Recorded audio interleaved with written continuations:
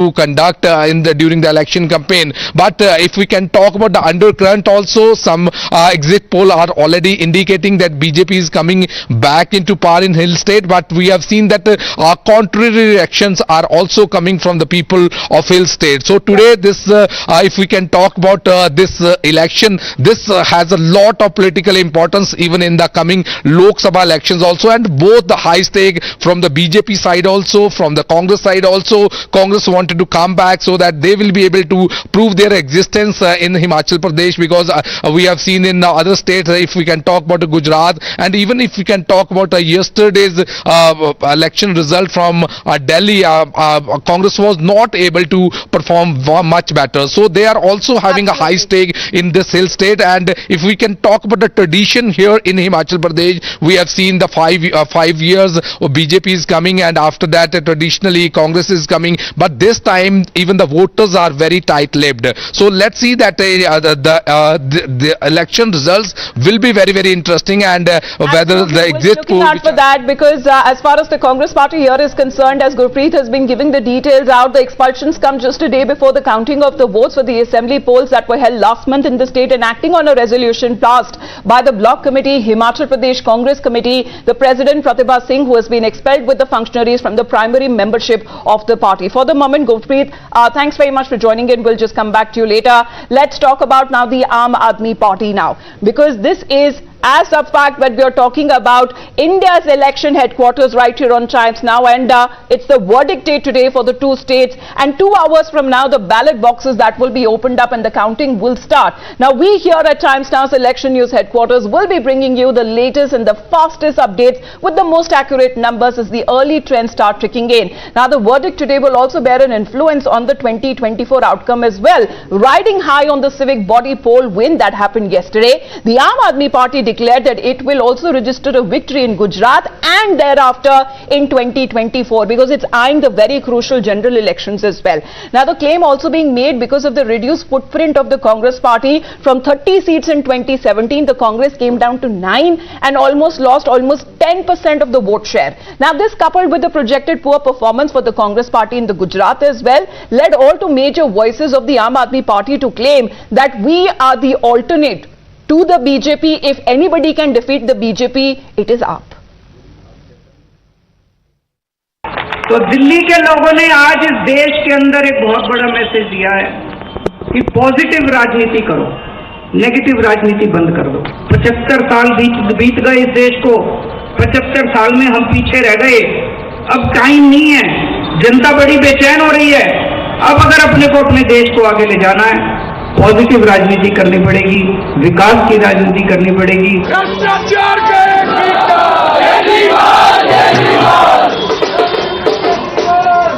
I love you too. BJP वाले कह रहे हैं आज का जो पोल एग्जिट आज वाला गलत साबित हो गया, तो कल वाला गलत साबित नहीं हो सकता। जो कल होगा वो भी गलत साबित होगा। गुजरात में आम आदमी पार्टी को बहुत बड़ा चमत्कार आपको देखने के लिए मिलेगा। दिल्ली की जनता को बहुत बहुत दिल की गहराइयों से धन्यवाद, क्योंकि उन्होंने 15 साल की भ्रष्ट भारतीय जनता पार्टी की सरकार को हटाकर ईमानदार, कट्टर ईमानदार केजरीवाल जी के नेतृत्व में एमसीडी में भी आम आदमी पार्टी की सरकार बनाने के लिए बहुमत दिया है। अब ये तय हो गया कि पूरे देश में नरेंद्र मोदी जी के खिलाफ एक ही विकल्प है, अरविंद केजरीवाल। पूरे देश में भारतीय जनता पार्टी का एक ही विकल्प है, आम आदमी पार्टी। जनता ने एक बहुत स्पष्ट संदेश दिया है कि उनका बेटा अरविंद केजरीवाल एक कट्टर ईमानदार नेता है, उनकी पार्टी आम आदमी पार्टी एक कट्टर ईमानदार पार्टी है। Now, even when it comes to the Aam Aadmi party looking to expand its footprint nationally, even though the exit polls predict that there is no big bang entry by the Aam Aadmi party in the state of Gujarat, and the party, however, they seem confident that it will repeat the magic as it is done in 3 states. Now in 2020, Kejriwal and company retained Delhi by winning 62 seats. 2 years later, it dethroned the Congress in Punjab by a landslide margin by winning 92 seats out of 117. In July this year, the Aam Aadmi party made its debut in Madhya Pradesh Pradesh as well by winning the mayoral poll in Singrauli. Remember, Singrauli Municipal Corporation is Madhya Pradesh's second richest municipal corporation after Indore in terms of revenue. And yesterday it was edging past the BJP also to win the MCD elections that removed the BJP who was in power in the civic body for the last 15 years. तो 3 guarantee दे रहा हूं बिजली के मुद्दे पे। पहली 300 unit माफ होगा, दूसरा 24 घंटे बिजली देंगे और तीसरा 31 दिसंबर 2021 पिछले वाले साल 2021 तक के सारे पुराने बिल माफ कर दिए जाएंगे। ये कुछ लोग रेवड़ी की बात कर रहे हैं, मैं बोल देता हूं। देखो, जो फ्री की रेवड़ी जनता में बांटी जाए उसको प्रसाद कहते हैं। वो भगवान का प्रसाद होता है। जो जनता में फ्री की रेवड़ी, अच्छे स्कूल बनाना, अच्छे अस्पताल बनाना, फ्री इलाज करना, फ्री शिक्षा करना, लोगों को फ्री बिजली देना, ये भगवान का प्रसाद है। लेकिन जो अपने दोस्तों को फ्री की रेवड़ी दी जाए वो Well, it is a high-stake battle for all the three parties, the BJP, the Aadmi Party and the Congress as well. We'll be keeping an eye out on all the latest figures as and when they start to emerge. You're watching Times Now special election coverage. We'll be back after a short break.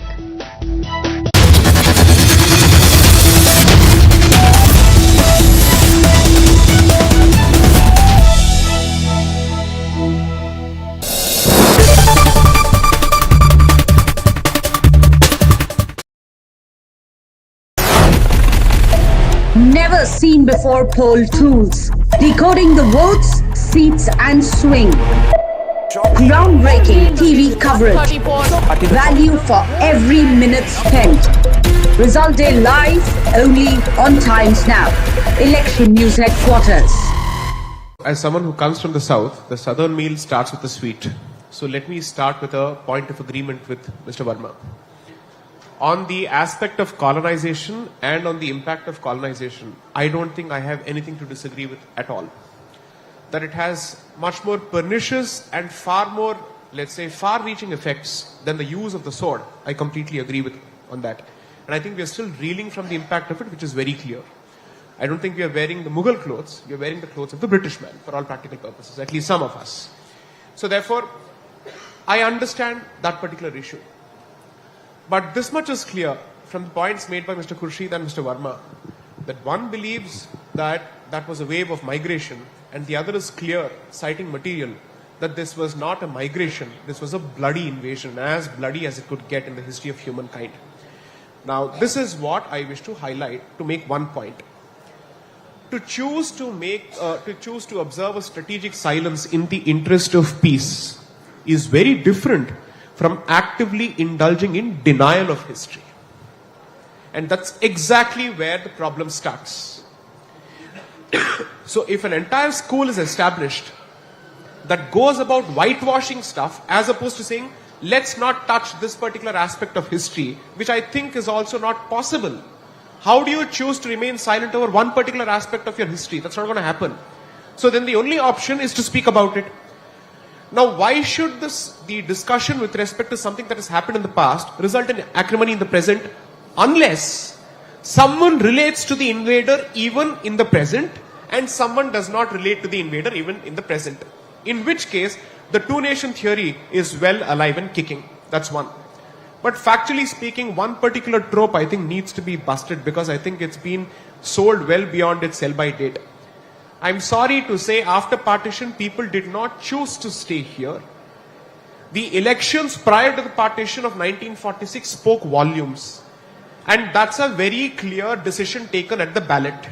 And therefore, when you choose to speak about history, let's be clear that perhaps practical considerations came into existence which prevented a mass migration, but certainly not patriotic considerations or Bharatiya considerations. I think that myth needs to be busted and we cannot sell it any further. 3.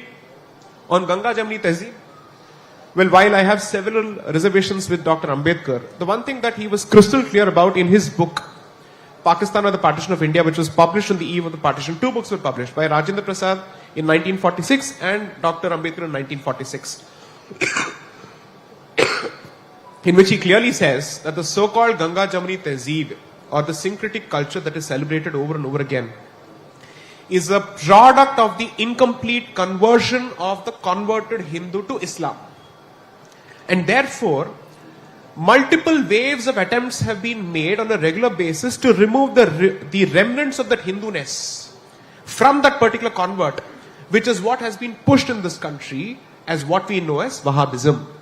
To say that the new convert shall identify himself with the early converts to Islam, and therefore you cannot have any ties whatsoever or any cultural practices whatsoever which remind you of your ancestor. That starts with the language, that moves to dressing, so on and so forth.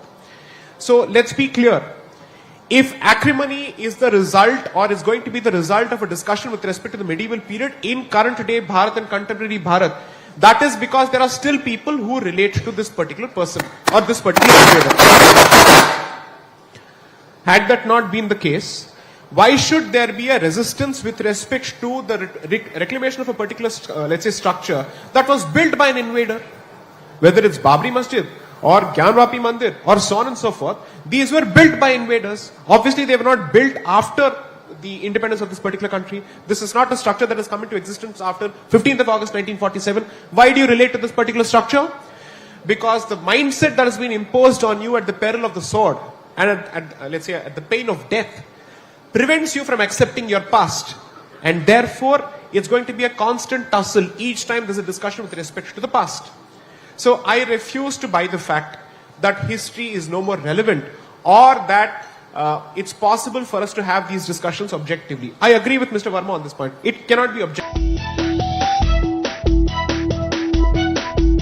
Thanks very much for staying with us. Let's talk more about the Congress party now, because we are getting pictures there on your screens of a timer that has now been installed right ahead of the Gujarat verdict. The Congress party office in the state has kept a countdown clock ready. The party has been claiming that this is the hour of change, and the BJP has now fired a taunt at the Congress's side, saying that the party, the grand old party's time is now up. So you can see there, those are the last night pictures that are coming in of the Congress party office in the state of Gujarat just hours before counting, and the grand old party, which has been struggling to protect its fast decimating electoral base, would be more than happy if it wins Himachal Pradesh. That will be the ideal situation.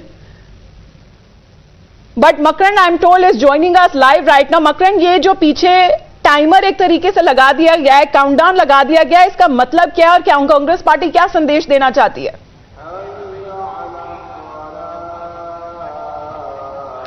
देखिए, कांग्रेस को जिस घड़ी का इंतजार है, ये घड़ी जब बंद होगी तब वो घड़ी आएगी, ऐसा दावा है कांग्रेस के नेताओं का। सीधे मैं आपको वो घड़ी दिखाता हूं, वो टाइमर दिखाता हूं, काउंटडाउन है। जब वो वक्त आएगा जब काउंटिंग खत्म होगी और कांग्रेस को ये उम्मीद है कि उनकी सरकार सत्ता में वापसी करेगी। 27 साल से सूखा है सत्ता का और एक बार फिर से वो सत्ता पे काबिज होगी। परिवर्तन घड़ी, इस घड़ी को नाम दिया गया है। इसको तब शुरू किया गया था जब कांग्रेस ने अपना प्रचार अभियान शुरू किया था गुजरात में। और ये एक टोटका है जो कांग्रेस के प्रभारी हैं रघु शर्मा, उनसे हमने बात की तो उन्होंने कहा कि राजस्थान में जब चुनाव था तब उन्होंने इस तरह की घड़ी का इस्तेमाल किया था। ये कार्यकर्ताओं को मोटिवेट करती है और इस वजह से जब राजस्थान में ये सफलतापूर्वक सरकार बनाने में इस तरह की घड़ी का मोटिवेशन काम आया था, तो यहां पर भी उन्होंने ये एक्सपेरिमेंट किया है और उनको उम्मीद है कि ये घड़ी जब बंद होगी, काउंटिंग खत्म होगी तो उनके पक्ष में नतीजे आएंगे। तो इस घड़ी को लगाने की वजह तो यही है, लेकिन अभी फिलहाल जिस तरह से एग्जिट पोल सामने आया है, उस एग्जिट पोल के सामने आने के बाद उम्मीद वैसे तो कम ही नजर आ रही है कि कांग्रेस सत्ता में वापसी कर सकती है, लेकिन कांग्रेस बहुत आशान्वित है और रघु शर्मा और तमाम जो बड़े नेता हैं, अगर पोल वॉचर्स की तरफ से कहा जाए तो उनका कहना है अगर मेन ऑपोजिशन बनाए रखती है अपनी जगह कांग्रेस पार्टी गुजरात में, वो आइडियल सिचुएशन रहेगी कांग्रेस के लिए in the state of Gujarat. धन्यवाद आपका मकरंद हमारे साथ जुड़ने के लिए। Let's talk about the prime minister there, because the ruling BJP in the state of Gujarat is buoyed by the exit poll results. The party, which is aiming for a straight 7th win in the assembly elections of Gujarat, and upbeat BJP claiming that history will be repeated. Now in a direct attack on the Aadmi party and also the AIMIM, now the Gujarat State Home Minister Harsh Sanghvi and the BJP candidate from Majura constituency saying that the state will send outsiders packing. भारतीय Janata party ने इतनी सारी rallies की, खुद PM भी आए, उन्होंने ये विश्वास जताया कि 150 से ज्यादा सीटें आएंगी। आप कैसे देखते हैं आंकड़ों को, आपका क्या मत? देखिए, उन्होंने जो विश्वास जताया है वो सही बात है, क्योंकि जनता ने ये थाम लिया है कि संबंधों का, विश्वासों का जो चुनाव है, ये संबंध और विश्वास के चुनाव में एक नया इतिहास जरूर से लिखना है। और मैं ये स्पष्ट मान रहा हूं कि गुजरात की जनता एक नया इतिहास लिख रही है। जी, इस बार त्रिकोणीय लड़ाई कही जा रही है बीजेपी, कांग्रेस और आम आदमी पार्टी में। और अगर हम एआईएमआईएम की भी बात करें तो खास करके सूरत में ये चर्चा हो रही है कि यहाँ पे जो है ज्यादा करके सीटें आ सकती है आम आदमी पार्टी और एआईएमआईएम की। तो आप इसको कैसे देखते हैं? देखिए, आप आज सूरत के ही मेहमान हो, एक रात ही बाकी है, इसका भी जवाब आपको मिल जाएगा। देखिए, मेरे सूरत के लोग भावुक जरूर है। यहाँ पे सूरत में एक परंपरा रही है, हमारे खून में मेहमान गति लिखी हुई है। हमारे कोई मध्यम Well, looking at the current situation, let's straight away go across to our reporters joining us. This is the biggest team that the live coverage is happening right in the morning, early hour, as we are looking at Nibir, Rishabh and Aishwarya joining us live. Good morning to all three of you. It's going to be a big and a busy day ahead. Rishabh, to you first, because it's a high-stake battle as we are looking in the state of Gujarat. You've been right in the center of all the reporting while the two-phase elections happened in the state. What's happening there on ground? So we are here at Chief Minister's residence in Gandhinagar, Amita, and you can see the barricades, the security here, the way it is looking. The security understand that it's a big day, and anytime during the day the supporters will start coming in at the Chief Minister's residence, or the Chief Minister might go to Sri Kamlam, the BJP headquarters. So in the wake of that, the security arrangements are very high here at Minister's Enclave, where all the ministers along with Chief Ministers stay. Remember, the exit poll has predicted a landslide victory, the 7th landslide victory for BJP. Last time around, Congress successfully stopped BJP in 2 digits, where they won 99 seats. They have changed to Chief Minister since then. Last time it was Vijay Rupani's face when BJP went into election. This time it's Bhupendra Singh Patel. Bhupendra Singh Patel himself is a candidate from one of the constituencies of Ghatodia in Ahmedabad. And today the BJP is looking at a record 7th victory. Remember, till now 127 is the number that BJP has won at the highest. This time around they believe that they will break their own record and win something between 130 to 140 is what the party sources are claiming. So we'll have to wait and see how things unfold. It's still 2 hours for the counting to begin, and actually 2.5 hours for the actual counting to begin, because the first half hour will be ballot, postal ballot counting. So throughout the day we'll be following the Chief Minister and the Chief Minister's candidate for term, as the BJP has predicted another win in the state of Gujarat, the home state of the Prime Minister and the Union Home Minister as well. Aishwarya, coming to you now. If the BJP wins today, Aishwarya, it will also equal the left's front feet in the state of West Bengal. What do you have to say on that? Well, certainly, and BJP is very confident of its victory today here in Gujarat, as the Home Minister Amit Shah, while rallying here in different parts of the state, clearly stated that he believes that this time it will be their own record that they will break, and after 27 years there will be no anti-incumbency. He see as it is a pro-incumbency for BJP in Gujarat after a lot of work done by the BJP in the state, and the love and warmth that the Prime Minister got every time he visited to the state and holded several road shows and rallies. Therefore, the reason after the exit poll prediction, the BJP clearly had been very confident, and they have gone one step further. They are planning for a mega oath-taking ceremony before the results comes out today, and they have all prepared to invite Prime Minister and other dignitaries for the mega voting ceremony. But it's too early to predict, because the exit polls have given them a clear projection of a victory. What will happen today is something which remains to be seen. But today where I am is Sri Kamlam, the BJP headquarters in Gandhinagar, where the Chief Minister, where the State President of the BJP CR Patil will be arriving soon, and they will be monitoring all the situation. If I can tell my camera person to also just quickly pan and show. Kamla mein is the BJP office there in the state of Gujarat, where Aishwarya currently is reporting from, and preparations have been done as he's just showing us around. Let me also introduce our other reporters joining us. Also from Delhi, we have Nyamika and Sabyasachi joining us live. Good morning to both of you. We also have Abhishek joining live. He is at the residence of CR Patil. He's also joining us live. Good morning to you as well, Abhishek. Let me go across to Nibir now. Nibir, the counting of the votes that will begin actually at 8 o'clock, but after a gap of 30 minutes, the commencement of the counting of postal ballot papers, the counting of votes of the EVMs, that is said to be beginning from 8:30 a.m. So there is still some time.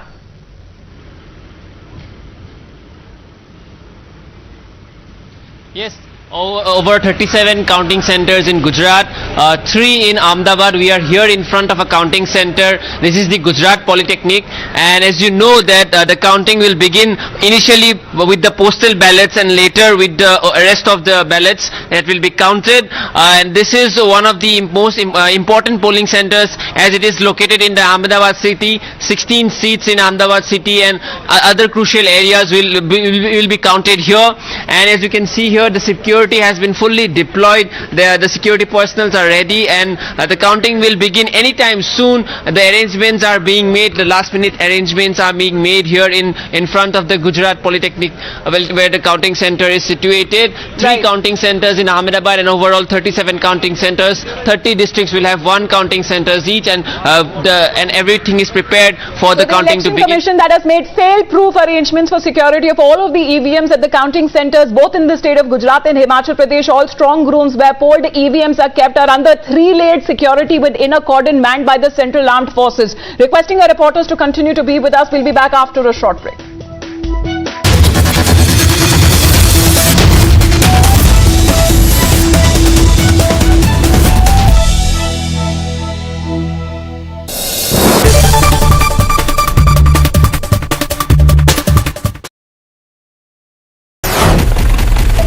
Never seen before poll tools. Decoding the votes, seats and swing. Groundbreaking TV coverage. Value for every minute spent. Result day live only on Times Now. Election News Headquarters. अगर star की fees है, which is happened, I mean we don't have to go who, it's quite common, उसका GST 18% है sir, 18% तो GST है उसका. अब आप कह रहे हो आपने 16, am I right? 16 crores is the number? Yeah, 17 crores में आपने पूरी पिक्चर बना ली. मैंने सुना कनाडा का रिलीज मिलके कैमरा का वो कनाडा में जो किए हम लोग, हाँ, वो सब मिला के वो उधर हमारा रिलीज का खर्चा मिलके वो 16 करोड़. और कई लोगों के बजट ऐसे होते हैं. सर मैं एक YouTube चैनल चलाता हूं, उसमें मैंने किसी को बुलाना चाहा, उन्होंने कहा कि मेरी कंगी करने के लिए और ये करने के लिए 11 लोग आएंगे. उन सब ये जोक मेरे सामने मारना था, मतलब आप भी ले आओ सर 5-6. आपको कंगी वाला जोक मेरे सामने बोलना था. अरे वो तो मैंने सोचा ही नहीं सर. आप तो बियॉन्ड कंगी हो. पर और मैं देख रहा हूँ कि 90% लोग यहाँ पर बिना कंगी के वाले बैठे हुए हैं.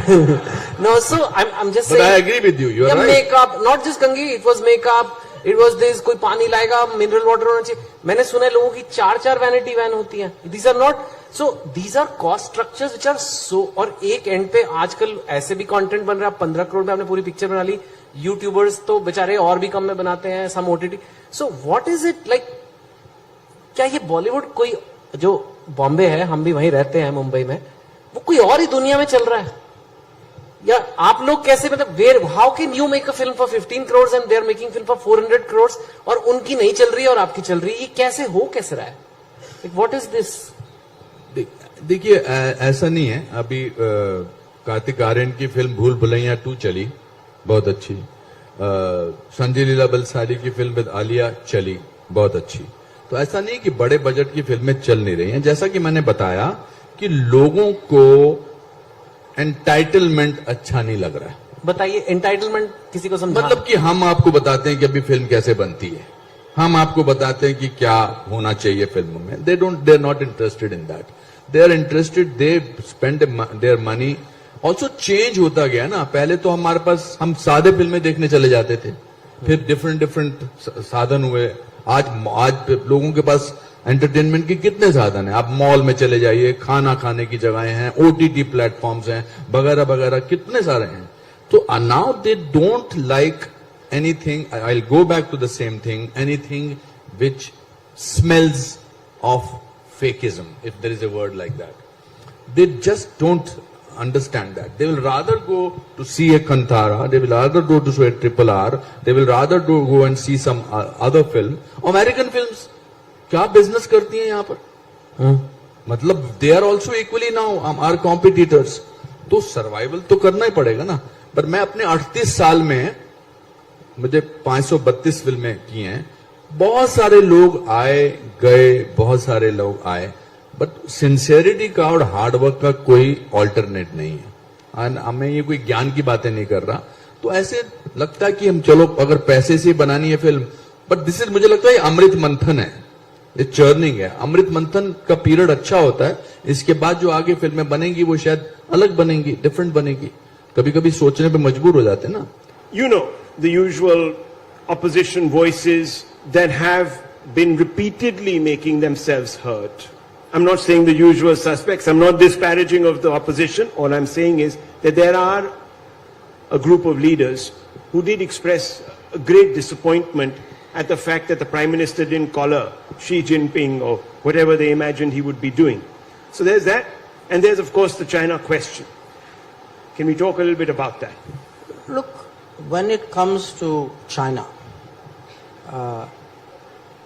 there is the reality of China, the second biggest economy in the world, our proximate neighbor, but also one with whom we've had, to put it politely, a difficult history, where we've had conflict. We have a very major boundary dispute, and where on many issues of high importance to us, they have not been supported. This could be our quest for permanent membership. So as we stay with our reporters who have been joining us live both from Gujarat and also from Himachal and the national capital as well. Nyamika, you've been reporting yesterday at the Aam Aadmi Party office. Even though the exit polls predict no big bang entry for the AAP in Gujarat, the party however is confident of repeating the civic body magic in Gujarat.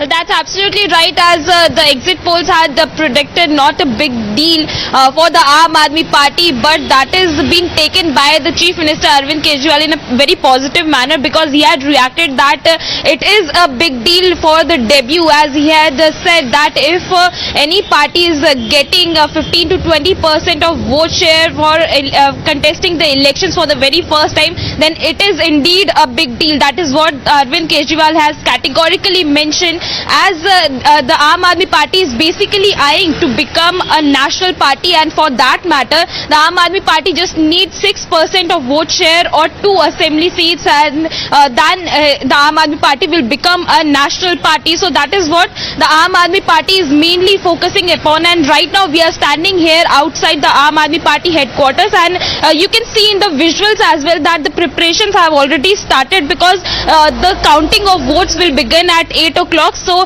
we are here in the early morning, and you can see in the visuals as well that they have already begun all the preparations for this important day for the Aam Aadmi Party, because this will decide the fortune of the Aam Aadmi Party in the upcoming years, as the Aam Aadmi Party has been mainly focusing upon to become the main challenger for BJP in the 2024 general elections. That is what Arvind Kejriwal is also eyeing upon, who is the national convener of Aam Aadmi Party. So it is a crucial day for this party, for both for the state of Gujarat as well as for Himachal Pradesh. Well, Sabyasachi, however, the BJP gave a tough fight to the Aam Aadmi Party in the civic body elections. However, in the state of Gujarat, it is looking at a bigger win since 2017 and also hoping to make a comeback in the state of Himachal. Well, absolutely. See, that is why it is clearly visible at the preparations which are underway at the BJP headquarters. You can see this is a place where the spokespersons will be coming in, and you can see giant screens has been put up, and also inside the BJP headquarters, foods are also being prepared for the party workers at a massive scale. And BJP is confident that they are going to retain Himachal Pradesh as well as Gujarat, and that is a reason why these preparations are underway. And also, after the win, the Prime Minister Narendra Modi himself comes to the party office to address all the party workers, and this time around, once the results are out, Prime Minister Narendra Modi can come in at the party headquarters to address the general public as well as the party workers, because Himachal Pradesh and Gujarat are a matter of pride for the BJP. From Himachal Pradesh, JP Nadda himself, Anurag Thakur, both union ministers come, and from Gujarat, Home Minister Amit Shah, Narendra Modi, both of them come from Gujarat. So clearly it's a battle of pride for the BJP, but they seem extremely confident that they are going to retain both the states and again form the government over there. Because it's a high-stakes battle there, Swarali, as we've been also listening to the reactions that you've been getting from the ministers there in the Gujarat, saying that the BJP this time will be performing bigger and better. But let me also bring in Abhishek as well, who is joining us at C.R. Patil's residence there, and that has been what the BJP has been claiming, Abhishek, over the time, saying the BJP this time will return. However, there would be complete decimation of the opposition. Main opposition so far has been the Congress party, but is there an up factor in the state of Gujarat? Yes, definitely, and we are standing right outside C.R. Patil's residence, and as the day passes, supporters will come in huge number, and he is expected to reach at around 9:30 Shri Kamalam, which is a BJP headquarters in Gandhinagar. In fact, BJP has always maintained a stand that this entire election is a bipolar election, and there is a direct fight with the Congress. In fact, they have also said that that they are fighting not only to retain power, to make records and to create history, and that's where the prediction of exit polls also we can see. And in fact, if we go by the statement made by C.R. Patil, he clearly said that we are breaking 3 records for sure: highest number of vote share, highest number of candidates, and definitely highest number of candidates, highest number of vote share, and this is the record they are telling that they will be breaking. And definitely, as the off factor is there, after the exit poll, you can see the statement made by Arvind Kejriwal that he seems to be satisfied with the 15 to 20% vote share, and it also implicates that they have dented Congress. The loser, if we see in the entire exit poll, is the Congress, but still they are hopeful that some miracle will come and they will form the government. But definitely these are predictions yet, and counting will start from 8 a.m. onwards. Of course, you have to wait and watch. When it comes to the numbers, you will be getting the fastest and the accurate updates right here on Times Now. This is an exclusive, live and a comprehensive election coverage that we are getting for our viewers. Swarali, when it comes to the outcome of both elections, will be important indicator for the BJP and also for the popularity of Prime Minister Narendra Modi, as the national elections are also slated in 2024. Yes, so see, somewhere they are, trying to experiment in the state of Gujarat and Himachal Pradesh, and that's going to result into bigger picture of the coming election of 2024, because, somewhere it was said that in the rural pockets of Gujarat, somewhere BJP was lagging behind. BJP is bastion. Gujarat has been always bastion of BJP, but in the urban pockets, and this time exactly PM has hit hard on the rural pockets. If we look at his 30 explicit rallies, they have been planned across the urban and rural Gujarat to reach out to people and explain how PM Narendra Modi as well as the entire BJP has worked for the state of Gujarat and Himachal Pradesh. If we look at the subjects taken up by PM Narendra Modi or all the other dignitaries and leaders of BJP, we can see that with the national issues like security, they have been also talking about the basic issues of fishermen, as it's a huge coastline in Gujarat. So if we look at their strategies now, they are also trying to target urban as well as rural pockets where BJP has always lagged, and that's how they are experimenting these two states to have a look at bigger picture and the results. Absolutely, of 2024. because it all comes down to numbers, isn't it, Rishabh? Because it will also be a springboard for the BJP's preparations for the elections in the other states. 2023 is also a year of elections when it comes to the other states that the focus will be on: Karnataka, Rajasthan, Chhattisgarh and Madhya Pradesh next year. So it will be a high-stake battle for the BJP to perform better in next year elections as well.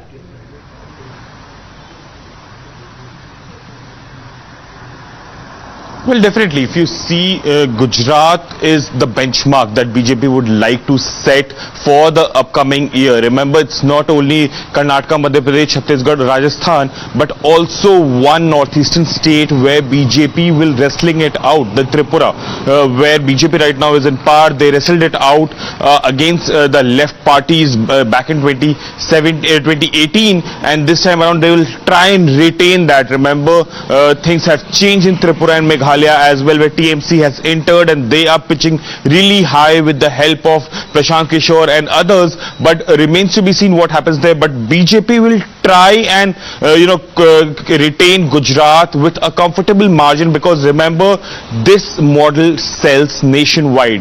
BJP goes to every state talking about Gujarat model, the development that the party has brought in Gujarat, and hence BJP would need to retain this, and not only retain it but retain it with comfortable majority to show that how only BJP can give continuity, only BJP can bring development. Remember last time around when Congress under Rahul Gandhi stopped BJP at 99, it sent a different message. Congress went to town saying that the Congress party here, let me take that with Aishwarya, because Aishwarya, Congress party last time had managed to give a tough fight to the BJP. However, does the spoil as far as the Aam Aadmi party is concerned? Does it change the game for the Congress by taking away a significant vote share in their favor?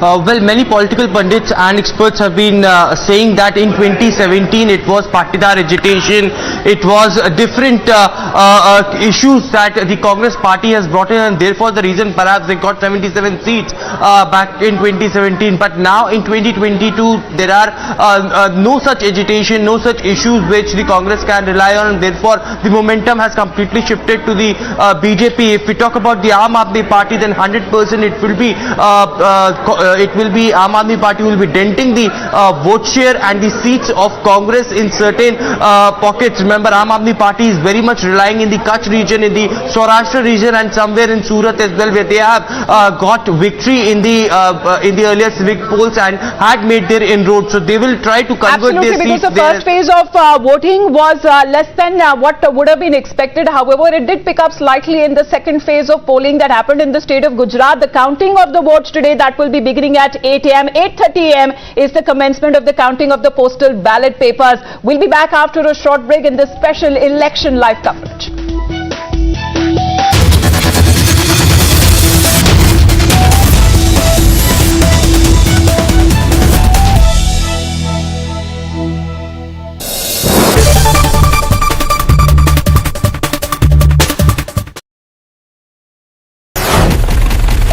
Never seen before poll tools. Decoding the votes, seats and swing. Groundbreaking TV coverage. Value for every minute spent. Result day live only on Times Now. Election News Headquarters.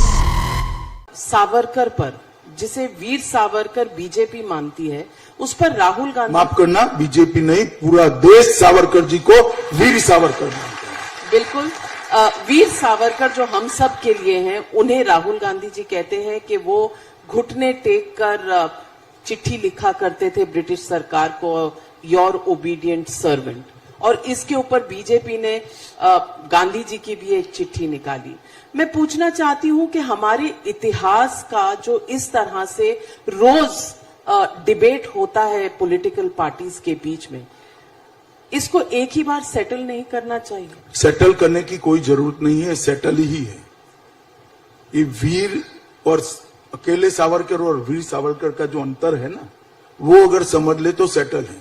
ये कोई Padmashri, Padma Bhushan, even Bharat Ratna नहीं है जो देश की सरकार ने दिया है। 130 करोड़ लोगों ने सावरकर जी की देशभक्ति को वीर नाम से सम्मानित कर आजीवन एटर्नल तरीके से उसके नाम के साथ जोड़ा है, तब कोई वीर सावरकर बनता है। और ये जो लोग आज टिप्पणियां कर रहे हैं, 10 दिन सावरकर जी जहां 10 साल रहे वो जेल की कोठरी में रहकर बताएं। और समंदर के अंदर 600 किलोमीटर दूर से एक जहाज के अंदर से कूदकर आजादी के लिए जान दे देने का, आजादी के लिए जिंदा रहने का जो जज्बा था, इसके 10% भी किसी में हो तो सावरकर जी पर टिप्पणी करे। और देश में सबसे पहला प्रतिबंध अगर किसी पर लगाया अंग्रेजों ने, सबसे पहला प्रतिबंध लगाया तो सन 57 का स्वातंत्र समर उस पुस्तक पर, सावरकर के पुस्तक पर लगाया। सावरकर जी की पर टिप्पणी और इतनी भद्दी और ओछी टिप्पणी करने का अधिकार किसी को नहीं है। ये तो जब जाएंगे जनता के सामने तब जनता बताएगी उनको कि सावरकर जी के लिए बोलने का क्या मतलब होता है। मेरे जैसे कई लोग जीवन में सभी प्रकार के लक्ष्यों को छोड़कर वीर सावरकर के नक्शे कदम पर देश की सेवा करने के लिए आगे बढ़े। सावरकर जी के लिए इस प्रकार की ओछी बात करना किसी को शोभा नहीं देता है। लेकिन क्या ये रिएक्शन नहीं है, क्योंकि बीजेपी भी बार बार निशाना साधती है जवाहरलाल नेहरू पर, वो भी देश के पहले प्रधानमंत्री थे। देखिए, दोनों में अंतर है। जवाहरलाल नेहरू एक राजनीतिक दल के अध्यक्ष रहे, आजादी के बाद प्रधानमंत्री रहे और उनकी लेगेसी को एक पार्टी आज तक भुनाती रहती है। सावरकर जी ना प्रधानमंत्री रहे, ना कोई राजनीतिक दल उनका चुनाव लड़ा है। दोनों के बीच में अंतर है। सुभाष बाबू और जवाहरलाल जी के बीच में अंतर है। जब मैं राजनीति में आता हूं तो मुझे लोगों की टिक्का टिप्पणियों सुनने की सहनशीलता रखनी चाहिए। क्यों ना करें लोग आरोप? मेरे व्यक्तिगत जीवन पर भी आरोप कर सकते हैं, कपड़े पर भी कर सकते हैं, बोलचाल की भाषा पर भी कर सकते हैं और करते भी है। जब आप राजनीति के अखाड़े में आते हो तो अलग बात है। सावरकर जी इस देश के पूरी देश ने जिसकी देशभक्ति को सर्टिफाइड किया है, स्वीकारा है, सम्मान किया है, ऐसे निसंदेह देशभक्त है। इस पर इस प्रकार की ऊंची बातें नहीं करनी चाहिए। Which foreigners? There are some foreigners and there are some Indians in foreign lands who have a slightly different view, more oblique view, more pessimistic view of our politics, for example, of what they now popularly suggest is a democratic backsliding that is happening. And you know, the attendant commentary that goes with it in various journals around the world. So there's that conversation also. Does that worry you that all this bad publicity might deter investment because there is continuous talk of a democratic deficit which is so essential to keep all these processes, these procedures, these policies on track? If India is sort of being torn asunder by so many vociferous political interventions, debates, social turmoil, what happens? Well, look, at one level, I shrug my shoulders and say, in a globalized world, Thanks very much for staying with us. Well, not just the state of Gujarat and Himachal Pradesh will have their fate sealed today, but the results of the 7 bypolls in 5 states will also be declared in the coming few hours. And possibly the most crucial outcome would be the opposition will be closely watching is one of Mulayam Singh Yadav's bastion, which is Mainpuri. Now, the counting of the votes for Mainpuri by-election will begin at 8 a.m. While the first trends are expected to emerge soon, the final picture will be clear by noon. Even as Dimple Yadav looks to save the family citadel from the BJP, which has gone full throttle in its campaign in a constituency, Akhilesh Yadav's election strategy team has left no stone unturned to ensure the seat doesn't go away like Azamgarh and Rampur have gone. That is out of the control of the Samajwadi Party. We have Mayank joining us live right now. Mayank, good morning. As we look at the very crucial Mainpuri Lok Sabha seat and the Rampur Sadar Assembly seat of Uttar Pradesh, even as the two main contenders of both the Samajwadi and the BJP have accused each other of disrupting electoral process. And Mayank will be joining us live shortly as he is still getting connected. But this has been the state of affairs as a fierce battle that had ensued between the BJP and the Samajwadi Party. Mayank, good morning. It's a chilly good morning here. As far as you have been reporting from Rampur Sadar, I'm told. Just tell us about how a high-stake battle it is for the Samajwadi Party to regain its bastion also in Mainpuri.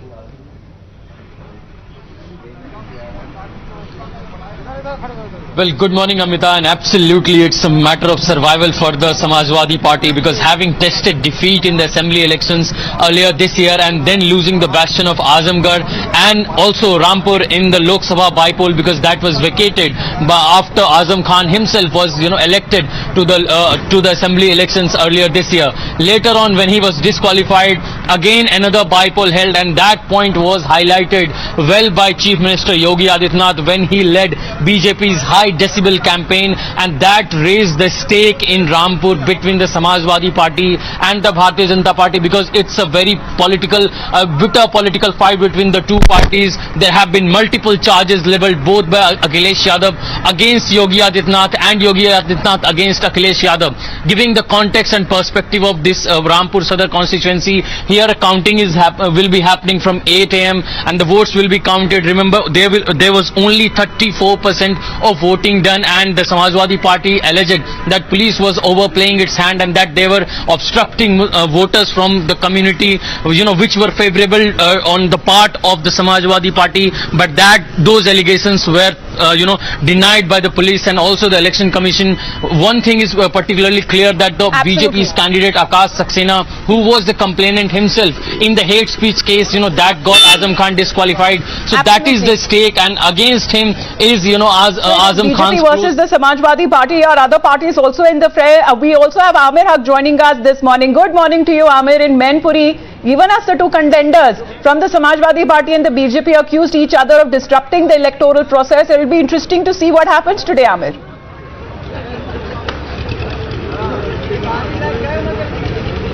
Well, yes, absolutely, and which is why there are a large number of people who are poised for the counting to begin here.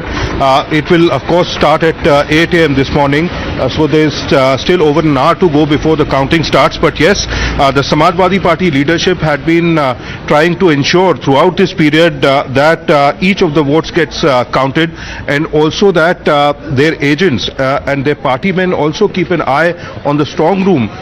Behind us, you can see the large number of police personnel and paramilitary forces put in place to ensure security as the counting progresses here from 8 a.m. And the Samajwadi Party, as I said, had been on the edge over the last several weeks, trying to ensure that their voters get to vote during this bypolls, and also that each of the EVMs which is kept in the strong room is also looked at, and a vigil is maintained on all such EVMs and strong rooms by Samajwadi Party leaders and workers. So we do expect, while BJP workers and leadership will also be here to ensure that the counting progresses smoothly and that their interests are taken care of, Samajwadi Party workers and leaders are quite conscious of this, and therefore people have been assigned duties to stay here at the over 40% voter turnout that was recorded in UP's Mainpuri Lok Sabha seat, which is witnessing bypolls following the death of the party patriarch Mulayam Singh Yadav. For the moment, thank you very much, Amir, and to you, Mayank, as well. This is the biggest live and the latest election coverage that you will be watching right here on Times Now. We will be back after a short break with the best team of experts and the biggest team of reporters there on ground. Keep watching Times Now for all the live updates.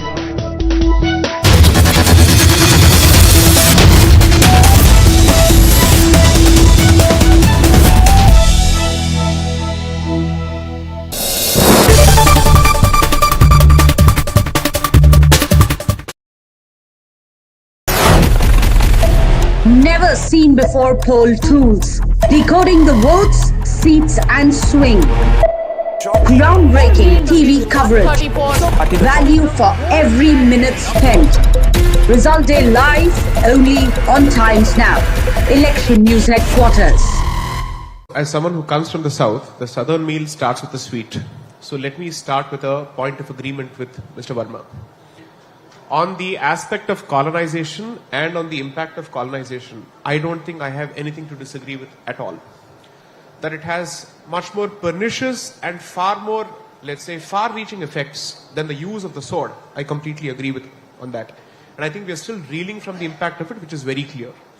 I don't think we are wearing the Mughal clothes. We are wearing the clothes of the British man for all practical purposes, at least some of us. So therefore, I understand that particular issue. But this much is clear from the points made by Mr. Khurshid and Mr. Verma, that one believes that that was a wave of migration, and the other is clear, citing material, that this was not a migration, this was a bloody invasion, as bloody as it could get in the history of humankind. Now, this is what I wish to highlight to make one point. To choose to observe a strategic silence in the interest of peace is very different from actively indulging in denial of history. And that's exactly where the problem starts. So if an entire school is established that goes about whitewashing stuff as opposed to saying, let's not touch this particular aspect of history, which I think is also not possible. How do you choose to remain silent over one particular aspect of your history? That's not going to happen. So then the only option is to speak about it. Now, why should the discussion with respect to something that has happened in the past result in acrimony in the present, unless someone relates to the invader even in the present and someone does not relate to the invader even in the present? In which case, the two-nation theory is well alive and kicking. That's one. But factually speaking, one particular trope I think needs to be busted, because I think it's been sold well beyond its sell-by date. I'm sorry to say, after partition, people did not choose to stay here. The elections prior to the partition of 1946 spoke volumes. And that's a very clear decision taken at the ballot. And therefore, when you choose to speak about history, let's be clear that perhaps practical considerations came into existence which prevented a mass migration, but certainly not patriotic considerations or Bharatiya considerations. I think that myth needs to be busted, and we cannot sell it any further. 3. On Ganga Jamni Tehzeeb, well, while I have several reservations with Dr. Ambedkar, the one thing that he was crystal clear about in his book, Pakistan or the Partition of India, which was published on the eve of the partition, 2 books were published by Rajendra Prasad in 1946 and Dr. Ambedkar in 1946. In which he clearly says that the so-called Ganga Jamni Tehzeeb, or the syncretic culture that is celebrated over and over again, is a product of the incomplete conversion of the converted Hindu to Islam. And therefore, multiple waves of attempts have been made on a regular basis to remove the remnants of that Hinduness from that particular convert, which is what has been pushed in this country as what we know as Wahhabism. To say that the new convert shall identify himself with the early converts to Islam, and therefore you cannot have any ties whatsoever or any cultural practices whatsoever which remind you of your ancestor. That starts with the language, that moves to dressing, so on and so forth. So let's be clear. If acrimony is the result, or is going to be the result of a discussion with respect to the medieval period in current day Bharat and contemporary Bharat, that is because there are still people who relate to this particular person or this particular invader. Had that not been the case, why should there be a resistance with respect to the reclamation of a particular, let's say, structure that was built by an invader? Whether it's Babri Masjid or Gyanvapi Mandir or so on and so forth, these were built by invaders. Obviously, they were not built after the independence of this particular country. This is not a structure that has come into existence after 15th of August 1947. Why do you relate to this particular structure?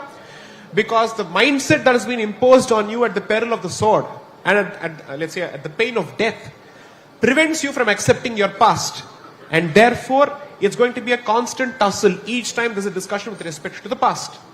So I refuse to buy the fact that history is no more relevant, or that it's possible for us to have these discussions objectively. I agree with Mr. Verma on this point. It cannot be objective. That's exactly why I concluded my first opening submission by saying all of us have our biases. It's impossible for us to say that we don't have biases. We are human beings. Impossible.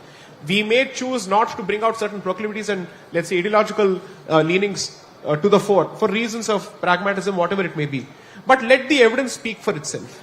But if the evidence leads to a different conclusion and it has consequences on the street or elsewhere, then the people who choose to resort to the street merely because truth is being presented in a public forum are to be blamed. History is not to be blamed, and certainly not those people who wish to present that version of history before the public. What do you think of the relationship as it evolves?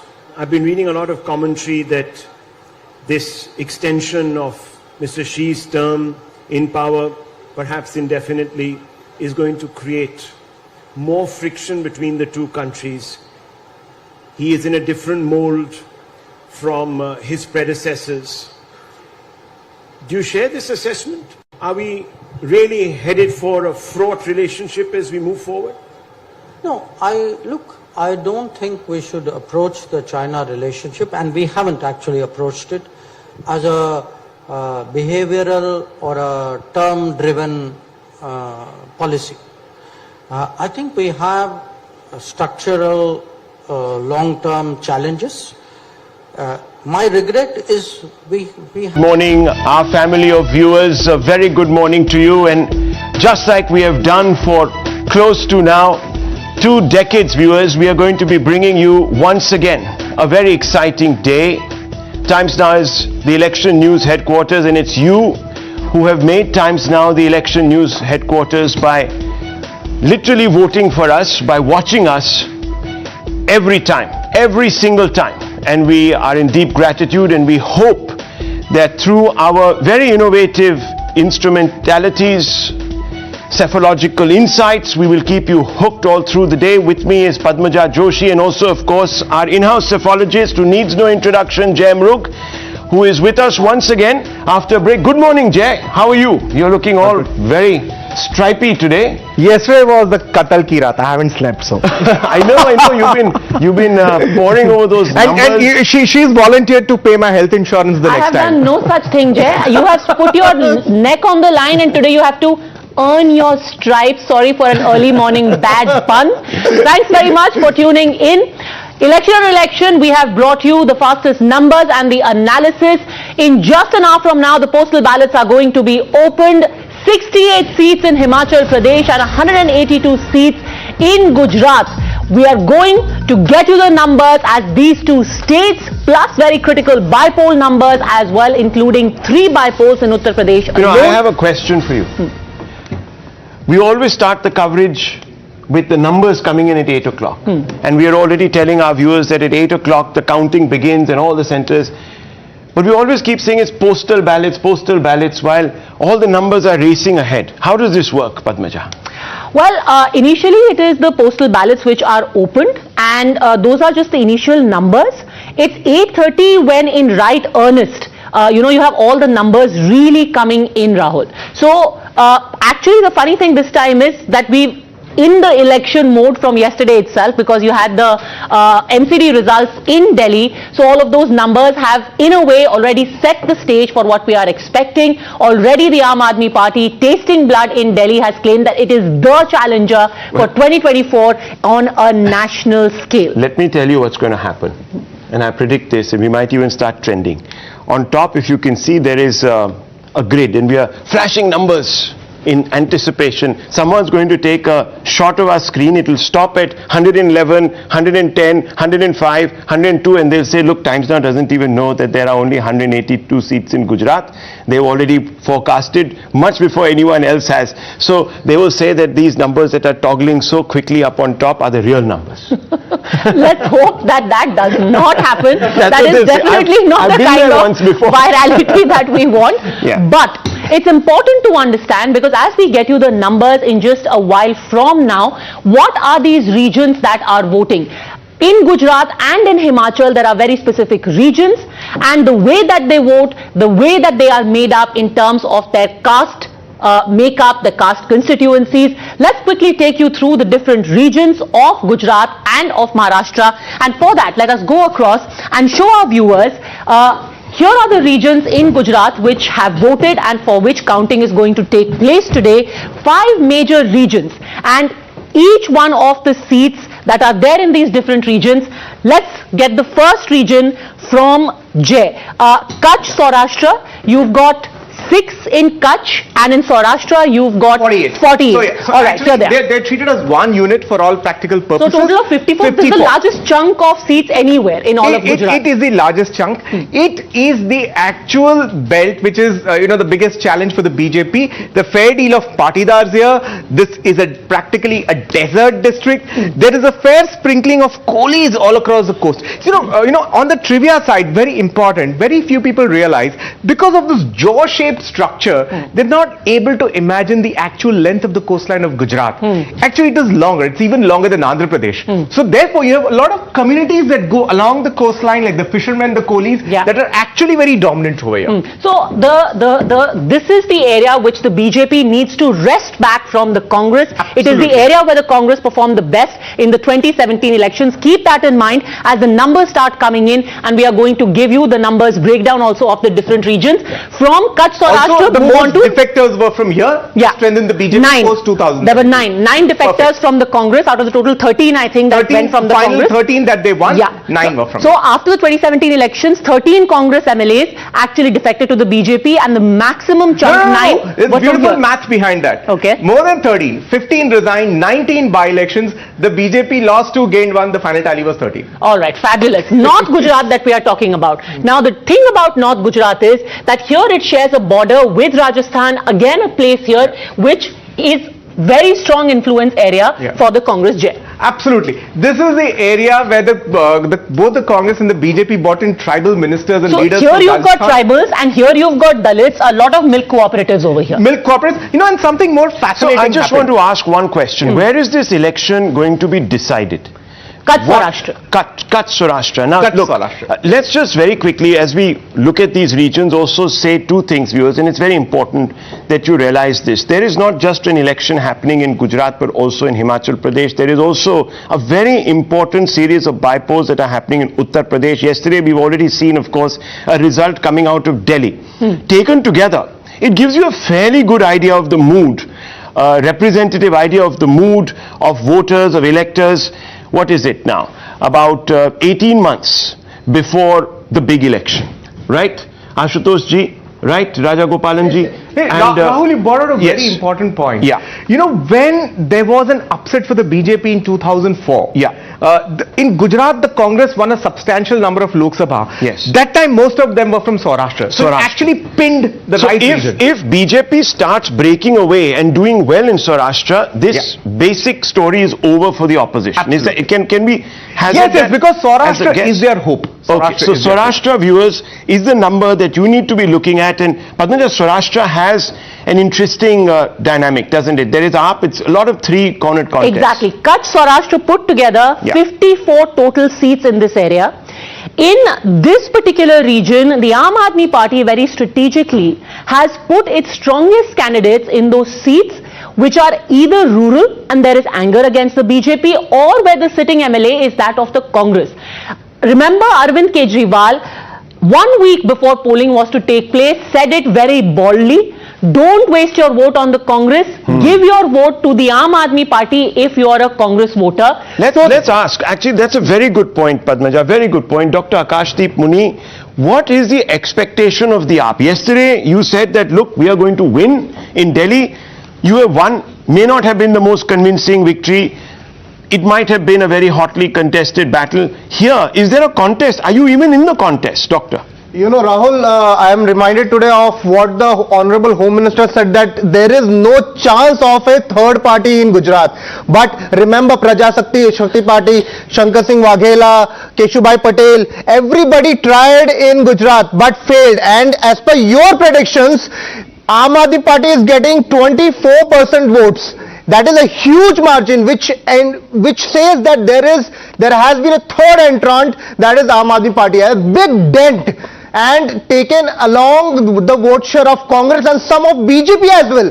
So this is actually the funny thing is that I remember about a month ago Arvind Kejriwal had said कि हम 90 सीटें जीत रहे हैं, and day before yesterday he said कि हम 20% vote share ले रहे हैं. That's great news. 20%. He said the exact tweet was, we're a new party, we're getting 15 to 20 in the exit poll, that's great news. So Now 90 juxtapose that with a 50%. written confident bravado of 92 plus. Let's try to pull out that visual, because I remember him sort of standing there and he was pointing to, or there was some sort of a meme or whatever it was, pointing to some sort of an envelope. So that letter he had written about the three people, he said कि आप लिख के ले लीजिए, ये तीनों जीत रहे हैं. But he had said, Ashutosh जी, कि 90 सीटें आ रही हैं. आप ये मैथ समझा दीजिए कि अगर 20% वोट शेयर आ रहा है तो उससे 90 सीटें कैसे आएंगी?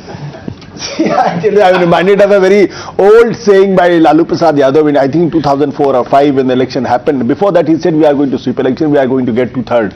So when the election result came out, and the same question, he said, during the election, do you think I will say that I'm going to lose it? No, I will not. So I think... But this is bravado, you're saying? Obviously, because bravado. You have to enthuse your cadre. Let me bring in GVL Narasimha Rao this morning from the Bharatiya Janata Party, Member of Parliament, National Spokesperson of the party. GVL ji, good morning. Aam Aadmi Party says we don't fight to lose. We have proven what we had to in Delhi. We have bearded the lion in its own den. And Gujarat, here we come. In fact, even the Congress, outside their own party headquarters, has hung some sort of a countdown clock. Countdown to when you are going to be voted out of power. What is making these opposition parties so confident that you are going to be booted out? Good morning. Very early good morning to you and all the guests on the show. I think, you see, if you make such tall claims which you know have absolutely no basis, you end up losing credibility. So if AAP is also in the same league as Lalu Prasad Yadav, it will be seen with the same amount of suspicion and same amount of lack of credibility.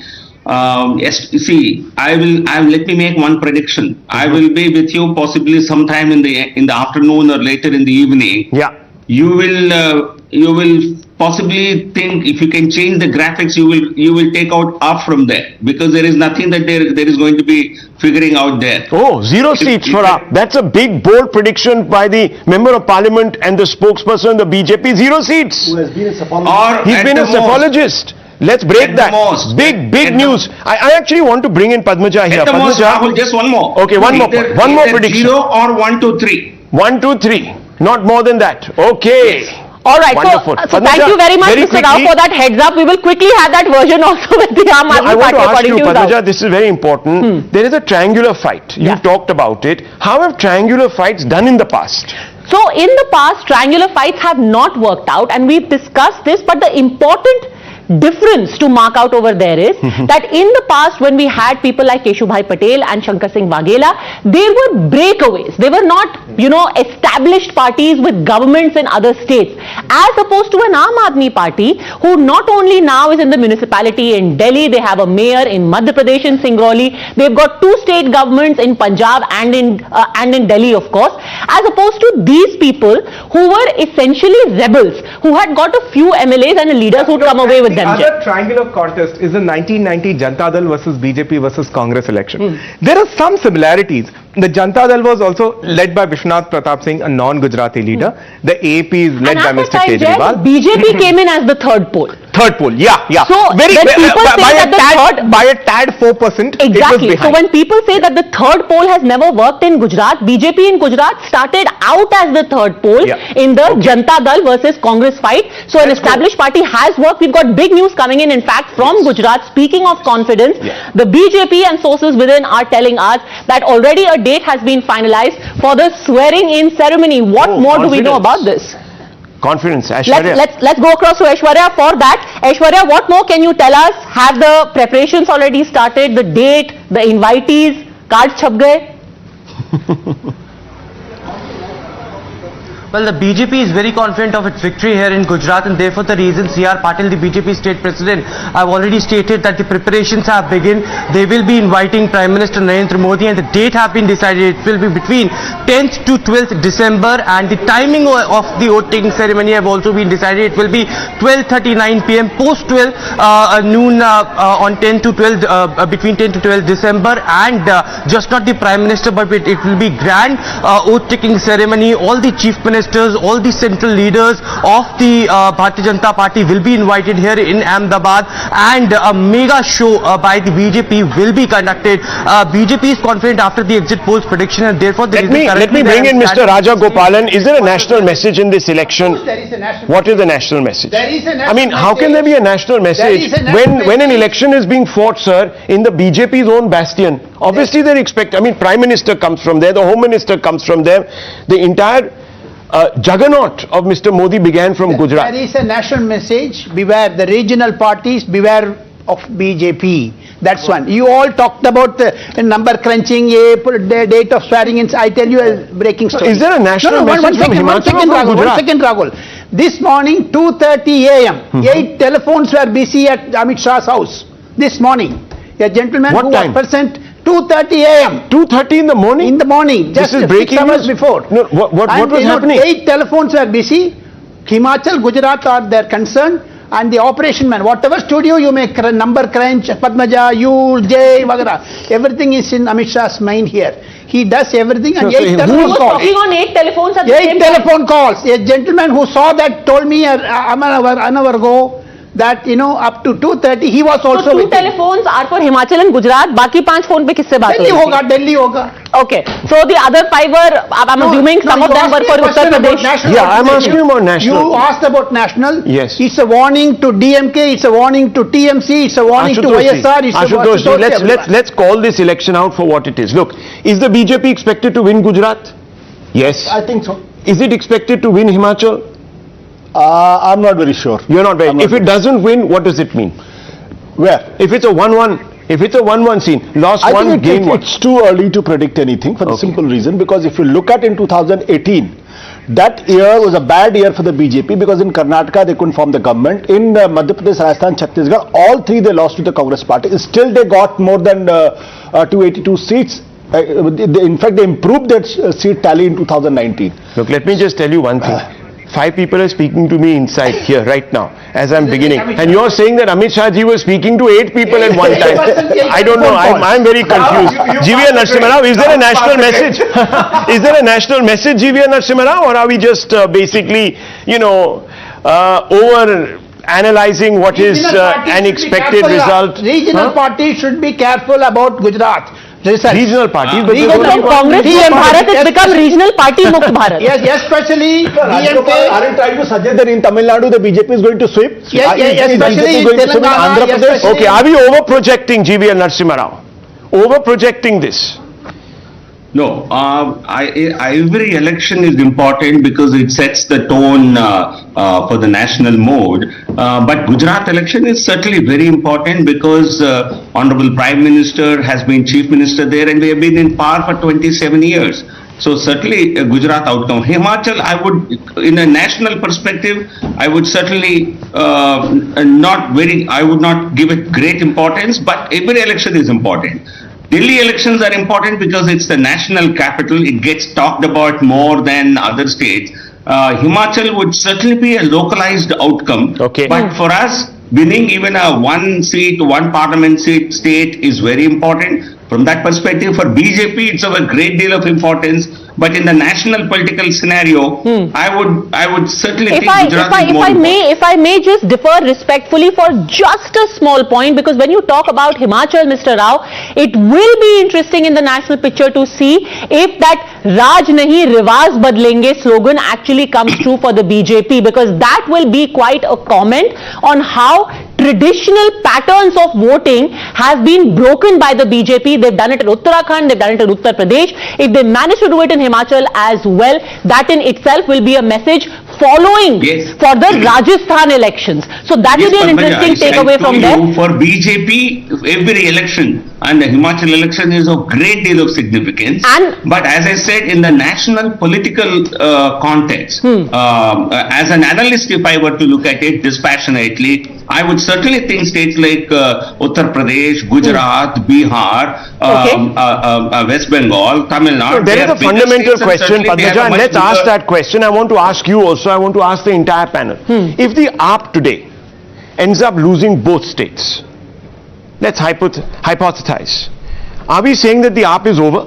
Padmaja, let me first, she's been on the ground. So, So here's the thing, Aam Aadmi Party, and Dr. Akashdeep Muni will also bear that out, has made it very clear that they are not aiming for 2024 or perhaps even 2029. They have a larger game plan at play, and their calculation is that over time keep chipping away at the Congress party till the time you have made that space in people's minds and said, we are the principal opposition. And you were there. Don't waste you your spoke vote. to a large number of our people. And what were they telling you? And you have to say, Rahul, you know, when you go on the ground, if I speak very narrowly about Gujarat, most people would acknowledge that Aam Aadmi Party jeetegi nahi shayad, except maybe one seat, maximum 2 seats. Even the most die-hard Aam Aadmi Party supporters would say that.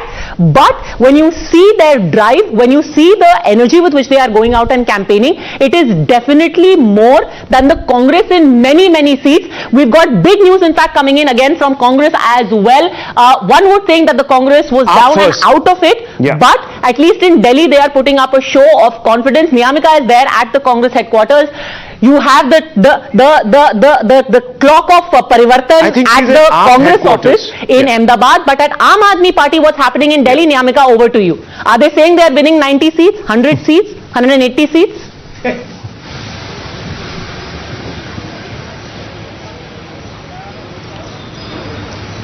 Well, no, absolutely not. But the Aam Aadmi Party is surely eyeing to become a national party after these election results will come out in the state of Gujarat and Himachal Pradesh, as we are standing outside the Aam Aadmi Party headquarters, and you can see in the visuals as well that posters are being prepared here, and that clearly mentioning that Aam Aadmi Party के राष्ट्रीय party बनने पर आप सभी को सादर आभार, as the Aam Aadmi Party has been clearly giving out a message that they are going to become a national party after these results of the assembly elections in Gujarat and Himachal Pradesh will be out, as they just need 6% of vote share in these elections, and after that if they will be able to get this 6% vote share, they will be. But ये poster उल्टा क्यों पड़ा है वहाँ पे?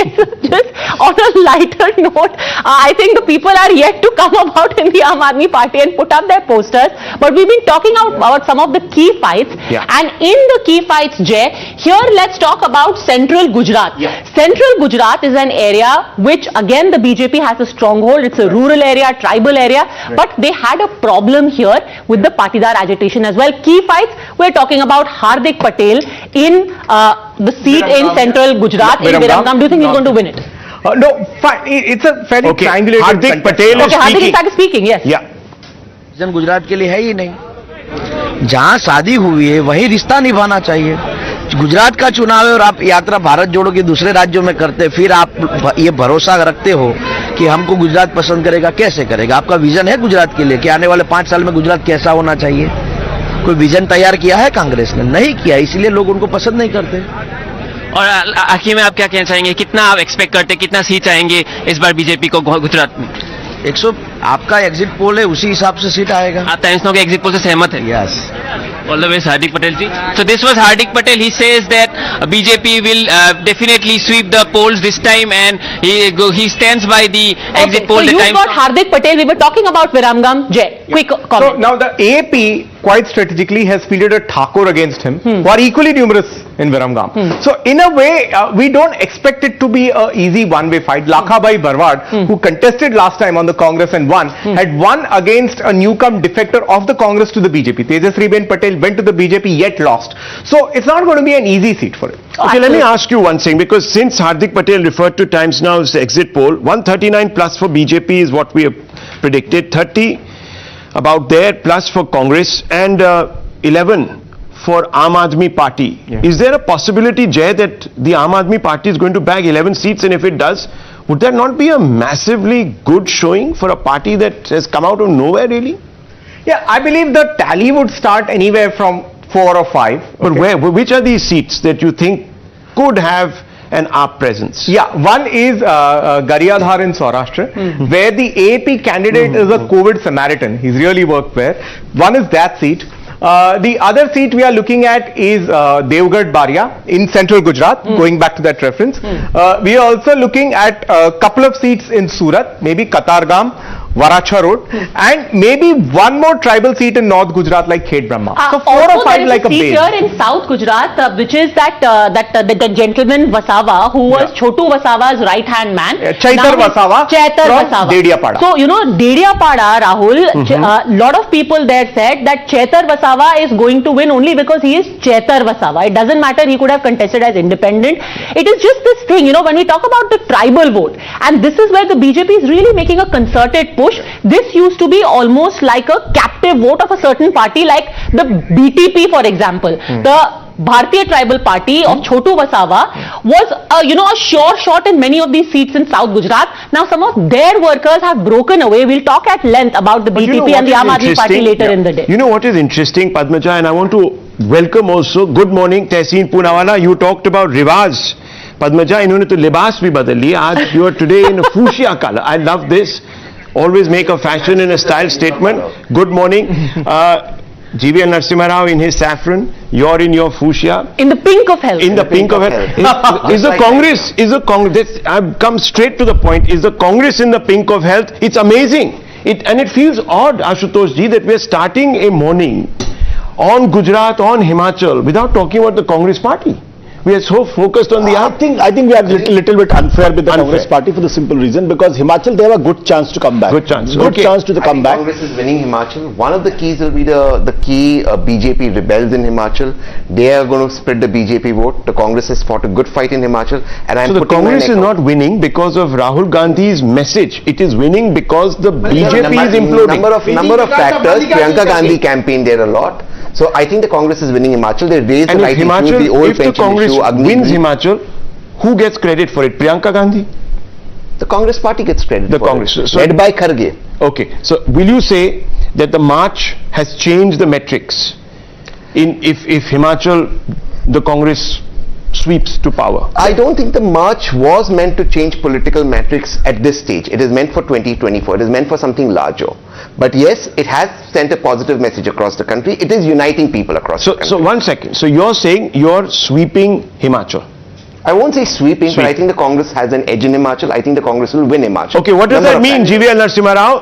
What does that mean? If the Congress still trounces you, what is the sentiment that you're going to read out of it? You talked about how this election has a national sort of resonance. What will it mean? Should we say that, oh, the BJP is being punished for perhaps ignoring the flagging economy, as the opposition has been sort of saying to you, not being strong enough, laal aankhein nahi dikhate aap China ko, for not doing enough to create jobs? How should one read that?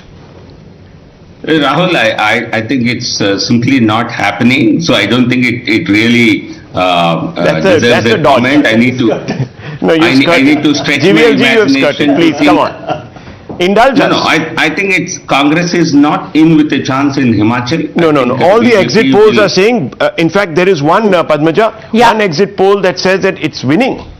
Very close contest, very close contest, but the Axis poll is saying that the Congress has its nose ahead in Himachal. But that being said, Rahul, I have to say that in Himachal, it has got a lot to do with the rebels within the BJP, more than the Congress's performance. Yes, the Congress has its fair share of rebel troubles in Gujarat, in Himachal, and the Gujarat BJP also has rebel trouble. But in Himachal, as somebody was explaining to me, where the margins usually are very small, if you have a rebel, you know, a lot of seats are won and lost, Jay, by 1,000, 1,500, yes. Some even about 27 votes people have lost. Yes. So there, if you have a rebel cutting into the BJP's share, it makes a world of a difference. And in Himachal, there have been close contests, you're saying, even in the past. And there have been a number of rebels for the BJP this time around. So that is the real worry for the BJP in Himachal, more than the Congress's performance. The rebels believe BJP, not Congress. Simply as that. That is why 8 phone calls are missing. Okay, 8 phone calls were busy. We've got laddus being made in the BJP headquarters in Delhi already. Congress has expelled 30 members for anti-party activities. Where has this happened? Himachal. This is happening in Himachal. Already. Yesterday itself at night, they expelled 30 people for anti-party activities. Well, so when we said that there are rebel troubles in both the camps, that is a fact. Here is the difference. Day before counting, Congress expels 30 of its people. But when the BJP is concerned, 3 months ago itself, the phones were being worked, and at the highest level, the rebels were being called and saying, what are you doing? Listen, you have to step down. So that has also happened. One of those calls went viral. Yes, one of those calls did go viral. We are not vouching for the authenticity but of the that rebel call. did not agree. Okay, so let me just quickly cut across to the visuals that we are getting from the BJP headquarters. Apparently, laddus are already being made, and this is like a very standard process. It always happens early in the morning. There will always be one guy who's sitting there making besan laddus. You know, there'll be like the flowers and the malas, evening preparation, sack full of malas. Sabyasachi is live. I see these laddus now. I'm always reminded of 2013 when Harshvardhan was ready and every laddu was there and the BJP was the leading party. But within few hours the things changed. Ashutoshji, it happened in Karnataka also. Remember when it was a very close call and people came. It also happened with Nitin Patelji, who had already started accepting congratulations for being the chief minister. Already stitched a blue suit out for it.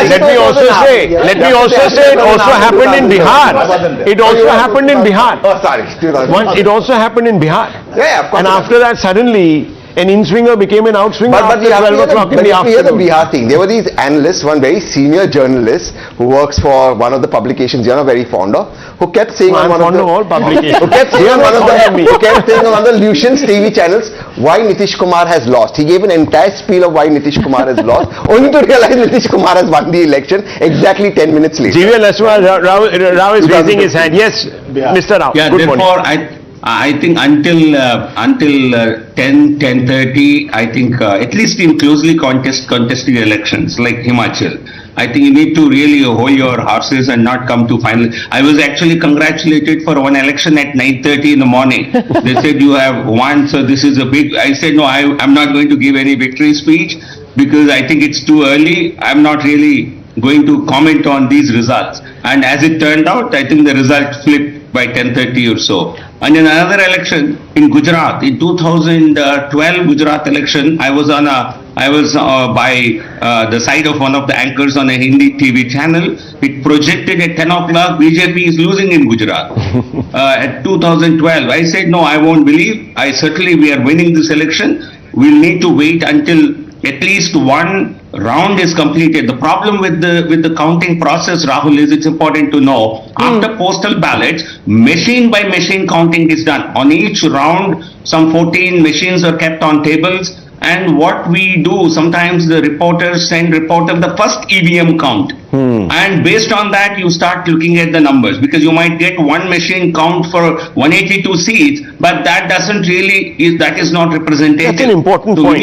And this is a wait at least until the first round is completed in all the assembly seats, and that will be very close to the final result. All right, so we will wait till the time that we have at least the first round over. That's why I began by asking you, Padmaja, you know, how does this work? Because we will get breathless by 8:15 and then things start crystallizing at around 9:15, then at 10 o'clock things becomes more obvious, but by 12 things could change. The glorious uncertainties of cricket. Because like in the last Gujarat election itself, 2017, at around 10 o'clock, in fact, I was told when I went to Ahmedabad for my field trip this time, a close, associate of one of the state Congress leaders, he said that, at about 10 o'clock, it was showing as 85 Cong and 85 BJP, and actually the senior leader received a call from Mr. Rahul Gandhi, allegedly. Those are the polling So it can be that misleading. Yeah, and especially in states where the margins are small, like GVL Rao just said, we are getting these visuals from the polling centers,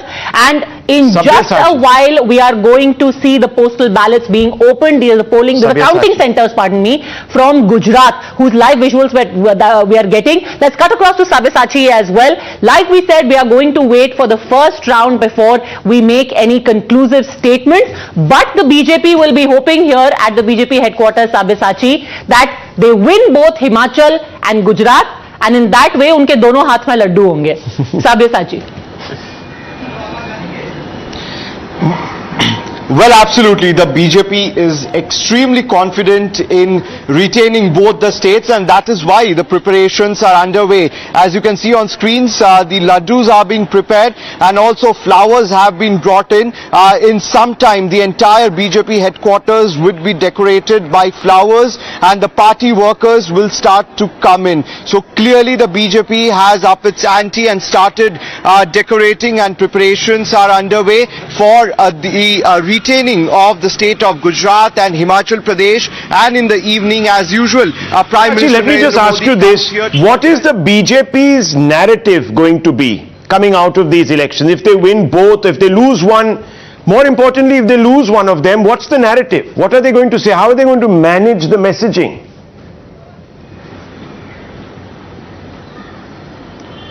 Well, the BJP, if they lose one of the elections, then we have seen that few days back there was a high-level meeting which was chaired by Prime Minister Narendra Modi himself, and in that particular meeting, all the organizational head was called in to discuss the strategy for the Lok Sabha election. So after this, the major focus will be on the Lok Sabha polls, and also they are going to scrutinize the 2019 election as well, the states where they have lost, the seats that they have lost. So what can be done? Scrutiny is fine, but what will be the messaging? And I want to come out to you because yesterday, Padmaja, when the Delhi results started coming out by around 10 o'clock in the morning, the BJP started putting out very interestingly how this was a moral victory for them.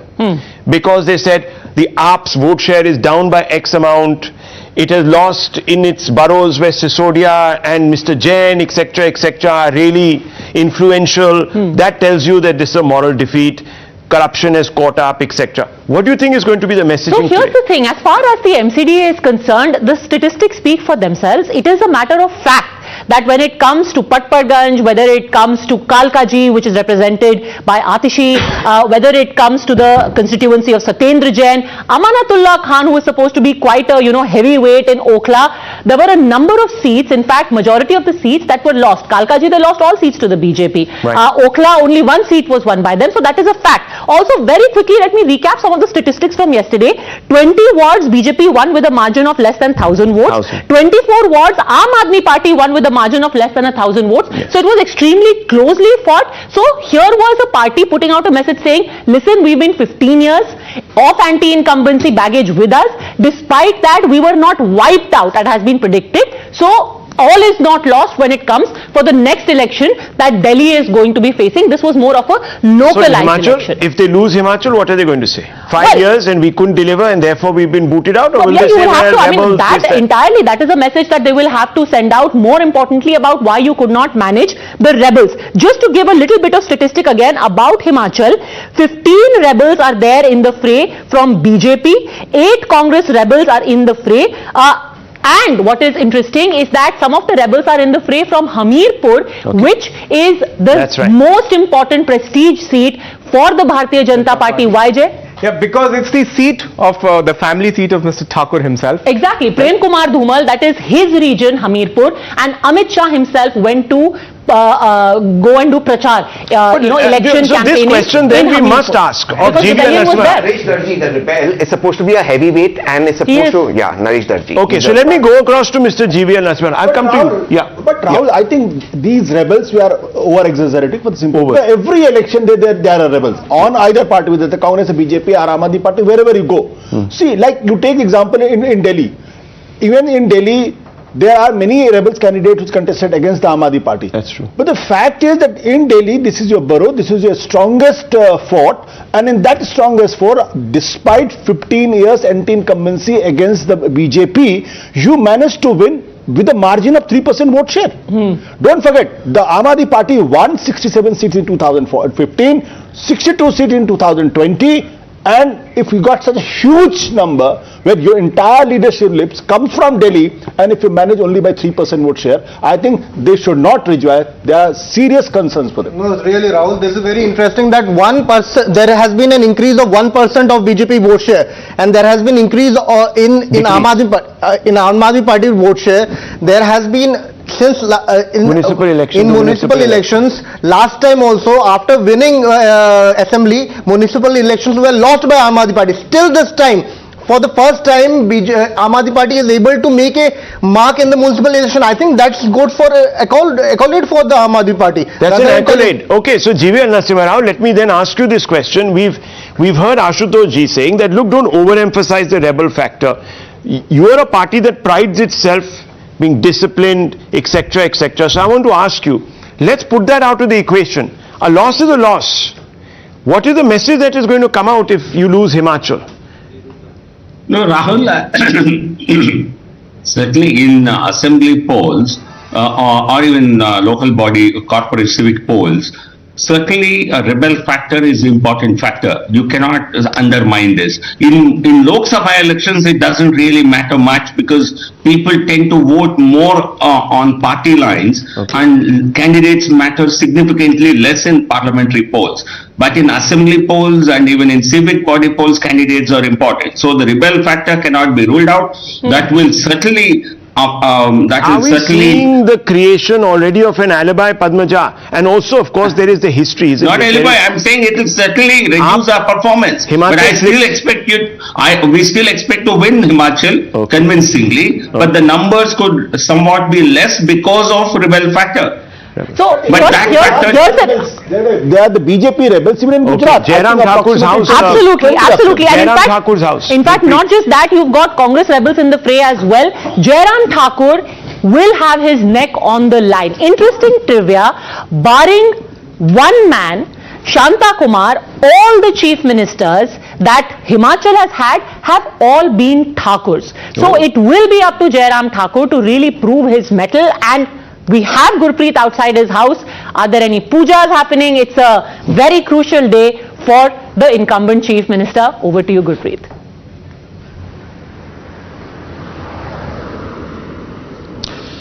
Well, yes, of course, we are reporting in front of Jairam Thakur's residence, but here no political activities is happening. If we can talk about the central leadership, we are seeing that the central leadership is keeping an eye on each and everything. Not only BJP's central leader Vinod Tavde has already been reached here. We have seen the central leadership from Congress party, Bhupinder Singh Hooda, as well as Rajiv Shukla. They are also keeping an eye, and what we have learned from the sources, they have already reached at Chandigarh. And once the rujans will start coming, after that immediately they will adopt the strategy. What we have learned from the Congress netas also here in Himachal Pradesh, they say that all the netas have already been apprised of each and every condition which the central leadership has already indicated, that once they are going to win the election, they will get the certificate, and immediately one of the Sangathan member, he will try to take stock of the situation. At the same time, we have seen here at Jairam Thakur's residence, where we are reporting at this point of time, we have seen no political activities happening, and fingers are crossed. We have seen that the exit poll are indicating that BJP can come back. But if we can talk about the leadership, they are very confident, both the sides, whether it's the Congress side or the BJP side, and this time this will be very, very interesting results which are coming from the Himachal Pradesh. So, how do we understand this, Rajgopalan ji, that counting abhi shuru nahi hui hai aur observers already पहुंच चुके हैं Shimla? Vinod Tawde already वहां land करने वाले हैं. As Ashutosh said, rebels, Nota, these observers are a common factor in every election, Padmaja.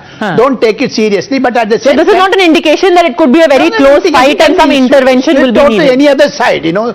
My understanding is, as of today, BJP has an edge in Himachal Pradesh. Observers are there because there's a cliffhanger. Nobody knows exactly whether the BJP is going to win, are the Congress going to the last minute manipulation in the sense, take intervention. This, get them all let's call it intervention. Any rebel of BJP will never cross to Congress. Take it from me. That's not. And similarly, but there are that is there. That is not accurate. But sir, are there ex-BJP candidates who are contesting from the Congress as well in Himachal? Yeah. Rajgopalan ji, there are like that. See, even Congress. So then how can you be so confident that they won't cross over to the Congress? What happened in Karnataka and CBI and ED. CBI and ED. He is confident of CBI and ED. What happened in Karnataka? What happened in Karnataka? Padmaja, what happened in CBI and ED happened in Karnataka, or what happened? Okay, they answered conscience call. The conscience call of the ED officer, Mr. Mishra, who has not been transferred. Or maybe they answered one of those 8 calls that were being made yesterday. In between the Prime Minister stopping the Russia-Ukraine war. But more importantly, let's, Himachal is a state where the Honorable Prime Minister said, don't even look at the candidate, only vote for me. That tells you the BJP is in trouble. It tells you Jairam Thakur is in trouble. For the Prime Minister to stick his neck out and say, forget the candidate, vote for me, I think it's a big statement. But if I'm not mistaken, Tehsin Poonawalla, he said that in Bihar as well. where he said कि आपका vote आप मुझे दीजिए, because I mean for him to not say that, लोग बेवकूफ नहीं है, obviously लोग मोदी को ही दे रहे हैं ना. आप कह रहे हो दिल्ली लोकसभा में उन्होंने मोदी जी को ही दिया ना. He didn't say that in Gujarat, he didn't say that in Maharashtra. But no. So in Gujarat, most of the road shows that have happened, Tehseen, have had Bhupendra Patel along with the Prime Minister. So the Prime Minister is the face of I'm not BJP campaign. disputing it, but he didn't say it in so many words. He's not said it in any other state. He said it in Bihar, I remember very distinctly. Both places they were in trouble. BJP was in election as well. In Bihar, BJP was in trouble. The difference of vote share was 0.07%. Just that. So the BJP was in trouble. Yes. And yet they ended up being the single largest party because the Prime Minister knew and the BJP knew this is a Brahmastra. Why be shy about it? They're saying, "Hamara Brahmastra hai, do isko vote."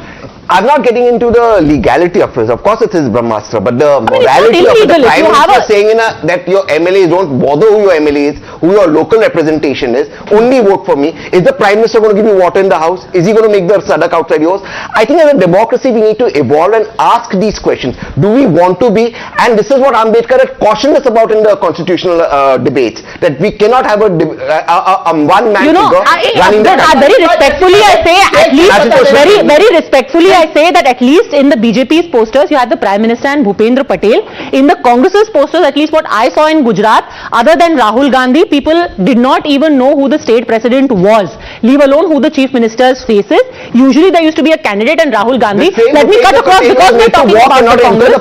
Because we're talking about the Congress, we'll cut across to the Congress office in Ahmedabad. Everyone is talking about Parivartan. It all started with Bengal, where Parivartan was, one of the slogans. Now, Aam Aadmi Party on counting day, on polling day, tweeted Parivartan, and now the Congress is also claiming that Parivartan is going to happen. It's over. To my colleague at the Congress office, here you have the countdown that they have put कि 5 घंटे में या 5 minute में परिवर्तन होने वाला है. मकरन जी. 5 hours. देखिए 5 घंटे 34 मिनट और 11 सेकंड का वक्त है जब परिवर्तन होगा, ऐसा कांग्रेस का मानना है कि एक बार फिर से गुजरात में 27 साल के बाद कांग्रेस की सत्ता वापस आएगी. तो ये काउंटडाउन उस समय लगाया गया था, ये घड़ी उस समय लगाई गई थी जब कांग्रेस ने अपना यहां पर कैंपेन शुरू किया था.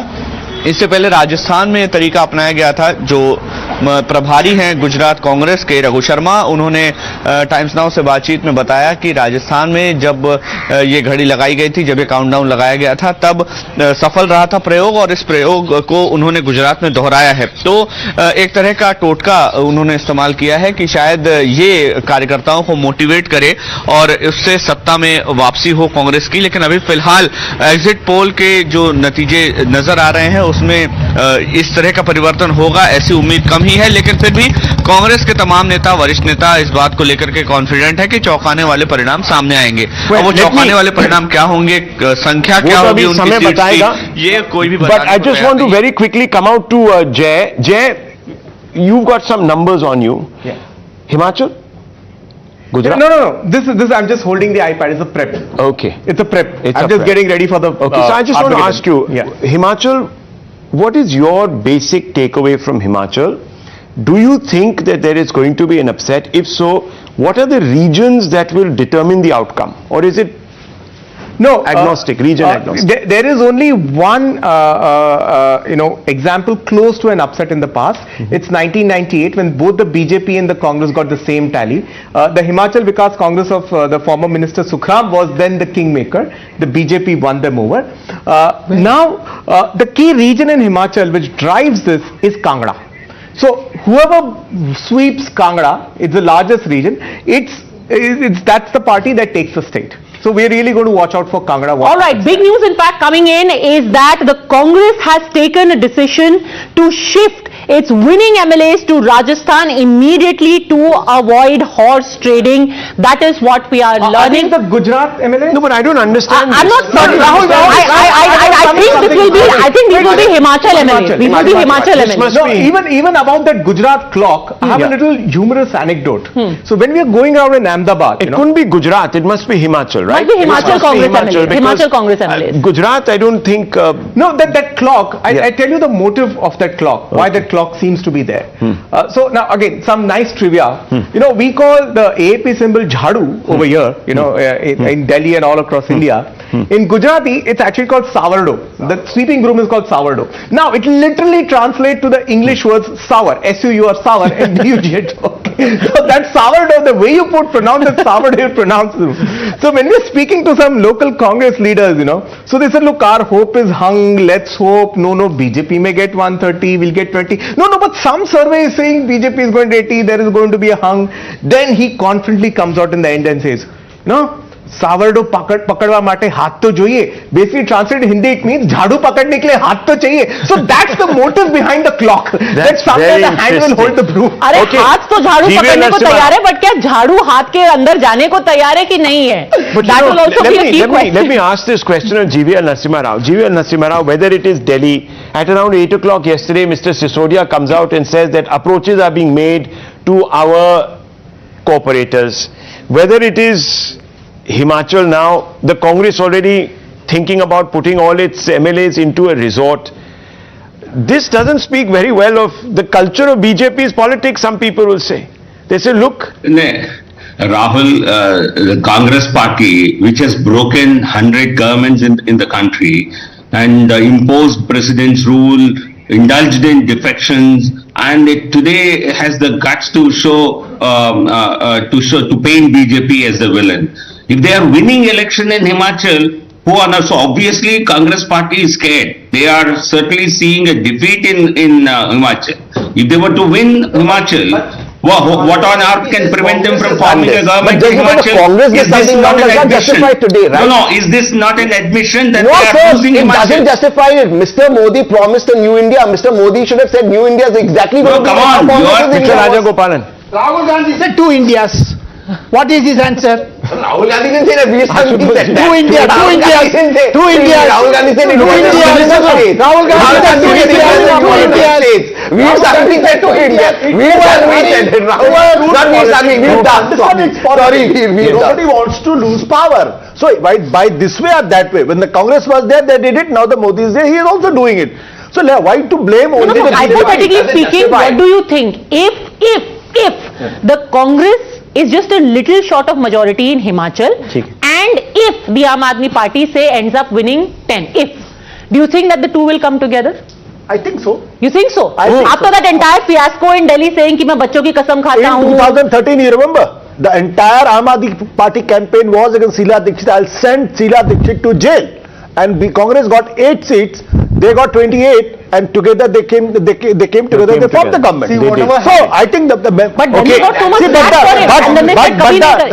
under pressure. Congress, Aam Aadmi Party will join. Under pressure to take a small break. I go with that. Aam Aadmi Party cannot afford to go with the BJP, come what may. If the Congress joins hands with Aam Aadmi Party, it will be the end of the Congress in Himachal. The Congress should not sit in opposition. 10 minutes to when the first postal ballots, the first round, call it what you want to, gets underway. We're going to take a very short break. We are back very quickly, viewers. Stay tuned. It's all going to kick off in the next 5-7 minutes.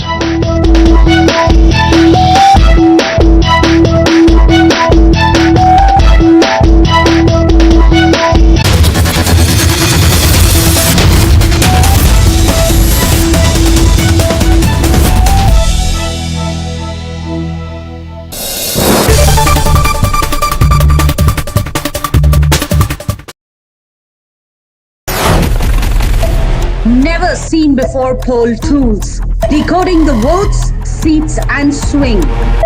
Groundbreaking TV coverage. Value for every minute spent. Result day live only on Times Now. Election News Headquarters. अगर star की fees है, which has happened, I mean we don't have to go who, it's quite common, उसका GST 18% है sir, 18% तो GST है उसका.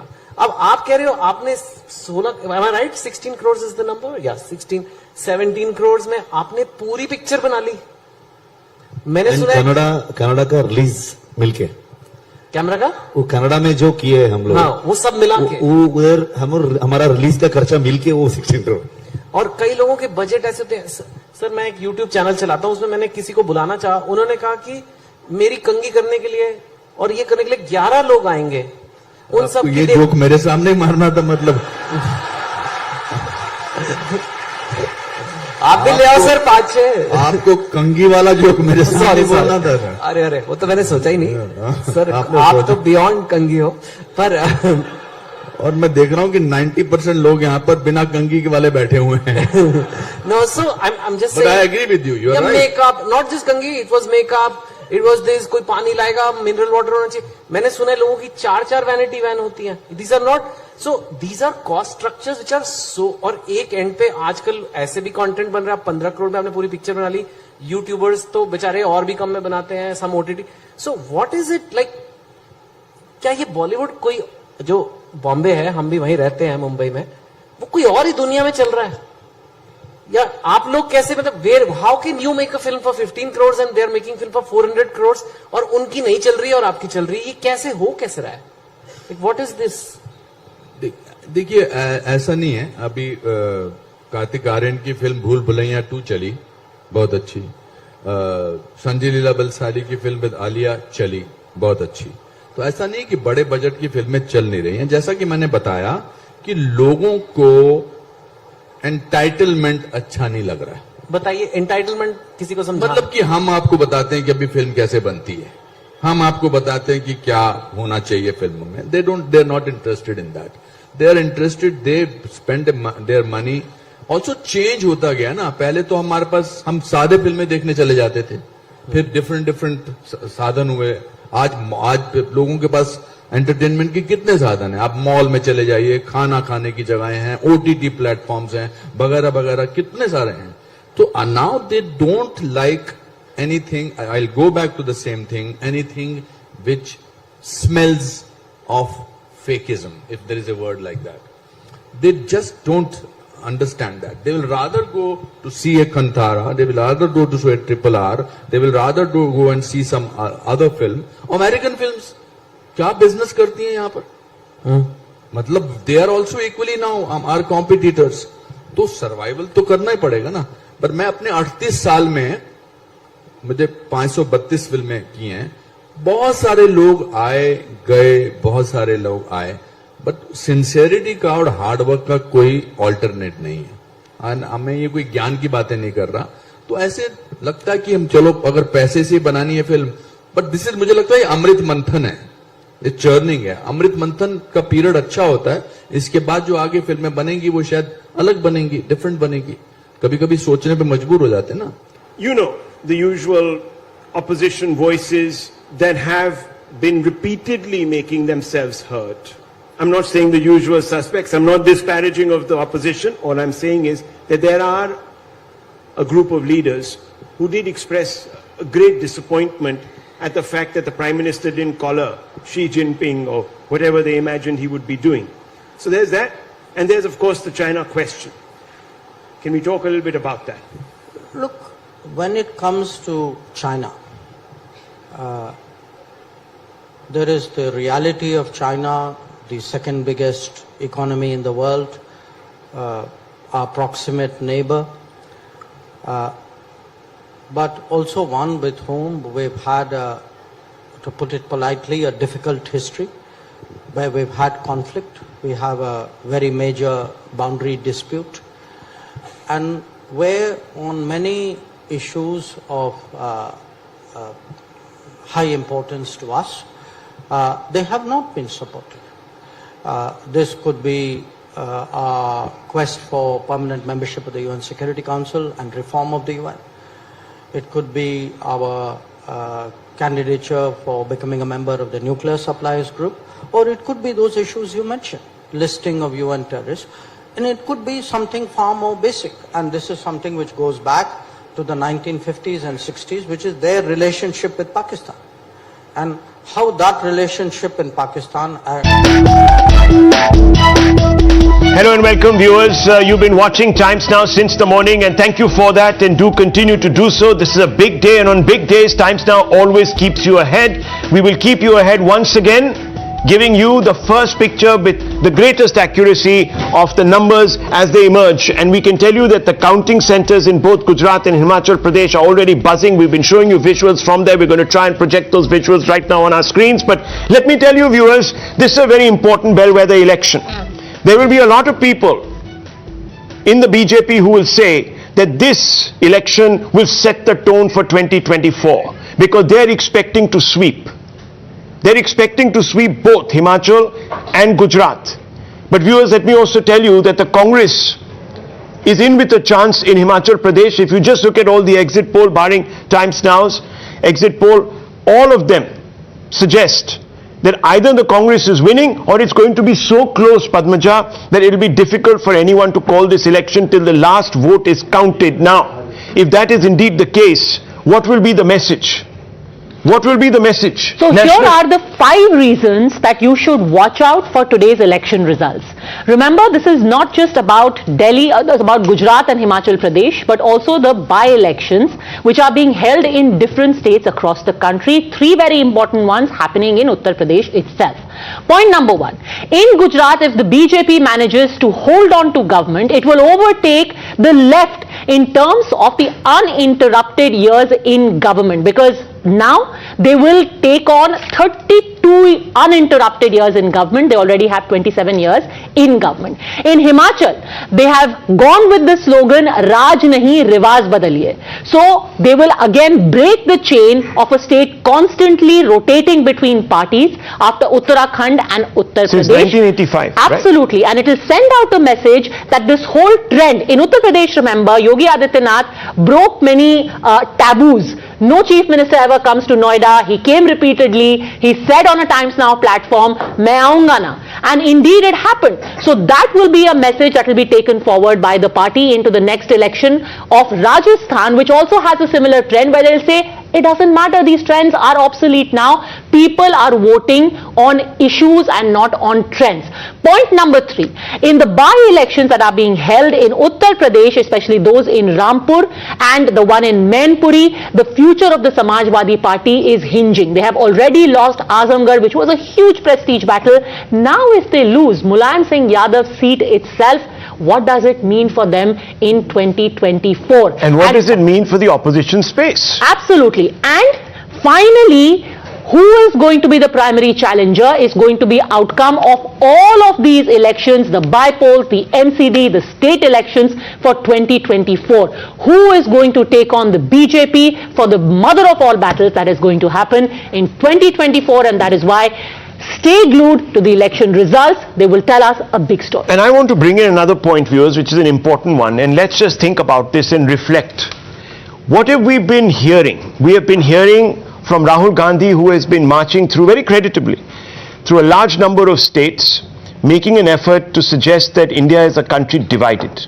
It's divided into many, many fractions which are contending with each other for different reasons.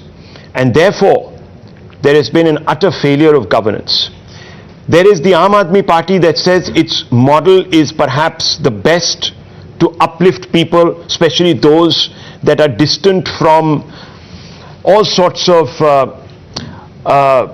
programs that could lead to their betterment. Because this government has not paid attention to those people, and I'm talking about the governments at the center or BJP governments in the state have not paid attention to the needs of the people over the last 2 years, specifically on the back of the COVID outbreak. Then you have a whole bunch of other opposition parties who are saying that today politics, especially in their states, is very, very clearly one that is positioning the non-Congress parties against the BJP because the Congress is disappearing. So, viewers, there are many trends that can be spoken of, but is this the election that will actually lead us to conclude definitively that there is a trend? And counting has begun. We are getting already one lead coming out of, it appears, Gujarat, the BJP there. Very early days, isn't it? One for the BJP, very early still. We don't know the constituency, it's just the number that is Okay, so before the numbers start coming in thick and fast, let's go straight across, viewers, because through the day, how are we going to show you the results? It's not just going to be a breathless rattling off of numbers, but we also want you to get the message and the context. So here are all the different tools that we have. We've kept it simple. We don't want it to become, you know, a lot of jargon. So let's take you straight across first to our data center and our data scientist, Jay, and our also in-house Gujarati, by the way, who's full of data and of anecdotes. First up, we are going to show you here on a map.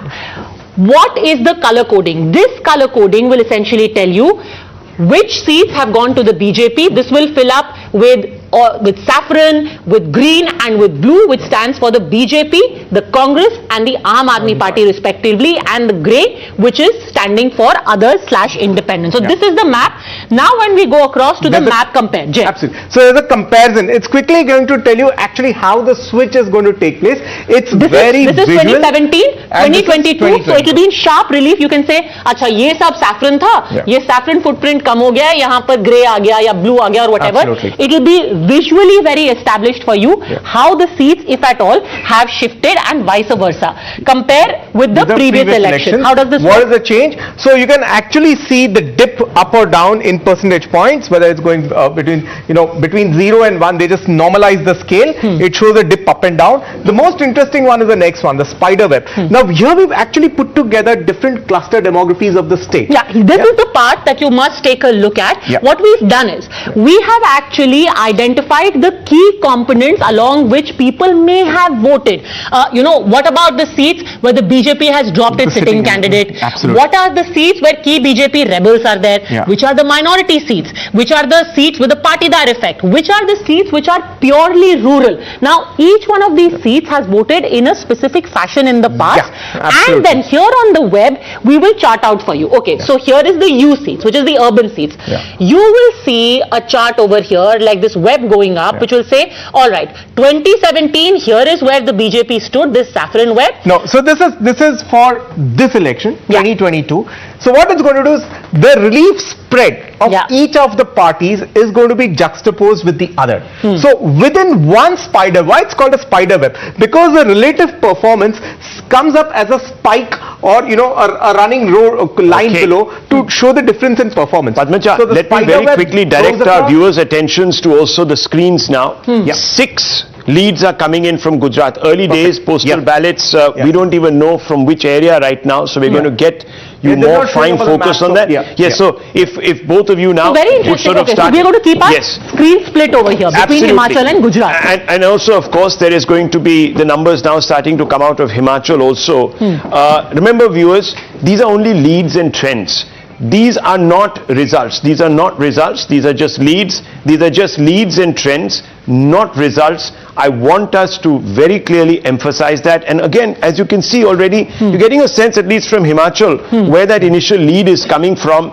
Jay will be over with us in just a few moments, but that seems to be central region of Himachal, the lower areas. This will fall in the Shimla region, if I'm not mistaken. So here is the Shimla region.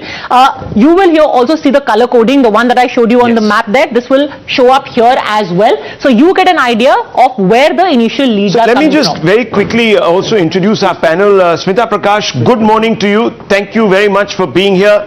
As always, Dr. Anand Ranganathan, Dr. Raman, Mr. Jindal of the Congress, and of course Ashutosh ji, who's already been here an hour. Okay, we finally managed to narrow down the information. Himachal, the first lead is Aadmi. The BJP switched the candidate, but the BJP has managed to retain the seat. It's a very early lead. Okay, you're going to come right across and you're going to take your position here. And I just want to open this up very quickly. Leads coming in, let's not get beyond ourselves by predicting anything. But Smita Prakash, the trends coming in from Gujarat seem to indicate that the BJP is striking ahead. Not unusually so. Would you say? Not unusually so. I think exactly what the exit polls were saying, that the BJP is in a comfortable position in Gujarat. They are expecting to better their record, and one is, the trends, early trends are going to show that maybe not a windfall immediately, but it's going to be going in the BJP's favor. All right. So also, can you explain for us, usually this might be, but what I remember from recent memory, Jay, usually when postal ballots happen, they tend to go in favor of the BJP. I remember reading some analysis about, is that really a trend? No, not and exactly. why does this happen? And who are these postal ballots really that are opened right at the beginning? Who are these people who send in postal ballots? It's a very good question. Most of these postal ballots are from servicemen and the government servants deployed outside the state. They normally take interest in the postal ballots. Now, that's very important for Himachal because it's, a lot of the middle class depends. I mean, they are soldiers, they are government officers. Himachal and Uttarakhand are traditionally called the pension economies. They run on the pension. I mean, most of them are there for... Which is why old pension scheme was such an issue over here. So it's the postal ballots are crucial in Himachal. But the news here is that we've got even the second lead from Himachal. That too is a BJP retain right now. Which is Bajnath. BJP retain. Bajnath, Mulk Raj is the incumbent. And Mulk Raj was renominated again as candidate. And so far early leads show that Bajnath... Let's quickly go around the table very quickly. Dr. Ranganathan, what's your big takeaway tonight? I mean, this morning. What are you looking at? I think it's going to be a done deal in Gujarat and a cliffhanger in Himachal. How many seats in Gujarat? I would say between 120 to 130. And in Himachal? Okay, we've got quick news to second you from Gujarat. 2 leads now. Let's have a look at the screen there. Yes. 2 leads from Gujarat here. Okay, this is Limkheda. Okay, and this is the second seat, which is Ankleshwar. Both of them are BJP retains right now. Okay, and you have one in Bhuj also. Yeah, Bhuj is also a BJP retain. The sitting MLA is from the BJP. They've changed the MLA, they changed the candidate, but the BJP is retaining it. So Acharya Dr. Neema Ben Bhavesh Bhai was the incumbent. She was the outgoing. She's the incumbent, and Keshu Bhai Patel is the person who has been given the ticket. It's the namesake of the former. Different Keshu Bhai Patel. Dr. Raman, and is in the lead. Raman, quickly look at the numbers. Gujarat 20 leads. Actually 29 leads out of 182. The BJP now coursing ahead at 27 for the Congress. These are leads and trends up to. Rahul, I'm completely flummoxed. It's now 808. Yeah. Even, for the postal ballots to be, I've been in voting counting centers in the past. Yeah. It takes 20 minutes, 15 to 20 minutes. Where on earth are these leads coming from? Numbers come out of machines. Ashutosh. I'm just. I know Ashutosh has been there. Ashutosh, you tell me, Ashutosh. Let's build. Can you have 30 leads out of 182 in 9 minutes? Let's not divulge the secret. How the process works. I'll tell you how the process works. The process works in this way. Which was the agency collecting the data? There's a media pass, okay, for the person who can go inside the polling booth. There's a genuine legal media pass. Now, that person on his mobile can carry a mobile app, and whatever is the first declaration, that's what is happening. It comes online. The problem is, I'll tell you what the problem is. The point is for that data to be registered. No, I'll tell you. From the machine. You're not understanding the process here. There is a certain shortchanging. No, hang on. There's a certain. It works. Okay, one second. I'll tell you how it works. If you allow me. Let's go there. Okay. Now we continue to build the excitement. Yes. No, come on. Let's talk about Gujarat. One more. In Gujarat, we have one more. This is Amreli. Now it's very interesting. Again, we'll not come to conclusions very early, but it's very important. This is the seat of Mr. Paresh Dhanani, who is the leader of the Congress party in the outgoing assembly. And currently, the BJP has taken an early lead in his seat. Okay. So what are we seeing? In Himachal, viewers, you have leads coming in from 8 out of 68. The BJP at 6 leads, Congress at 2, the others up 0. Here in Gujarat, you have leads coming out of 33 out of 182. Very early days. Let me tell you, postal ballots. We are getting information straight from the counting center. We are putting it straight out. Okay, Himachal is giving some very interesting story. Shimla, again, we will not jump our horses, but Shimla rural, which was actually held by the Congress last time, Vikramaditya Singh, now the BJP's candidate has taken an early lead there. I think we should hold our horses on that, because for Vikramaditya Singh, we are still early lead. Vikramaditya Singh pretty much, he's going to make up, but again from Gujarat, now we have 12 leads, and the interesting story we are getting is that all these 12 leads, 3 were seats which were with the Congress in 2017. Those 3 seats are Nizar, where Sunil Bhai was there last time around, and this time the BJP has an early lead, Jairam Gamit.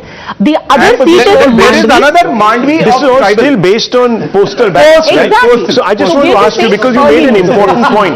1 second, gentlemen. An important point was made. Jay, how should we assess these postal ballots? They can be misleading. I remember Padmaja was talking about research she read that seemed to suggest that a lot of people who are itinerants, they're servicemen, have a conservative point of view, etc., etc. Perhaps will be BJP inclined. Does that bear out?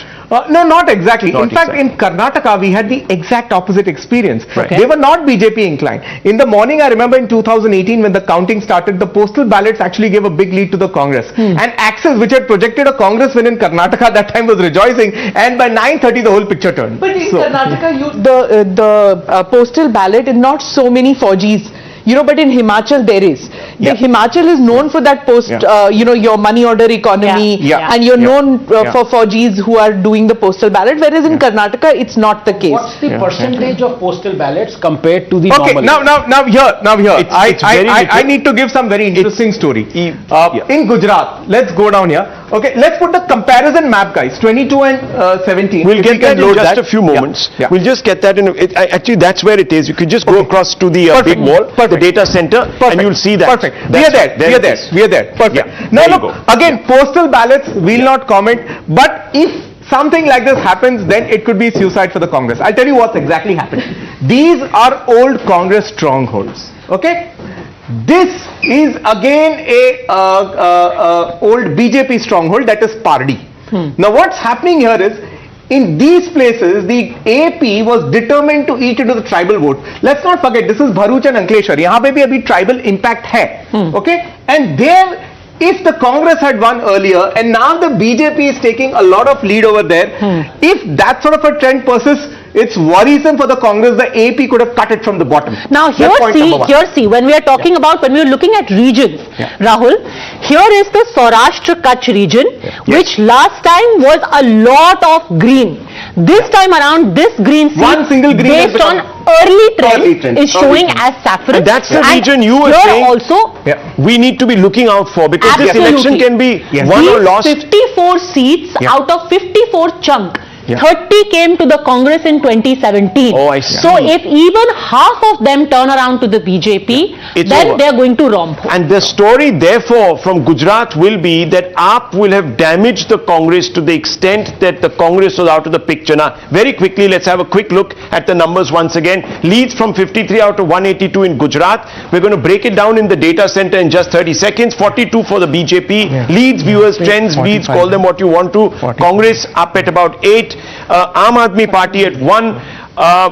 The number for the Aam Aadmi Party may not go up, viewers, in Gujarat, but its vote share, as we predicted in the exit poll, could even hover around the 20% mark, and that could be, as Jay was saying, suicide really for the Congress. In Himachal, we've got leads coming in, and I'm just going to quickly go across the Himachal numbers. If you can just pull out, yes, there it's it.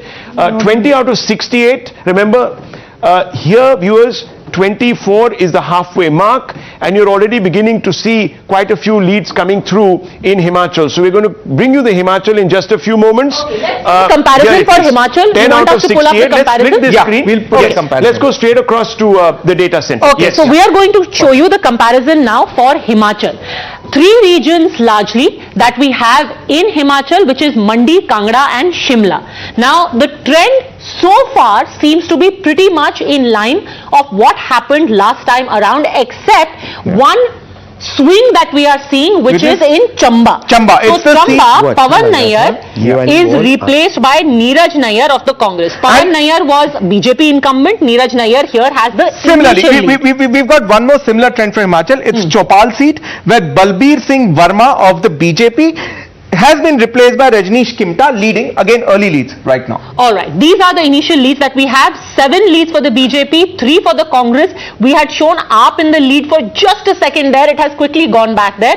And this pretty much is the story. Baijnath, Mulk Raj continues to be ahead as and Gujarat behind you. Gujarat behind you, I'm beginning to see more movement in Saurashtra. The number in Gujarat, 57 leads coming in 182 early days. We don't even know if the first round is being counted as of now. But I can tell you, viewers, 45 leads for the BJP, the Congress 10, the AAP at 2. This number is going to vary. Many people, including the BJP, believe that the AAP will perhaps not even open their account, but it will be their vote share that we'll have to look at. Let's go back to the data center. Yes. No, very clearly, AAP has picked up 2 in the Surat region. We're still getting the clarity where it is, but all that AAP is doing well is only and only in the Surat region. If this trend persists, and where is the Surat region exactly? It's yeah, in in south, the southern Gujarat. South. You It's just in look South at it. Gujarat. You find a small blue diamond shaped But it is not opening up. It's not opening up. Yeah. Perfect. But so this is the AAP seat. Okay, these are the two seats in the Surat region. Right. But this is hardly surprising because Surat, remember, is where on the back of the Patel agitation, Aam Aadmi Party had done really well. This is also the region, by the way, from where Alpesh Katheria in the general region of Surat has been fielded. He is one of the leaders of the Patidar Anamat Andolan Samiti, which is PAS, which was led by Hardik Patel. So there is a huge groundswell, or at least there was a huge groundswell, and the Aam Aadmi Party tapped into it. So the analysis was that if they end up winning any leads, it is going to be largely in this area. Okay, That of Surat. we've got that final single seat we located. It is Varacha Road of Alpesh Katheria. That's the one you were talking about. Alpesh That's the Katheria. one you were talking about. Very important. Absolutely. Okay, viewers, very quickly, let's go back to the leaderboard once again. 78 trends out of 182, 58 leads for the Congress, for the BJP, 17 for the Congress, the AAP still at about 2, 3, it keeps sort of changing there depending on, and of course Himachal 26 out of 68 leads coming in, trends, call them what you want to, the BJP and the Congress neck and neck. It's already getting interesting, this contest in Himachal. Yeah. Very quickly, I want to go across to Ashutosh and Smita Prakash. Ashutosh, Himachal may not be that canter for the BJP, and if it isn't, what do you think is a message that will go out? Can I talk back? See, it's difficult, but the fact of the matter is because Himachal Pradesh BJP has already done very badly in 2021 by-elections because they lost all 4, 1 parliament and 3 assembly elections. So that means there was something wrong with there had been something wrong with the Himachal Pradesh leadership. And Prime Minister going there and saying you vote only for me, not to the party and not with something else. Right. So I think maybe BJP has to look why they are losing states. State where they got a new chief minister and ignored Prem Kumar Dhumal. Is it working against them? Well, I think before the exit polls, the general feeling was that the Congress seems to have a slight edge instead of the BJP. And last time they had 42 seats. But this time, the whole rebel candidates issue. So there are some 20, if I'm not mistaken, rebel candidates. So that is where all the focus can be, So already one is hearing that resorts are being booked in Rajasthan. Okay, so let me go across to a data center very quickly. The other lead in Gujarat, it is Mr. Gopal Italia from Qatargam. Gopal Italia, So that was to save the credibility of Mr. Kejriwal. Those two guys are... No, and both of these are in the Surat region, In the right? Surat region. So they're both in the Surat region. Quickly, I want to get out a couple of big stories that we are getting in outside of Gujarat and Himachal. Congress Lok Sabha MPs are going to meet at 15 minutes past 10. The CPP chairperson may also attend. So far, Dimple Yadav is leading in Mainpuri. Keshav Maurya, the Deputy Chief Minister of Uttar Pradesh, has said, आज UP के उपचुनाव परिणाम भविष्य के लिए निर्णायक संदेश देने वाले होंगे. Exactly what we said in the morning. That it will decide over the next few years. Are these indications clear enough? In Gujarat, 78 BJP and the Congress 20, the huge gap up to 50 seats. Huge gap. No, and in Himachal, we can actually, I've asked them to load. No, but let's be very honest about this. Let's be very honest. These, I don't know, they might even be beginnings of the first rounds. I mean, there are 12 to 13 rounds. What percentage of the votes are postal There are 12 ballots? to 13 What rounds. percentage roughly? Our correspondents, our reporters, Ashutosh ji, who are there, are just sending in material as they see it. I agree, but look at Himachal. Yes. They're still but close. I'm saying you're absolutely in right. Gujarat, it Ashutosh ji, appears. the postal ballots are less than 1% of the total number of this thing, so it's hardly indicative. Look at the numbers. And I'm going to try and ascertain whether this first round of counting has begun. We may still be thinking that these are postal ballots, but they may not be. We might be seeing the first rounds, and let's be honest that it's very difficult to count an election or call it on the basis. But yes, a general trend is emerging, and it is very much in line with our exit poll prediction. When we are talking about the trend, now look at the map comparison from 2017 and 2022 here at the data center. This part, which was a lot of green, and this chunk, which was hugely of green, has got a lot of saffron creeping in. This is the real problem. You know, if this trend persists, I mean, we'll go with the disclaimer, but if this trend persists, just look at what's happening here. So, look here in North and Saurashtra. Which means the AP has actually worked to hand the state over on a platter to the BJP. Let's quickly look at the larger numbers. Let's. I thought that was AIMIM. Within 15 minutes of the broadcast, I think we start talking about BT. Yeah, let's be careful. Let's be careful. You're right. 89 out of 182 trends coming in. The BJP looks to have now pulled ahead, hasn't it? Pulled ahead of the Congress here, 66-21, up to, not unexpected, I think those two leads of AAP are coming from perfectly from this Qatargam, Mr. Gopal Italia, and Varacha Road, Mr. Alpesh Kathiri. I would be very interested to see what happens in Khambalia. This is what Padmaja and this is have been what talking it about. looked. Look at the huge spread of saffron. This Saurashtra, as you were saying, and South Gujarat. This area was largely green last time. Look at there, Rahul. That you see this huge chunk of green over there? Yes. And now see how it seems to have turned. That's Saurashtra. So that's 2017. Look at the map. Look at the map, all of you. Look at the map. Greens, big greens in the south of Gujarat, Saurashtra, etc. And look now how we are beginning to see these greens disappear, dissipate, and the saffron also in the taking north. over. See up there in the Now, north. when you may judge, right, we can call out the spectrum. I think it'll just plot it out. We will. We will call out the spectrum in just a few moments. But I just want also very quickly for you to take our viewers through this Gujarat map, where we are seeing some of the initial trends coming from which seats. What are these seats? Perfect. So this is Nijar and Vyara. They're primarily tribal seats. Now I think Vyara is a reserved seats. So if the Congress is not doing well there, last time these were green, now they are saffron.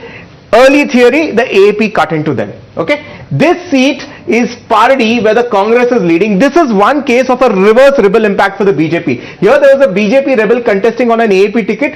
He seems to have helped out the Congress. Early leads. Again, this is the coastal seat of Wagra. Here, there BJP takes a lead. It's traditionally a Congress seat. They could have been, undercut. And what is this? I'm going to be a bit mischievous. Is this you coloring here? What is this little green dot? I personally think this could be one small seat somewhere in Ahmedabad. Maybe Daryapur. Or Jamalpur Khadia, which the Congress could traditionally expect to retain. That's why it's a small dot. It's a small dot, not you coloring in green. No, it's not me coloring. Okay. No, so this is Dani Limda. So Dani Limda is a reserved seat for scheduled castes, and it has a large Muslim population. Sitting MLAs of the Congress, and this is interestingly one of the 13 seats where the AIMIM also was setting up its candidate. Dr. Ranganathan wants to make a point. The leads are really startling. I mean, 111. But let me remind you, in 2014, from Chandni Chowk constituency, even Ashutosh was leading in the postal ballots. That was really underhand, Dr. Ranganathan. That was really. The first lead was Shazia Ilmi, which she lost by more than 6 lakh votes. But see, that is because soldiers love Ashutosh. Now, one second. Dr. Ranganathan, either that was an incident of your elephantine memory, or it is a souffle born out of your fiction. But see, Ashutosh ji can spin it around and say postal ballots usually are government servants and soldiers, and they both love me. Because I am the real patriot. Okay, let's have a look on that humorous note, lighter note. 145 out of 182 trends. Look at this. The wall for the BJP. 111 Triple Nelson. Congress 29. Usually one person would be standing up like that saying let's not collapse from here for Triple Nelson. Always seemed to be a bad omen, but not for the BJP. Look, it's gone to 114. Congress 29. The Aam Aadmi Party 5. I don't know if this is going to hold. But look at the trend over here. It is almost going neck and neck since the time that we have started out in Himachal. Very close. What explains this? There is AAP here also. So what explains this? How can the AAP affect the Congress so much in Gujarat and not do any damage to it in Himachal? No. I'll again go for an anecdote. I'll call it the Modi effect. Okay. Because the last time the BJP... Yahan bhi Modi. I'll give you history. BJP I'll give you history. Whenever they contest election. I'm giving history. Last time, when they said, no, Congress is going to come back in 1998, great strong performance, the BJP actually snatched victory from the jaws of defeat. They went and took the state. That time, Mr. Modi was the General Secretary in charge of Himachal Pradesh. Oh, I see. In fact, he spoke about it when he was in Shimla. He said कि मैं यहाँ का प्रभारी था. If I'm not mistaken, he also said something like कि यहाँ पर एक चाय की दुकान होती थी, वो अभी भी यहाँ पर चाय लगाते हैं क्या? मैं यहाँ पर जब प्रभारी था तो मैंने बहुत टाइम यहाँ पर बिताया है. So it's always that, and also remember, Himachal is the place where Mr. Modi went and said कि आप कैंडिडेट की चिंता मत कीजिए, आप मुझे वोट दीजिए. Okay. So it is. I'm Mr. hearing Modi that Hardik Patel might be trailing. Is right that true? now? Okay. Viramgam he is How trailing is that? right now. So Viramgam also Modi is going effect to for be him? so it's going to be a tight fight. We should still wait for it. Okay. Why? Because remember Hardik's first election. Okay. First time he is qualified age-wise to contest an election. But one second, I've got some pet and good news for you. Your favorite AP candidate, Chaitar Vasawa, he's leading. Oh, okay. Congrats to you. Okay, why? Okay, do I know something here or Yes. don't know something? Okay, what is this? No, so I'll tell you what, because we were Favorite- talking, we were betting on how, which are the seats that the Aam Aadmi Party is likely to win. Yeah. And in all likelihood, Chaitar Vasawa is going to win the seat. It's a tribal seat. It is one of those seats which, because he was in the BTP of Chotu Vasawa earlier, and BTP is largely a party where people are known as Robin Hoods, and tribal से हम आदमी को vote दे रहे हैं, चाहे तो वो इससे खड़ा हो या उससे खड़ा हो. Chaitar Vasawa is one of their strongest. And there is one, AP Raman, has finally let me bring shown you in. its presence across regions. Okay. There is one seat in Saurashtra where it's leading right now, Dhari, which is a very, very Patidar dominant seat. Okay, Dr. Raman, very quickly, this is the question I want to pose to you. In Himachal, the AAP seems to be not denting the Congress, maybe pegging it back a bit, but in Gujarat, it's having an overwhelming impact. I think the AAP walked away from Himachal, right? Walked away they, from Himachal. Early on, when they didn't get the feedback that they were hoping for, I think they decided to sort of focus on Gujarat. No, but which is why what are they you would getting have seen more the latter traction in part of the Gujarat? campaign. Why are they getting more traction in Gujarat and not so much in Himachal? That's the Himachal is a border state to Punjab, where the AAP just swept what was it? Less than a year back. AAP's in charge of Himachal is in jail for the last 5 months. Satyendra Jain. Entire leadership had joined BJP. Okay. Can I also add to this, Ram? Now, for if I may presume to speak on behalf of the Aam Aadmi Party, even though they don't speak to us, you have a strategic number of people and cadre. In Gujarat, they don't have any. In Himachal also, they have very limited. They have nothing. So and largely, what was the campaign led by? Leaders from Punjab and Delhi. Right. So if you have to hedge your bets, you will say, chalo, Gujarat I stand a better chance. Let me send all my people there. For example, some of the tribal areas that I went, most of the people said, हाँ जी सरदार जी आए थे, मैंने सरदार जी देखे हैं यहाँ पे. When I said कि आपको झाड़ू पार्टी के जैसे हाँ सरदार जी है ना, सरदार जी आते हैं यहाँ पे. Okay. Why Punjab MLAs are there camping There is last a 5 very months. interesting angle to the Himachal Pradesh because before Aam Aadmi Party decided to form the party Aam Aadmi Party, before they decided to contest election in Delhi, they had gone and done a survey in Himachal Pradesh in 2012 whether they can contest election. So Himachal Pradesh was the first state where before forming the party, they were thinking to contest election. So what was the finding of that? Sanjay Singh and Manish Sisodia had gone there, did a recce for 15 days, and this happened when Anna Hazare was there, and this was decided in a meeting. Somehow Himachal Pradesh is a non-starter because they thought it's a very small state. They had a good amount of traction when Anna movement was happening. Okay, very quickly. One second, let me just give the overall picture. 166 trends coming in, 182 is of course the full number of seats there in Gujarat. BJP at 124, Congress 35, the Aam Aadmi Party at 7. This will be a big number. If they manage to retain this, it will be a big number. Now we are getting the Himachal, it's neck and neck. Himachal, again neck and neck. 24 and the Congress has gone ahead as of the trends right. Okay, now again it's equalized even as we spoke. 25-25, Aam Aadmi Party not opening its account, and the leads that we've got now in Gujarat are very interesting because more and more AAP seats are showing up. Now the AAP is showing up as a Saurashtra party. Yeah, it's showing up as a Saurashtra party. It's picked up my candidate, Sudhir Vaga. Okay, my bet. So it's picked up two, Garyadhar, Dhari, and one more third seat in Saurashtra, Lathi. So I want to go across now to the data center. Let's go straight across to the data center. Leads. No results. No results. Now, this is it, viewers. This is 2022. This is where you're seeing what is happening right now. This is the past. This is 5 years ago. Look at the colors as they fill in. A lot of this was green. This is where this election can be won or lost for the BJP or won for the Congress if they want to do better than the 77. This was the catchment area of the Congress. But here you have a situation where the BJP is filling in. And the secret is this blue, which seems to have undercut the green. Let's have a look. This is Dhari. Yeah. So Dhari is in the Amreli party district. leads.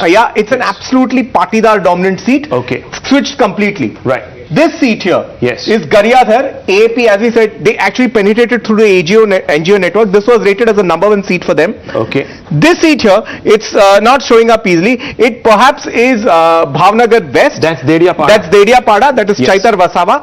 And this seat is perhaps Bhavnagar West, which is, they have a Kohli leader over there, Raju Solanki, who's contested that seat. Right. So, couple of prominent candidates here. This Kohli and Patidar pocket. The caste strategy of Naroda AP Payal Kukrani is leading. This is the Naroda Patia seat. All these other seats are pretty much going according to the BJP's plan. But look at the greens that are breached. Absolutely. All the greens are done away with. This entire swath you're saying was green earlier. As you can see, barring a few here, a lot of this was green. So what are we talking about? We're talking about Visavadar. This is a state of former Keshubhai Patel. Dhari. We are talking about Amreli. We are talking about Lathi. We are talking about Savarkundla. We are talking about the entire Rajura. Amreli We are district. talking about Kodinar. We are talking about Talala. All of this. This is Junagadh. So this entire Junagadh and Amreli was the Patidar stronghold that backed up the Congress. Let's go back to the leaderboard. Kham has stayed with the Congress or not stayed with the Congress? That whole, So here's a very interesting thing somebody told me, that after Kham, now apparently the Congress brought up a new formula of Badam. So it is not KHAM anymore. Now it is about backwards, Adivasis, Dalits, Muslims. So there's a new formula is not Kham, it is Badam. That being said, Adivasis and Muslims, and I personally feel that will be the story of both North Gujarat and Saurashtra will be the Congress's undoing because of Aam Aadmi Party. Bihar is also eating the badam. For the first time, I can tell you, viewers, Aam has eaten the Congress's badam. That seems to be. But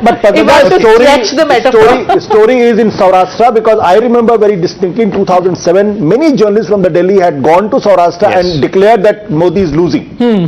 And so Saurashtra has been a very strong hold. Yes. Now very quickly, what do we have behind us? We have the spectrum. And for the first time, let me tell you, viewers, 179 out of 182 trends being reported from Gujarat. So we've almost been able to cover all the seats in Gujarat, barring 2 or 3. We're going to try and find out which one those were. Here is the spectrum, and very, very important, let's decode the spectrum, which is your only go-to source, the only channel that has such something like this. What is it exactly? What does it tell you? Perfect. Now we start from the right hand here, which is essentially the Congress strongholds. These are seats that the Congress has retained for over 3 elections with beautiful margins, more than 15%, 3-time winners. Look at the breaches. This is Vyara and Nijar, those tribal seats that it is now losing. These are seats in Saurashtra like Chotila and Surendranagar, which are actually hardcore Congress strongholds. All of them breached. They can obviously say this is courtesy AAP. Now look at what happens to all the mild and intermediate seats. Okay, these are seats that it has won twice, one with shallow margins like 5%. All of it going to the BJP. Now, the more to the right it is actually having a historic tendency to go closer to the Congress. This is like the Congress end of the spectrum. That saffron is like the BJP end of the spectrum. Look at this.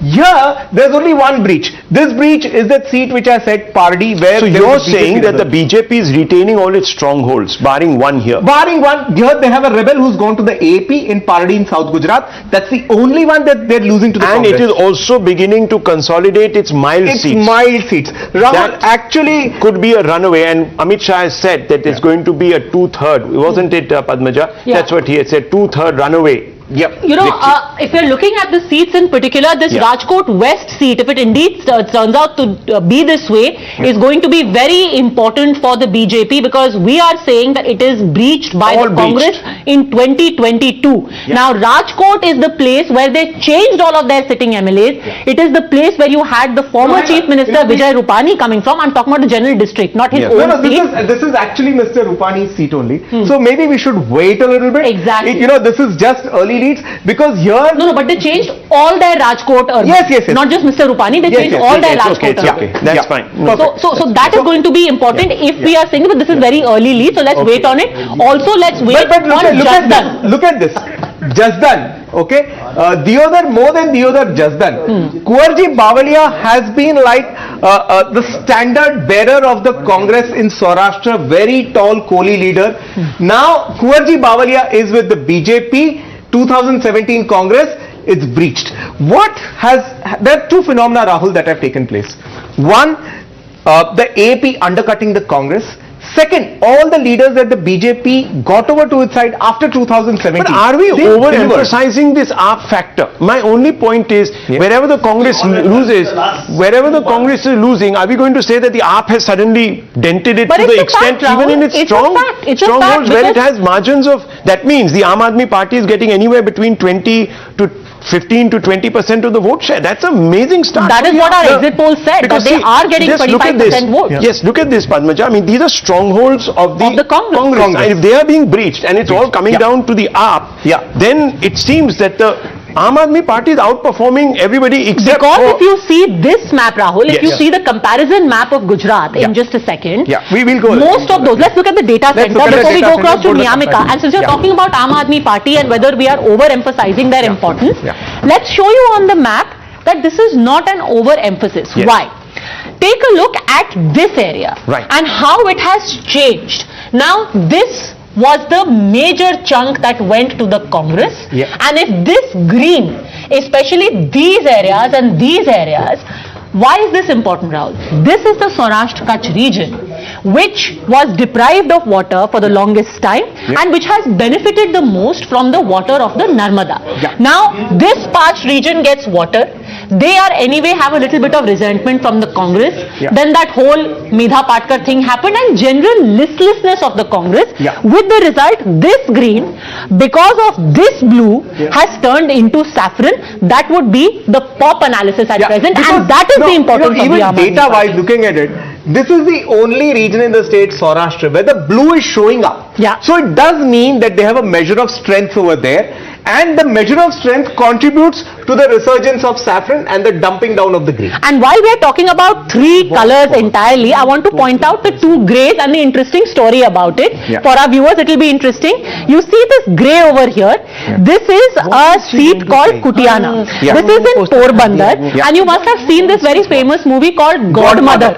This was about Santokh Ben Jadeja. And this place where the fishing community is, holding sway is like the Jadeja's family fief. So her son, who is Kandal Jadeja, has this time around contested as an independent or as an NCP guy. Okay, let's very quickly also go back to this map. This is a very interesting map. It's called the Life Tracker. Now, this is more like a Sensex, viewers.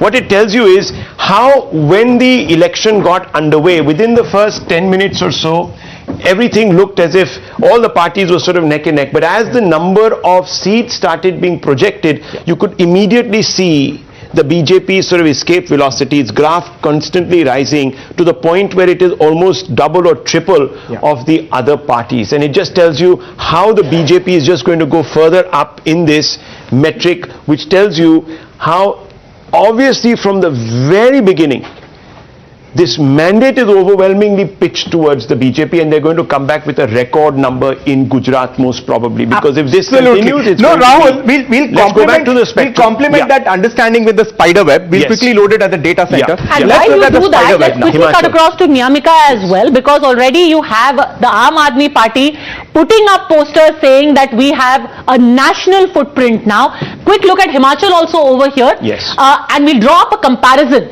graphics as well. So here you see the Congress and the BJP, the saffron and the green, almost evenly placed out, Yes. and that explains to you the leads that we have, Let's where quickly both parties have a are look at neck the and neck, Himachal. 35-33. Yes, 35 and 33. Now, where And are it's all borne these out in the leads? map. Where are these leads for the Congress coming from? I'm still not convinced, viewers, as you've sort of been hearing me add that caveat that a party like the AAP, where Ashutosh was saying that was looking really at its first expansion out of Delhi, which was Himachal, is crumbling away. But in Gujarat, where it is not really such a big factor, at least historically speaking, it is going to be doing so well as to get 20% of Let's the ask vote. Huda Zariwala. Huda Zariwala, Yes. was this a conscious decision by the Aam Aadmi Party to do a strategic retreat from Himachal in order to capitalize all of your resources and your focus on Gujarat, where so far seems you have made a dent?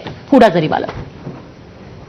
Well, good morning. Thank you so much for having me on the show. Exciting day, nervous day. Well, Aam Aadmi Party obviously did see a lead in Gujarat, especially after the Surat local body election, where AAP had performed significantly well. I mean, in fact, we had gotten more votes than the Congress itself. So that definitely gave a new, energized, sort of a vibrant, hope to probably put more resources, do the hard work more in Gujarat, whereas in Himachal Pradesh, perhaps, the much needed leadership, was not there. I mean, Durgesh Pathak ji had gone, was in but after... jail, and Satyendra Jain, in fact, the Aam Aadmi Party said And that Satyendra Jain was definitely, yes, put there yes, because he that was did- in charge of Himachal. Yes.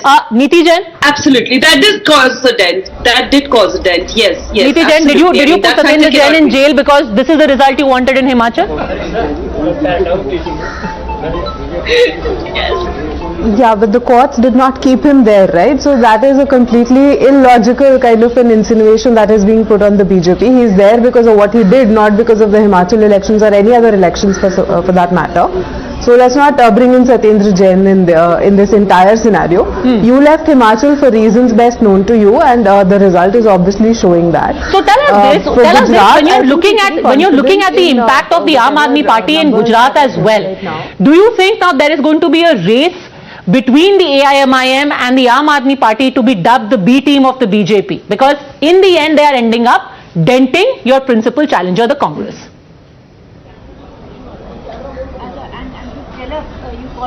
No, I don't think that is a way to look at that, Padmaja. I think they're coming in. It is a democratic setup. Nobody can stop any party to fight an election in any state. So to dub them as a BJP, I think it's a question that needs to be asked of Congress. Okay, very as quick. to why they Morbi could not- updates coming in. Morbi, the BJP candidate is leading, which points to, of course, the fact that the tragedy there has perhaps not hit Mr. Amrutia's prospects. But You know why is that? Why is that? Because Gentlemen, one sitting second. MLA was replaced. Okay, because the sitting MLA was replaced. And he was very prompt. Okay. He showed One his second, I videos just to want to the- tell our Yeah, viewers yeah. that for the first time we have total trends coming in from Gujarat and Himachal. So all seats are now being counted as we speak. These are trends, not results. I want to bear in mind, in Gujarat, 182 out of 182 trends are in. You are beginning to see the BJP going towards a landslide victory. 126. Yes, the AAP at 3. They are just one short of overtaking their past highest. 127 Two short of 2002. overtaking their past highest. Now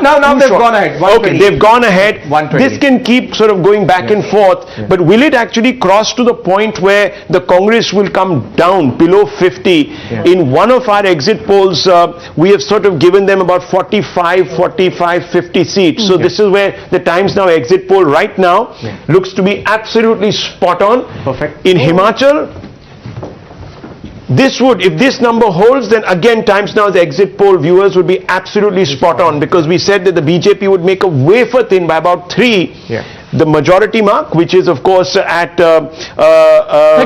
34, 35, and here the Congress just a bit under that, but the Congress already wanting to take its MLAs and park them into resorts. So that's very interesting. Okay, so That's two very leads interesting. and two trends that we are getting. Gopal Italia, I'm being told, is leading at present.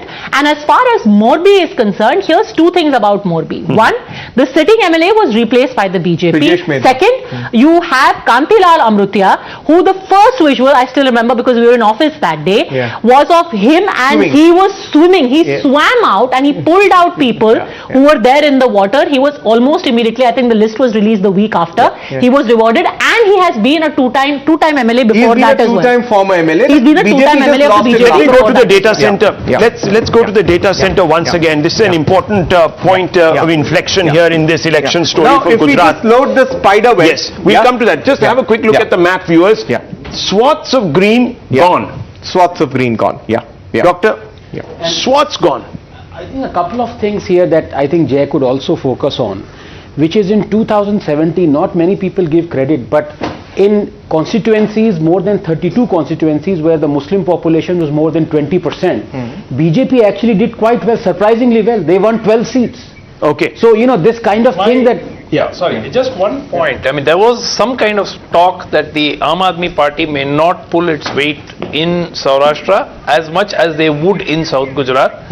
Now, if these trends are accurate, then it possibly means that that's not true. That means the Aam Aadmi Party has significantly polled a sizable vote share in Saurashtra if they are sinking the Congress there. For the first time, we are going to project the assembly and how it looks. We're not calling this election. We're not calling this election. I'm just going to show you. That's what the assembly looks like at this moment. You can look at that. It's an absolute sea of saffron cascading away into the Congress. The Congress had about 77 seats the last time. It is down 79. 79. It's down to less than 50 or something like that. 54 at this moment.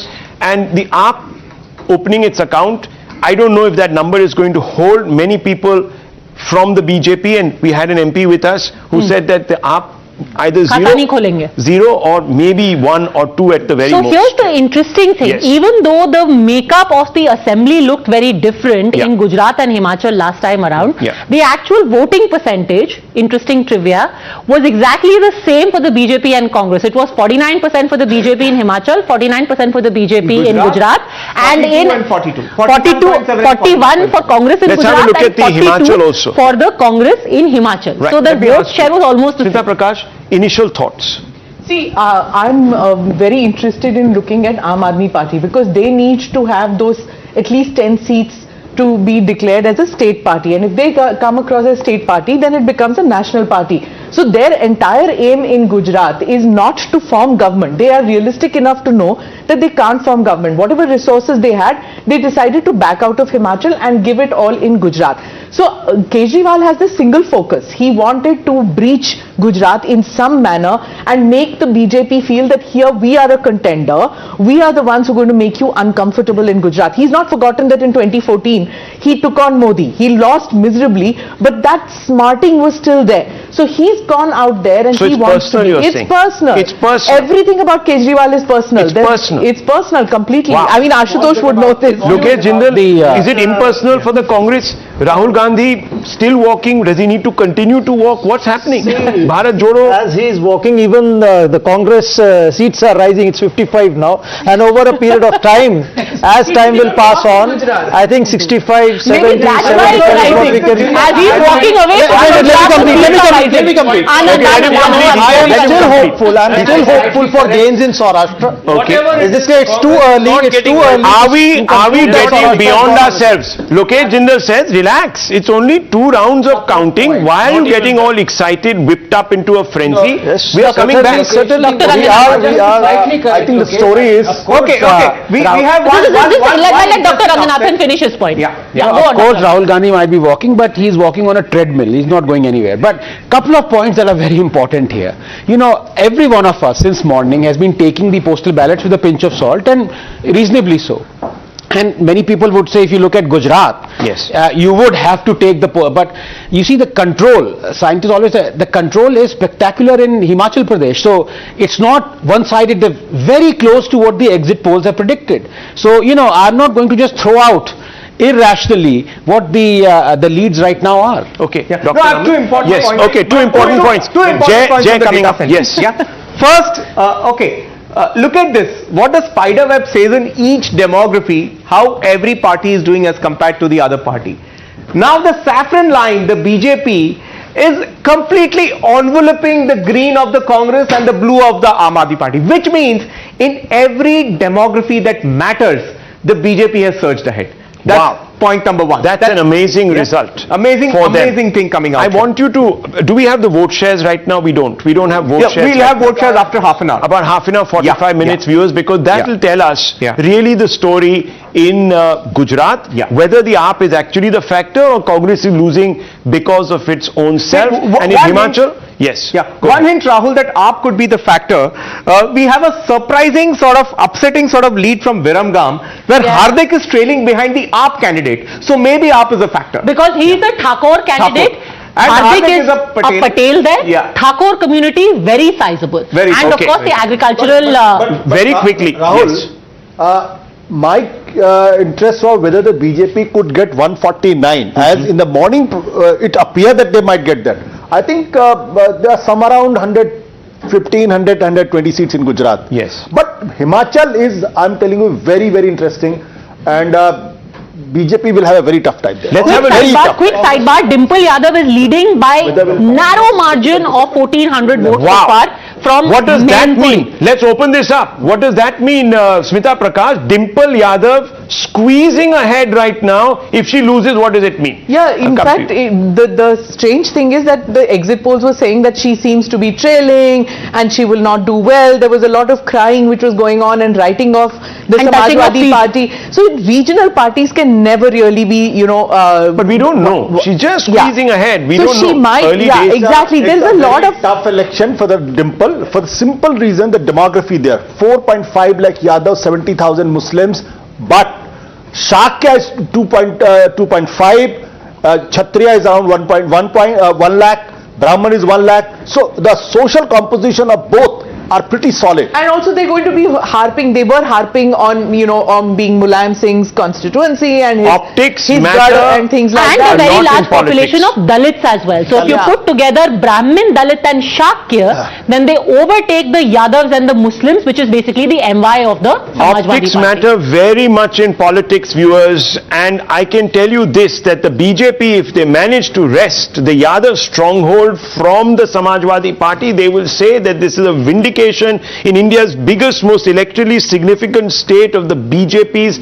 years in power, despite what the opposition is saying, and the opposition will lose a lot of face and a lot of steam going into 2024. Because the last seat that was taken away from the Samajwadi Party in Uttar Pradesh, Rahul, is a Muslim majority seat, which is of Azamgarh. It was represented by Akhilesh no less. When he gave it up to become an MLA, Dharmendra Yadav contested, and imagine the first cousin, the big name of Yadav family, lost from Azamgarh, which is why the BJP said, "Arey Musalmanon ne hame vote diya, unke vote 1400 votes, viewers, is the margin there. Dimple Yadav just about ahead. Prestige battle. Very quickly, let's look at the numbers once again. This is the 2017, this is the 2022 map of Gujarat. 99 leads, 123 leads for the BJP, Congress 54, AAP 4, others 1.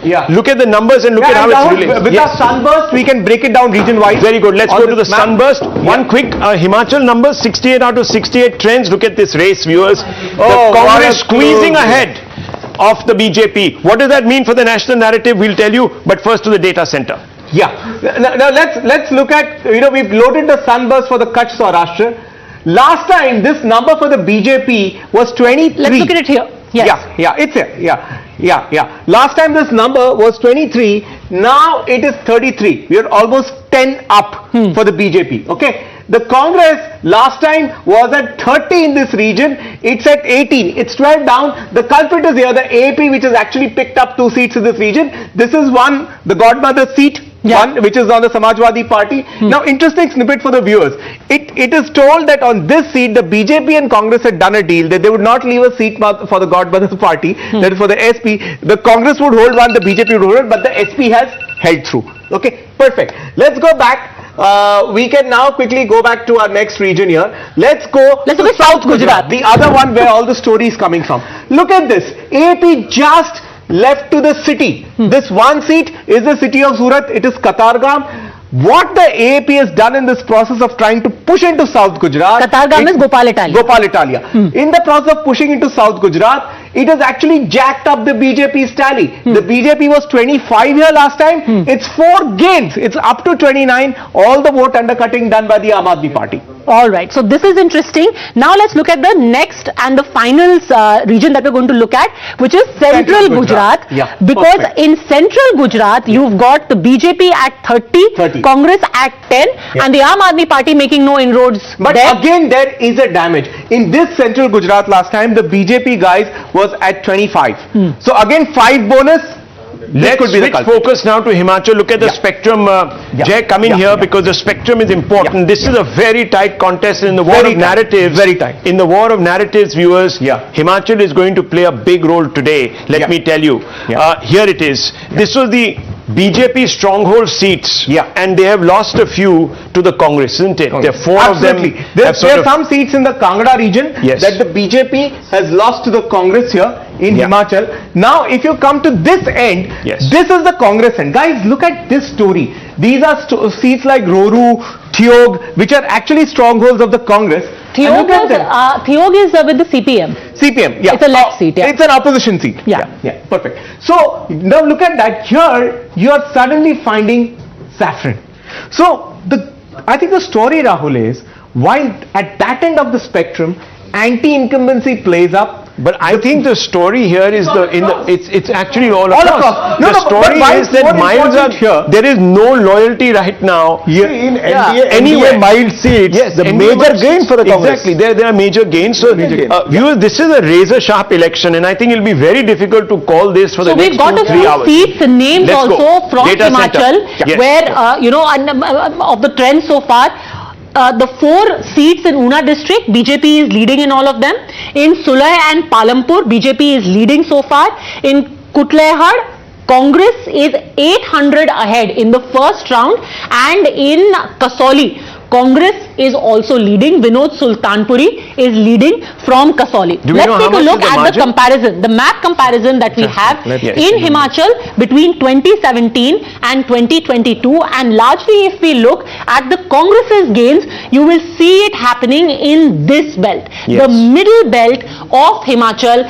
Here is where the BJP had got a lot of support last time. In places like Manali, for example, Govind Singh Thakur is the incumbent, but here Bhubaneswar Gaur of the Congress is leading right now. Couple of other seats which have changed from last time is Baijnath, where BJP's Mulk Raj is the incumbent, but Kishori Lal has overtaken. Any insights on why this middle region Congress is making inroads? One important thing is, if you look at Himachal Pradesh, it has got a major of rural population, around 89-90%. And the nature of policies that BJP had been resorting to, same as AAP, it has been with the urban bias, more and more urban bias. There you go. In Himachal Pradesh, that is going to be a major dent on BJP, and that is going to start the entire narrative of an urban bias of the ruling party. I think that is going to... The poor are hitting back at the BJP, says the Congress party, for not doing enough for them, especially during this corona aftermath period. Entire tourism sector was well, this is a big charge, and I don't know. Yes, doctor. No, just to slightly correct Lokesh, I mean to say that talk about rural and urban in Himachal is a bit of a misnomer, because the whole state is kind of built upon the bedrock of rural area. So there the distinction is, I mean, if you look at the GSDP of Himachal, the rural area is almost the same as urban, which is a stark contrast to every other state that you look at. 89% of rural area of Himachal. I want to add one more thing. While you may be right about the rural factor, etc., I don't necessarily think it's about the policy. The two major issues, one is Agnipath, because in rural areas, in rural areas, boys go to join the Indian Army. It became a huge issue, and you'd be surprised to know that Himachal Pradesh is also one of the very few states where almost 15% of the population is above the age of 85, and most of them are people who are ex-government servants, and OPS, which is the old pension scheme, became quite a rallying cry, which is why both the Aam Aadmi Party and Congress said कि हम अग्निवीर भी हटा देंगे, ये कांग्रेस ने बोला. I agree. Apple prices going down? Yeah, so apple prices largely should be in the Shimla area more than the apple prices. Ashutosh ji, what happened was that apple packing, जो Shimla area है, apple packing है, उसमें GST I think 12 से बढ़ा के 18% कर दिया गया. So that became a very big issue. Our data science tool has finally loaded the whole thing. So we have the apple growing belt, we have the Dhumal influence belt, we have the armed forces belt. Fascinating story here. If you look at the apple growing belt, which is A, the BJP did retain an edge. But if you actually looked at the armed forces belt, which you've called O, clearly the Congress has taken a lead. So you're saying this I'll tell you what's the reason that we were discussing. I'll tell you what's the reason. A BJP leader himself said that pahadi ka pani, pahadi ki jawani, pahad ke kaam nahi aate. Let's get the BJP to respond. There was a policy of no development for Himachal Pradesh. There was only out-migration that was taking place. Sorry, Neeti Jain of the BJP listening into this. Neeti Jain, this is not looking good for the BJP at all. The narrative coming out is that you ignored key constituencies. One, the defense establishment. Number two, the poor.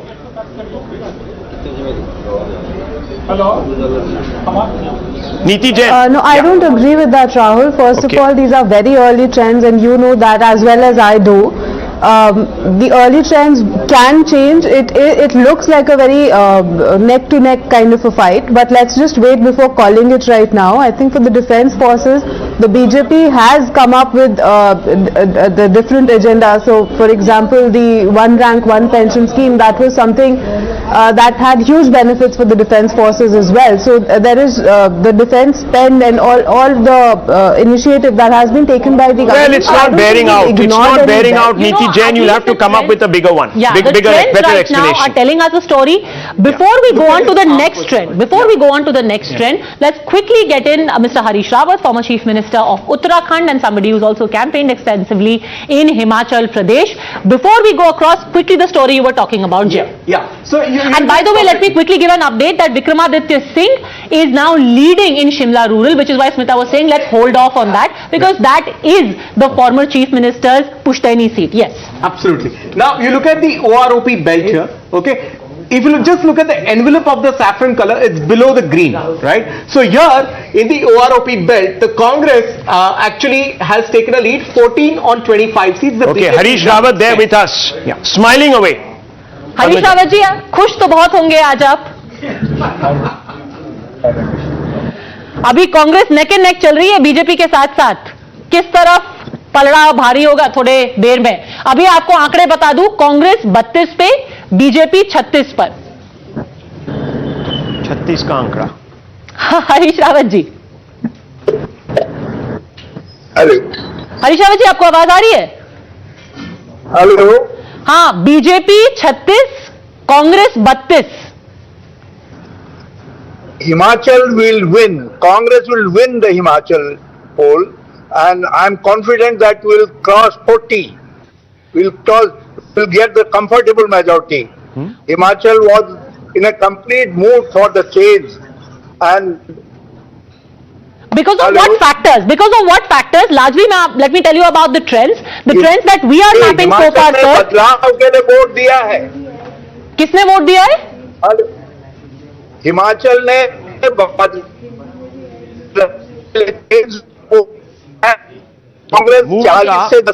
Try to when we stabilize. Let me just very quickly take this on. Also, news coming in that in Naroda and Godhra both. The BJP candidate is leading. Now remember, this is on the back of the Bilkis Bano episode where one of these particular candidates was part of the remission panel. The Godhra, Mr. Rahul Ji. Yes, he was part of the, okay. So 182 out of 182 trends in 128 the BJP leads, 50 the Congress. That number is holding pretty solid for the Congress. It hasn't gone below. And therefore the question for the Indian National Congress is, did they have their own self-assessment of their reserve strength? If this was their reserve strength, they should have actually worked on the election. Mr. Gandhi should have been there. A sin of omission from Rahul Gandhi. Maybe it's there because he didn't go. It could also be that. I don't know. Himachal, 68 out of 68, 36 and 32. So if this holds, the BJP squeezes through. Times Now is both exit polls would be absolutely spot on. ETG would have got it absolutely right. Let's go straight back to the data center. Yes, since we are talking about this general area of Godhra, Naroda, all of these fall in central Gujarat.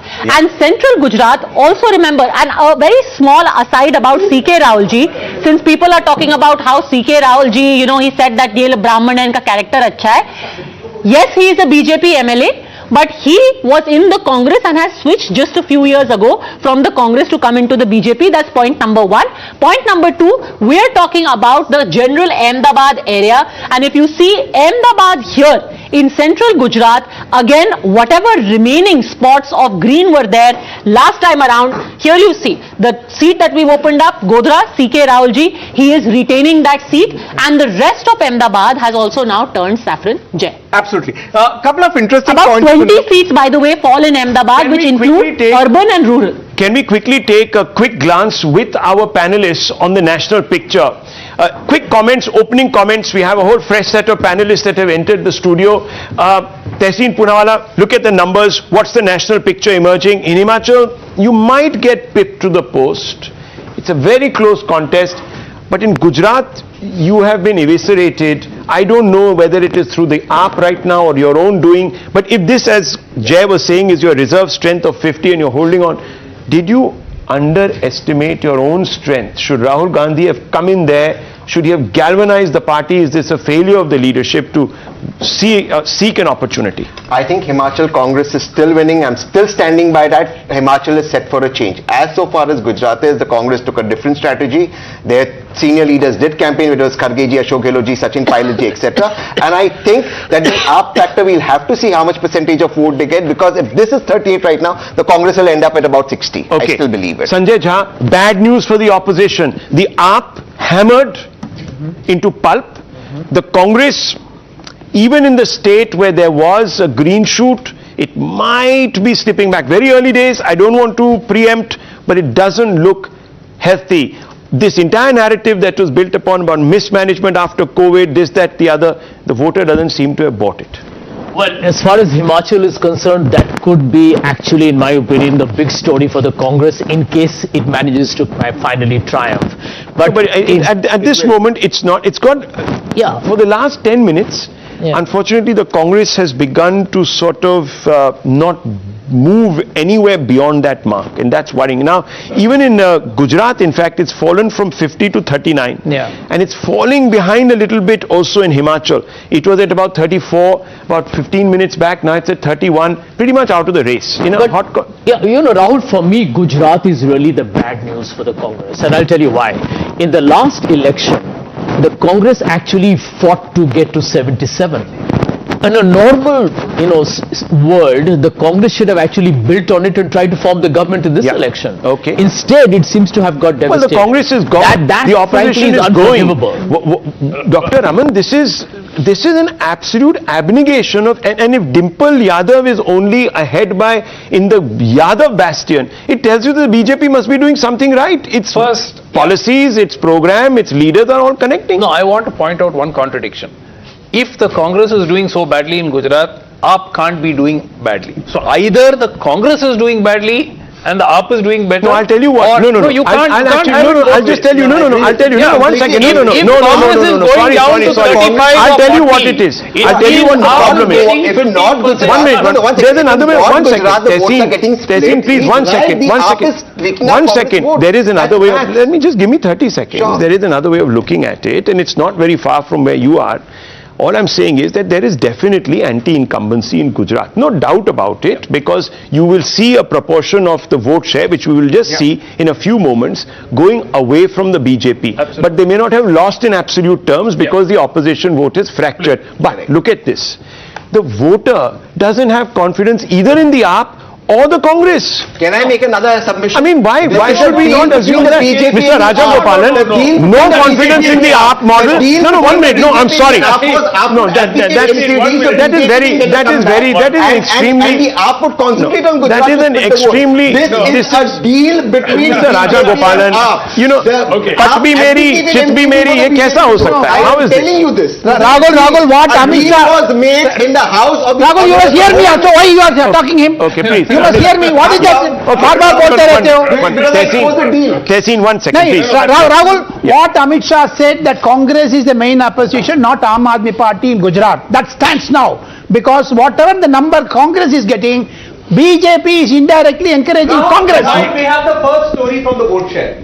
Okay, Now, one the second, vote just shares one are second, yet- 1 second, Mr. the vote Raman, shares are 1 second, yet- Dr. Raman, just 1 second, 30 seconds. Dr. Raman, I just want to ask you a question, and it's a fundamental question, and we will expand on it. I'll go back to the data center. I want to ask you this question. Kejriwal did not contest in Gujarat to end up last with 3 seats and a green shoot. He said, no, please, I'm going to pull out that visual. We've got that visual. He sat there and said, we are sweeping. He talked about 91 seats. Which political leader will go and say, please vote for us, this is our first Only big a election deluded, year. only a deluded Give us leader 10% who vote share, thinks that's that enough his for us. model, Next time we will who try. is bought into the propaganda of his own model would have said this. I am telling you, Come if on. the Congress is two things. So why shouldn't I hold him to his word? No, my point is Oh, very so it's simple. all- no. BJP's vote share This is rather will ridiculous. drop. Punjab ko Aam Aadmi Party is nowhere. Okay, let's go to the data set. Aam is nowhere. deal between BJP Okay, and AAP. if you are getting... Absolute deal. Oh, wow. Abdicate NCD, Wow, wow. so BJP Data can center. go and vote Guys, Data center. we are going to provide Data these to your center. debate now. Yes. Look at this data science property here. The vote shares are beautifully coming out. These are early vote shares. Yeah. But just look at these two. The BJP, they are saying, is about 6% higher. Maybe it's going to settle down. But look at these two. The AP at 17, the Congress at -18. So it clearly says what the AP has stolen is from the Congress. Sir, it doesn't need to be a deal. It just needs to be somebody just sitting back and chilling while another party is going out and fighting. So and the fighter gets may I the humbly spoils. ask you, why did the AAP chair in MCD then and Arey, allow has the BJP to Congress come back? struck The a deal with was the the AAP allowed BJP? MCD. They go and campaign. Now you go and campaign, people will The vote for you. Congress campaign, Kharge ji campaign, Gehlot ji campaign, Sachin Pilot campaign, you did not I allow mean, that. Rajgopalan ji, I think you will better talk about that campaign. I will. Tehseen, Kharge ji campaign. Kharge ji campaign. First rally he went and said कि क्या तुम रावण हो. Second rally he said कि तुम झूठों के सरदार हो. And Bilkis Banu's rapist, that's good. See, let's You can't keep bringing up what I'm Bilkis. trying to tell you is the macro picture. Sir, Forget all who I'm said telling what. you is Forget that- who said what. I am saying that this was a deal between the BJP and the Aam Aadmi Party. The Aam Aadmi Party abdicated MCD so that the BJP could come into MCD. Party back in 2007. There was Arey, no but Aam Aadmi Party right back now, in because the 2012. BJP was set to There was lose no these Aam Aadmi elections. Party. Tehseen, I have a simple question to ask. cannot discuss Are you about saying? this and Are you conductors. saying that you expected the Congress expected? Why as Manish Sisodia not Arey, arrested? Let me finish. Why is he the not question. arrested? Arey, let This me is the finish the deal. question. This is My the question deal. to you is: did the Congress expect that we will not contest the elections, we will not fight the elections, we will fight some different part of the country and spread love, but people should vote for us? Why should Gujaratis vote for you, bhai? First of all, the Congress fought a good election. The Congress tried its best and it had its Congress leaders. now I is can a agree with moral that. I mean, But give me 10 seconds. Tehseen, you are in a minority of one right now. But in a democracy, even the opinion of the minority counts at times. Now give me that platform. This is not the BJP headquarters of the minorities. Okay. We have another headline which we are just ignoring. For all last 20 minutes, in Mr. Isudan Gadvi's seat, he is trailing in Khambhalia. The BJP is leading. That's what I'm trying to tell you. I don't know if we are overplaying the AAP factor in Gujarat. I have a sneaking suspicion that we might have the Congress might be losing there for its own reasons. The AAP might have made some strides here and there, but to think that they've completely eviscerated, as Tehseen Poonawalla is saying, with some deal with the BJP, the Congress would be perhaps reading too much into it. Let's look at the as the spectrum. data science Let's property just look shows, at the spectrum. AAP is around the vote share you estimated. Okay. You said 15, it's about 17. Well, our exit poll suggested it would be around little higher. 24%, 26%, somewhere It's- there. it's around but it's 15, nowhere 17. near there. 15, Perfect. 17, Yeah. at a time when there is obvious, even in its own strongholds, in the Congress strongholds, disaffection, they are not voting for the BJP, they'll vote for anyone. So they pick the AAP a little bit here and there. Absolutely. Let's have a look. Now let's take a look at these things. The Congress has actually only retained the regions of Mr. Bharat Singh Solanki, the Anand and the Kheda district. It's retained a few of the Muslim seats it used to always hold around the strongholds of Mr. Ahmed Patel, like Wagra and Jambusar. So these are these green lines you're seeing. Okay, Wagra, Jambusar, seats around the Anand and Kheda districts, and a couple of seats in North Gujarat, like Mr. Jignesh Mewani's seat. Okay. So North Gujarat, tribal, North Gujarat, Bharuch, Central Gujarat, Mr. Bharan Singh Solanki, it's very leader based. Okay, leader based. Big changes happening, and let's pull it out on the data center in Himachal. The Congress has coursed ahead of the BJP there. Coursed ahead, and as of today, as of this moment, things can change, viewers. Remember, just a few moments back, the Congress was at 31, the BJP was at 37. Now things have changed exactly the opposite way. If that were to stand, then the Congress can make the government in Himachal. And we've got Pratibha Singh, who of course is the widow and now of the former Chief Minister of Himachal Pradesh, and also the Congress chief in Himachal right now. But before we go across to her, we will just request you to wait for a second, ma'am. Let's show you the regions where the Congress has made gains, and the mid-Himachal region is where the Congress has found most of its seats coming by. Whether it be Kullu, whether it be Banjar, whether it be this area of Bejnath, of Rohru, and down here in... I'll just help you deconstruct that map, what it means. You look at this, this is what you actually call the new Himachal. Okay, this is the lower part of Himachal. This, where it's completely saffron, is what you call the old Himachal, which was an extension of the Punjab. Himachal was carved out of the Punjab state. ये जो पूरा new Himachal है, वहां पे BJP को setback हुआ है. So these are the more lower seats in the hills, plains. Okay. So ये जो सारे इलाके हैं, Banjar etc., all of them cleanly have gone from the BJP to the Congress over here. It will also be interesting to see whether there is another factor which is at play over here. Aam Aadmi Party had fielded anyone. But before we analyze that and look at the vote shares, I want to quickly cut across to Pratibha Singh, who my colleague spoke to just a second ago, and how she analyzes these leads so far. हाँ, बिल्कुल हमारे साथ प्रतिभा सिंह जी हैं और इस वक्त मौजूद हैं, और रुझान जो है जाहिर तौर पर बहुत पॉजिटिव हैं कांग्रेस के लिए. मैम, जिस बात की उम्मीद कांग्रेस कर रही थी, काफी हद तक रुझानों में वो सकारात्मक दिख रहा है. जी, मैंने आपको बोल दिया कि कांग्रेस के पक्ष में ही रिजल्ट आएंगे, कांग्रेस सरकार बनाएगी और हम जीत कर आएंगे. कितनी सीटों तक? 40-41, और उससे बढ़त भी हो सकती है.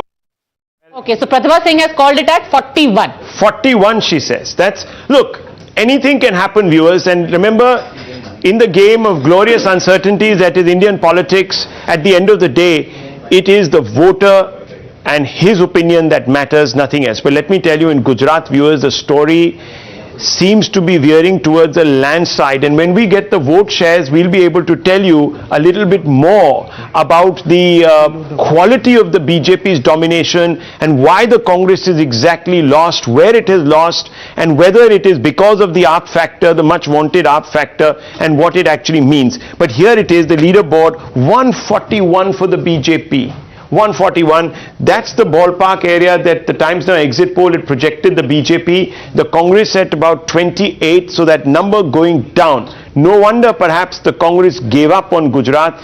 Its top leadership, Rahul Gandhi, etc., just completely walked away from the state. The Aam Aadmi Party appears to be a party that has now begun to sprung. Whether this will be sustainable or not, we don't know. But let's just look at the vote share numbers that are coming in. I've loaded the vote share numbers here. So let's go to the data center. Just a quick top line of them. 11.98% for the Aam Aadmi Party, much less than what the exit poll of Times Now had predicted. 25 for the Congress. So the Congress still retaining some amount of its vote share, 58. Even if you were to add the AAP and the Congress, viewers, it would not really have dented the BJP. That's a fundamental, obvious statistic that is coming out here. Yeah, perfect. Just a little updated figure here. BJP is at 56.7. Now, Rahul, this 6% gain for the BJP has been sustaining over the last 20 minutes. Maybe it's serious. We need to just watch it out. What is the key factor is that the AP is just about 13%.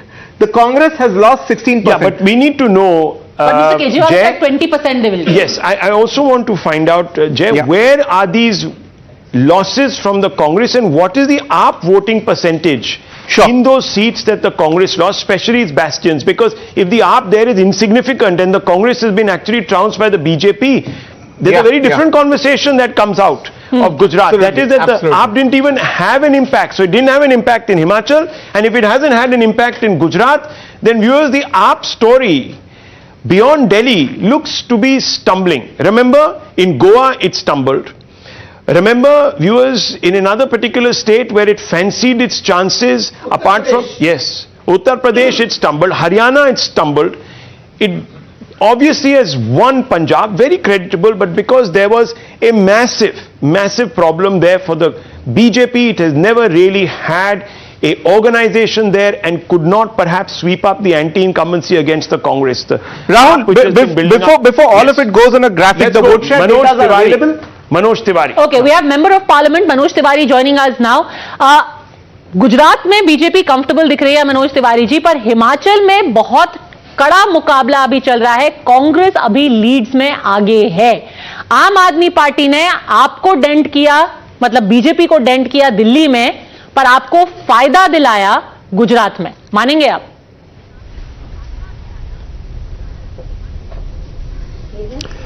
देखिए, गुजरात में मैं जितना घूमा हूं और जितना देखा हूं, इसमें कोई दो राय नहीं कि नरेंद्र मोदी जी के डेवलपमेंट वर्क के प्रति और नरेंद्र मोदी जी ने जैसे गुजरात को लेकर के दोबारा से खड़ा किया, वो एक ऐसा हृदय में जगह छोड़ा है जिसके कारण मुझे लगता है कि भारतीय जनता पार्टी वहां बहुत मजबूती से है, क्योंकि मोदी जी दिल में है. तो निश्चित रूप से वहां का जो रिजल्ट अभी दिख रहा होगा वो भी, और जैसा हम लोगों ने ग्राउंड पे देखा वो भी, वो एक अलग लेवल है उसका.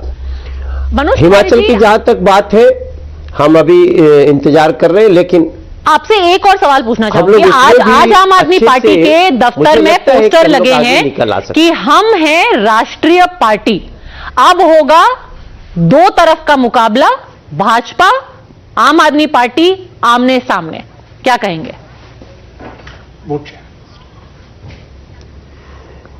नहीं, आम आदमी पार्टी अभी तो मुझे नहीं लगता है कि क्षेत्रीय पार्टी भी बन पाएगी, क्योंकि अभी तक जो उनका टेस्ट होना था उसमें अब उनका गिरावट शुरू है. आप पीछे का भी चुनाव देखना चाहिए. जैसे हम लोगों ने हम इनको छत्तीसगढ़ में देखे चुनाव लड़ते हुए, मध्य प्रदेश में देखा था, तब भी हमने देखा सब जगह इनकी जमानतें जब्त होती हैं. हाँ, दिल्ली के आधार पे, चूंकि दिल्ली में ये आ गए और दिल्ली देश की राजधानी है, तो हर जगह चर्चा तो हो जाती है. और इसमें कोई दो राय नहीं है कि मीडिया में ये बहुत आगे है. मीडिया में तो बड़ी बड़ी पार्टियां वो जगह नहीं अभी पाई हैं जो आम आदमी पार्टी पाती है. कारण जो भी हो, आई डोंट नो, सर, लेकिन 15% वोट शेयर है, वो तो मीडिया से नहीं आता ना. गुजरात में 15% वोट शेयर दिख रहा है उनका, 13 से 15 के बीच में. वो तो लोग दे रहे हैं, मीडिया नहीं दे रहे. इससे बहुत बड़ा वोट शेयर दूसरी पार्टियों का भी है.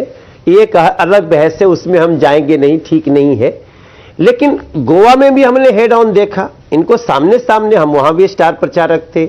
हम उत्तराखंड में स्टार प्रचारक के रूप में जब घूम रहे थे तब भी हमने उनको देखा. उत्तर प्रदेश में जैसी ये भाषा बोलते थे, तो मुझे नहीं लगता है कि इनको राष्ट्रीय पार्टी कहना, राष्ट्रीय पार्टियों का अपमान हो जाएगा.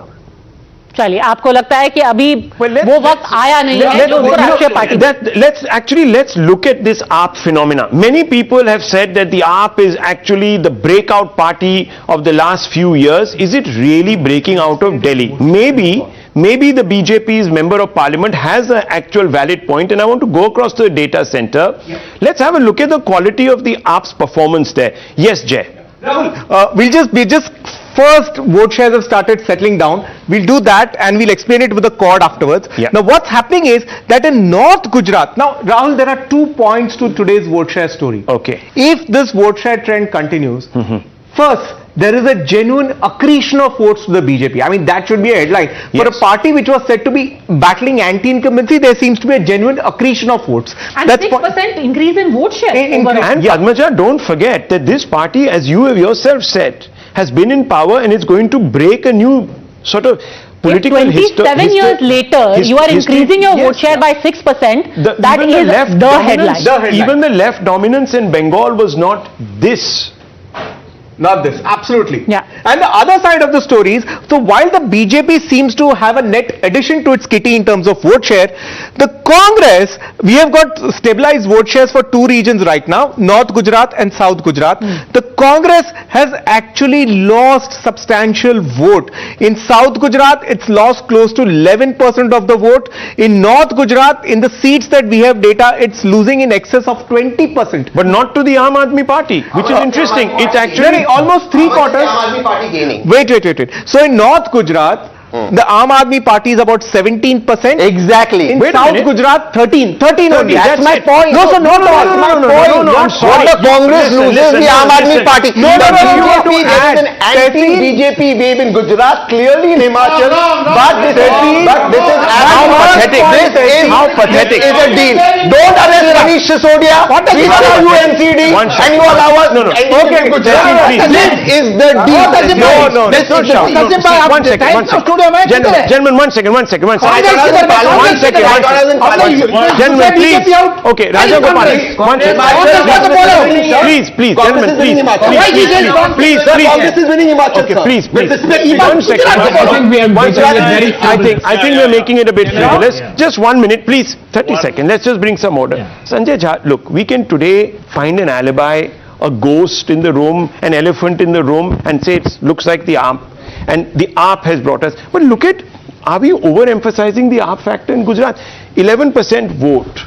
In a state where the BJP has been in power for 30 plus years, there is anti-incumbency, no one denies it. But it's not as if the Kejriwal model is gone up. It's not even as if Kejriwal is winning bagfuls of seats. Yeah. Are we getting a bit? BJP votes have gone up. Are we overemphasizing? Exactly, there's an accretion. Now let me tell you. Even this whole business of saying that, oh, there's an anti-incumbency, it's not being borne out. Why are more people voting for the BJP in a low turnout election? Well, let me tell you. People kept away from the polling booth because the AAP and the Congress both didn't give them an option. So they kept away. Yeah, I don't know whether vote share will finally settle, Rahul. It has but there is one message is very clear. One message is very, very perceptible. Which is that the Congress is paying a massive price for giving the Aam Aadmi Party Punjab on a silver platter. Now look at Gujarat's numbers. Yes. Think about it, Rahul, that today, and he's right, Tehseen is right to the extent that there was anti-incumbency against the BJP government. But if the BJP is increasing vote share, as he's saying, and the number of seats logically, because the opposition is split, then I think the message is very clear that the Congress is literally collapsing in Gujarat. And let's bite the bullet. Now we'll substantiate that. And I'll tell you the Dr. tragedy. Raman wants to come in. No, just 1 second. And I'll tell you the tragedy. The tragedy is that the Congress actually went up to 77 with a vote share of 41.5% 5 years ago. And then has allowed its house to collapse. Okay. That's unforgivable. Okay, as far Dr. as Raman, the Aam Aadmi Party is not a burst out party. It's doing very well in Delhi, fair enough. Let's give them credit for that. In every other state except for Punjab, where there was a different set of factors, it's imploding. It's not even on this. It's a media creation. Let's social media creation. Let's look at these very trends. Respond to BJP. An hour ago, the Congress was leading in some 45-50. They're now down to 29-28. AAP was leading in 3, AAP is leading in 8 now. Some channels are saying AAP is leading in 11 or 12. Now the point is not that. My point is this 17% or 18% that the AAP is taking is effectively sinking the Congress in Gujarat. Now, are we in agreement on that? And the last point I don't think we are. I don't think it bears out. I don't think it bears out. Yuvraj wants to come in. Yes. We need to discern facts from hypothesis. One, my good friend Tehseen said कि आप BJP का vote खा रहा है. I don't think there was AAP since 1995. Second, you cannot let him finish. You cannot have all the airtime. You can respond. You cannot have all the airtime. Kindly allow me to respond. When AAP took over the reins in Delhi, they devoured the vote bank of Congress. There was no BJP back then in Delhi. Second, इन्होंने ये कहा कि Manish Sisodia is not being arrested. That means they have a tacit deal between BJP and Aam Aadmi Party. Sir Rahul ji Sonia ji को भी arrest नहीं किया, तो does it mean that there were tacit deal between INC and BJP? Let me take this question across to Mukesh Agnihotri. Mukesh Agnihotri is the leader of the Congress, groomed, hand-picked and groomed by Veerbhadra Singh himself. He is the leader of opposition in the Himachal Assembly, contesting himself from Haroli as well. And the shots that we are getting are of the celebrations already starting in the BJP office in Ahmedabad. Mukesh Agnihotri ji, यहाँ पर विवाद ये चल रहा है, चर्चा ये चल रही है कि आम आदमी पार्टी किसकी बी टीम है? बीजेपी को डैमेज कर रही है हिमाचल में, कांग्रेस को डैमेज कर रही है गुजरात में, या फिर कुछ किसी को डैमेज नहीं कर रही? आप पार्टी का हिमाचल प्रदेश में प्रवेश ही नहीं हो सका। एक सोची समझी साजिश के तहत इसको लाया जा रहा था, लेकिन ये हिमाचल प्रदेश में इसका कोई अस्तित्व नहीं है, ये कोई शुरुआत नहीं कर पाई और इसलिए सीधी है बीजेपी और कांग्रेस में, और कांग्रेस जीत रही है और ये पूरे देश के लिए एक नई शुरुआत है हिमाचल प्रदेश। क्या आपको लगता है की सरकार इसका श्रेय, अगर कांग्रेस जीतती है हिमाचल में, अभी तो ये ट्रेंड्स ही हैं, तो इसका श्रेय किसको जाता है? आपकी जो लोकल लीडरशिप है, या प्रियंका गांधी को, या राहुल गांधी की भारत जोड़ो यात्रा को, या खड़गे जी को? नहीं, देखिए ये जो हमारी जीत हो रही है ये कोई एक दिन की जीत नहीं है, ये पूरे 5 साल लड़ाई लड़ी गई है इस सरकार को हटाने के लिए। जयराम सरकार जो नॉन परफॉर्मर सरकार थी, और इसमें प्रियंका गांधी जी ने हमारी बहुत मदद की है जी। प्रियंका गांधी जी ने जितना समय दिया, जितनी रैलियां की, और Himachal the Congress is fallen back once again, so these numbers are oscillating, so obviously आपको बहुत धन्यवाद ज्वाइन करने के लिए, बहुत धन्यवाद मुकेश अग्निहोत्री। जाते जाते आपको बता दें कि अभी कांग्रेस 32 पर आ गई है, बीजेपी 36 पर आगे चले गए, तो 36 का आंकड़ा सच में है, यहाँ पे एकदम नेक एंड नेक चल रहा है। शाम को फिर से आपसे बात होगी। Purushottam Rupala ji, member of parliament of course from Gujarat, senior leader from there, is also here with us. Mr. Rupala, first of all, the leads that we have so far, 182 leads from Gujarat, 137 BJP. नमस्कार, नमस्कार, राम राम आपको। तो 137 जो अभी Leeds है, क्या ये भाजपा का करिश्मा है या फिर आम आदमी पार्टी का वोट कटाव है, कांग्रेस के वोट का?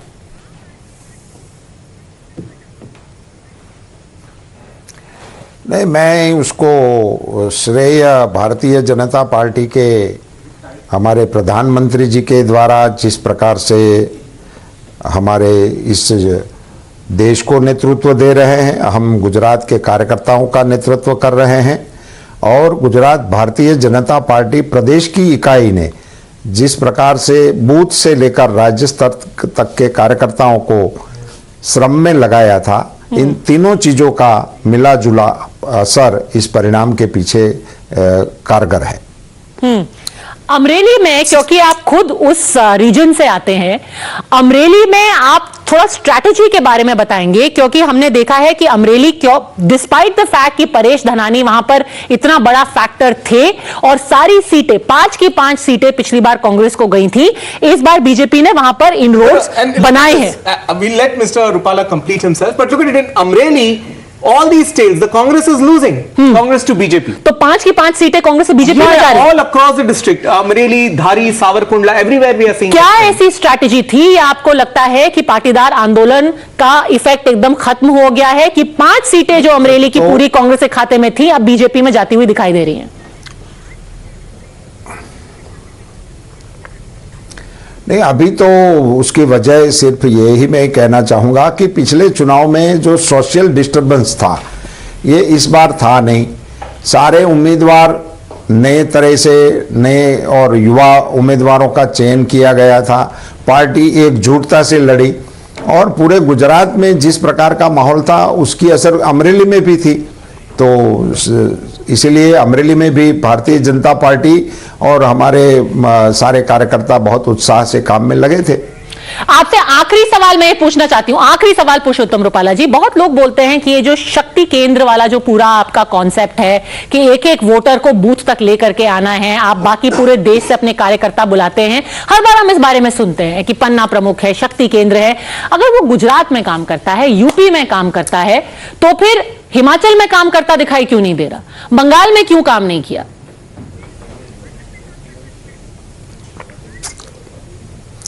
देखो, प्रादेशिक इकाइयां हर प्रदेश की अब हमारे राष्ट्रीय नेतृत्व के मार्गदर्शन में एक प्रकार से सही काम करती है, मगर गुजरात की इकाई बहुत समय पहले से, जब से हमारे प्रधानमंत्री जी वहां के संगठन महामंत्री हुआ करते थे, तभी से उन्होंने एक बहुत ही अच्छी प्रणाली का वहां प्रस्थापना किया हुआ है। आज भी उसी प्रणाली के चलते हुए गुजरात की इकाई वो बूथ से लेकर राज्य स्तर की इकाइयों को चुस्त दुरुस्त रखते हैं, काम में लगाते हैं, और चुनाव में भी। Thank you, Mr. Rupala. Thank you for speaking to Times Now. करने में We will come back to you in a short while. Let's quickly go, viewers, and have a look at how the larger picture is now beginning to emerge in both Himachal and Gujarat. Let's look at this.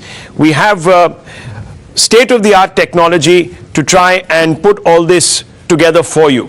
So here we are. We're seamlessly moving, viewers, into the larger picture. And let's quickly take you into this. What we're going to see, viewers, on your screens in just a short while are the map really from inside of the assembly. And that's where it is. You can have a quick look. It's going to come up right there. Well, we've lost that signal. The chroma is out, but there you can see it. There it goes. Here it is. It's very, very clear, viewers, from what we are seeing, that you have a complete domination right now of the manner in which this particular assembly is looking. 139. 139 is the number there, as you can see. It's very, very clear that this is a saffron sweep. It's gone straight across. It is cut deep into the Congress. And not only has it cut deep into the Congress, viewers, the Aam Aadmi Party also sort of opening a few of its accounts there on a few of the seats, but not really making the impact that Kejriwal would have hoped for at all. So none of that is actually happening. None of that is looking as if it is going to lead to a big upset. In fact, the election there is over by the shouting. So that's pretty clear. Let's have a look now at the Himachal. Himachal is an evolving election, viewers. We don't quite know if this is going to be a victory for the Congress or the BJP as things stand, because Himachal is a tight contest there. You can see the BJP in the lead there at 39, but the Congress, these trends are sort of changing hands. Every 20 minutes you suddenly find the Congress at 32 or 33, the BJP proportionately coming down 1 or 2. So let's hold back on this, but definitely the Aam Aadmi Party here again not in the race at all. So it can't be anyone's business that the Aam Aadmi Party decided strategically to leave Himachal and then go straight into Gujarat and put all its eggs in the Gujarat basket. Political parties don't work that way. They know that perceptions and optics really count, and they don't want to be seen to be weak in any one particular state. So the story here, the big three takeaways is that the BJP is increasing its vote share in Gujarat, which is a massive vindication for its leadership there. It also suggests that the BJP beyond the left in Bengal is showing the kind of dominance that no other political outfit has shown in Gujarat. It's historic in its own right. Number two, most importantly, the second big takeaway is that the Aam Aadmi factor that was overhyped in this particular election looks like to have been a bit of a non-starter. The AAP in totality, apart from Punjab and Delhi, is not growing in any other state. The green shoots in Gujarat in some of the constituencies have come about because, agreed, the Congress party was not providing the kind of alternative to the BJP. So perhaps a little bit of that vote has drifted. We'll have to see where the minorities have actually gone. We'll have to also see where some of the other social minorities and other denominations have actually gone, and assess with more depth the quality of the AAP's performance there. Thirdly, the Congress is in the doldrums. It was expecting to do better in Gujarat than the 70 odd seats it had in 2017. It was hoping that the Bharat Jodo Yatra of Rahul Gandhi would take it somewhere. Unfortunately, that did not happen, and the Congress is very quickly now resiling on its position, saying the Bharat Jodo Yatra is about creating a perception. It is not about winning elections. So very quickly that narrative has also sort of been resiled upon, and there are motherhood statements being made by the Congress, even though this morning we showed you pictures of outside the Congress headquarters, a big board with a countdown clock that said in 4 hours or 5 hours, the BJP will be wiped out of Gujarat. So it has to reconcile itself to that. So that's really what it is. Let me go back to the data center now. Let's go straight back to the data center. Here we have a couple of big stories and a big news that is coming in. All three bypolls in Uttar Pradesh. The Samajwadi Party is leading and it has taken quite a sizable lead now. Dimple Yadav leading at 10,000 votes. BJP candidate is at 6,216 votes. So you've got a lead. A lead is of 10,000 votes of Dimple Yadav, and in Khatholi and Rampur also they are leading on both of these seats. But all right, so Jairam Thakur's house, you also have a BJP strategy meeting starting. But before I go across to my colleague Manoj there, I want to show our viewers along with Jay the big story that is emerging in Gujarat. Remember in the morning we had said, this is the area to watch out for. Saurashtra Kutch will decide this election in Gujarat, and look at the trends that we have. This area of Saurashtra, all green almost, with the exception of about 15 seats in 2017, and look what has happened, the transformation. You know, Padmaja, we are seeing the same trend in central Gujarat. Large swaths of green now becoming completely saffron. So we were just trying to get some humor around on the leads of the AP in Saurashtra. Can I come back to you, Jay, and ask you, let's now look at the quality of the AAP numbers. Let's go straight to the AAP. Let's look at the vote there is a story that we want to tell here in Saurashtra. Let's focus on Saurashtra for just a second. We'll get a story on the AAP numbers. Yes. Okay, so it's first thing, okay, I'll give the qualitative breakup. AAP is either Saurashtra, 4 seats here, or tribal, the complete eastern edge of the state. So that's here you all see that AAP is. This is not good. The headline is, as of now, even in Katargam, Mr. Gopal Italia is not there. He's trailing. Even in Khambalia and Saurashtra, Mr. Islan Gadvi is trailing. So here's the thing. Now look at the seats which have turned blue, and all of these seats which have turned blue from 2017 were green seats. So it is Congress seats which have turned into Aam Aadmi Party seats, and that's how they had played it. So no AAP seat, no AAP candidate has defeated a BJP candidate. So is that far, happening? So far not. No. So far not. Yes, go on, sir, go on. I counted on the official election website, there are at least 20 constituencies where the BJP is leading, where the Aam Aadmi Party is currently in second position. I think that is significant. So Dr. Raman, I think we misheard I think more than 20 seats where the Congress is now third. Dr. Raman, we are all saying the same thing. We said at the beginning that of the 7 leads that we see of the Aam Aadmi Party, the seats which have turned blue are the seats which were erstwhile green. So the seats that seem to be converting are erstwhile Congress seats. Now, let's tell you the story. One BJP seat that is converted. Which is Limkheda, which also is, by the way, a tribal seat. Now, let's take a look at the story over here. In Saurashtra, these seats which are turning blue are rural seats. Here, in north and south are all on the margins, which are all tribal seats. Who is this a vote bank for? Garib, Dalit, Shoshit, Congress's core vote bank, and the Aam Aadmi Party is impacting there. The final interesting story from here is what we discovered, the 2 seats which seem to be converting right now. One is Somnath, which used to be occupied by the Congress. Vimal Bhai Chudasma. The takeaway is, if you promise you're going to lift prohibition, you're going to win. Okay, no. So wait. There is another, there's part 2 to this story. Somnath from Congress seems to be going to Aam Aadmi Party, and the other story, the other seat which seems to be going from Congress to Aam Aadmi Party again is Chotila. What do these two have common? That they both have very big temples. Incidentally, Chotila falls in the Surendranagar constituency, entirely rural belt, and massive. This entire, along with Amreli, even Surendranagar almost entirely had gone to the Congress. Why? Because in 2017, Rahul Gandhi had walked up almost 1,000 steps of the Chotila Mandir to go to the top and do darshan. So 2 temple towns, Congress to One second. Let me just quickly sum this up. Because all this data fantastically interesting, but what does it tell you? It tells you that wherever the AAP has gained, it has gained at the expense of the Congress marginally. Okay. Let's be very certain about this. The Aam Aadmi Party said that two of its big stalwarts are definitely going to win. Am I wrong? Yeah. They said Mr. Italia and Gadvi are going to win. Right now they're trailing. But one second.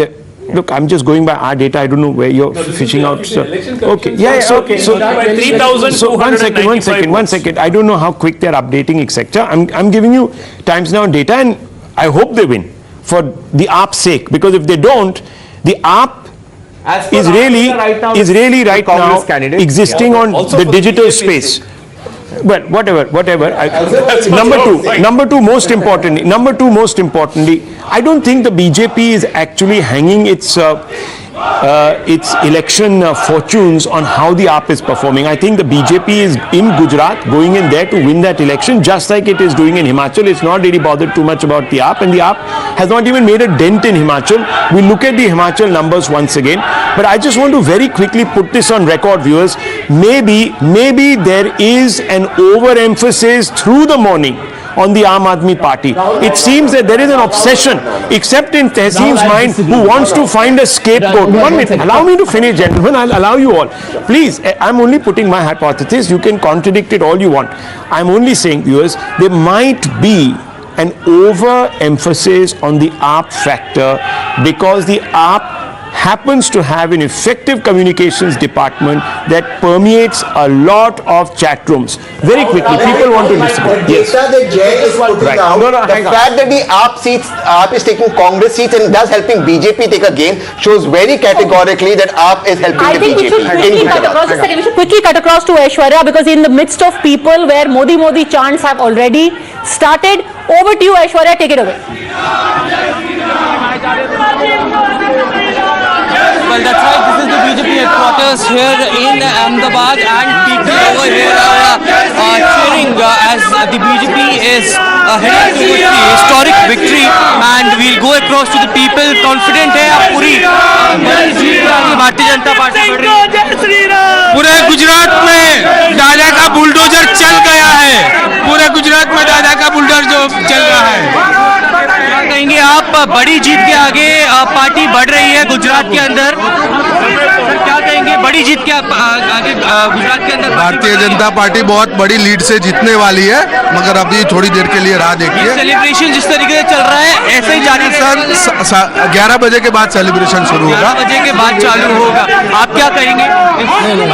11 बजे के बाद full result आ जाने के बाद full लोगों ने लेकिन यहाँ पर सेलिब्रेशन करना चालू कर दिया है। So people around here gathered, as you can see, a lot of people over there are also dancing, and they are saying that it's just the early trends that they are focusing on, but the celebrations will go on till evening, as Chief Minister Bhupendra Patel and C.R. Patel are also expected at the BJP headquarters. But a lot of Karyakartas over here are gathered over here for the celebration.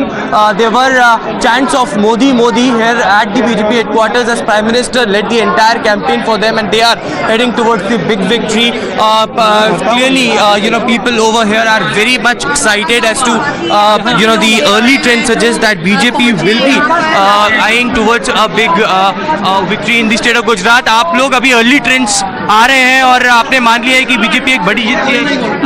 BJP की आज गुजरात में बहुत बड़ी जीत होने वाली है। 151 पार कर देगी बीजेपी, और कांग्रेस और आपका सुपड़ा साफ हो जाने वाला है। 150 क्रॉस कर देगी बीजेपी, यही आपको लगता है? 150 पार? हमारी पार्टी का जो प्रवक्ता जो बोल रहा है बहुत अच्छी बात है।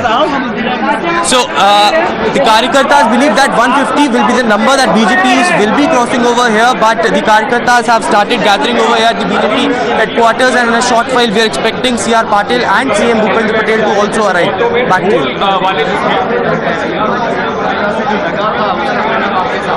Chauhan, he is the MOS communications, joining us live. Devu Singh ji, मेरे को याद है कि अभी 2-3 हफ्ता पहले आपसे पूछा गया था कि क्या आपको लगता है महंगाई का असर और महंगाई का खामियाजा भारतीय जनता पार्टी को चुकाना पड़ सकता है, पर क्या वो सारे मुद्दे एक मोदी जी के नाम के आगे फीके पड़ गए? अभी अगर आपको 142 लीड्स मिल रही हैं तो उसके पीछे एक वजह बताइए।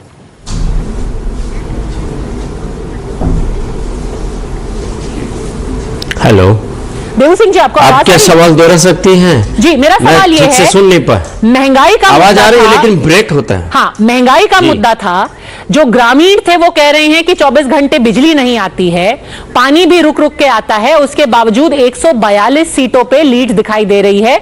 उसके पीछे एक वजह बताइए।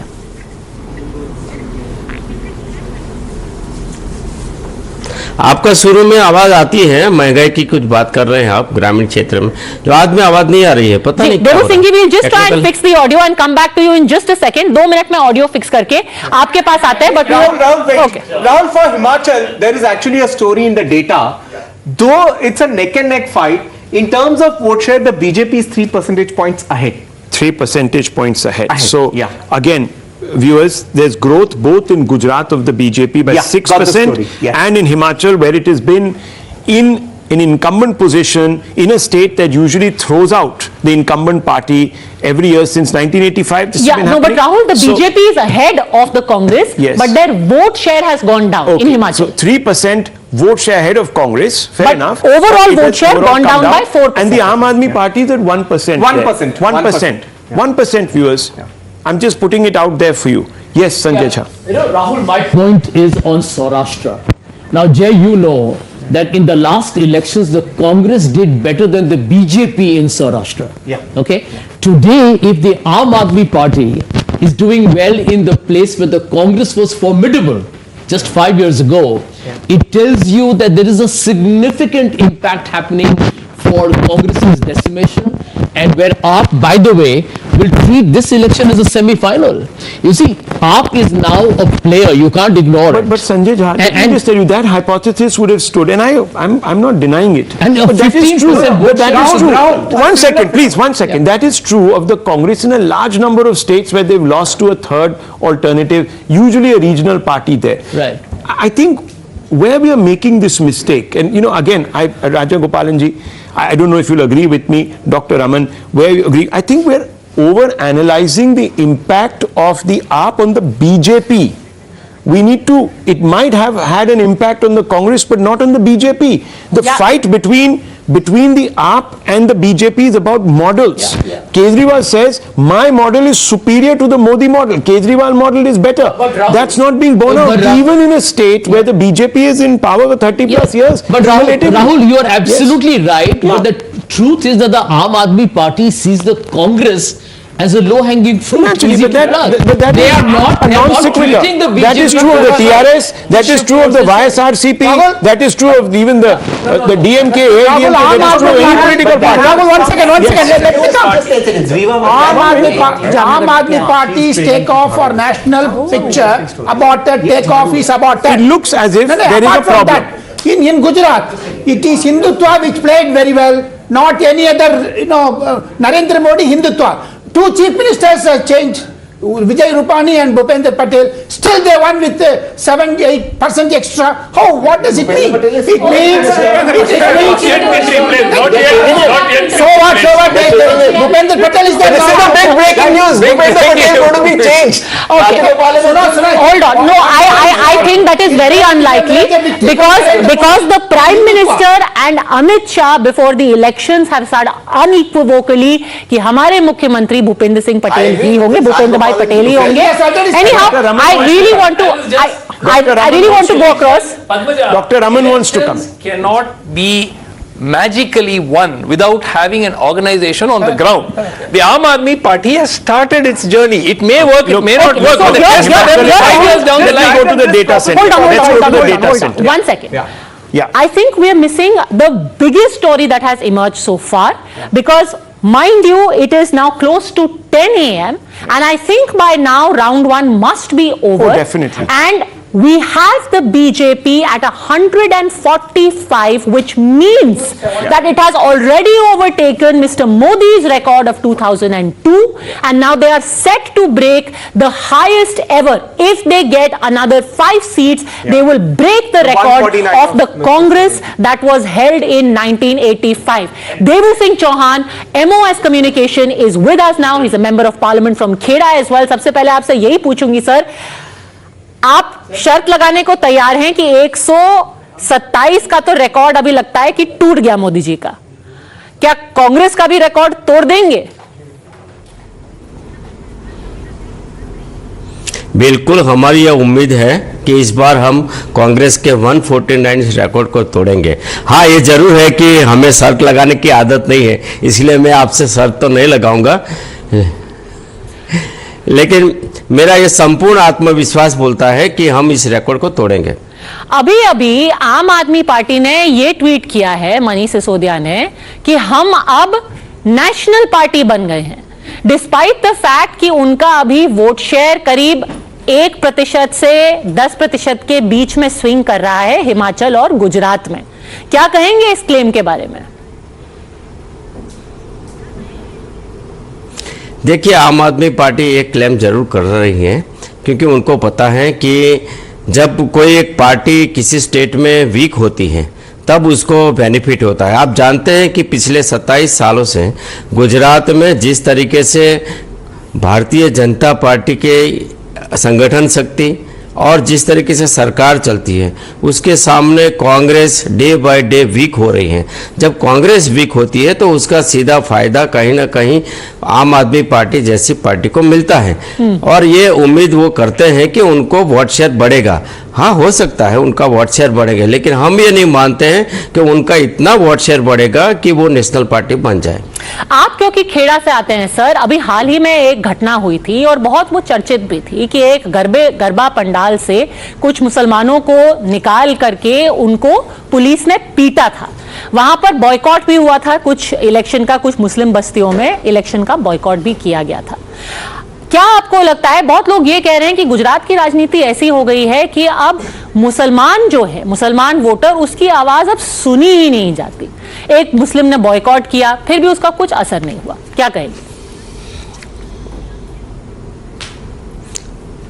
देखो, ये बिल्कुल गलत बात है। गुजरात में मैं ये मानता हूँ छुटपुट घटना कहीं हुई है तो वो मेरे डिस्ट्रिक्ट में हुई है, वो भी पहली बार। जो हमारे नवरात्र सबसे बड़े हमारा जो फेस्टिवल रहता है, उस फेस्टिवल में पहली बार पथराव हुआ है, और जिन असामाजिक तत्वों ने पथराव किया है उन पर कड़ी से कड़ी एक्शन भी लिया गया है।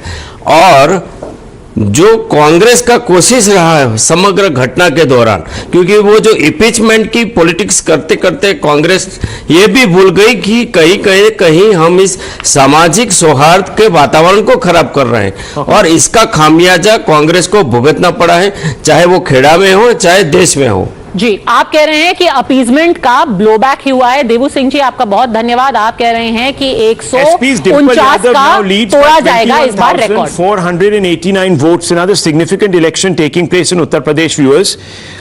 Dimple Yadav now in the lead by 21,849 votes. Important, Mr. Raja Gopalan. Sympathy factor is always there. Sympathy now, it's sympathy. Earlier it was not sympathy. Earlier when she was trailing, you people were saying You that see, look... 24 she will be defeated. Okay, 24 she will be defeated, but not now. What does that mean? Anyhow, viewers, at the top of 10, as we near the top of 10, 4 or 5 big headlines that are emerging. Himachal Pradesh still in the balance, though it appears that the BJP is squeaking ahead, but also finding the going extremely tough.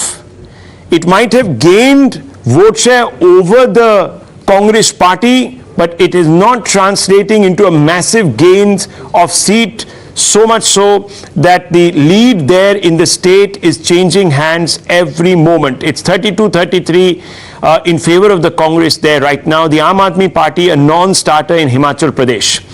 The second big headline that is coming through, viewers, is coming from Gujarat, where the Aam Aadmi Party's claims of being the opposition, the real opposition to the BJP, is not really fructified. It has dented the Congress, but not so far dented the BJP at all. So the Kejriwal model, when compared directly head-on to the Modi model, is not resonating. Even in certain seats where its stalwarts are contesting, the party is not assured of returns. So the AAP factor perhaps is being overemphasized. More than that, another headline.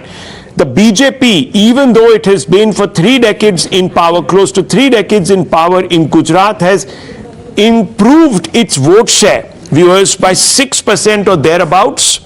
The Congress's vote share down 14%. The Congress, which takes me on to the next big headline, is a non-starter in another big state which sends upwards of 26 MPs to be exact, to Parliament is gone in Gujarat. Massive erosion in just 5 years. BJP is growing despite the incumbency. Congress is shrinking, and crumbs of the Congress are being picked up by the Aam Aadmi Party, which is very true also of the Congress in other states. Wherever there is a hint of a triangular contest, it's the Congress that first goes out of the equation. So those are the 5 main headlines as we speak. What to make of them nationally, Dr. Raman? One quick point, I just did the count. Okay. The Aam Aadmi Party is currently the second in Gujarat in 31 seats. Okay. Second in Gujarat in 31 seats. And now, that is thanks to the Congress party and Rahul Gandhi. Agreed, they haven't dented the BJP. But Congress, it's absolutely, but for a new party in the state. No, you Dr. Raman, here's how to lay it out. Before we look at data, let's remember one thing. With the greatest of respect, sir. Bharat Jodo Yatra, because Rahul Gandhi is busy joining Bharat, so Aam Aadmi Party has picked up all the crumbs of I want to say one thing. Always hold people to the standards they have. They set for themselves. When the elections was being fought, Aam Aadmi Party went in and Mr. Kejriwal said कि हमारी 90 सीटें आ रही हैं, ये मेरा Delhi model versus Gujarat model. He didn't say ये Rahul model versus Delhi model. He said I am fighting Mr. Modi. So we are comparing you to Mr. Modi, and compared to Mr. Modi, you are nowhere there. You are there in 5 seats. Yeah, now let's look at this chord diagram, the next data science property. Actually, the extent of damage will really become clear over here. Okay, now this entire circle is all of South Gujarat. Okay, a blue edge on a circle means where the AP is doing well. A green edge on the circle means where the Congress is doing well. Look at the distribution of the circumference of the circle. AP is this little 3 bits, Congress 3 bits, the rest is all saffron. I think that's telling the story now. Okay, let's go to the big wall here. Now remember when we are talking and the about big numbers. Viewers, just have a quick look. This is top of 10. We're taking quick stock of the overall picture. 182 out of 182 leads and trends. It's pretty safe now to call the state of Gujarat, in fact, for the BJP. These numbers are not going to dramatically alter. You might see on the verge of history. You might see erosion more perhaps in the Congress numbers. You might see the AAP number going 1 or 2 up or down. But the fact of the matter is that the BJP has completely coursed ahead. It is, as Padmaja was saying, on the verge of making history of a type that has not been recorded ever since the left experience in Bengal, and that was also about 20 years ago, viewers. Very quickly, let me also go across to the spectrum here, and we'll now tell you about the quality of the BJP's performance in Gujarat. Jay. Yeah, love it. Look at this. Okay, now on the spectrum, there is this blue, which is the AAP. Okay, it's taken the tribal seat of Bhiloda from the Congress. But other than that, this end is supposed to be the green end, the opposition's.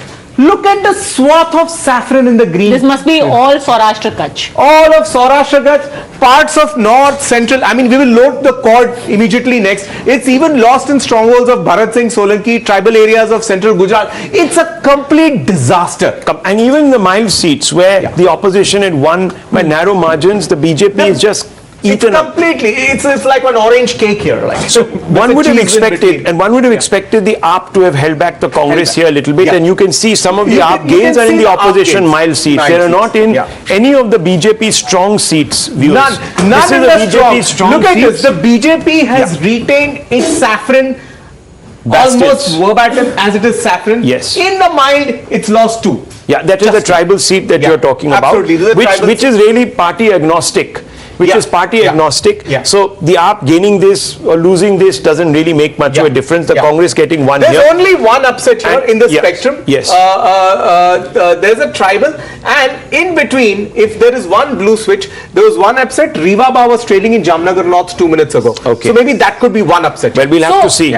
We'll have to see. And very quickly in the swing seats. So just a couple of quick updates on some of the major seats. Gujarat Chief Minister Bhupendra Patel, who is contesting from Ghatlodya, it's in Ahmedabad. He He, by the way, last time won with the highest margin. This time he is leading by 23,713. But interestingly, somebody who may overtake him in terms of the margin of win is Harsh Sanghvi, because he is leading with a margin of 20,000 votes right now from his seat of Majura, which of course falls in the Surat area. So that's the latest. Gopal Italia, like we said, from Katargam, he is trailing, and Vinod Bhai Moradia, of the BJP is leading. I can tell you one thing. In Khambalia, I have personally seen, which is where Isudan Gadvi, the CM face of the Aam Aadmi Party, I'm going to stick my neck out and say that that is not going to be won by the Aam Aadmi Party. You don't think so? No. Even though he might be leading right now? No, they are not leading right now. They are not leading right now. So Khambalia is a seat from where he was fielded, but largely, even though he's a popular journalist, but people there perceive him as an outsider, and in all likelihood, this seat which is currently represented by the Congress may be taken over, is my hunch, by the BJP. And this is purely based on my own... What is happening with Gopal Italia? Wonderful paradox here. What is happening with Gopal Italia? Gopal Italia also, I think, is trailing right now, and the BJP is leading in that seat. Okay, so very important. That's a Surat seat. So two of the heavyweights that the AAP was... The only one who is leading right now, remember, now if we have that graphic already, in that letter, there were 3 names which were written by Arvind Kejriwal saying, मैं ये लिख करके आपको 3 नाम दे रहा हूँ, ये record margin से जीतेंगे. One was Alpesh Katheria, one was Gopal Italia, and the third was Ishudan Gadvi. And barring Alpesh Katheria, the other 2 are trailing. Padmaja, let me nuance it for the viewers. He added Alpesh's name after the journalist prompted. We just said that. That in all likelihood, if they just get another 2 seats going by these, they're already broken going by the leads. So I'm very glad that Ashutosh ji, you have come, because as I was saying in the morning, we have overanalyzed the AAP's influence in this election, and I was just putting out on record some basic statistics here. What do we know? We know that the BJP in Gujarat has increased its vote share by 6%. By 6%, doctor. After 27 years. After 27 years. It's amazing record. Even the left did not demonstrate this kind of dominance in Bengal. The Aam Aadmi Party has 12.3% of the vote share, coming at the expense of the Congress, but the Congress has shown that it is weak in a triangular contest against a third party. The BJP holding its own in every contest against the AAP except for one, I think, where there might be other factors at play. Rahul, one factor. Rahul, as you said. No, one second. See, the important thing is, if you add Congress vote percentage and the AAP vote percentage, it is traditionally 38%, which Congress has been getting since 1995. Yes. So that means BJP has not lost even a single vote in the last 27 years. That's amazing. That's an amazing, it's in fact gained the vote shares. But it also makes the news that the new entrant, which is... Sir, please do not go by that. Do not go by that, because the Congress is so weak that even if a person without a party had stood, he might have actually won a couple of percentage points of the vote. Please, that would be wrong. Look at Himachal. Himachal, you are nowhere. A percent vote. Himachal, how can you say? Not aiming no, please ask Mr. Ashutosh. That was the first traditional experiment, lab experiment that the Aam Aadmi Party constructed. No, I'm sorry, you can't write off one state. One thing we have to agree. Look at Goa. Look at Goa. Look at Uttar Pradesh. Look at Haryana. Rahul, again in Himachal Pradesh. Yes. The story is BJP is sustaining a very valiant fight. Sustaining a valiant. See, okay, contradict that. Congress already BJP in the state and at the center, and the Prime Minister himself campaigned in Himachal Pradesh, claiming that double engine ki sarkar. He said that the people of Himachal Pradesh are going to benefit if BJP comes back to power again, but still the people went with Congress. But Lokesh, so it's a big message. I agree with you right now. I agree with you right now to a point. Lokesh, while Congress is not winning Himachal decisively, that's the story. That's the story. That is. You lose Goa, you lose Uttarakhand, you lose Punjab. Uttarakhand, Goa, and Punjab, you could have won. मुझे तो ऐसा लग रहा है कि आशुतोष तुम इसमें शाखा अटेंड करके आ रहे हैं। युवराज पोखरना होम मिनिस्टर बनने वाले the way he is grinning from ear to ear, क्या हो गया भाई युवराज? No, but you look like you have won the election from The truth has to be told. I don't think I have anything much to speak because Ashutosh जी जब से आ गए मुझे लग रहा है काम ये कर रहे हैं डॉक्टर आज सुबह उठ के वो शाखा से अटेंड करके आए। I'll try and make a draw it out for you. As I said a couple of days ago कि 11 states की सरकारें बीजेपी को हराने की कोशिश कर रही हैं, लेकिन गुजरात में बीजेपी को हराना मुश्किल ही नहीं, नामुमकिन। There was a Kejriwal model that was supposed to replicate the Delhi model, the success. By the way, that's of gone the viral in Delhi. Yes, and it was supposed to be an alternative to the Modi model. That hasn't happened, viewers. It hasn't happened in Goa. It hasn't happened in Uttarakhand. It hasn't happened in another small state. Let's put it like that, of Himachal today. We are seeing the results there.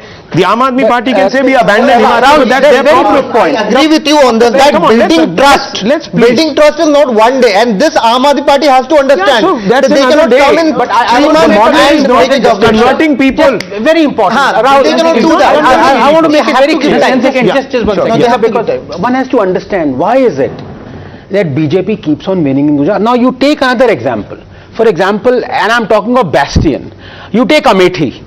It took 50 years for someone to actually defeat Congress in Amethi. Now, why did that happen? And why is that not happening in Gujarat? Because people of Amethi realized that yes, it is all very, all very well for you to say this is our bastion.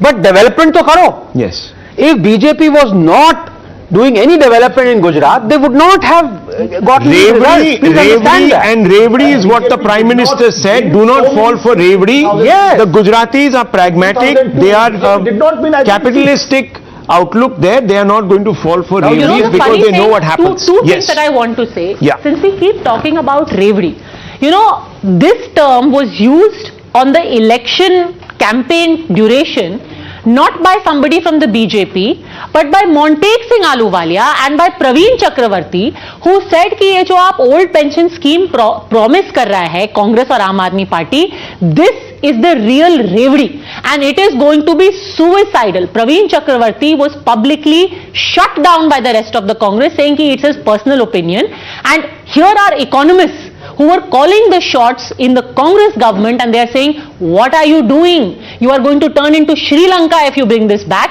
and yet people went ahead and made those promises. Now, before we go across to GVL Narasimha Rao, Member of Parliament, and ask him about this sweet sour emotions he must be experiencing right now, very quickly, from Kutch Saurashtra, some interesting stories, where, first of all, let's see the big picture over here, Jay, where we have 20 seats. Remember, 54 total seats in Kutch Saurashtra.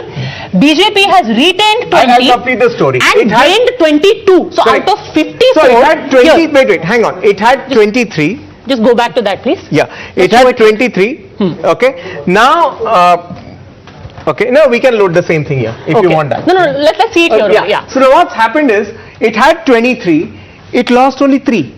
It retained 20 but gained a huge 22. Now look at this graphic, the chord diagram, it illustrates it so well. This is all the seats in Kutch and Saurashtra. The blue of AP is just so much, only 4 seats. The green of Congress is so much, it's just 8 seats. The rest is all saffron being plucked from all the other parties. You look at old Congress seats, Rapar, it's changing from Cong to BJP, Limdi, Cong to BJP. Huge. The entire patch that remains for green is so much, blue is so much. There was some story in the blue, something that Mr. Gopal Italia would regret. The Aam Aadmi Party is leading in his birthplace in Botad. He would have been better off to contest from here. And he has been taken away to a seat in Surat. Yeah, it's 154 BJP. Yeah. Yes. We were still talking and about Gopal Italia. If these trends hold out, this is, I know GVL Narasimha Rao, you are still not going to accept any congratulations for a possible breaking of a record in Gujarat, surpassing all previous records. The MOS home in Gujarat is saying, how's the Josh? So let me ask you, GVL, how's the Josh?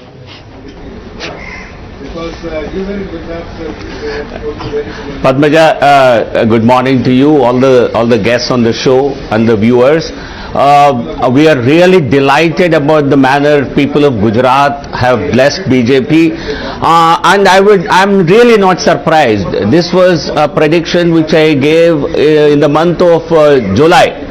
We expected to win. At that time my prediction was 138 for the BJP. We seem to be completely breaking those records, and my best estimate was 145, and we seem to be doing even better. So I think, and with an improved vote share, you see, mind you, lot of people have not highlighted this factor. In 2017, when our tally went down to 99 seats, the lowest ever, we still polled 49% vote. And we polled 1% more than 2012. So when you analyze now, so I would like you to also please take a historical view. Yeah. We polled 1% more, but our tally went down to 99. But today, if we are able to retain our vote share, we are actually improving according to the data currently available. But even if you are able to retain and get a spectacular win, I can call it only a super duper performance. There can be nothing better, nothing more blisterous. Siddharth is supplying to us, GVL Saab, just listen to this very quickly. The Patidar effect in 2022, BJP leading in 38 of those seats. Yeah. Congress 8, AAP 1.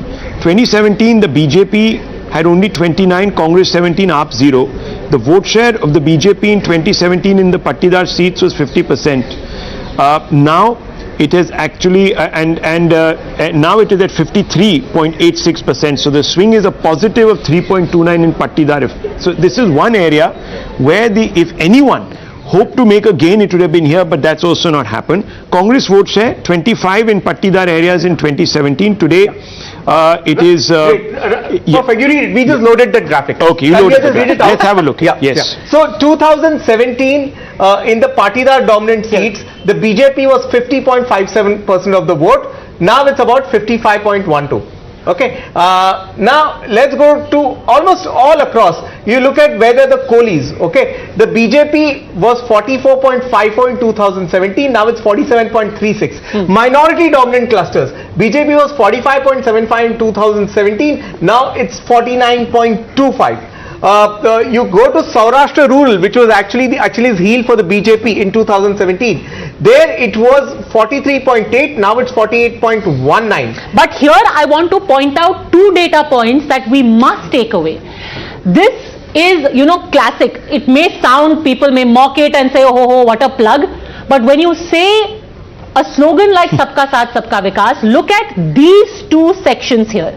SC dominant, the vote share of the BJP has gone from 54% to 60.76. So on one end of the spectrum, you've got the scheduled caste dominant seats where the BJP has gained 6%. This is one end of the spectrum.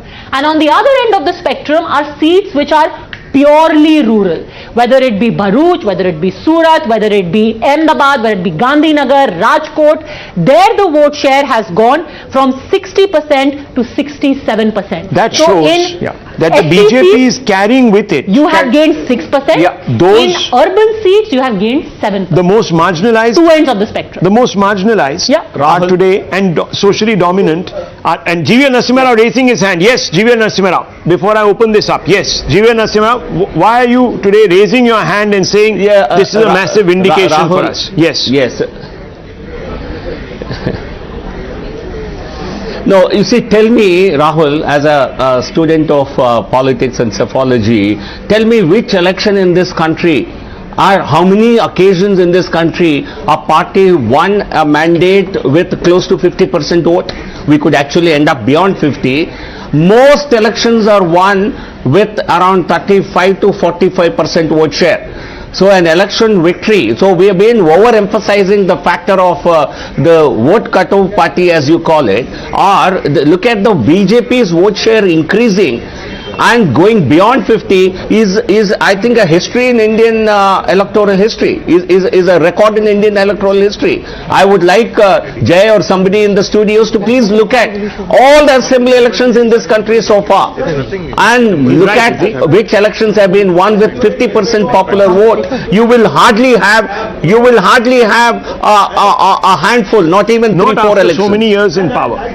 it was not CPM alone. CPM was with an alliance with the CPI, Forward Bloc and others. That is it's one political party maintaining one more significant numerical point. Rahul, one very simple numerical So way if to there is put an it. approval rating that is coming through for the Modi model, it is definitely coming from Gujarat, where, viewers, if anything, the last election proved that perhaps there was weakness setting in. There was weakness setting in. Moral victory is what the Congress claimed. But viewers, I don't know, maybe it was the handling of Corona. I don't know, maybe it was the handling of the economy in a very sensitive time, because this is a very sensitive state to the movement on both the economic as well as social. And Rahul, let's not forget it. Let's not forget it. A year back, the entire cabinet was changed. The new chief minister was brought in, and the gamble paid. The gamble paid. Ruthless. And now there's a number that's very significant. The point I want to make at Aam Aadmi Party is that Aam Aadmi Party can have to. Unless they are not intelligent. They have to change the, just 5 seconds. I don't think that's a gamble at all. It's not a Look gamble. at Well Elon thought Musk. Yes. Who's taken over. He has sacked all the previous staff. He brought a seat. Let that sink in. Bhupendra भाई Patel doesn't start tweeting like Elon Musk. नहीं तो सुबह सुबह उठ करके एक नया tweet आएगा भूपेंद्र भाई At this point in time, it was a gamble. It was a gamble, not a gamble. One point I want to make that Aam Aadmi Party has to change its strategy. It cannot say that with schools and health, everywhere it will be winning election. It has to change the strategy. Gujarat में उसको अलग strategy लगानी चाहिए. No, don't be I think that as a Aam Aadmi Party is good in schools. Okay, I want to quickly bring in. Because Bilkis Bano's rapists were released, or a Hindutva cut. What do you think the AAP has done? Has it not played soft Hindutva? Exactly. Why did you not get minorities in Delhi? What are you trying to say? Sorry, Doctor, you're being very whisperous tonight, and it's fine. You can be, but to suggest Padmaja, that one particular party is resorting to underhand means and dog whistle politics, and the other one that says notes must have the images of gods and goddesses, you keep strategic silence on certain issues. They are not. That is why I'm saying that's today, what. I think when the lesson needs to be learned, Gujaratis were secular. I am really sorry to interrupt, but we have Darshana Jardoshji. She is the member of Parliament, MOS Railways, and she has to go to Parliament. So let's quickly get her in at this point. आपसे मैं specifically पूछना चाहूंगी सूरत के बारे में, क्योंकि सबसे ज्यादा अगर कोई डर था कि पाटीदार आंदोलन का रेमिनेंट आपको नुकसान हो सकता है, वो सूरत के इलाके में था. माना कि पिछली बार भी ऑलमोस्ट सारी सीटें बीजेपी के पास गई थी, पर इस बार एक और पार्टी मैदान में थी जो कि वोट काट रही थी पाटीदारों के, पटेल कम्युनिटी के. आज जो रिजल्ट्स आ रहे हैं दर्शना जी, खास तौर पर सूरत के बारे में, आप उनके बारे में क्या कहेंगे?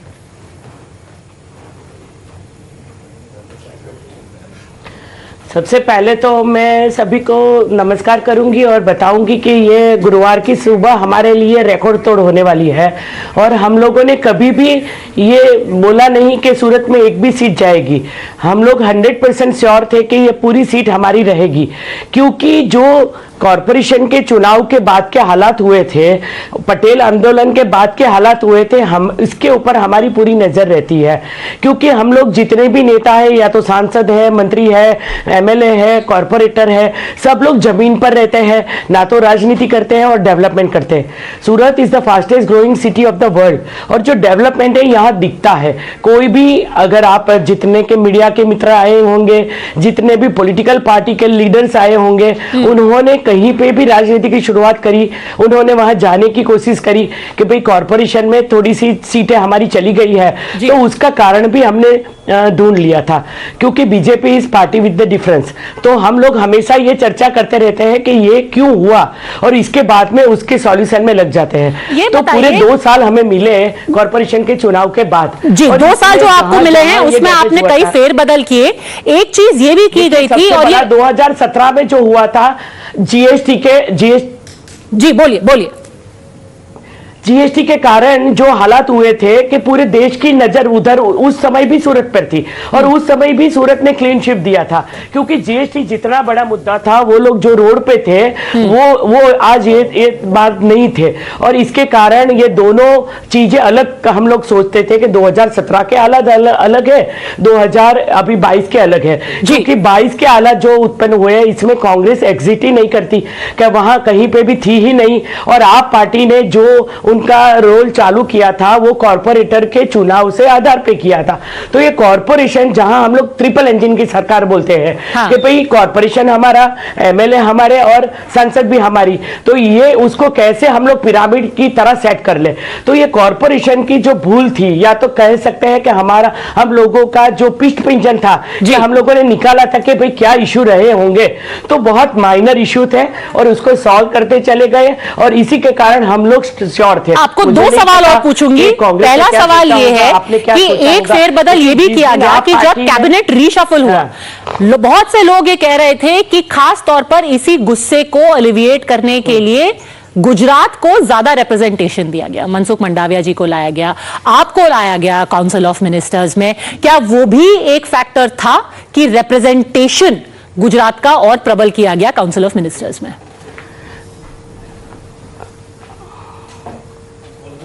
हाँ, वो हो सकता है नहीं हुआ भी है, क्योंकि कहीं न कहीं ऐसा होता है कि राज्यसभा में जो हम लोगों की मंत्री होते हैं और जो सांसद से चुने हुए मंत्री होते हैं, तो ये दोनों के साथ में मिलकर लोगों का मेलजोल जिस तरह से बढ़ता है, जो मिनिस्ट्री मिलती है, क्योंकि रूरल मिनिस्ट्री में भी और जो मिनिस्ट्री, जैसे साउथ गुजरात में मेरे से पहले जो मंत्री थे उसके पास टेक्सटाइल था। साउथ गुजरात हमेशा बीजेपी का बेल्ट रहा है और वहां कई सालों से कोई मिनिस्टर नहीं था, तो ये रहा है कि लोगों के well, let me tell you, the minister here is within her rights to talk up the Modi model in Gujarat, because just look at the number 157 seats there.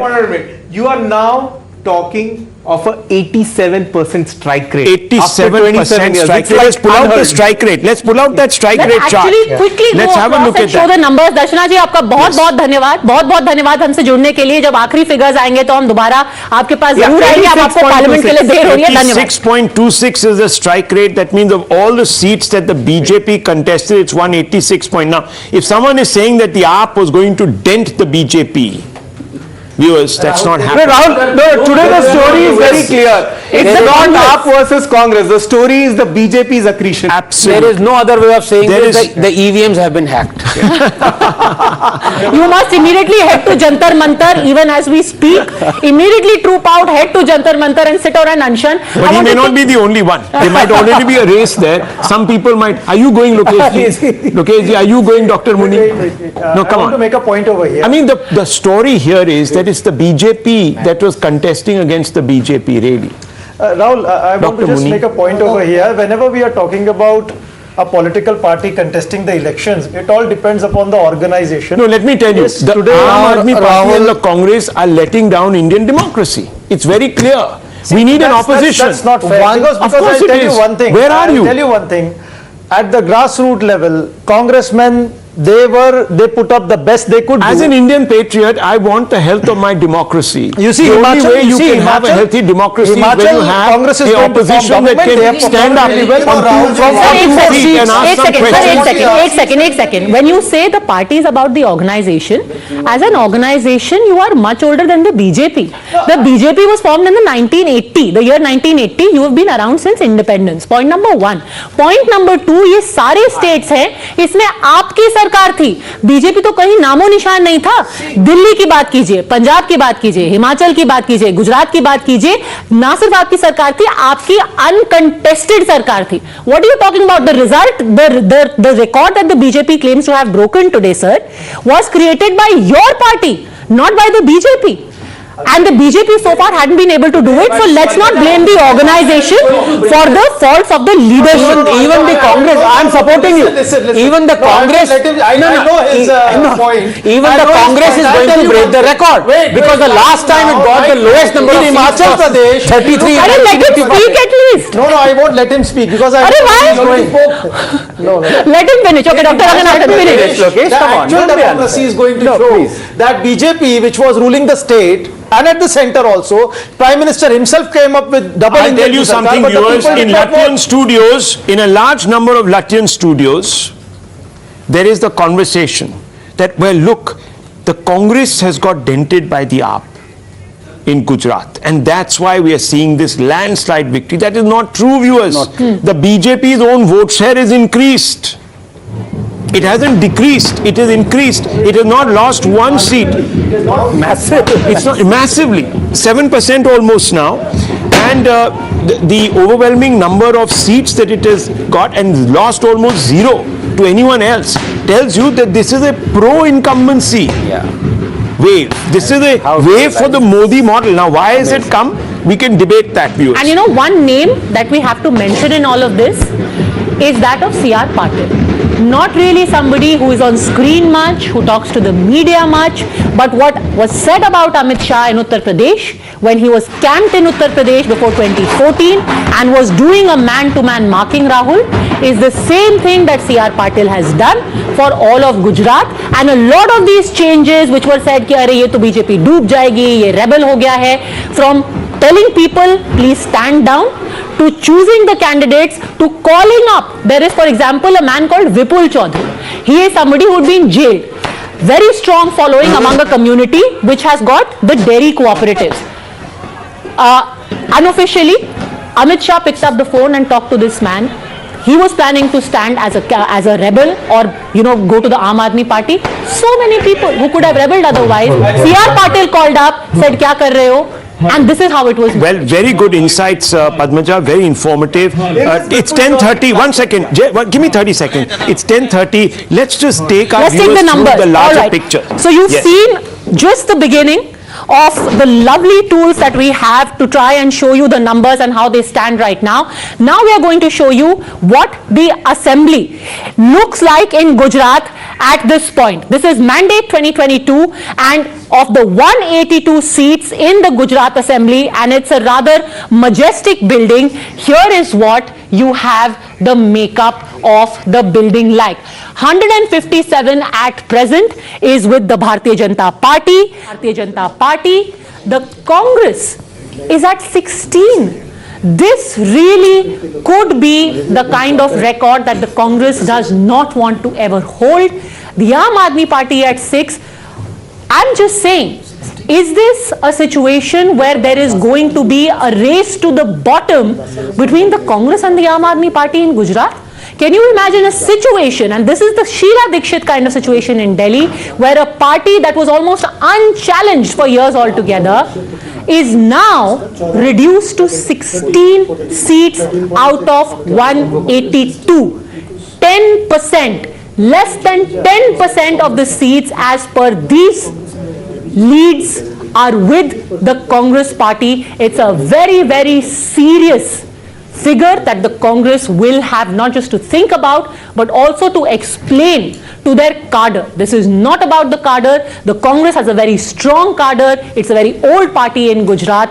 It will have to explain why its leadership has let down the cadre. 16 with the Congress, 150 plus with the BJP, and about 6 with the Aam Aadmi Party right now. Back to you, Rahul. And you see here the autos are coming in. The auto community, by the way, mostly one thought, thanks to the Delhi example, is a very strong proponent of the Aam Aadmi Party. However, they are still strongly behind the BJP in Gujarat. At least Himachal numbers, you've got still a very neck-to-neck contest where 32 Congress, 31 BJP. I sense that Vinod Tavade is going to have a very busy next few hours. He is already there in a meeting with Jairam Thakur in Shimla. I am being told even as we speak that meeting is taking place. So here is what our election bus tells us about Gujarat, and our election auto tells us neck and neck. It's like two autos racing side by side. Very Jo Jeeta Wahi Sikandar type of scenario.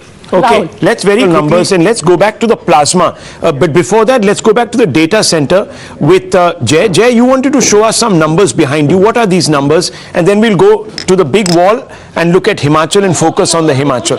Yes. Here is the seat with the Chaudhary influence. Yeah. Right. So there were about 10 seats that the BJP had last time in the Chaudhary zone. They actually increased it to 15 in spite of all his antagonism. So that was the management. He was jailed for corruption. There you go. His supporters staged protests against the BJP, and 5 seats have been gained by the BJP. By the way, also very quickly, since we're talking about rebels, there were seats where key BJP rebels were contesting. Last time they had 11, they increased 2. They got 13 this time. Let's have a look at now the Himachal, the scenario there, because the Gujarat election, viewers, is throwing up a record perhaps which is going to be unparalleled for a long time in India's political history. Ashutosh, you're of course been a very close observer of politics. That kind of domination may not happen again in Indian politics for a significant period of time, the Gujarat domination. But never say never in Indian politics. So yes, Ashutosh ji, very quickly before I bring in the Himachal. See, if you go by numbers, obviously the Gujarat has set a new example. Yes. I think no other party has dominated the state for such a long time. It's not fair to compare with the West Bengal also, because in West Bengal it was not CPM alone. CPM was supported by CPI, Forward Bloc and other political parties. So one party domination, if at all it can be compared with, I think, the Delhi where the Aadmi party got 67, which is again unprecedented, again repeat 62. But then for another 15 years, if they could do, then it's comparable. I think it's amazing, unprecedented, historic, and this has to be analyzed why this is happening. Dr. Sambit Patra joins us, national spokesperson of the Bharatiya Janata Party. Dr. Patra, first of all, your quick reaction to the results that we are seeing. Results only in the sense that I think that in Gujarat it's not going to change much. So it's safe to say that these results will, or these trends will hold and they will crystallize into these results. But Himachal remaining tight, what's your overall take? What's your overall take? See, first, I would say these are trendsetters, as far as Indian politics is concerned, this is a trendsetter, because rightly, just before joining you were discussing as to how in the Indian polity, this is a case study.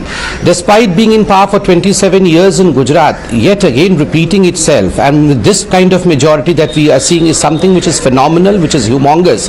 And this does not happen for no reason. This happens because of performance. And I always maintain that, remember, when we talk about the PM just does not mean Prime Minister. PM means pasina and mehnat.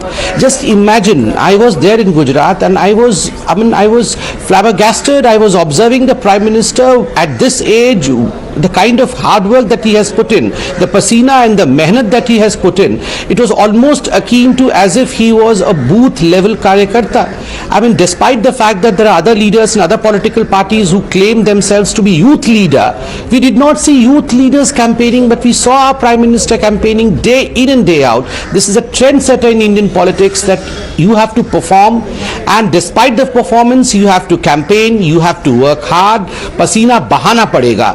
This hard work in Indian politics is the new trendsetter. As far as Himachal is concerned, I would say it's not an easy task in Himachal to retain your government, because remember, Rivaj. In Uttarakhand and Himachal, the Rivaj is every 5 years the government has to change. That is the trend. But despite that, BJP doing so well, and I'm confident that by the time everything settles down in the evening, I firmly believe that we will form the government in Himachal as well. Let's wait, because the margins in Himachal are very less. There are seats in which we are sliding by 7 votes. There are certain seats in which Congress is ahead by only 100 votes.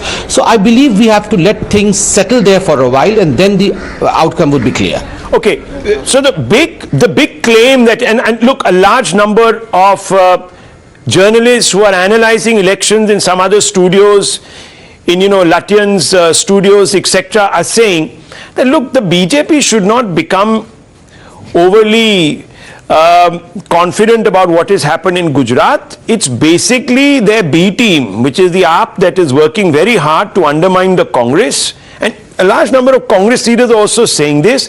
We have lost to the AAP, we have not lost to the BJP. How do you respond to this, that you are working in tandem with X force or Y force? Someone will say the AIMM also was engaged, is that the other.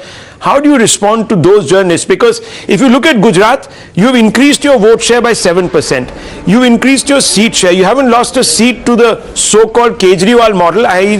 Aam Aadmi Party, except for maybe one seat where, for another bunch of factors which we'll get into later with Jai Mruk, there has been a loss there from the BJP's kitty to the AAP kitty. But apart from that, you haven't. So how do you respond to this charge that is being made constantly against the BJP, that it hunts with the AAP hound and runs with then obviously the hair of the AAP where it is required?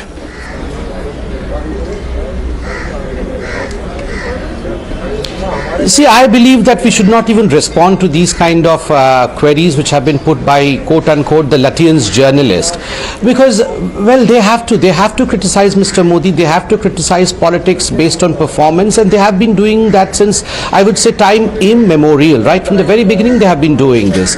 And I don't understand, I mean, these very journalists who say that probably Aam Aadmi Party is the B team of BJP in Gujarat, but these very journalists stand firmly with the Aam Aadmi Party when it's a discussion about Delhi. So I don't think we have to respond to them. Remember one thing, I mean, it is about the time period over which BJP has shown its dominance in Indian politics by performance. A huge time period, 27 years plus adding 5 more years. So if the Aam Aadmi Party has to showcase itself, it's on the scale of the time. It cannot be on 1, 2 or 3 performances. It has to be on a scale of time, whether they would be able to retain their performance in Delhi, which they claim to be a kind of model in itself. And I should compliment Anand Ranganathan, who is present over here. He said that the only last model from Delhi was Neha Dupia and no one else. So I firmly believe this model of Aam Aadmi Party carries no wind with it, and over time we would be able to know whether really there is a model of Aam Admi Party or not. A team, B team, I don't have to respond to them, because let me bring in Dr. Arshdeep this Muni is some kind of game which always will continue. AIM is a Rahul, you can say that the Delhi model failed in Gujarat and everything, but of course it failed. Of course it was unable to communicate this 9 paper leaks that happened in 7 years. Of course the education, it was unable to communicate the poor education quality of 700 schools having 1 teacher. Of course these things Aam Aadmi failed to communicate. But one thing I want to tell to Aam Aadmi Party, that they have to stay on ground, and of course in the next elections Aam Aadmi Party may come second or even form a government in Gujarat. As per the data we are seeing, the voting percentage is good, 14% to 24%. There is a very good margin for new entrant. Remember, Kejriwal Patel and the others failed to even get 3%. 14% is a very good margin. Till now, it may increase in coming times, of course. You know, you were talking, Jay, about triangular contests and how they haven't really worked out in Gujarat. Can you just elaborate on that? And we'll also go over this data, which is the firewall data, very important. Yes. So I think I was just checking the latest vote shares there at the center, data center. The BJP has, even at a conservative estimate, it's fluctuating, but even at a conservative estimate has gained 4% of vote. So it's currently at 53. Okay, the Congress is down to something like 26, and the Aam Aadmi Party is there between 12 and 13.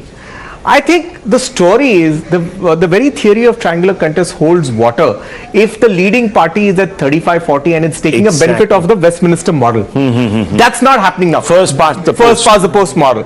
Now at 53 or 54%, you're not dependent on the Westminster model to scale your seats.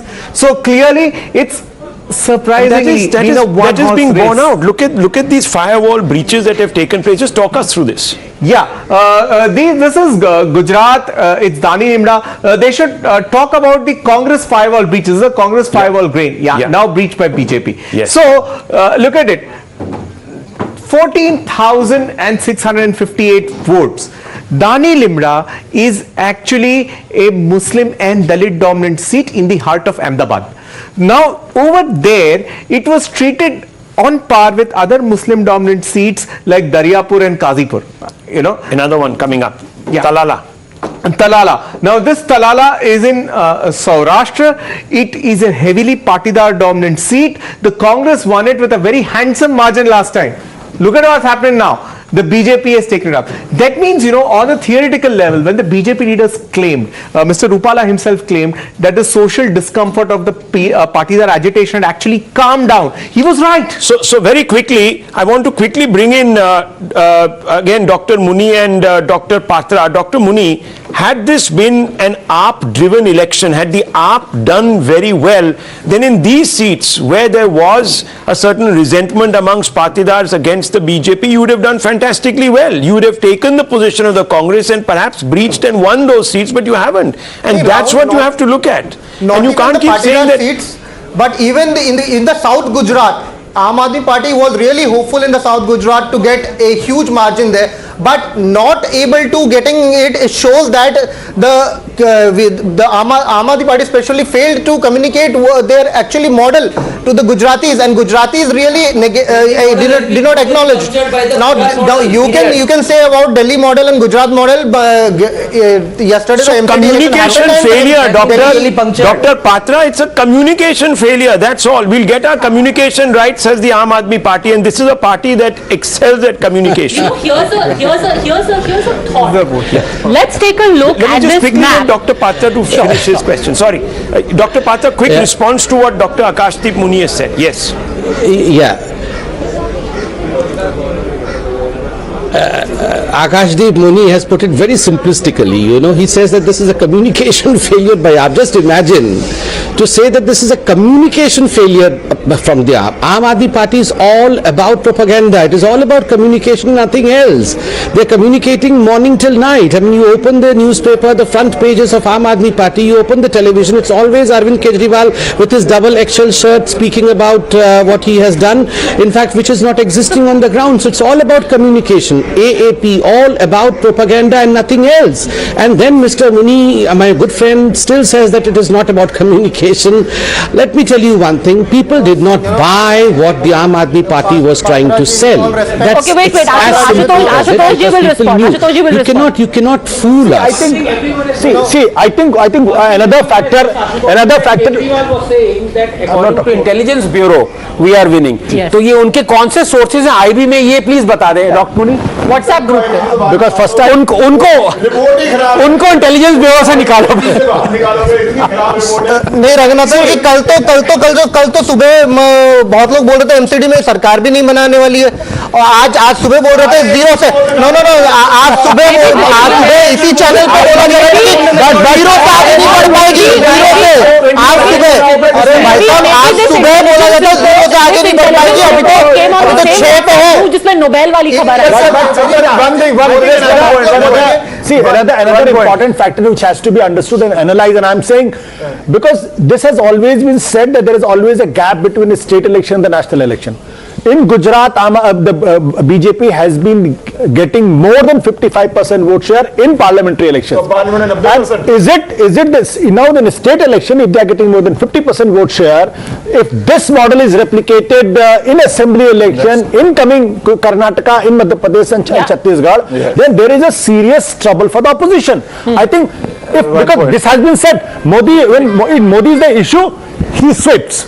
When the Modi is not an issue, then the Congress wins and opposition wins. आकाशदीप मुझे response to this, double XL shirt थी अरविंद जी की और double XL result आ गया BJP का. नहीं, आप shirt पे focus कर सकते हैं, मुझे कोई प्रॉब्लम नहीं. मैं नहीं कर पात्रा साहब शर्ट पे फोकस कर सकते हैं, पैंट पे फोकस करते हैं, मफलर पे फोकस करते हैं, पर आम आदमी पार्टी एजुकेशन पे फोकस करती है, हेल्थ पे फोकस करती है, रोड पे फोकस करती है. ये मेरा 700 स्कूल्स में एक टीचर है साहब गुजरात में. ये कम्युनिकेशन नहीं हो पाया, कोई बात नहीं, ठीक है, अगली बार होगा.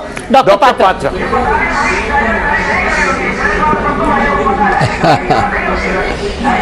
See, I mean, in fact, Mr. Muni has shown what the Aam Aadmi Party is all about. Communication, communication, communication. No performance, only communication.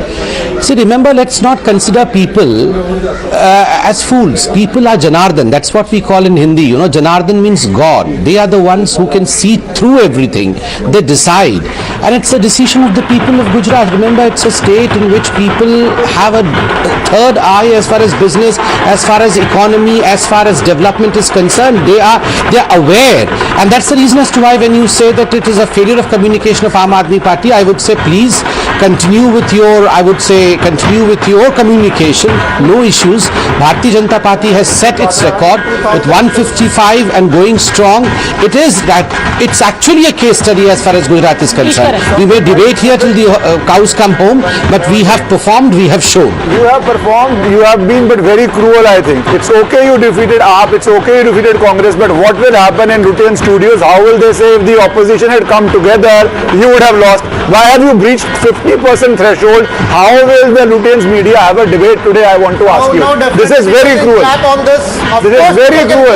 This is very cruel. Remember in 1980 you can clap on anything you want Indira to clap, Gandhi won. but In 1984 also Rajiv Gandhi won. So it happens in election. Why are you so bothered about Lutyens media? I didn't even say anything on AAP. People can I didn't even say anything on AAP. Why are you so bothered about the media? This is why you are so bothered. BJP's model. One at a time, gentlemen. Look Why at this. is Modi's model not acceptable in Himachal? Why did Himachal Pradesh, it reduced the seats Okay, for... on that note, let's go across to Himachal and give you the fresh numbers from here. That's our cue. BJP is at 29 here, Congress is at 34. But I want to give a very important data point that we have at present of these 68 seats. While the Congress has 34 and the difference between the two is of 5 seats, there are at least 7 seats that we have identified where the lead of the Congress is extremely narrow. Let's name them and then let's first put out the names. Jay, let's first put out the names, then you can analyze it one by one. First seat, Lahore and Spiti, where the difference is 733 votes. 733. 733. Okay. Chaitanya Sharma from Gagrate, 809 votes. How many rounds do we know? We don't know that yet. I think by now the second round also should be over. Okay. Usually at around 10:30, that is what happens. Ajay Solanki, Nahan, leads by 628 votes. Then you have Rajesh Dharmani leading, wait for it, by 277 votes. Okay. Dhani Ram Shandil from Solan, 586 votes. Satpal Singh Raizada, 104 votes, and this is the cherry on top. Bhavani Pathania is leading by 11 votes right now. Malinder Rajan from Indora, 354 votes. So we have 1, 2, 3, 4, 5, 6, 7 seats where the margin is between 500 to 12. Okay, Vijay Rupani, former Chief Minister of Gujarat, is live. Mr. Rupani, thank you for speaking to Times Now. Very quickly, आपको अभी जो गुजरात से जो खबर निकल रही है, इस पे आपकी टिप्पणी क्या है?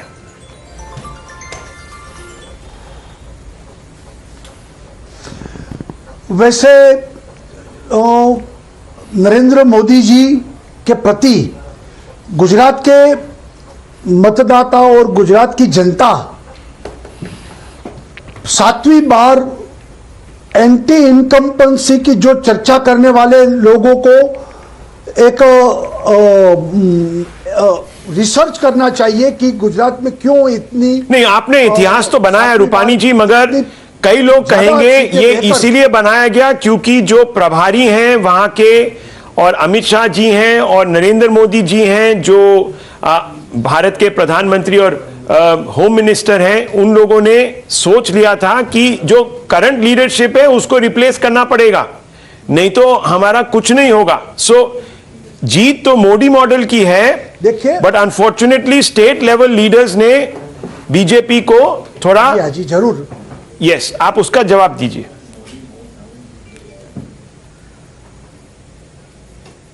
मैं वही कह रहा हूं कि गुजरात ही ऐसा स्टेट है कि जहां भारतीय जनता पार्टी अलग अलग तरीके से प्रयोग कर सकती है.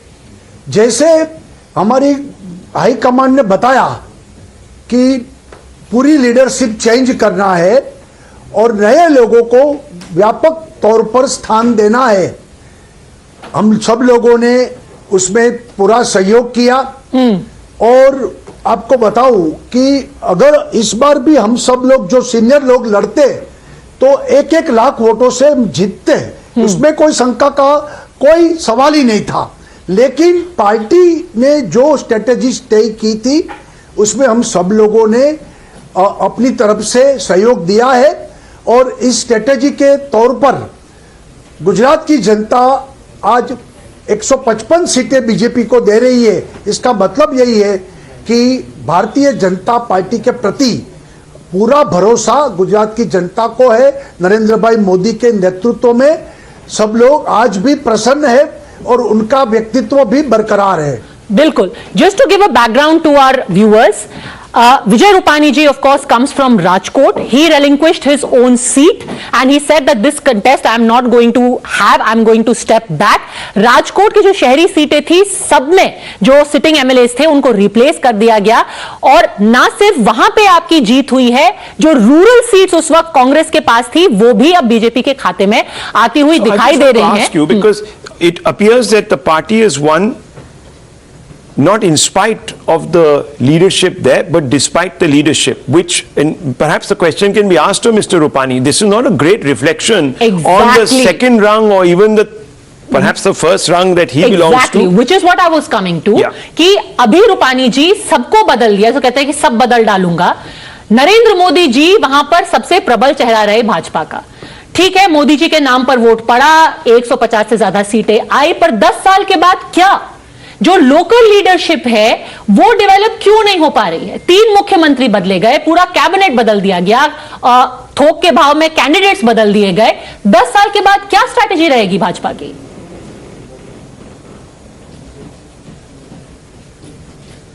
देखिए, कोई लीडर्स अलग अलग लीडर और लीडर बढ़ गए हमारे।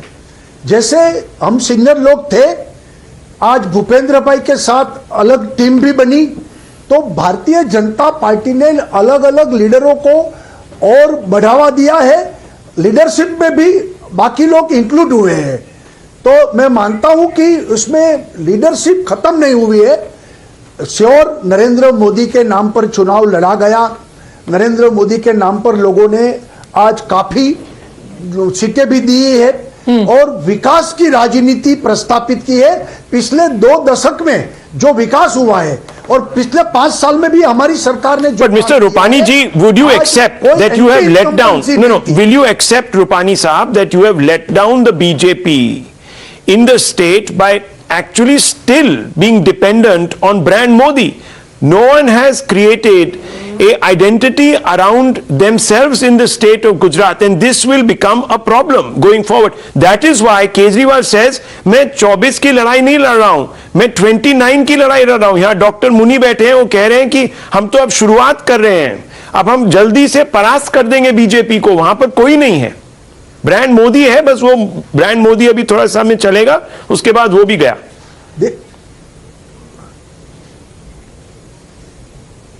नहीं, देखिए, हमारे पास मोदी इतना बड़ा नेतृत्व हमारे पास है, वो हमारा सौभाग्य है। दूसरी बात, आज तक इंदिरा गांधी का नाम पर कांग्रेस ने बरसों तक काम किया, नेचुरली इसका लाभ मिलता है। मगर वहां तो गांधी डायनेस्टी थी, यहाँ डायनेस्टी नहीं है। मतलब ये नहीं है कि लोकल लीडरशिप, यहाँ कोई मोदी डायनेस्टी नहीं है। आप लोगों को भी थोड़ा अपनी तरफ से you will have to redeem your own pledge to the voter.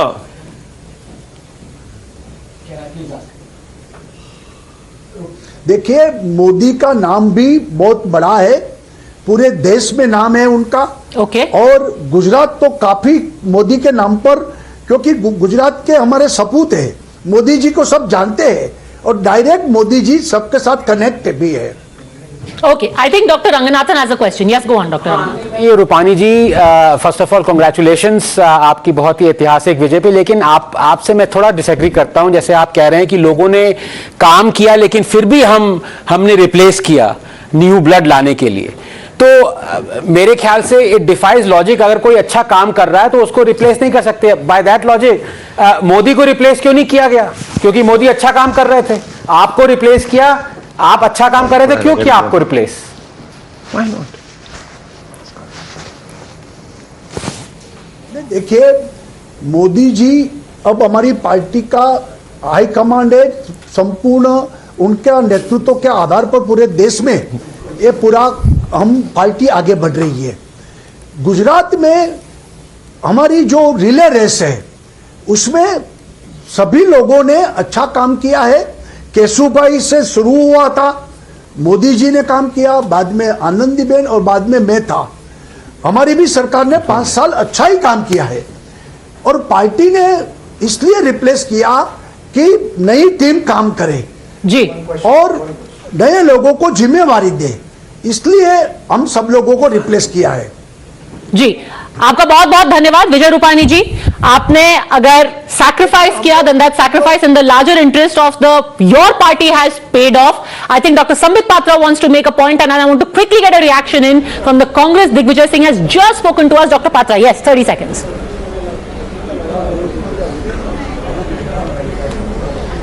C I have been listening to Vijay Rupani ji. मैं पहले तो विजय रूपानी जी को नमस्ते कहूंगा, और यहाँ चर्चा का विषय कौन रिप्लेस हुआ कौन रिप्लेस नहीं हुआ उससे बड़ा विषय है। यहाँ पर आप सोच के देखिए, यही परिवेश अगर कांग्रेस पार्टी में होता, आज आप अशोक गहलोत जी और सचिन पायलट जी की लड़ाई देख रहे हैं। नकारा, निकम्मा, गद्दार, क्या क्या हो रहा है। Look at the discipline, look at the dedication of the कार्यकर्ता ऑफ भारतीय जनता पार्टी।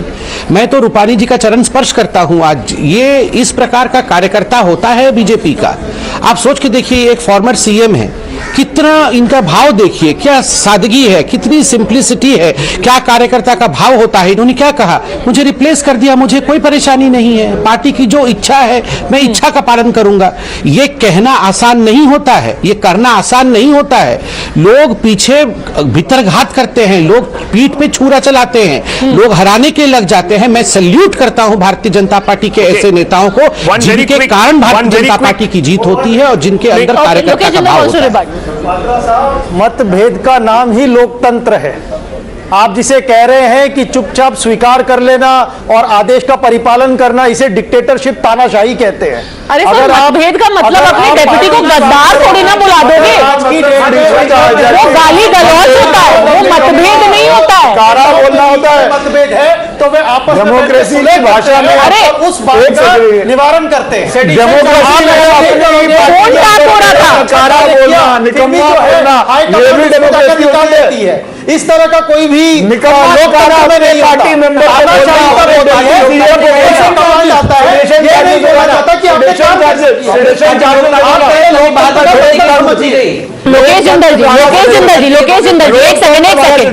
एक सेकेंड। लोकतंत्र ये नहीं होता कि अपने डेप्यूटी को कहो कि 1-1 करोड़ अमित शाह से लेकर के सब बैठे हो। ना ये होता है कि उनके फोन टैप हो रहे हैं, ना ये होता है कि उसको बोलो, ना ये होता है कि उसको बोलो कि निकम्मा और गद्दार है। लोगों ने सर ये होता है, चुनाई है, ये होता है गाली गलौज। दूसरी मतभेद नहीं होता है, मतभेद और गाली गलौज में बहुत फर्क होता है। Quick update, one second Lokesh ji, quick update coming. I hope घर में ऐसी भाषा के जेंटलमैन वन सेकंड नहीं होता। आई होप घर में निकम्मा नकारा नहीं बोलते। Second, quick update coming out of Gujarat is Isudan Gadvi started to lead on his own From seat Khambhalia. by about 17,000 votes. That's what I'm just hearing, and it's being flashed on our screen also.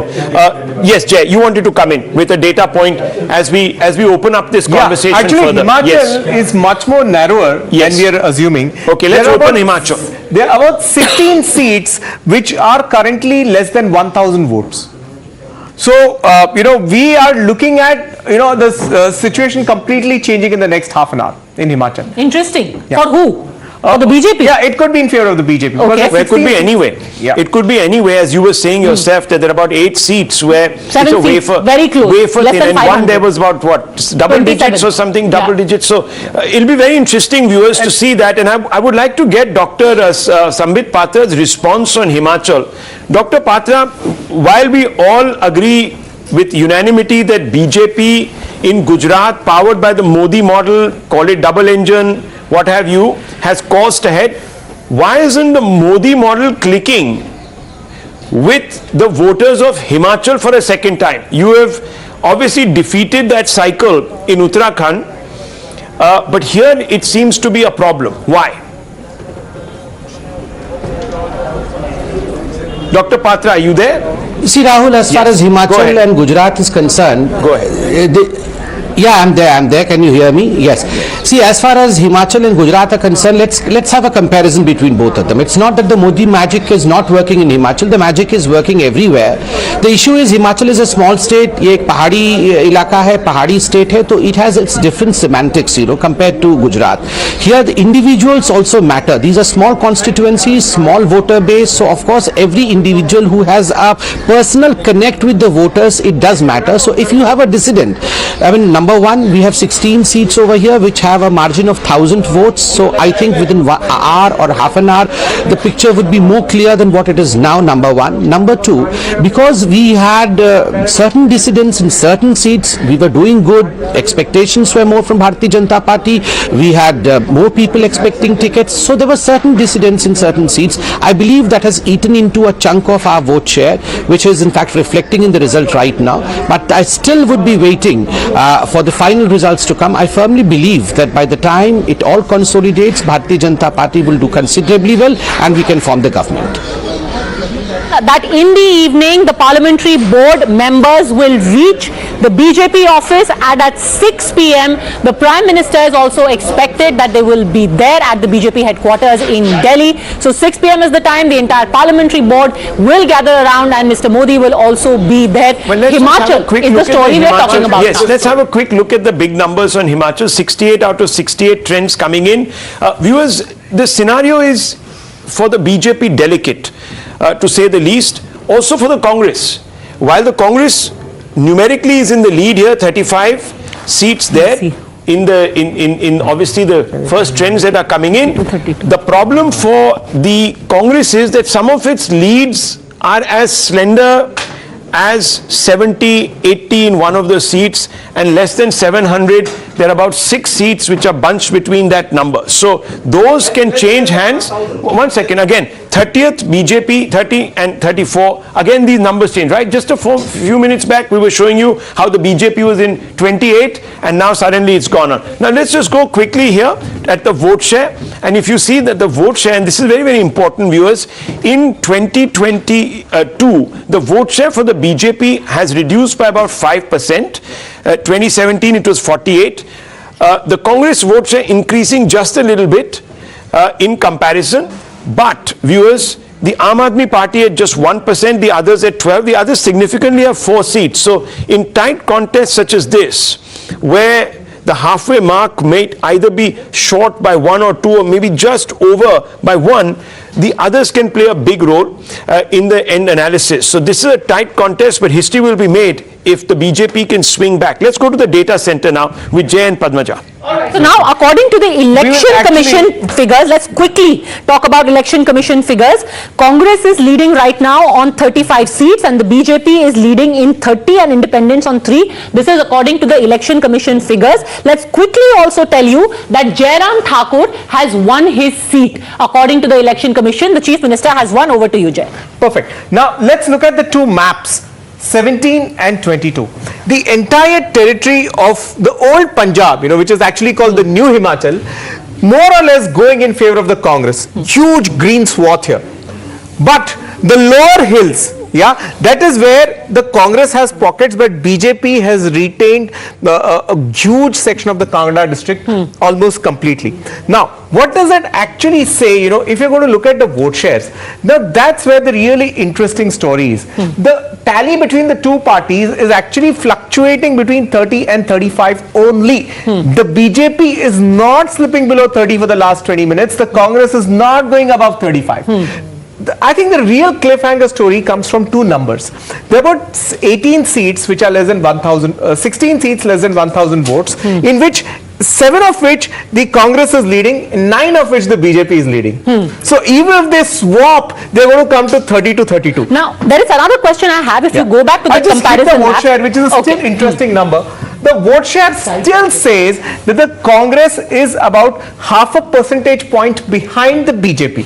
The BJP is at 43.37, the Congress is at 42.87. That and that number of 16 seats, 7 Congress, 9 BJP, all less than 1,000. This is going to be a cliffhanger. That tells the story. Because see, here it shows you how from 49% in 2017, the BJP may have come down to 43%, but like Jay said, they are still maintaining a lead ahead of the Congress. Now, if you go back to the map, Jay, this will be very important because Himachal for the BJP, remember, is a state where not only is there a seat of Jairam Thakur, the region that Jairam Thakur has influence which is to be defended, but also that where Prem Kumar Dhumal has his influence, Anurag Thakur has influence, and Nadda ji has influence, because all of these leaders come from Himachal. So in the spider web, we can actually track the influence regions of Mr. Dhumal specifically. Yeah. So we just opened a spider web. Now it's actually looking fascinating on the spider web. What happens in Mr. Dhumal's region is he does manage to save his skin. The saffron envelope is going beyond the green envelope. I mean, there is some, sort of consolation prize. There is this other one which is actually the OROP belt and the Agniveer belt. That is the place where the distance between the two envelopes is maximum. Yeah, look at the 16 to the Congress, 7 to the BJP. This, I think, is something that could be the deciding factor. Just stay there with us. I just want to quickly run through the spectrum once, and I'll toss back to the digital center in just 30 seconds, the data center there. Look at the spectrum, viewers, and what does it tell you? It tells you that here the BJP that had very solid showing in the last election in 2017, and you can see these are stronghold seats. It has lost 3 or 4 of those. Now that will be worrying for the BJP, because it tells you that there is a significant amount of anti-incumbency in the state of Himachal. In the mild, which the NDA had, or the BJP had quite consistently sort of hung on to last time, you can see a number of Congress incisions there. The swing seats are also sort of changing hands. The BJP coursing ahead in some of them, but as Padmaja was telling us that these swing seats are swinging actually quite wildly, because the leads there are changing hands very, very often. The Congress, on the other hand, in its bastions has only really lost 1 seat to the BJP, which says that there is some sort of a deep-seated resentment against the BJP in this particular election, and therefore the Congress, while it hasn't lost some of its traditional strongholds, is in a better position, that's why, at this moment in the state, and therefore perhaps it's even improved on its vote share. Over back to the data center.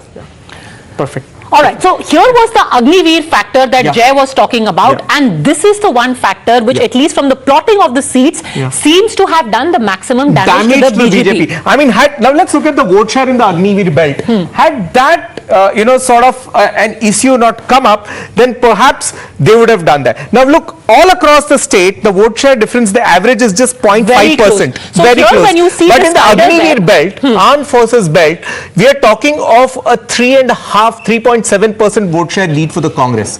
So had it not been for this belt, in all the other belts, the BJP does take almost a good share of the votes. It does well in the Dhumal influence belt, it does well in the upper hills. This is the one where the difference is maximum. Now, if you go back to the map, if we just put it in sharp relief for our viewers, about which are the regions here in comparison, if you see which is Mr. Dhumal's area of influence, which is the region which is Nadda ji's region of influence, and the one which is for Jairam Thakur. So we can actually plot for the BJP which leader has managed to bring back a better report card. Jay. Well, this is certainly Mr. Dhumal's area of influence. Okay. He has much to cheer for then. Good. He indeed. By the has way, much that to is cheer. not the only one. Hamirpur, yes, is an area of influence, but it is also a region where Amit Shah went to campaign. Absolutely. So they did a lot of their campaigning over here. The Prime Minister also, I think, went and campaigned in this area. So most of their campaigns were centered around this. This is the area that they have managed to hold on to. Now, if you see this area, because this is the other big pocket, what are the main issues here, Jay? And what is the nature? Is it an apple belt? Is it a rural belt? Is it that Fauji belt? Which one is it? This green patch here that you're suddenly seeing green, large green with a few see the spots of comparison. saffron. This was saffron. Now it's become green. This is the Armed Forces belt.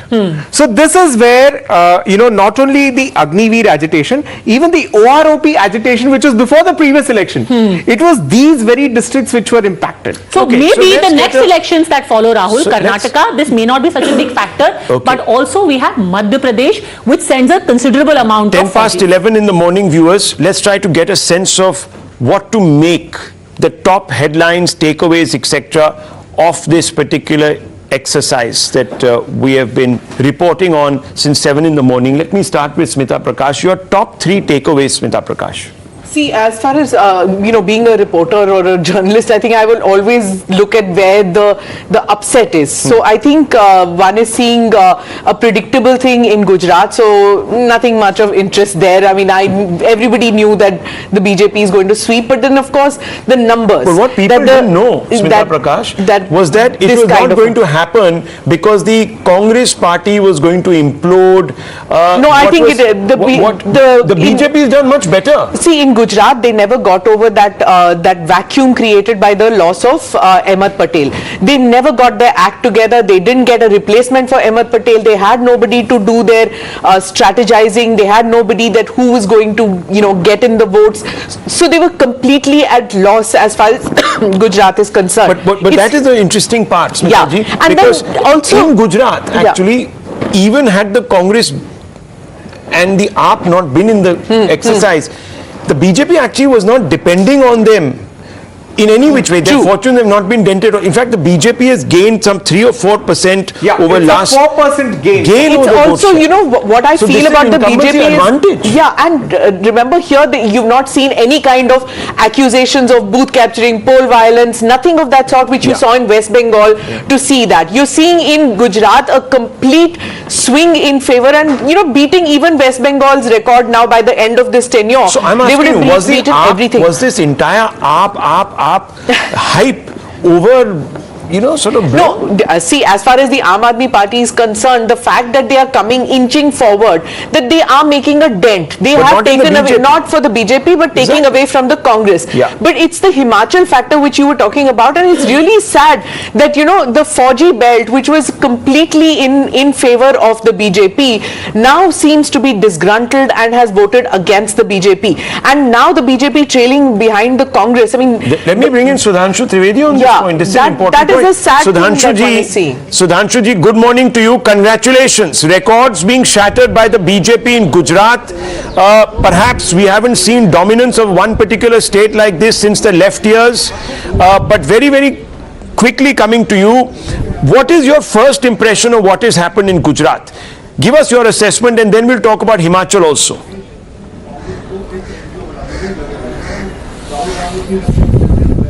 Actually, if you look at Gujarat, since Sri Narendra Modi became Chief Minister in 2001, the level of development and the pace of development which Gujarat has achieved, it has having three-pronged dimensions. Number one, development. Number two, requirement of the poorest of the poor.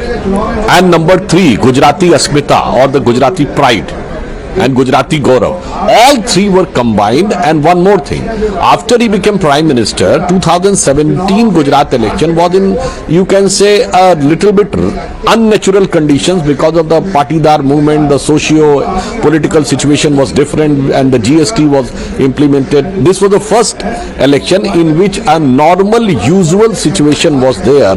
So the support base for Modi ji was on its real representation. And second thing, this is also the home state of the Home Minister.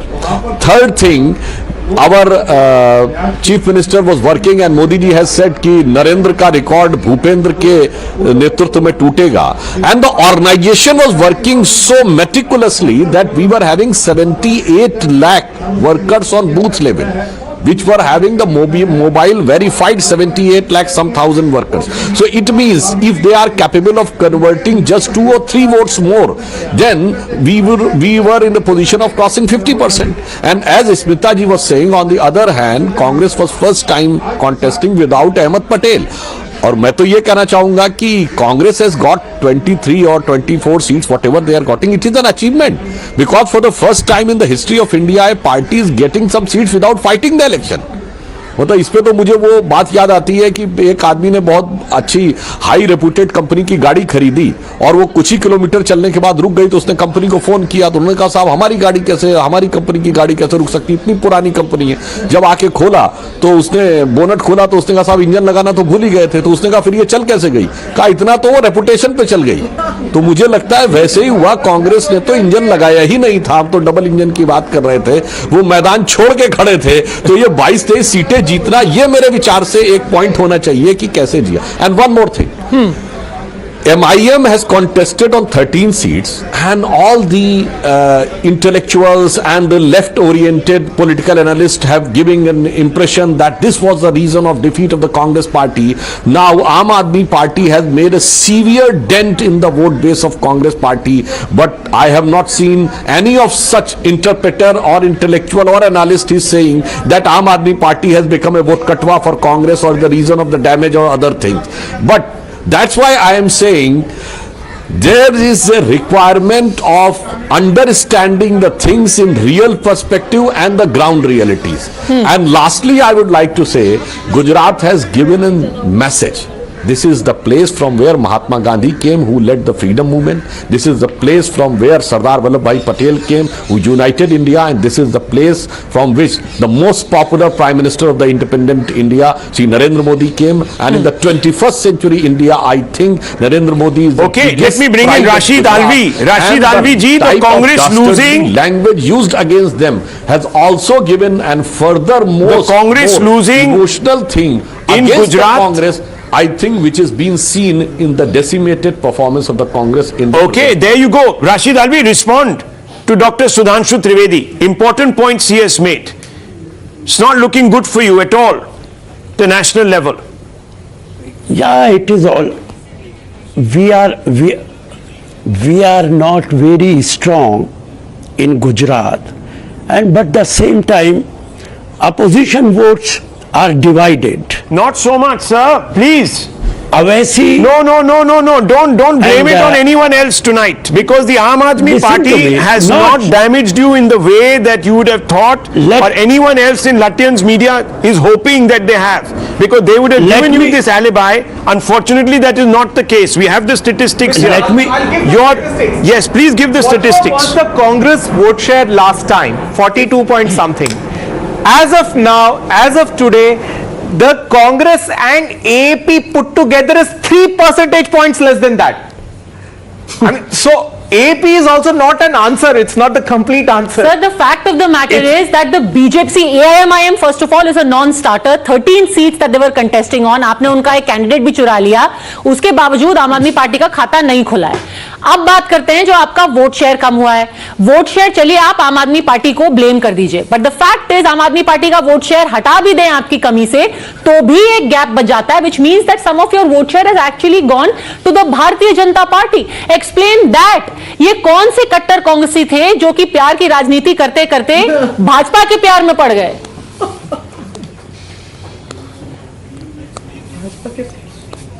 ये रिश्ता क्या कहलाता है? If you don't allow me to speak, how can I speak? Go on, sir. All please. of you are speaking. Let me answer properly.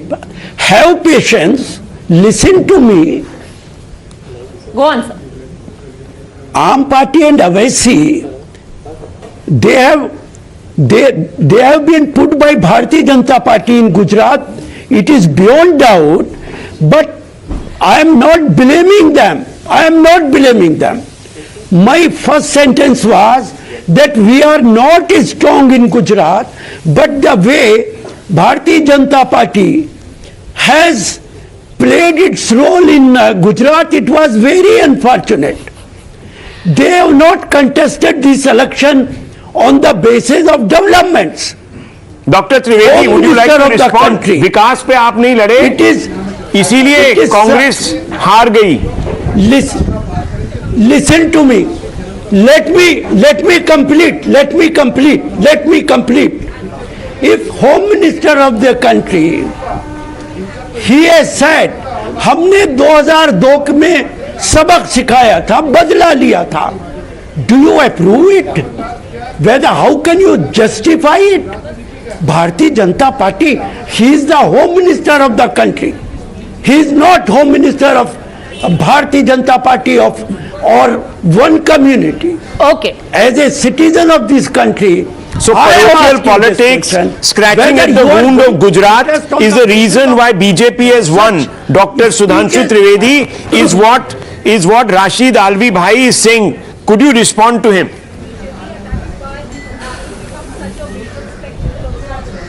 Can you repeat your question? Because Sir, Rashid Alvi Bhai is saying कि आपने You resurrected Godhra, you opened the wound of Godhra. Amit Shah talked about how आपने सबक सिखाया, इसीलिए आप जीते हैं. आपने विकास की कोई बात नहीं की, आपने वो ब्रेकडाउन की बात की, आपने हेट की बात की. इसलिए लव स्टोरी नहीं है, ये हेट स्टोरी है, इसलिए आप जीते हैं. आप इनको जवाब दीजिएगा. Rahul ji, since last 20 years of Godhra, I challenge you.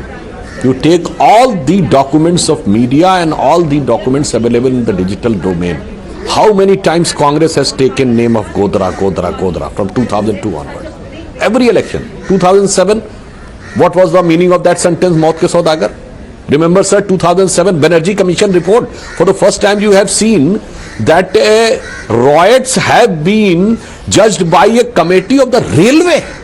And they have given a conclusion that it was locked from inside and it was fire from inside. I challenge, it is 1:100 when we have taken the name of Godhra, when they have taken the name of Godhra in the last 20 years. आज हालत ये हो गया है, तब गोधरा गोधरा कहते नहीं थकते थे, आज गोधरा कहने से बचते और डरते हैं. उसका कारण ये है, now the people of country has become wise enough to understand what was the reality. The reality is, in the last 20 years there is no riot in Gujarat. Total peace, law and order, on the pace of development. ये वो दौर था जब 6-6 महीने curfew रहता था सूरत में, 6-6 महीने, 7-7 महीने, 100 फ्लो पर. वडोदरा में सिचुएशन ये होती थी, एक इलाके में लोग जाते थे, सोचते थे दूसरे में पता नहीं कर्फ्यू ना लग गया हो. पोरबंदर में ये सिचुएशन थी लेट 80s में कि जेल बंद कर देना पड़ा. The jail has to be close because the government was unable to hold the jail because of the law and order problem. अब वो चीजें सारी खत्म हो गई, इसलिए ये चेंज आया.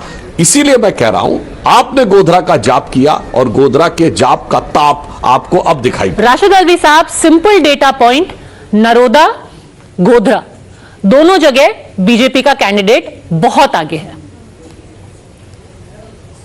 क्या दिखाता है? We have never talked about Godhra. We have never talked about Godhra. Sir, you just talked about Godhra. Bharatiya Janata Party, in every election, they talked about. They always talk about Godhra. They always talk about communal lights of 2022. Hello, can I please come in? And not only in Gujarat, everywhere in the whole of country, they always contest on the basis of communal election. Sir, okay, let me just ask you a simple question before Sudhanshu ji responds and Dr. Ranganathan comes in. I am asking you a simple question. BJP contested a communal election. Listen to me. Are the people of Gujarat communal to have rewarded the BJP? चलिए BJP communal है, क्या गुजरात का voter भी communal है कि उसने गोधरा और नरोदा दोनों जगह बीजेपी को जिता दिया? क्या वो वोटर कम्युनल है? आप देखिए, अगर आप मेरी बात सुनना नहीं चाहती हैं तो मेरे बैठने का कोई फायदा नहीं. Let me complete what I am saying. Sudhanshu जब बोलते हैं, you never interfere. When I speak, you start to speak. Please, if you have asked me to speak, okay, sir, please complete your point. 30 seconds. Then I will bring in the other guests. I ask you, Sudhanshu ji से भी पूछना चाहता हूं. पूछिए. Election commission ने हिमाचल की dates ऐलान की थी, गुजरात की क्यों नहीं की थी? गुजरात की डेट्स बाद में क्यों अनाउंस की? इसलिए की because Election Commission was working under the pressure of your government. Okay. And they wanted that first of all रेवड़ियां बांट दी जाए. Okay, I think now you know, Rashid आलवी जी, अगर आपको बस एक रैंट करना है तो आप करिए, तो आपको मैं पूरा समय दे दूंगा. आप हमारे डिजिटल वहां पे चले जाइए, वहां पर जितना बोलिएगा. But let's be on relevant point. You see, in Himachal, the same election commission is obviously not playing a partisan role. Right now the Congress has 38 there, the BJP has 27. Is it schizoid? Is everything schizoid? Let's just quickly go down this. Yes, Doctor. I wanted to make a point, and this is where, you know, my good friend Tessin has been saying this for a very long time, that there seems to be a disconnect. They are almost like what, you know, under George Bush he said, there's old Europe, new Europe. There is old Congress and there is new Congress. Now, you know, what Mr. Alvi is saying is actually what he's doing is he's insulting the Gujarati voters. Yeah. I told 5 days ago as well, and I stick by that. They are the most unemotional, non-emotional people when it comes to voting. I am telling you, and I vouch for it, if the unemployment rate in Gujarat was 25% like it is in Rajasthan, and not 1.7% like it is in Gujarat, Modi and Gujarat and BJP would have lost this election. Rahul, can I add one more point? I think one factor, if the Congress ends up winning Himachal Pradesh, that we need to discuss at some point, is the rising importance of Priyanka Gandhi Vadra in the Congress leadership stakes. Because this it is because of Priyanka Gandhi Vadra and not because of anyone else on the ground. Just hang on.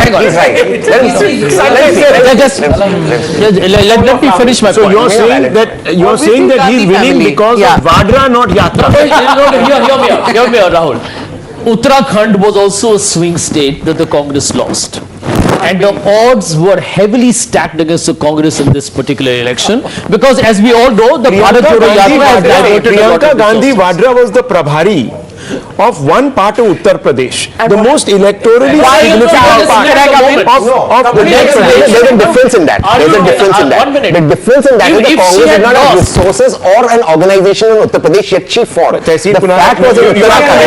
You have to make a complete disclosure to the viewer.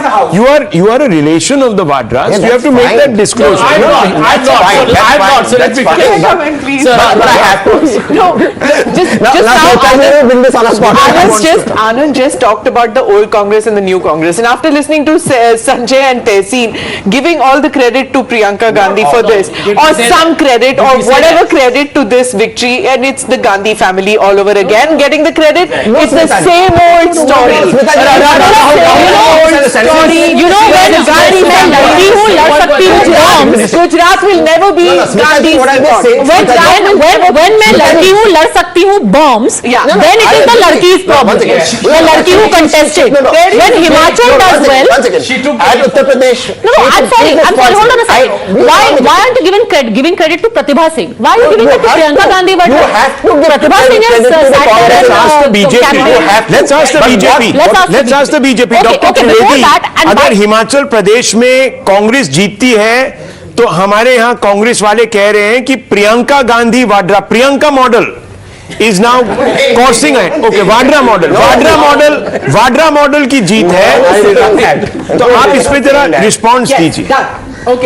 Response पहले केजरीवाल था, अब Vadra model भी आ गया. Vadra model पे आप बताइए. You are losing even to the Vadra model. That they are doing much better in Himachal, though we want to refrain to give a final conclusion till the final results come, because around 12 to 13 seats are in a range of less than 500, but still it is very clear that the Congress is improving, and to their surprise they are getting more seats in Himachal than in Gujarat, which they might have not thought. But for this, what they want to give a credit to the presence of Priyanka Gandhi or the absence of Rahul Gandhi, or the consequence of this presence and absence. Now I think they have to decide that what is the reason for this, because up till now we have seen that whenever Congress was able to achieve any electoral victory or gain, they used to give credit to Rahul Gandhi and Sonia Gandhi, and you can say incidentally both of them were absent. So whom they will like to give a credit, even if they do not form the government, at least they have improved their situation. Okay. I think this question to be asked from the Congress. Firstly, Smita, with due respect to you, I never said that Priyanka Gandhi will get a singular credit for the victory in Himachal Pradesh if it were to happen. So you misquoted me for the record. Point number 2, and this is important here, the Congress spent significant resources in Gujarat. Its leaders, its entire effort to try and win was more in Gujarat, and she was left by and large pretty much on her own to galvanize and make sure that the Congress crossed the line. So I think this is a significant vote towards the BJP rather than the Congress campaigning out there. It seems like they are more annoyed with the BJP over various things. A factor which added certain percentage. A certain amount of percentage. She got in a certain amount, whatever. Since we're talking about, let's go across to Prem Singh Dhuman. Prem Kumar Dhumal ji is here with us. He's through with us. Dhumal ji, जो हम अभी आंकड़े देख रहे हैं, एक ये map अगर हम एक बार दिखा दें, 38 तो 27 38 है कांग्रेस के पास, 27 है बीजेपी के पास. अब जो गैप है धीरे धीरे और बढ़ता जा रहा है. लेकिन कंसोलेशन प्राइज ये है कि अभी भी वोट शेयर के मामले में बीजेपी 0.25% आगे है. 0.25% आगे है. आपका जो इलाका है लगभग वहां पर बीजेपी ने अपनी सीटें बचा रखी हैं. जो बाकी दो इलाके हैं उसमें नुकसान क्यों हुआ है आपको? क्योंकि सबसे ज्यादा जो आपको नुकसान हुआ है अपर हिमाचल के इलाके में हुआ है. क्यों? अभी तो चुनाव परिणाम पूरे आएंगे तभी एनालिसिस होगा, क्योंकि अभी तक तो ट्रेंड जा रहे हैं और आप देख रहे हैं कि हर कुछ मिनट के बाद ट्रेंड बदल रहा है, हर राउंड के बाद लीड बदल रही है. तो जब अंतिम परिणाम आएगा तभी कुछ कहा जा सकता है कि कारण क्या रहे होंगे. लेकिन कुल मिलाकर ये चुनाव जबरदस्त हुआ है. साधारणतः 5 वर्ष के बाद यहाँ सरकार बदल जाती थी, इस बार हम रिपीट करने जा रहे हैं, तो नया इतिहास रचेंगे. एक फैक्टर ये था कि बहुत दिग्गज नेता हैं जो कि हिमाचल से हैं. जब आपकी सीटों का बंटवारा हो रहा था, टिकट डिस्ट्रीब्यूशन डिसाइड किया जा रहा था, तो कई खबरें आई थी, लोग खुश नहीं थे, प्रोटेस्ट भी हुआ था, ओपन रिबेलियन भी हुआ था.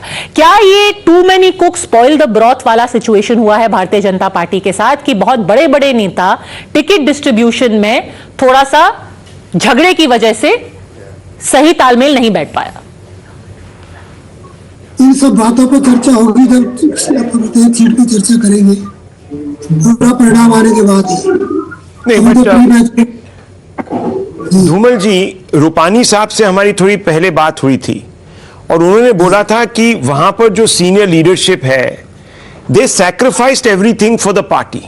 उनको बोला गया कि आप लोग अपने जो पोस्ट हैं उनको आप छोड़ दीजिए, आपको हम टिकट नहीं देंगे. वहां पर सब बहुत डिसिप्लिन्ड पार्टी फर्स्ट मेंटालिटी लेके आगे गए. यहां पर जिससे भी हमने बात की है हिमाचल में, ऐसा लग रहा है कि बीजेपी खुद ही बीजेपी के साथ लड़ रही थी. इसीलिए आज की डेट में आप लोगों ने कांग्रेस को इतना बड़ा एक एडवांटेज दिया है. इस पे आपकी क्या टिप्पणी है स्पष्ट तरीके से? मैं तो निश्चित तौर पे मानता हूं कि हमें जब भी जो कहा पार्टी ने वो किया है. मैंने तो स्वयं इस बार चुनाव नहीं लड़ा, तो वहां अगर गुजरात में छोड़ा तो मैंने भी छोड़ा यहाँ पे. ओके, धूमल साहब आपका बहुत बहुत धन्यवाद. अभी भी कई सारी ऐसी सीटें हैं, करीब 15 ऐसी सीटें हैं जहां पर बहुत क्लोज कॉन्टेस्ट है. The familiar bugbear of any election is the much reviled EVM, and already the Bharat Jodo Yatra has united to declare war on the EVM. We've got a fresh reaction coming in from Digvijay Singh. Let's listen in to what the Congress has to say about the EVM. ओहो, भाजपा ने चुनावी प्रक्रिया को hijack किया हुआ है. Muscle, money, machine, ये 3 हथियारों से वे नतीजे अपने पक्ष में कराते हैं. बेशुमार पैसा, दादागिरी, झूठे निर्दोष लोगों पर प्रकरण और दबाव, राजनीति के आधार पर ही सारा ये काम हो रहा है.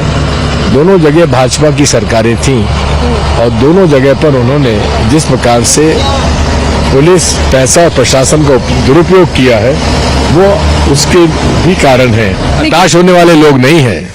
हमने So here is what I want to say, and I want to bring in Vivek Silas of the Samajwadi Party, Kamar Zaman Chaudhary of the Congress, and Guru Prakash of the BJP on this. But Vivek Silas, I want to first ask you, आपको लगता है EVM गलत है जैसे कि कांग्रेस को लगता है?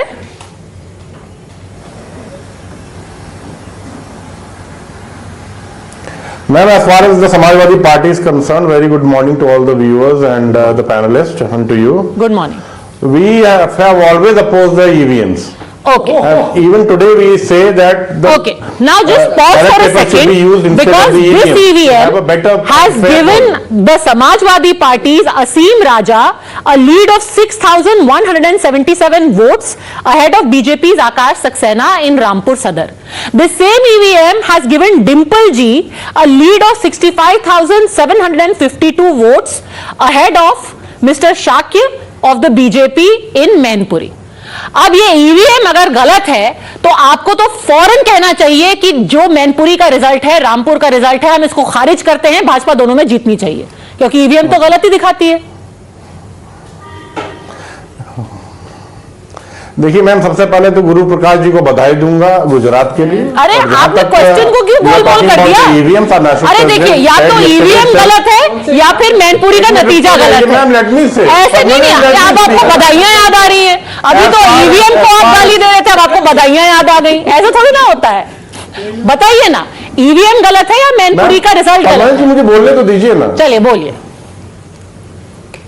मैम अगर ईवीएम ना होता ना तो इस समय जो आप 65,000 बोल रही है, 1,30,000 से हम बड़े होते हैं। और जो आप बता रही हैं रामपुर के लिए 6,000, वो हम 12,000 से आगे होते। That is the problem. That is the problem. BJP is not rigging the EVM to make you lose. The BJP is rigging the EVM to reduce your margin. मतलब ये कैसी रिगिंग है कि रिगिंग भी ढंग से ना कर पाए? In spite of all the Padmaja ji, in spite of all the atrocities that the Bharatiya Janata Party has done to the people of Uttar Pradesh, and they are rigging the election, in spite of that, the people of Uttar Pradesh stand strongly with the Samajwadi Party, and we are winning in all the 3 by-elections in Uttar Pradesh at the moment. And you are actually also winning a seat in Gujarat, by the way. आपको पता नहीं होगा, गुजरात की seat भी और non likelihood आपको जाएगी। गुरु प्रकाश, ये तो आपने बड़ी कोशिश की, एड़ी चोटी के आपने जोर लगाया, बट उत्तर प्रदेश की जनता है जिसने आपके ईवीएम रिगिंग के बावजूद जता दिया।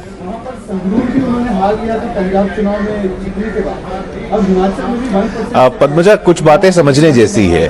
पूरे साल जब जब चुनाव नहीं चलते हैं, every time the opposition plays on a narrative, democracy खतरे में है, लोकतंत्र खतरे में है, लोकतंत्र बचाना है। Now when you have the opportunity to save the loktantra, to go to the people, to go to the elections, you are running away.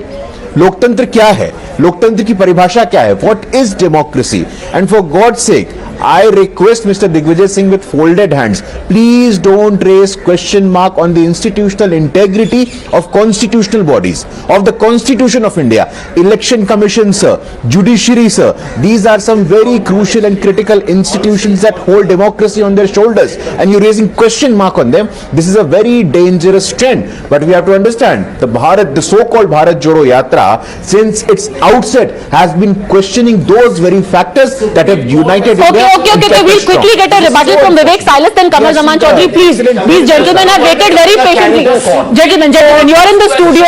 You're in the studio. Don't silence the poor people who are outside. Yes, Vivek Silas, respond कीजिए, then Kamal Zaman Chaudhary.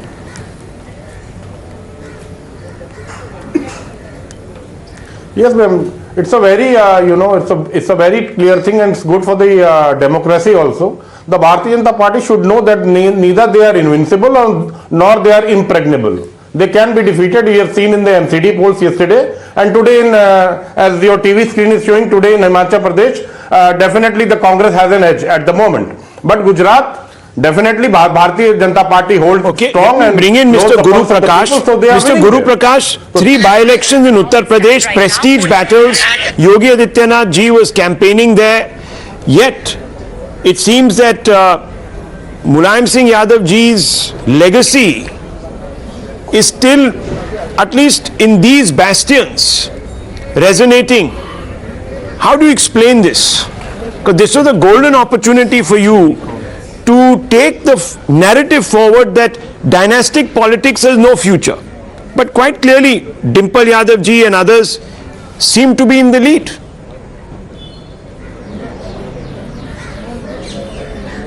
No, certainly, Rahul ji, that is a very interesting observation, and I tend to agree with you that by-elections across have shown as a trend. If you do an analysis, you'll see, but we have a by-election in Bihar as well, from where I come. Kudni in Muzaffarpur, that is a different way to it. But certainly, we'll do some homework, we'll do our analysis, we'll do where did we lack the selection of candidate, because Manpuri, and that's a huge margin, more than 65,000, it's definitely an area of concern for us. But we congratulate the Samajwadi Party. Otherwise, if you look at Uttar Pradesh on all the counts, law and order, infrastructure, connectivity at the level of Lucknow, we have been doing phenomenally well. These are definitely some of the speed breakers. We'll do some introspection. And I would like to go back to to Atal ji. Atal ji used to say, there's a very famous line, हम विजयी हुए हैं, हमें विनम्रता है. हम विजयी हुए हैं, हमें विनम्रता है, पराजय में तो आत्ममंथन होना चाहिए.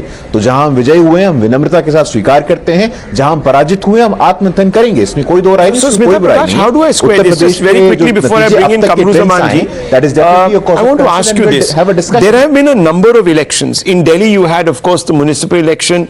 The BJP did creditably quite well in holding the AAP back. Otherwise, if history had repeated itself in the way it did 2 years ago, you would have had an AAP run. You have had a situation where in Himachal, the BJP, at least at this moment, is trailing. Gujarat, of course, record for the BJP. In the 3 by-elections in Uttar Pradesh, problem. Bihar, I'm not very certain right now. I was reading that the RJD was actually leading there, but I don't know if it's changed now. Guru Prakash seems to suggest it has. How do you look at this if one was to just take a step back and look at the larger national picture emerging? If one were to consider by-elections as a barometer? Like the BJP, like Guru Prakash just said, that it's time for Atmachintan. This is what the BJP specializes in. They don't like losing one bit. If there's one party which hates losing, it's the BJP. So they are going to do a lot of introspection and they're going to reassess where they've gone wrong. Because see what they've done in Gujarat, literally every street, every map, every home has been mapped, and they have been in touch with every voter and seen what are the issues. They've done a rejigging. They got their entire leadership changed. They got more representation at the center. They keep there's a dynamism in that. Because Uttar Pradesh is electorally very significant. So they will do that in Uttar Pradesh too. They will see where they have gone wrong and they will rejig and they will see where and quick response is coming, and I want to bring in Kamruji. One short point. Yesterday, AAP decimated the BJP here in the Delhi. Decimated? It's too heavy a word. No. Let him finish. I will. 1 minute. Okay, 1 second. I'll come to you. I'll give you examples of this. No, 1 minute. Let him finish his point. You can't. Guys, we can get into the semantics later. But hang on. Decimated. Okay.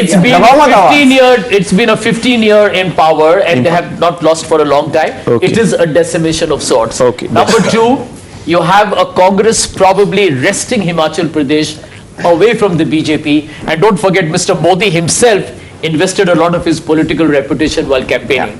Point number three is even these by-elections, you can't ignore them. So and I agree that Gujarat probably has once again gone the BJP way because the opposition is divided and the Congress did not really campaign the way it should have. The situation is politically extremely fluid. Okay. And I can tell you something, it's actually a fluid. tailwind. The situation is fluid, Guru Prakash. It's a tailwind for the opposition. There is a tailwind for the opposition. Guru Prakash. Even Doc Sumatraman is laughing. Come on, look.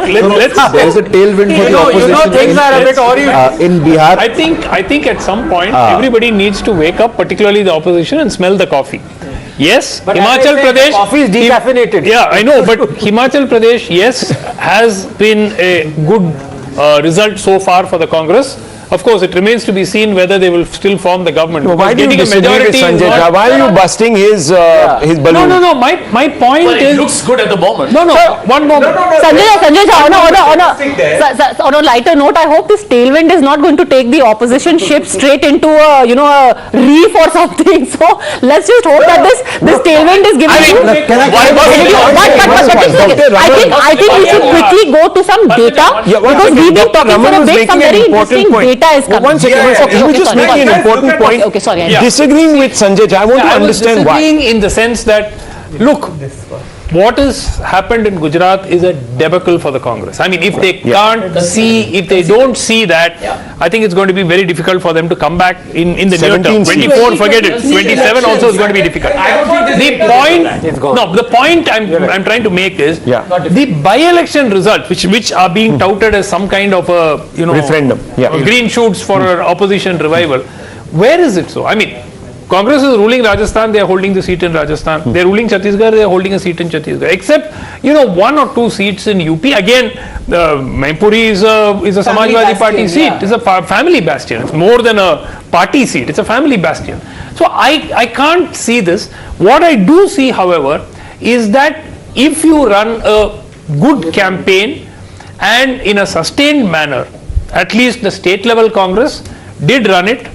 Mr. Modi was not as involved or invested in Himachal as he was in Gujarat. Oh, no, I'm sorry. He said the rapist for me. No, he said the rapist for me. He said the rapist for me. Gentlemen, I'm sorry.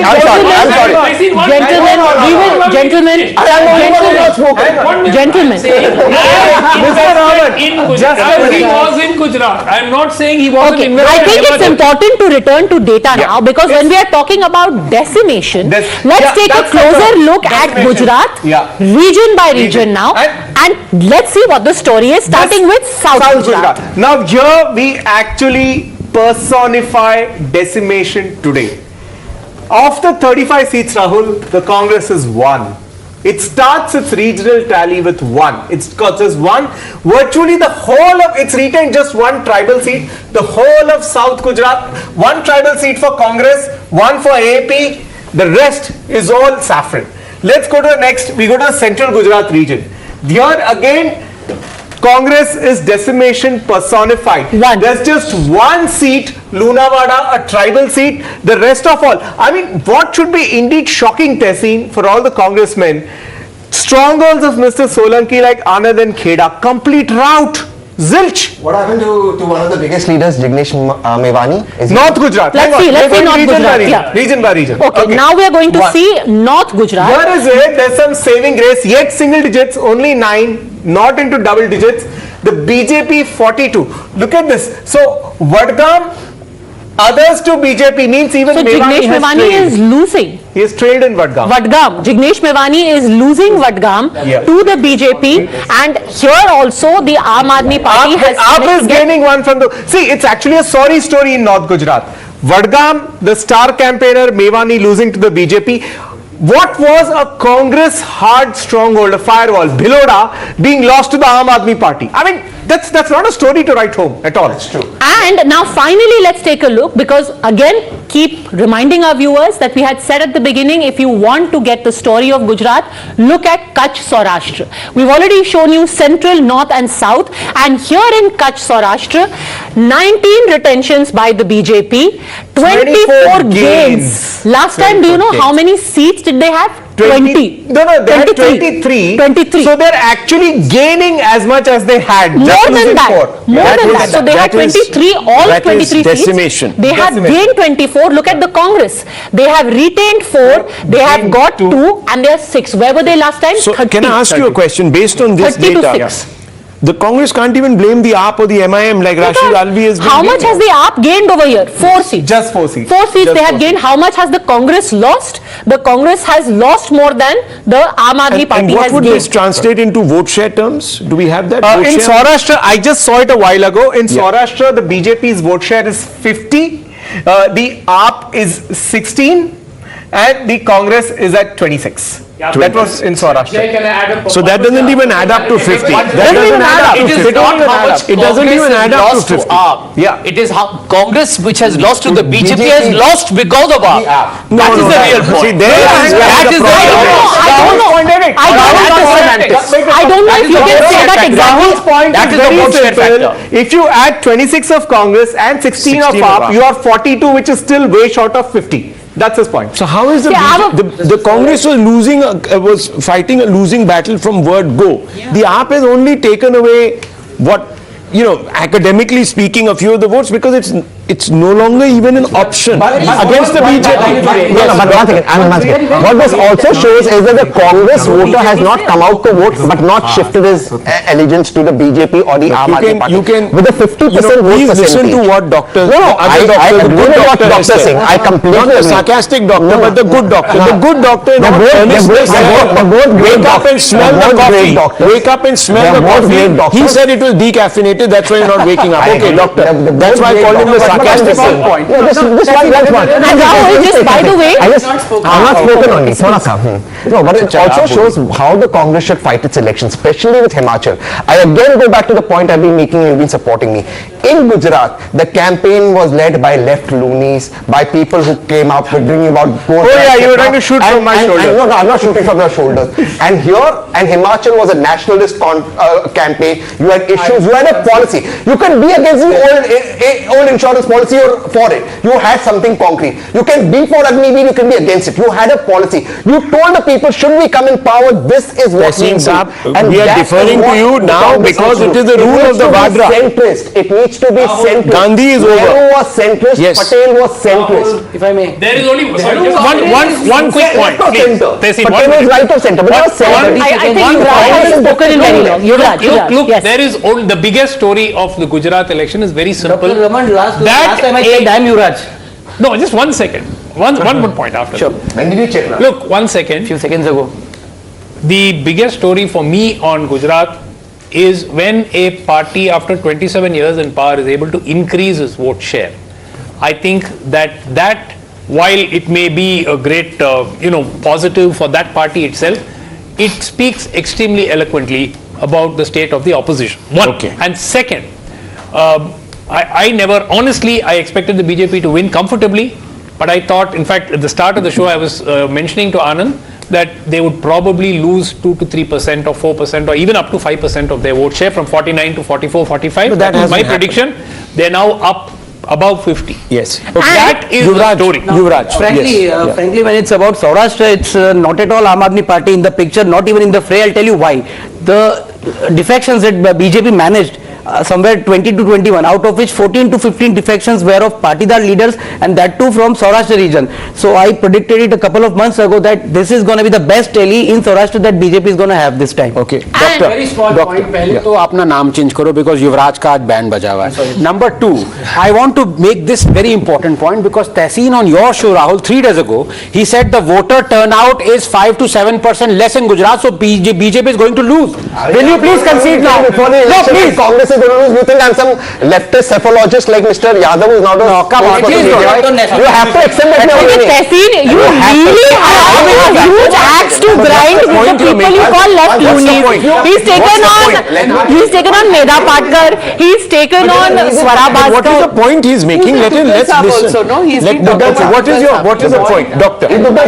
Some days he's Kisan Neta, some days he's anti-Muslim trader, sometimes he's... Tehseen, you're eating into someone else's time. You're eating into doctor's time. Sorry, I'm so sorry. No, but I have to speak about the bill. Just to tell you this, because now you have to concede the reason why the voter turnout was less is because people are so satisfied with the job that BJP has done. You were saying the opposite. They increase the vote share by 5. Sanjay, sir, it's vice versa.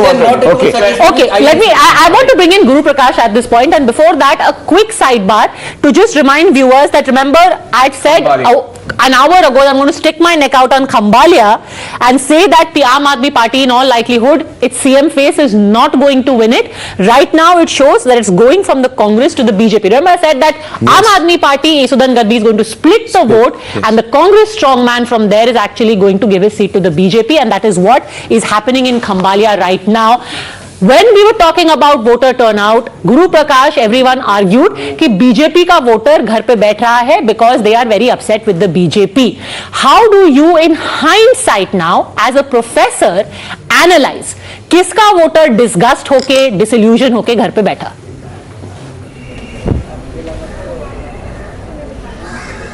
नहीं, अभी कहना जल्दबाजी होगी. It's too early to make a comment on this issue now, but we have to understand a couple of things. And I was patiently listening to my friend Tehseen. Tehseen, you need to get out of this vision. Left, right, center, it does not apply to Indian politics. It is a Western concept. We are left in many of the economic policies. So let's not take that argument all over again. You have to do some introspection. I'm remembering Kabir here. Kabir said, "Bura jo dekhan main chala, bura na milya koi." So aapka you need to turn the searchlight inwards. Instead of doing that, you're just going here and there. Do some introspection, do some Atmachintan. I think that will give you the answer. We are accepting in Himachal. Let's give it some 45-50 more minutes and you will see there are more than 10 seats where the margin is less than 500. Either Congress is leading or the Bharatiya Janata Party is leading. So the clock can shift anywhere. So let's be patient when it is coming to Himachal, and let's welcome the verdict of Gujarat after 27 years as a student of politics, as a student of democracy. This is nothing short of a miracle, Padmaja. Let me make this very clear on the show. More than 150 seats. That's phenomenal. That's magical. That's faith in democracy. That's faith in the strong leadership, faith in governance, and faith in the delivery of welfare और mechanism. क्योंकि संत कबीर की बात हो रही है, maybe एक दोहा also replies, you can tell your leadership, since you have such an axe to grind about the people who walk in Bharat Jodo, निंदक न्यरे राखिए. They should keep you closest to them because you are the biggest critic of the kind of people who are in Bharat Jodo. And the sanest voice. And the sanest voice. But to Guru Prakash ji, I just want to say, no, I meant culturally right and culturally left.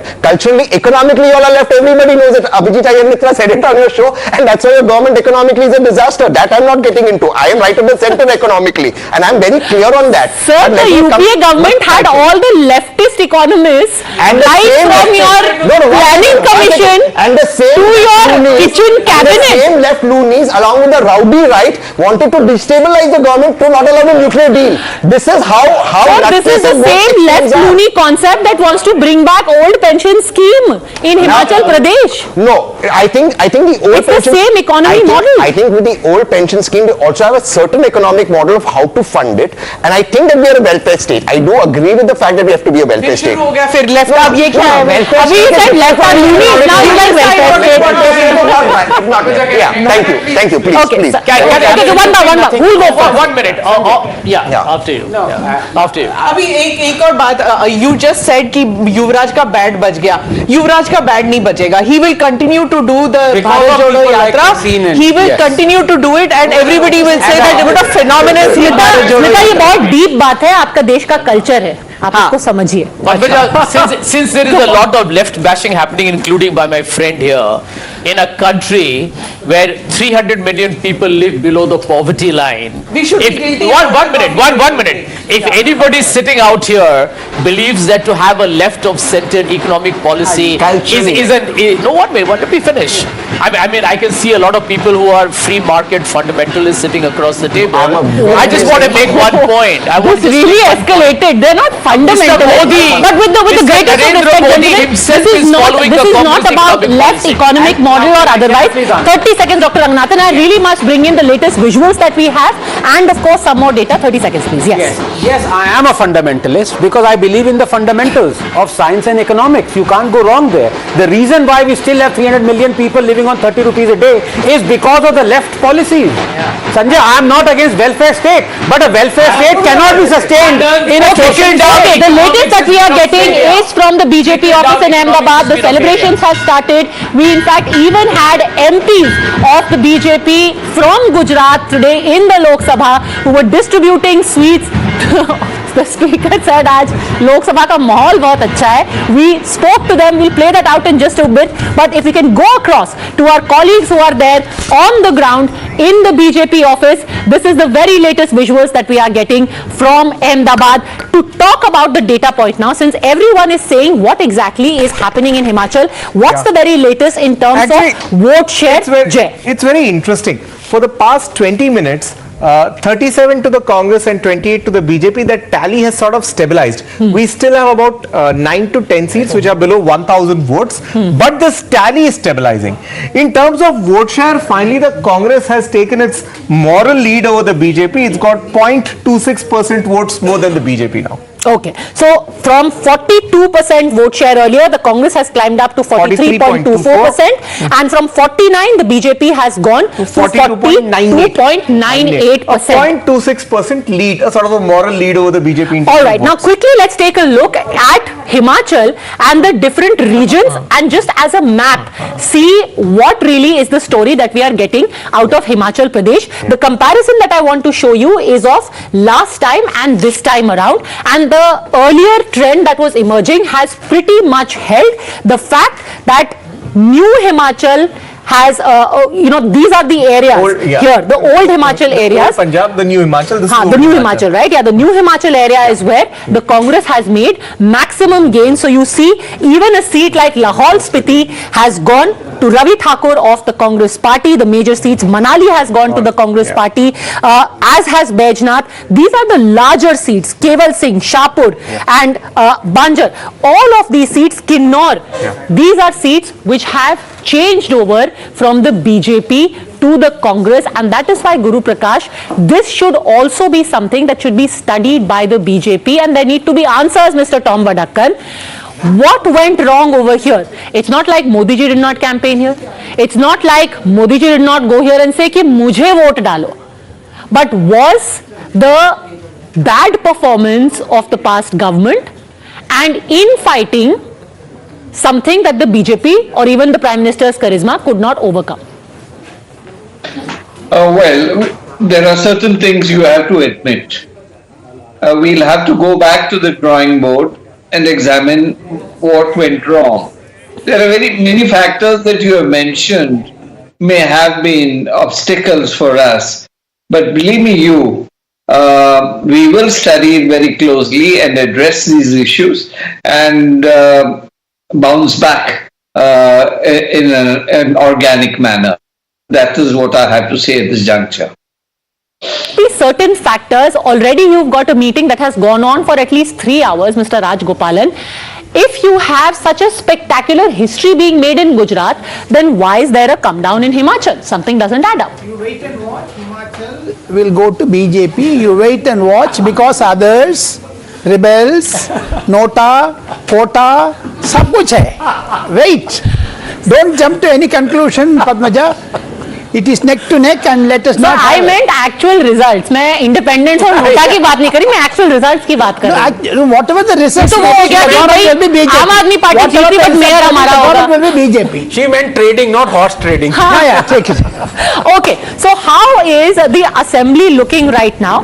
Let's take a look at a virtual assembly. First, let's start off with Gujarat.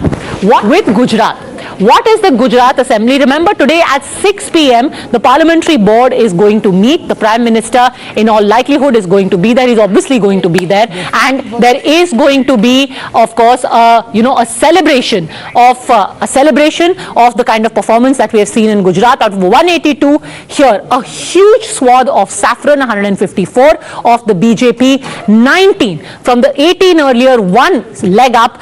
18 to the Congress, and you've got the Aam Aadmi Party at 6, much higher than many people were willing to give to them, but clever allocation of tickets, and of course at the cost of the Congress. 2 seats at least that we have tracked are coming from the BJP to the Aam Aadmi Party in Saurashtra, but the rest of them, most of them, are coming from the khata of the Congress.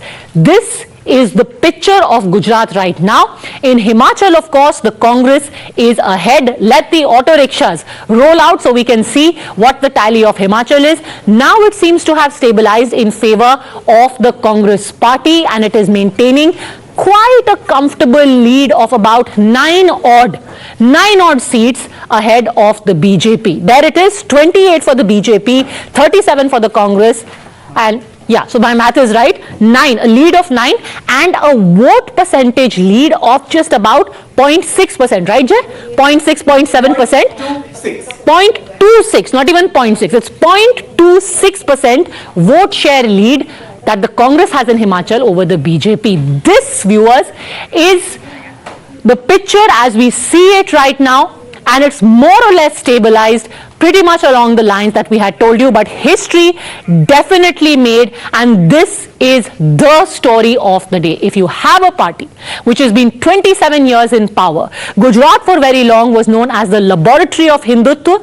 This result has made it a laboratory of how an election can be meticulously planned to the last detail and won with a brutal majority. Navika. Yes, decoding the elections, and Gujarat is really a study that should be done by political analysts and political science students, because 154 seats, that too after 27 years of being in power. And out of these 27 years, remember, for 21 years, these votes have come in the name of one man called Narendra Modi. And Narendra Modi and Gujarat, that's the magic, that's the chemistry, and that is what you're seeing on your screens. 156 even as we speak.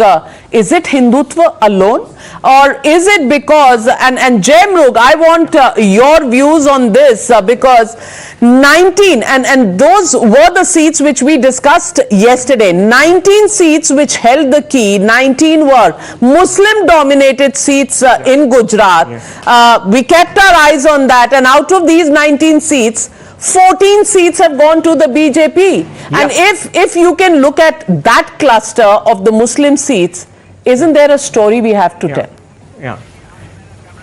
Yeah, perfect, Navika. In fact, see, the story is astounding actually. If you look at how the maps are comparing, look at this. You know, it's one seat in South Gujarat, one seat in central Gujarat. In fact, ये जो यहाँ तक का पूरा industrial belt है गुजरात का, they've practically abdicated it to the BJP. You're looking at a strike rate of 85% as of this tally, 85% strike rate for the BJP. You know, even if you look at actually what's happening, you know, across those different demographies, the minority clusters, tribal, the spider web, you can actually study it as an envelope. You know, the better party has a greater envelope. There is only a saffron envelope line. The Congress, the blue, they're almost in the center, which means across all demographies. Sabka saath, sabka vikas, sabka matadan. Practically that is the way it has happened. Everything here has gone, the saffron envelope is huge, it's practically big. You know, even if we look at the spider webs, you know, some of the other charts, the chord charts, okay, it's very fascinating. You look at this, let's take South Gujarat here. In South Gujarat, the Congress is now finally showing up two, okay, Surat East, the minority dominant seat, and Vasna, one tribal. मतलब दोनों categories में से एक token price उठाया and the tally closes there. This is practically not moving beyond. That's the point. And Anand Ranganathan, I want to ask you this. The issue is not just about a record performance, bettering their earlier record as at the Times Now Summit, Mr. Amit Shah told us. But the question is also about the fact that seats have been won in areas which were never thought to be the BJP stronghold. Muslim seat तो आनी नहीं थी कभी BJP के पास क्योंकि हिंदुत्व का message है गुजरात में. And in the Muslim dominated seats, if Narendra Modi gets you a victory, what does that mean? No, what it means is that of course there is some amount of, I'm not denying an emotional connect. I'm not denying charisma and of course the Modi wave, but you have to back it up with governance, with development, and the kind of development the Gujarat, I mean the whole state has seen for the last, forget about last 5 years, for the last 15-20 years is unprecedented. No other state will be able to do it. That's why I said, Navika, 3 days ago, that it is a flagship state for the BJP. उनको वहाँ पे हराना मुश्किल ही नहीं, नामुमकिन है. Bilkul, and joining me on the panel this afternoon is Tom Vadakan, leader of the BJP, also with us this afternoon, Brijmohan Srivastav of the NCP. And what do you think, Mr. Srivastav? Is this a message of BJP all the way, and is there a lesson for the opposition parties that if the BJP can come to power with a thumping, record-breaking performance in Gujarat after 27 years of rule, then clearly the opposition has failed to understand Modi magic? Navika ji, one is very clear that a campaigner like Narendra Modi ji is not available with any party. It's very loud and clear.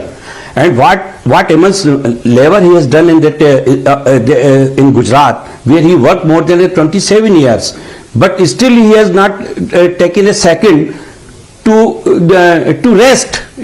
So it is no doubt it is a lesson to the all political parties. We have to identify peoples who can work just like a respected Narendra Modi ji, and it's magic of the Narendra Modi ji in Gujarat, because the Gujarati peoples feel that if he will defeat Modi ji in Gujarat, then it will be difficult for him to become the leader of BJP.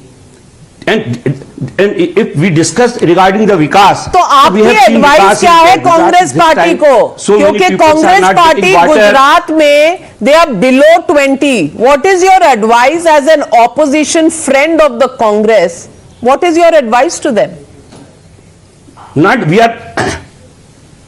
हाँ, I told you ना, हमको इस पर फिर से विचार मंथन करना होगा। एक दूसरा, मैं ये नहीं मानता कि जो स्थिति गुजरात में आदरणीय नरेंद्र मोदी जी की है, वैसी स्थिति या वैसा गौरव, गुजराती गौरव की बात वो पूरे मुल्क में नहीं कर पाएंगे। गुजरात के लोगों ने उन पे आशीर्वाद इसलिए दिया कि लोगों को लगता था कि अगर नरेंद्र मोदी जी को यहां पर कोई नुकसान होगा तो उनकी पूरी देश में छवि उनकी प्रभावित होगी, और उसको उन्होंने पूरी तौर से भुनाया। आज वहां पर Is this only about Gujarati Asmita? I want to ask you, Ishkaran. तो अगर गुजराती अस्मिता थी तो पिछली बार 99 क्यों नहीं आए? पिछली बार 150 क्यों नहीं आए?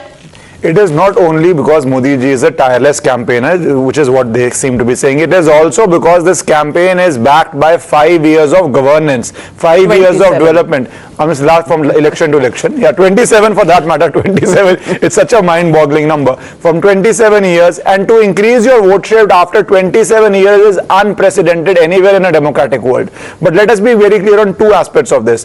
One aspect of this is because what is being shown that they are sweeping Muslim-dominated seats also.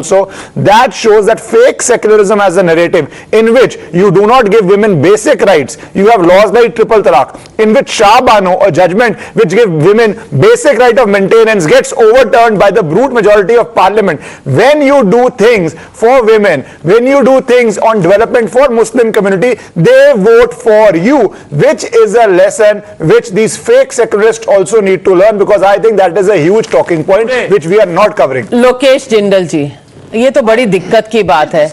आप ही के घर में तो सेंध लग गई, लेकिन if it is your vote bank politics which is at stake now, and उसकी you know that whole policy, that whole concept and that whole model of politics is going to fail, तो आपका होगा क्या? We are glorifying Modi magic beyond its actual impact on the field. Now, when we talk about Himachal Pradesh, it's the home ground for the BJP president. But we are not talking about Himachal Pradesh. We are talking about Gujarat. 16 rallies was carried out by Mr. Yogi. Mr. Modi himself said he had emotional connect with Himachal Pradesh. In fact, Kripal Parmar, who was a BJP rebel, he was called personally by the Prime Minister, but he did not budge. He did not join the BJP. He still went on. And we see Himachal Pradesh, it gave a befitting reply to BJP when it is not coming to power. The point over here is, we are trying to The point over here is that you are not sticking to the point of debate. We are trying to The point here is you are not sticking to the point of debate. Anand Rajanathan is basically some form of a large message that Modi is invincible. I would say Prime Minister Modi is invincible. That's not the scenario. Rahul Gandhi is invincible. If BJP worked in Gujarat, it did not work in Himachal. Okay, Anand Ranganathan, respond to that and then I get in Tom आज के Badakkar. Result से बहुत लोगों को धक्का लगा, लेकिन मेरे गुड फ्रेंड लोकेश जी को इतना ज्यादा धक्का लगा है, ये किसी और लटेंस चैनल में पहुंच गए हैं, जहां पे Navika, believe it or not, and I am on cue here, they are not talking of Gujarat at all, they will talk of Himachal.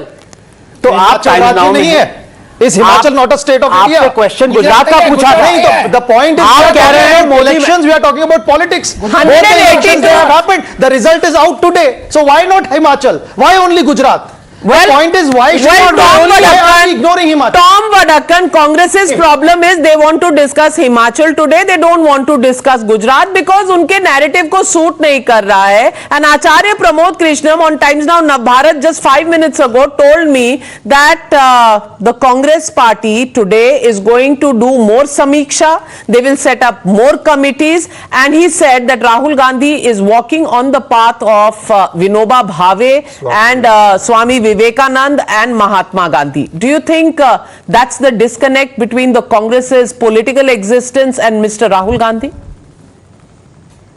Well, I don't want to say anything about Rahul Gandhi at this juncture, because the results have shown his political acumen.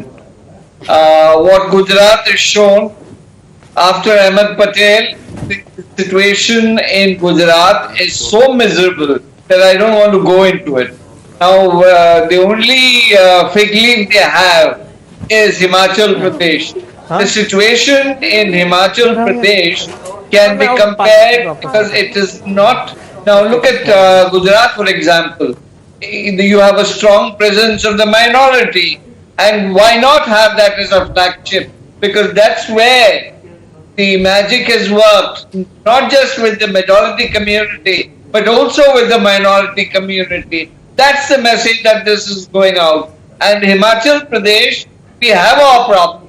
We will address it. And believe me, it's a little too early to come to any conclusion at this juncture, as the Congress is jumping the wagon right now. Well, Mr. Rajagopalan, the Aam Aadmi Party won MCD elections and there were hopes that they will do spectacularly in Gujarat. I want to ask you, they've got the vote share that has been given up by the Congress party. The BJP has increased its vote share.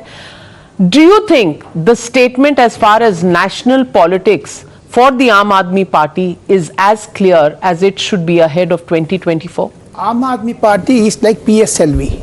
From Sriharikota, it takes off, suddenly aborts. and Aam Aadmi Party aborted. And they tried. Why are you laughing? I say, I'm seriously telling you. I'm sorry. I'm sitting next to a scientist. He understands the well very well. So I speak politics. Why are you smiling?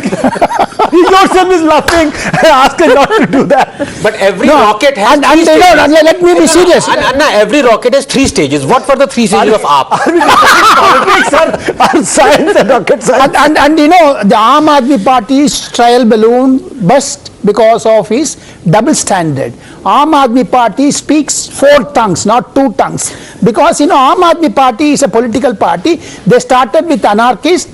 They went to Hare Ram, Sri Ram. They came to Inshallah, and now they go to Bharat Puja, Ganapati Puja, like that, Diwali Puja. Therefore, Aam Aadmi Party is a failure. Aam Aadmi Party cannot take off in Indian politics. No, you can write off Aam Aadmi Party. Definitely write off. Write off. Himachal Pradesh written off. Written off. They cannot go beyond Delhi. 40% vote share. Aam Aadmi Party did not go beyond Aam Aadmi Party. Navika ji, 1 minute. I just want to come back to one point raised by Jindal Saab. I disagree with Jindal Saab in a small point. I think that this vote is from Narendra Modi ji. Because he said to the Gujaratis that vote for me. And I totally disagree with Ishkaran ji that this vote is for development. You know one thing. Not a आपको जिसमें खुशी मिलती है आप वो मानिए. आपको जिसमें खुशी मिलती है आप. After 27 years of party winning an election, you think is not a vote for development, then you don't understand the voter, don't you understand the sentiment of the voter, you don't even think the voter has basic common sense. You believe that the voter after 27 years don't be disrespectful of the voter. It has given you also 14%. Please don't disrespect the voters. Absolutely. It's always an emotional connect, and it's always delivery on the ground that will matter to the people of India and the voters today are very smart, whether you give them that credit or not. But let me go across to my colleague Aishwarya, who's joining me live from the ground in Gujarat, Ahmedabad, headquarters of the BJP, where celebrations are on in right earnest. And also the Prime Minister has just spoken to the Chief Minister of Gujarat and C.R. Patil. Both of them have been congratulated by the Prime Minister. C.R. Patil, the in charge, and Chief Minister Bhupendra Patel, who led this election, and the BJP, and the Prime Minister speaking to both of them. Going across to Aishwarya. Aishwarya, कितने लड्डू बंट गए?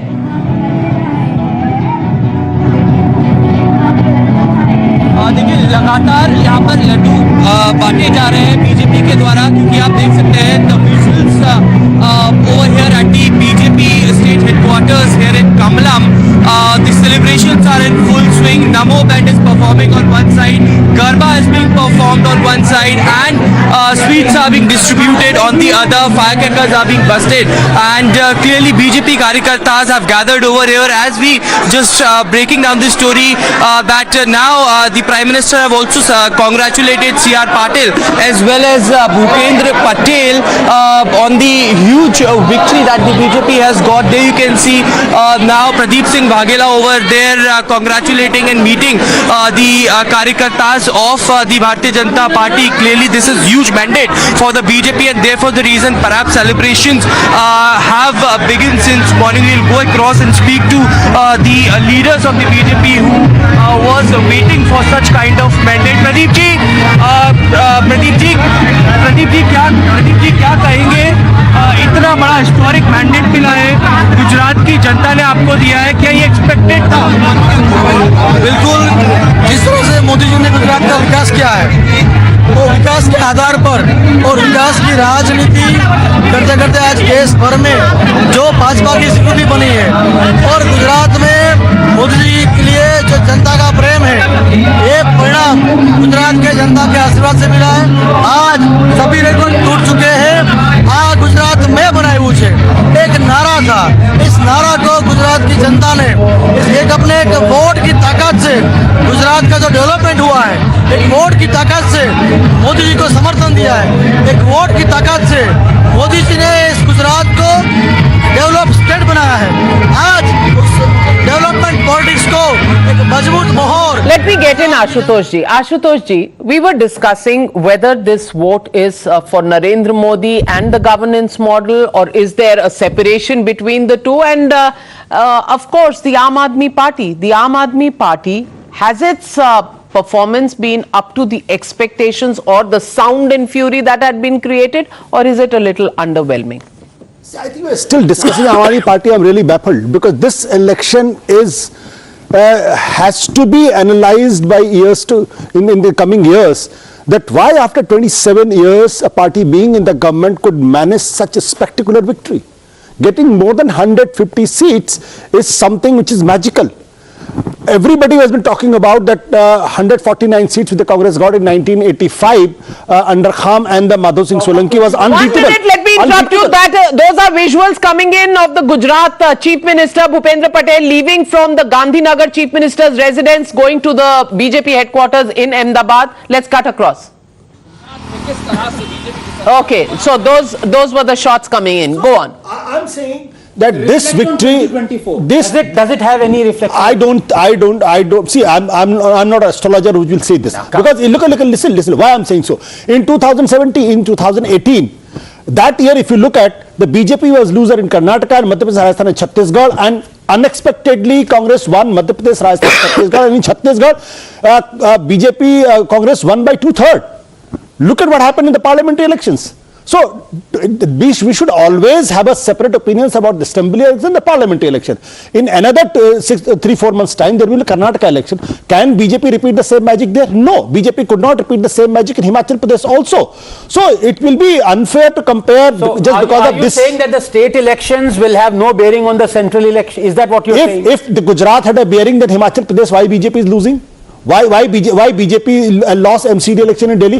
There are the 3 results. It's not only the Gujarat. Gujarat BJP won massively, amazing results. Himachal BJP lost. BJP also lost in MCD election. That means the 3 elections have 3 definite meanings. If you are working hard, the narrative that we were talking about, the narrative setting is on point. That's the point. Why point मिल गया? Point मिल गया. The lobby is back. The lobby strikes back.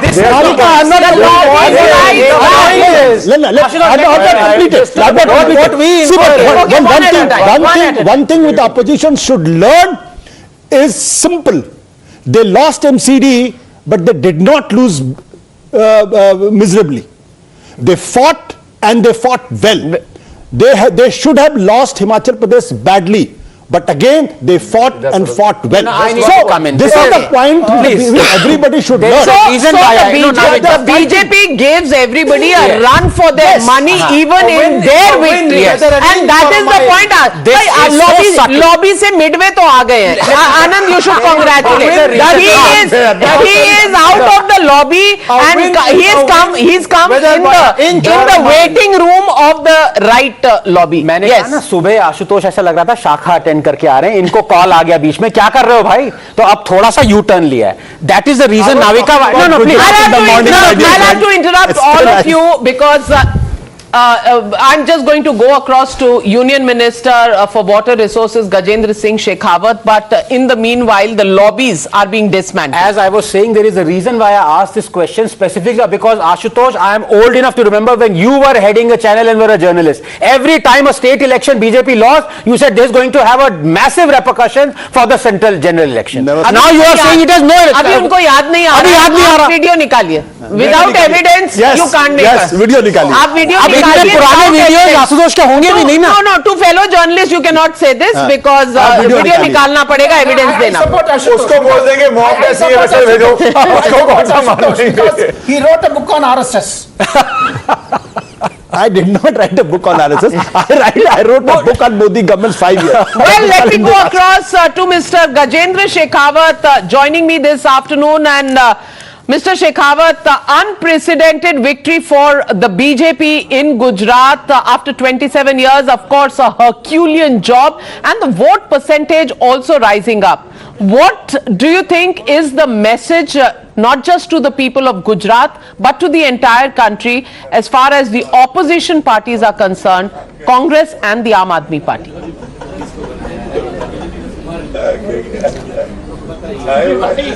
देखिए, गुजरात का जहाँ तक प्रश्न है, it is unprecedented, but it was not unexpected. We were confident. Honorable Prime Minister, Honorable Grah Mantri ji, the party president, everybody was confident, and we have already stated many of the times that we are going to create a new history this time in Gujarat. And the people of Gujarat have stamped once again the developmental politics of Modi ji. जितना भी कीचड़ उछालने का कोशिश किया था, जितनी भी तरह से कोशिश किया था, सब everything has been wiped out. Gujarat is with BJP, Gujarat is with development, Gujarat is with a developmental agenda of Modi ji. But Himachal में ऐसा नहीं हुआ. ऐसा क्यों? क्योंकि वहां भी तो रिवाज बदलने की बात हो रही थी, पर हिमाचल में ऐसा नहीं हुआ.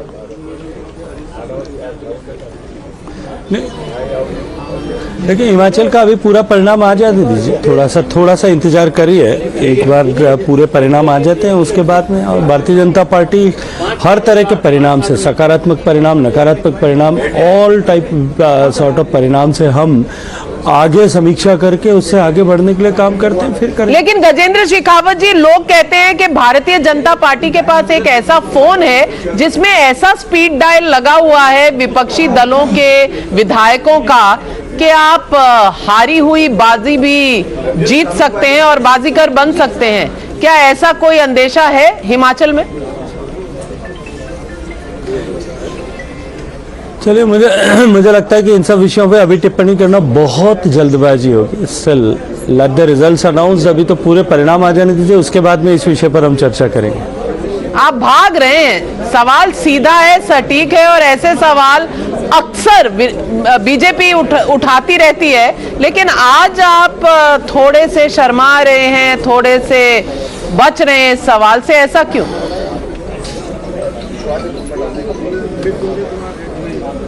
नहीं, ऐसा नहीं है. मैं ये कह रहा हूं कि अभी वो समय नहीं आया कि इस प्रश्न का उत्तर दिया जाए. समय आने दीजिए. समय अपने आप से सब प्रश्नों का उत्तर अपने आप दे देगा. मैं आपसे पूछना चाहती हूं कि क्या अगर हिमाचल के चुनावों के नतीजे गुजरात से इतने फर्क होंगे तो इसके लिए नेशनल नैरेटिव या 2024 पर क्या असर होगा? इस पर आप कुछ टिप्पणी देखिए, मैं तो नाविका जी मैं तो नाविका जी, इस तरह से 2019 के चुनाव से पहले जो नतीजे आए थे, 2018 में राजस्थान, मध्य प्रदेश, छत्तीसगढ़ का जब नतीजा आया था, तब शायद इसी तरह के नैरेटिव बनाए गए थे और ढूंढने की कोशिश की गई थी लेकिन परिणाम क्या हुआ था 2019 में पूरे देश ने देखा है, आपने और हमने सबने देखा है।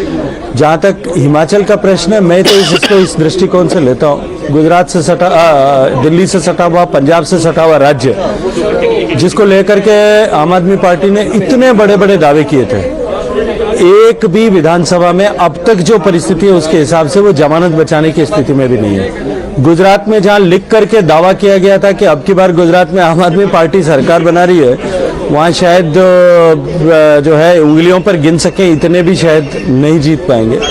इसलिए अभी जो वर्तमान परिणाम है उनको थोड़ा इंतजार करिए, देखते हैं आगे क्या होता है। इस बार 3 चुनाव हुए थे, एक म्यूनिसिपल कॉरपोरेशन और 2 राज्य। म्यूनिसिपल कॉरपोरेशन में आप हारे, हिमाचल में आप हारे, गुजरात में आप जीते और रिकॉर्ड ब्रेकिंग परफॉर्मेंस। आप जानते हैं कि चर्चा नैरेटिव की जरूर होगी। आपके हिसाब से इन चुनावों के नतीजों का मैसेज क्या है?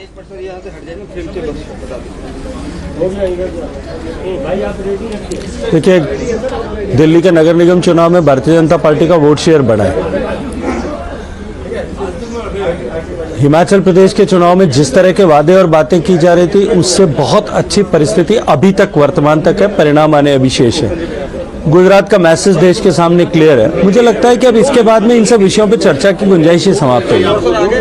गजेंद्र शेखावत जी, आपका हमारे साथ जुड़ने के लिए तहे दिल से शुक्रिया, धन्यवाद। और उधर तस्वीरें आ रही हैं, those are the pictures coming from Ahmedabad, the BJP headquarters, where Chief Minister Bhupendra Patel has come and is meeting with BJP Karyakarta, C.R. Patil with him, and that is the defining picture of the moment, Mr. Rajagopalan. Of course, it's a picture. Even at 6 o'clock, if Mr. Narendra Modi goes to BJP headquarters, that picture will speak furthermore. By the time the Himachal Pradesh will also be settled. My understanding of the entire thing is, Navika, 2024, 2029, we are all talking about coming next year by December, the same time, Rajasthan, Chhattisgarh, Madhya Pradesh will all go for polls. What is going to be the Congress narrative for these 3? And will the Aam Aadmi Party give trial there also? So 24 को पहले 23 में problems है बहुत. Even for BJP, BJP takes every election seriously to win and defeat the opposite candidate. But Congress does not have that strength. Padyatra निकला है, महिला पादयात्रा पर Himalaya padyatra. Then this narrative was all to say that he is a frequent foreign traveler. To demolish the scheme, he is taking a padayatra. What is that padayatra is going to help Congress? We do not know. Well, Acharya Pramod Krishnam, Lokesh Jindal ji called it the Padyatra of Vinoba Bhave. So he also said that Digvijay Singh and Jairam Ramesh spoiled it. In fact, if you look at Himachal Pradesh and the outcome, Gujarat, Delhi, fixed on Himachal. Gujarat, Delhi. I'll come to Gujarat and Delhi also. No. Gujarat is not in India. See, Gujarat, when we are talking about, it's an urban state with a sizable number of population dependent upon trade and commerce. It has got a huge coastline. So when I'm talking about BJP and its policies, especially after the COVID times, it has been pro-trade and commerce. However, it had been negligent towards the agricultural communities and sector. And that was one of the major reasons why in Himachal Pradesh, BJP is losing out. And this is going to happen elsewhere as well. Because when we talk about, wait a minute, let me complete. See, when we are talking about the entire India, the post-COVID crisis, there is a rise in unemployment, there is a rise in inflation, there are economic troubles glaring up. In fact, right now the government is trying to embark upon a narrative that the World Bank have improvised its economic growth rate to 6.9%. However, they are not understanding the fact that it is in fact in a slowdown. So what will happen is in the entire 2022-23, there is going to be... I just beg your indulgence to all my panelists, and I want to congratulate you. I want to congratulate you. 20 हो गए हैं, 19 और 18 पे चल रहे थे आप गुजरात में, आपके 20 सीट हो गए हैं. I take this congratulation because 38, 39 हो गए हैं हिमाचल में, और हम सरकार बना रहे हैं. आपका बहुत बहुत धन्यवाद, बहुत बहुत धन्यवाद. हम हिमाचल में सरकार बना रहे हैं. अरे बाप रे बाप, ये 39, लेकिन 20 हो गए, 39 हो गए हैं, 39 हो गए, अभी तक 19 18 से आगे नहीं बढ़ रहे थे.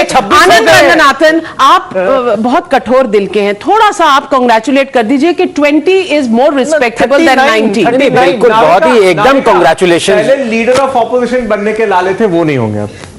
ये नहीं कांग्रेचुलेशन कह रहे हैं, पर ये बता दीजिए अभी जो ये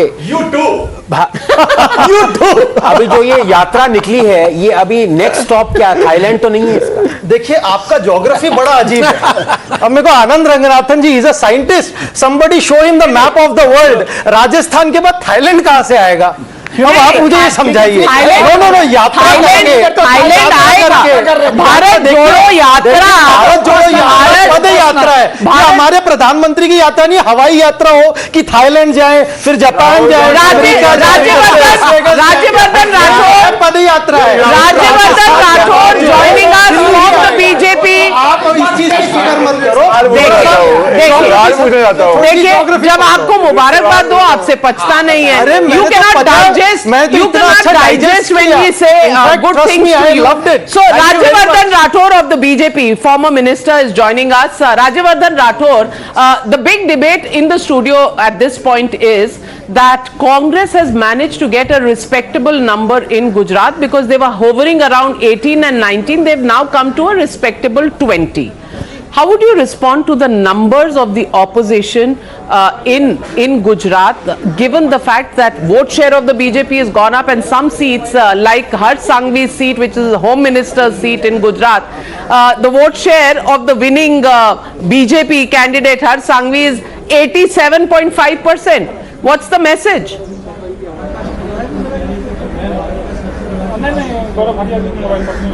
See, as regards the vote share and the presence of certain seats of the Congress that are winning in Gujarat, see, the whole point is that, and understand this whole electoral process from the point of view of multiple parties. Now, Congress has always been there in Gujarat in the earlier times. It's been there in the entire country, and gradually, as corruption crept into their system, as they were unable to deliver these schemes, as the dynastic politics became more stronger and stronger. Gradually, they are now not finding their feet anywhere in the country, and wherever their government comes in, it doesn't get repeated. Now, because of the past politics that they've been doing in Gujarat, there are certain segments, certain pockets where Congress is still existing.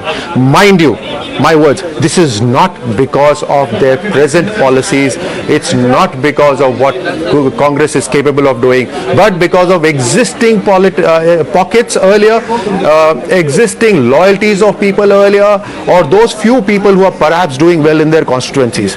Now, in Himachal, if this Congress party is doing well right now, we are still waiting for the final results, of course, but the problem is that they do not fulfill their manifesto, and Rajasthan is a glaring example in this case.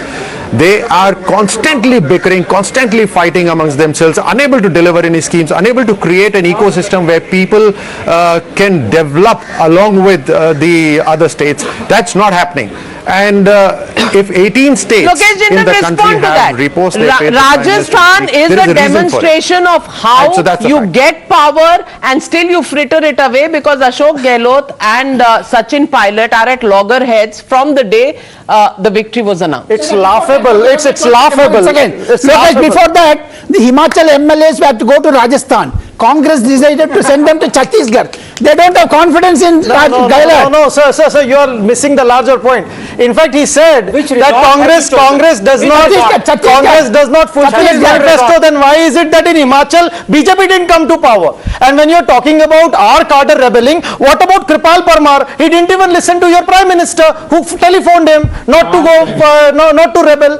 Please answer on this. The Prime Minister happens to be the country's Prime Minister. It's not their Prime Minister. But it's she's our from their political party. So I'm telling. Rajyavardhan Rathore respond to because that. had he also campaigned for Congress, I would have said. No, it's okay. Let me answer this.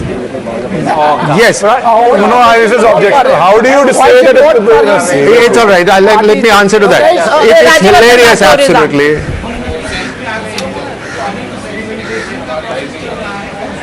Yeah, it's absolutely hilarious when they come up with these one odd example here. They really find it very difficult to pick up these examples, but they finally do come up with these examples.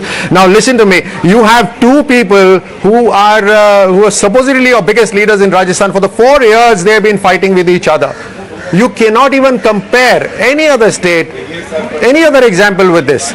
And the entire state is suffering. What about you do not have a name in your entire Congress cadre who has a vision.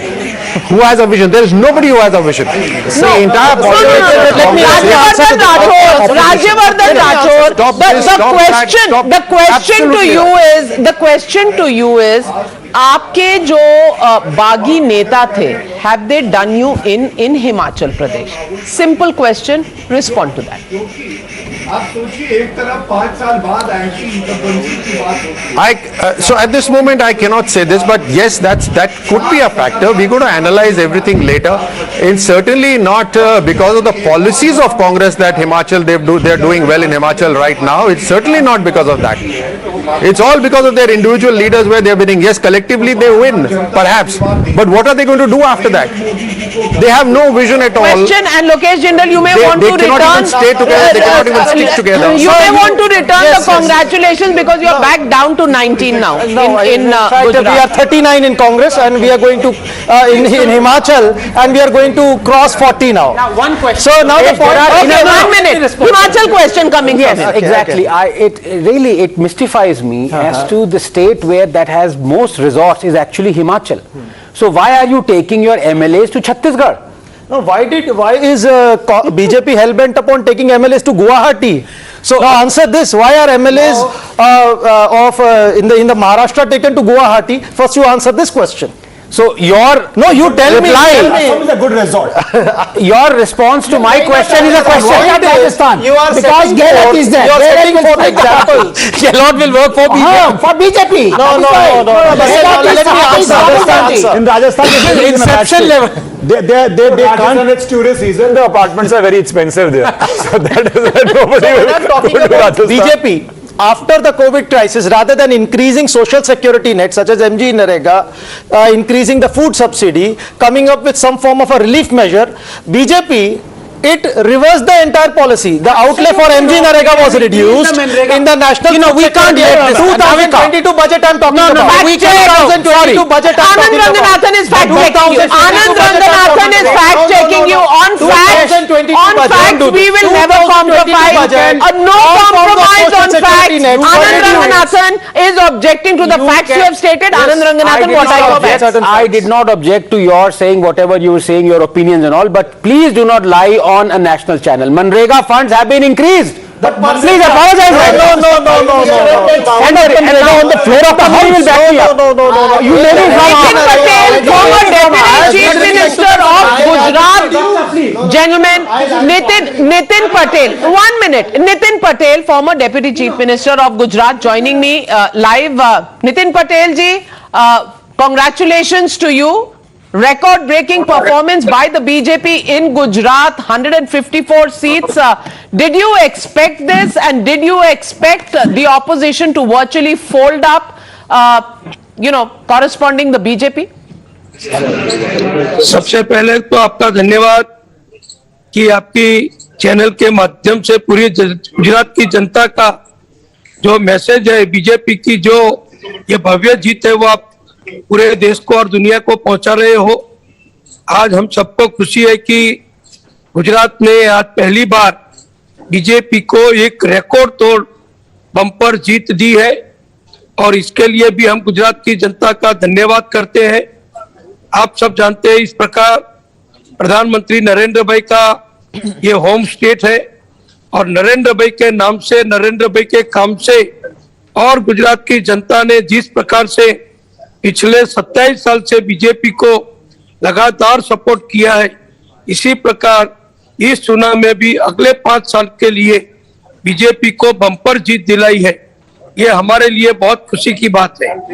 Nitin Patel ji, triangular contest से आपको फायदा हुआ है, BJP को फायदा हुआ है?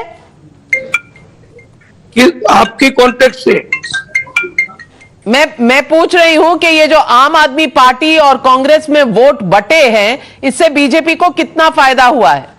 यानी कोई वोट बचे नहीं है।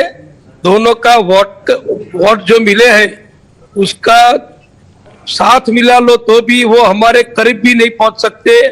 तो किसी ने किसी का वोट नहीं काटा है, प्रजा ने सिर्फ हमको वोट दिया है। ऐसा नहीं है कि आम आदमी पार्टी का और कांग्रेस का वोट कहीं मिला लो तो हमारे बीजेपी का कैंडिडेट पीछे हो जाए, ऐसा एक भी सीट पर नहीं हुआ है। तो कोई जगह ऐसा नहीं हुआ है कि किसी के वोट काटने से ये हमारी जीत हुई है, ये हमारी क्लीन जीत है। आम आदमी पार्टी और कांग्रेस के लिए इस चुनाव में क्या मैसेज है? देखिए, गुजरात की जनता हमेशा राष्ट्रवादी रही है, गुजरात की जनता हमेशा देशभक्त रही है और धर्म प्रिय भी रही है, सांस्कृतिक प्रिय भी रही है। जहां धर्म है, कल्चर है, वहां बीजेपी रहती है, गुजरात की जनता रहती है। और बीजेपी को जिस प्रकार नरेंद्र भाई मोदी जी ने पूरी दुनिया में भारत को नामना दिलाई है, तो लाखों गुजराती एनआरआई वो फॉरेन भी रहते हैं, तो उनके लगातार मैसेज भी यहाँ हम सबको मिल रहे थे कि दुनिया में अगर भारत की शान बढ़ानी है, गुजरातियों की पहचान बढ़ानी है, तो बीजेपी की गवर्नमेंट जरूरी है। तो इस प्रकार गुजरात की जनता ने लोकली जो हमारा काम है वो देखा है। पिछले 27 साल से किसी भी प्रकार का काम हमने बाकी नहीं छोड़ा है। और भारत सरकार बनने के बाद 8 साल में आदरणीय मोदी जी के नेतृत्व में भारत सरकार ने भी हमको बहुत गुजरात को सपोर्ट किया है। ये सब मिला के गुजरात की जनता ने बीजेपी को इतनी बड़ी जीत दिलाई है। नितिन पटेल जी, आपको बहुत बहुत बधाई इस जीत के लिए और आप हमारे साथ जुड़े इसके लिए बहुत बहुत धन्यवाद। Coming back to the studio, Anand Ranganathan, for the Aam Aadmi Party, yesterday you made a statement that the Aam Aadmi Party is like Ajay Devgan in Phool aur Kaante.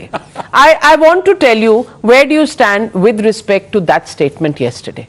No, I think as far as Delhi is concerned, I stand by my statement. But as far as Gujarat is concerned, I think Arvind Kejriwal is not Ajay Devgan, he is Kamal R. Khan. With due respect to Mr. Kamal R. Khan, because what he was saying and the kind of announcements he was making, that AAP is going to come to power in Gujarat, here is the next chief minister of Gujarat, these are the number of seats. I mean, थोड़ा तो respect रखो। 20 कह रहे थे आप, नहीं, let me finish. और दूसरी बात जो मैं अभी फिनिश कर लीजिए, अब मैं एक सबसे इंपॉर्टेंट बात करेक्ट करूंगा कि लोग इलेक्शन जीतते क्यों हैं। और मैं बार बार ये कह रहा हूं, और मैंने ये लोकेश माय गुड फ्रेंड, इन्होंने मनरेगा की बात करी, मैंने इनको अभी डेटा दिखाया है। मैंने कोविड के टाइम पे 2022 में 25% पोस्ट कोविड 2022 होगा। भाई साहब, आप अभी लीड कर रहे हैं हिमाचल पे, पर इसका मतलब ये नहीं कि आप आनंद रंगनाथन की आवाज बंद कर देंगे। बोलने दें उन्हें, झूठ बोलेगा डेमोक्रेट, मुझे भले ही आप बंद कर सकते हैं। चलिए आनंद जी, आप अपनी बात कह दीजिए। 40,000 करोड़ का एडिशनल किया था कोविड के टाइम पे, जब सबसे ज्यादा जरूरत थी गुजरातीज को। ओके, और उसके बाद इस बजट में सेम रखा है। और मैं आपको इसलिए दिखा रहा हूं बार बार वो चीजें, क्योंकि ये उन आर्टिकल्स उन्होंने मीडिया पोर्टल लिखा है जो आप सपोर्ट करते हैं। In I showed you this. 22-23. So, and now coming back to document. Okay, but the point is settled as far as Manrega is concerned. For the Aam Aadmi Party. For the Aam Aadmi Party, now there is a serious reflection, because आप मुझे सुबह ये कह रहे थे doctor साहब कि हम नेशनल पार्टी बनने वाले हैं। अब मुझे ये बताइए, कौन से नेशन की बात कर रहे थे आप? मैं नेशन की बात करता हूं। मैं नेशन की बात करता हूं। गुजरात के हिस्ट्री में किसी भी थर्ड पार्टी ने अब तक 14% वोट नहीं लिए। और दूसरी बात मैं आपको बताना चाहता हूं, स्मृति ईरानी भी हारी थी 2014 में। और वही मैं बोल रहा हूं, पंजाब में भी आम आदमी पार्टी हारी थी, पर फिर वो वापस आई और जीत के गई। और 1980 में भी 1980 में भी लोग इतना जीते पीछे थे, मत जाइए। 1984 में एक भी लोग पीढ़ी है जीते जो थे, तब पैदा भी नहीं हुई थी, लेकिन Eswaran Bhandari no, 1 minute. There is an important point that comes out of what Dr. Akashdeep Puni says. In Punjab, in the first election, they got a small percentage of votes, maybe not too many seats, but in the second election, they swept Punjab, the Aam Aadmi Party. Do you think in Gujarat, this is a laboratory experiment, and do you think we cannot take the Aam Aadmi Party lightly when it comes to becoming an alternative to the Congress Party? Good question. See, that is the exact question, because the entire fight of AAP is with Congress. BJP has breached 50% vote share. AAP has managed to get something from Congress. AAP got a lot of things from Congress in Delhi. AAP got from Congress in Punjab. There has not been one instance where AAP has managed to get even 5% of BJP vote share in any state where BJP is dominant. Let me finish. 2015, let's talk about 2015 Delhi. 30. UP, they entered. How many tests were there? I didn't interrupt you, please. Sorry. Okay. UP, they entered. What happened? Which was a BJP ruled state. Haryana, they entered a BJP ruled state. What happened? So every BJP ruled state they go, they come a copper. But here, because the voters of Congress were so frustrated with Congress after 27 years of defeat, no frustrations for the Congress today. They've taken out their fireworks. Jaldi khatam ho gaye hain. Maybe पुराने store किए हुए थे, use नहीं हुए थे, लेकिन इस वक्त there are some fireworks going on in the Congress headquarters. थोड़े से लोग तो हैं जो सेलिब्रेट कर रहे हैं. जलाने की जरूरत भी नहीं पड़ेगी मुझे लगता है. 2 points. First of all, I think I'm coming 2 points. 2 quick points. First of all, in 1985, when the Congress got 149 seats, the vote percentage was 55%. In 1990, 3-corner contest, Congress was reduced to 30% vote. So just because the BJP has won this time, it will repeat the same. That's the second point. Aam Aadmi Party in the first strike is somewhere which doesn't look very dangerous. But in Delhi, in Punjab, in Delhi they got 29% vote share. Next time they got 67 seats. So the data, taking in the data on that, and data always gives you the real picture. And what's the data saying? Yeah, see, the problem of Aam Aadmi Party is actually slightly different. जब वो पंजाब में 2022 में उन्होंने किया big, उनका जो debut vote share था 2017 में अराउंड 24%, रिस्पेक्टेबल था. Okay, in 2015 they took Delhi in a big way. In 2013 the debut vote share was respectable, about 29%. Here the problem is different. Gujarat में जो debut vote share है वो 12.7% है. Navika, we don't know if this can scale to 2024. तो debut vote share में problem है. Important point. कितने exit polls में आपने दिए थे नंबर? अरे ये exit polls will not determine your political strategy. Akash, ये रियल डेटा हो गया. The point that he is making is extremely important, and Ashutosh alluded to that point, that 12.7% is not 24%. Let me quickly add, BJP what I'm not saying the is, Congress of Punjab. The BJP of Gujarat will not be the Congress of Punjab. Congress of Delhi. Yes. I tell you, in Punjab, will be not crossing 10% vote share. That's another 12%.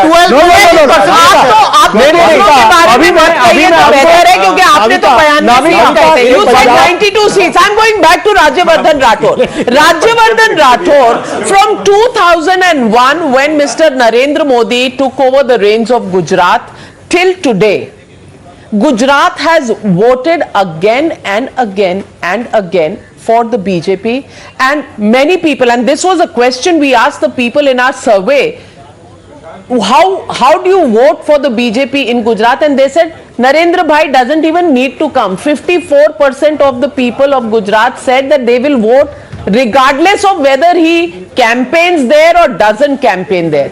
For any leader to have that kind of a hold in his home state for 21 years, is that unprecedented?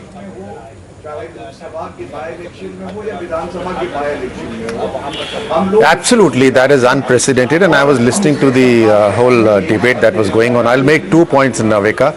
The number one is Bharatiya Janata Party under the leadership of Prime Minister Modi does not wait for 5 years to go to the public. Every year it's giving account of its work, number one. So infrastructurally, in terms of development, it is accounting for its work. It is accounting for each of the MLAs or members of parliament as to what work they've been doing. So therefore they are creating a sense of confidence in terms of development. Number two, it's not about what other political party do we have to contest against. No, it's not. These other political parties, one of them has not even proven itself anywhere, and it's finding its feet very difficult in one of the states. The other political party is on the verge of extinction. Now, we do not compete with them. We are solely, completely focused on, are we doing our work to the best of our ability? We are our own competitors. That is why we are repeating ourselves in various places, and we are in maximum number of states. And lastly, it's not just development. It's just not a report card. There is an emotional connect with the people in terms of what does this country want. Really, it's not about just a railroad or just water reaching houses. What does this country need emotionally? We are even doing that. So these are the reasons why Bharatiya Janata Party under the leadership of Prime Minister by Rajyavardhan Rathore and Brijmohan Srivastava. Historically, I want to ask you this question because the opposition always makes light of the fact that यहाँ तो MCD चुनाव हो या state चुनाव हो, प्रधानमंत्री campaign करते हैं. I want to ask you, isn't it a big risk that the Prime Minister takes every time he steps out, for campaigning? He takes a risk because there is always a risk on whether or not that seat will be won. He goes, gives the account. There is a risk that, people may not give him the kind of welcome that should be given to a Prime Minister of a country. Yet, Narendra Modi takes that risk, campaigns, doesn't shy away from campaigning, goes and does the direct conversation with the people of the country, and that phenomenon is unprecedented, unparalleled in this country, and that is the USP of Narendra Modi. Will you agree with that or not? Yes, I totally agree with you. Ki Narendra Modi is in a political robot, and he works only for the politics, not for the welfare of the people. We have seen it in Gujarat. Is one possible without the other, Rajyavardhan Rathore? Is one possible without the other? There were, listen, Navika ji. You asked this question to me, then please listen also. We have seen this time there was no roads in Gujarat. There was a problem of the drinking water. There was no schools. We have seen it, but because people are interested to bless the Narendra Modi ji being a son of soil, so people have given support to him, and he is doing that thing only. Chaliye. Very good. Rajyavardhan Rathore, people have given 154 seats to you because you are only politicking, you are only interested in politics, and you have no delivery systems. Rajyavardhan Rathore, respond to Mr. Srivastava.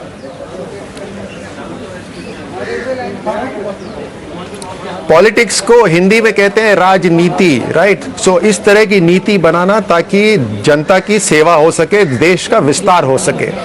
अब जो politics ये बोल रहे हैं, with the inverted commas politics, वो politics हो रही है राजस्थान में, जहां पर पुलिस का काम सिर्फ ये है कि कौन सा विधायक किससे बात कर रहा है, कौन सा मंत्री किससे बात कर रहा है, कौन किसके गुट में जा रहा है. मतलब ये आपको जो सत्ता मिली है राजस्थान के अंदर, कम से कम वहां तो आप प्रूव कर देते कि आपको सत्ता मिली है, कुछ काम कर रहे हैं. पूरा वहां he is the MP from Rajasthan, my friend. He is the MP from Rajasthan and he doesn't know anything about Rajasthan. I think हमारे संन्यास लेने का टाइम आ गया है. Knowing that right from all forms of medical insurance to all forms of unemployment insurance, it has been unprecedented in Rajasthan. In Rajasthan, all forms of social sector schemes are being provided to the masses. And the work on the front of roads and everything, whatever has taken place under Mr. Gehlot is unprecedented. And in Rajasthan, social engineering of the telephone. is almost अपने deputy CM is democracy, देशद्रोह अपने deputy CM पे case डालते हैं democracy के अंदर।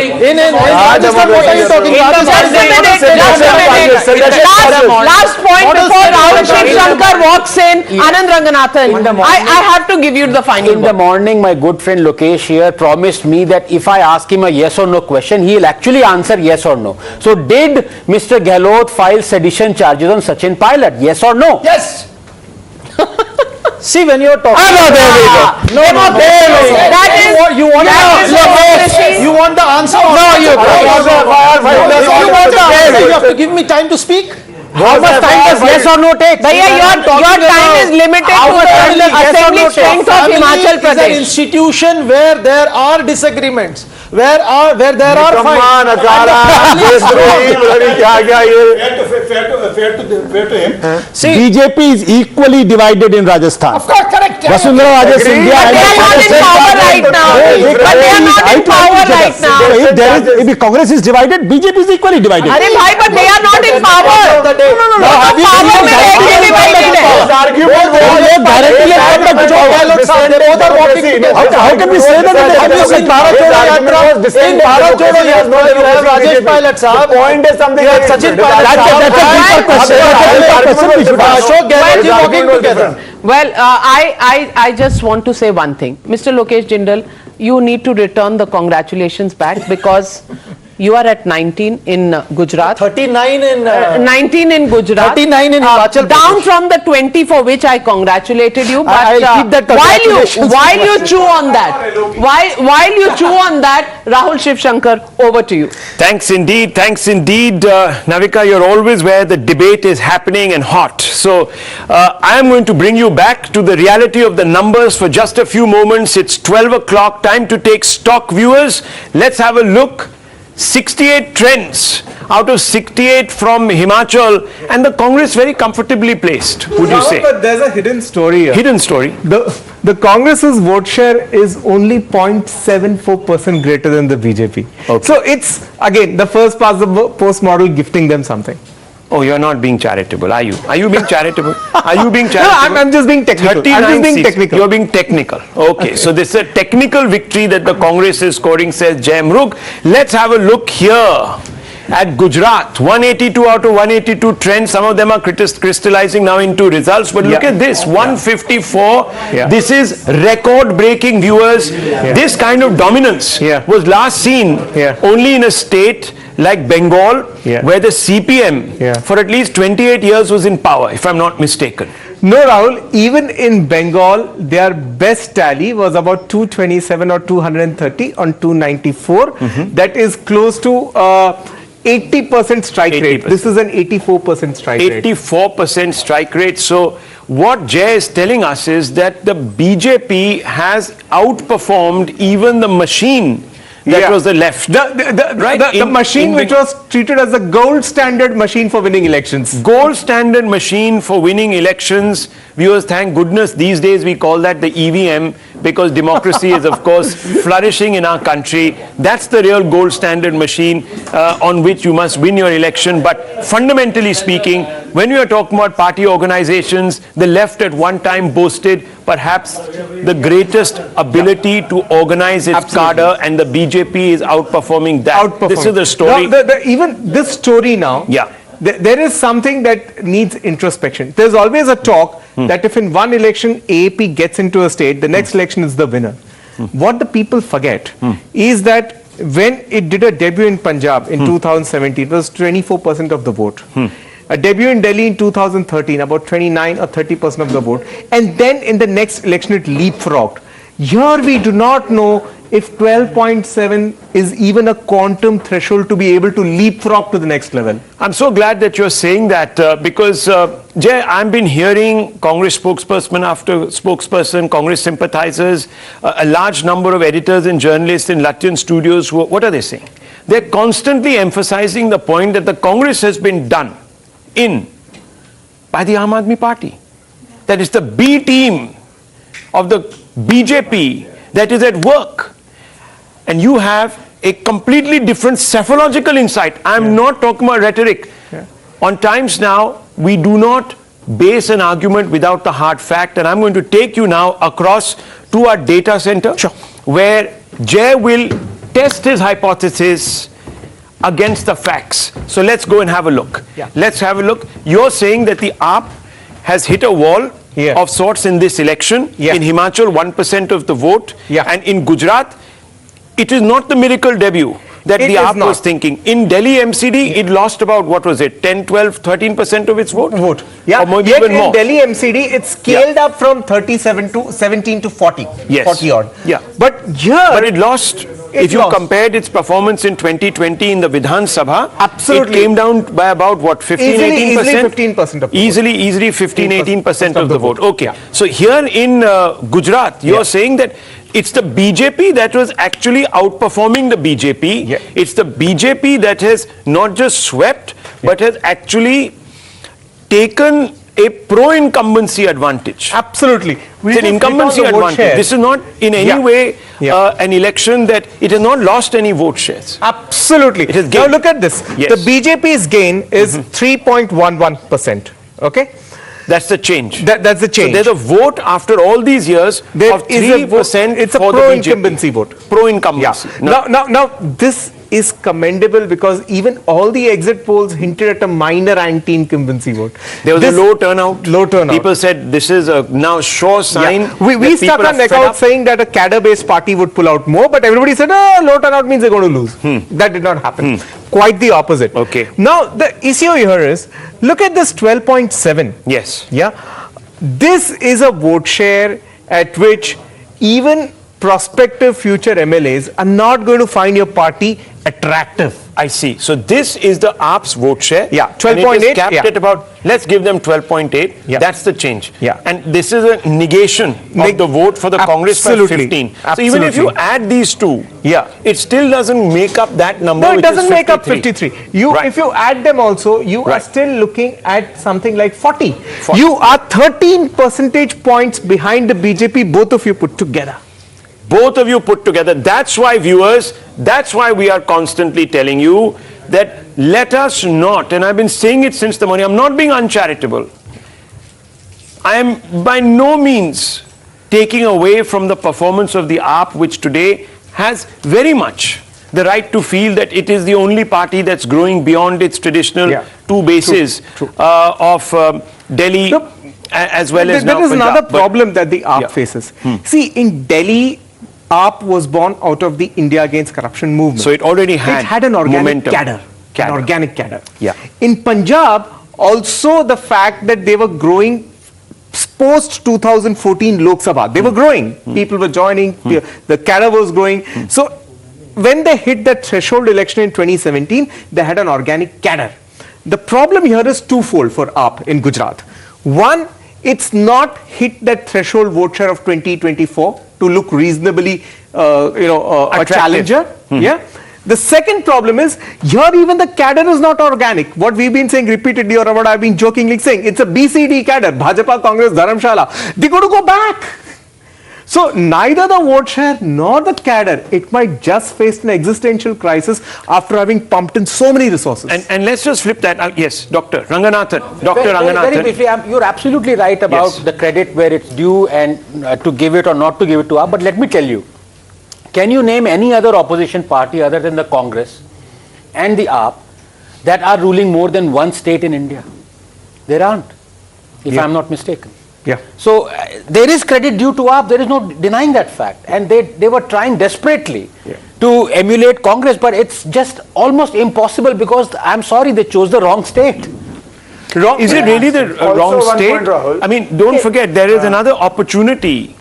If you were really looking to dislodge the Congress, you would have been looking very hard at Himachal, which is where, by all accounts, we were told easier to make a cadre in Himachal than it was to make it in Gujarat. That's the strategic mistake. That's the strategic mistake. And we had Ashutosh who told us, 30 seconds, we had Ashutosh who told us that actually the initial investment of the Aam Aadmi Party began with Himachal.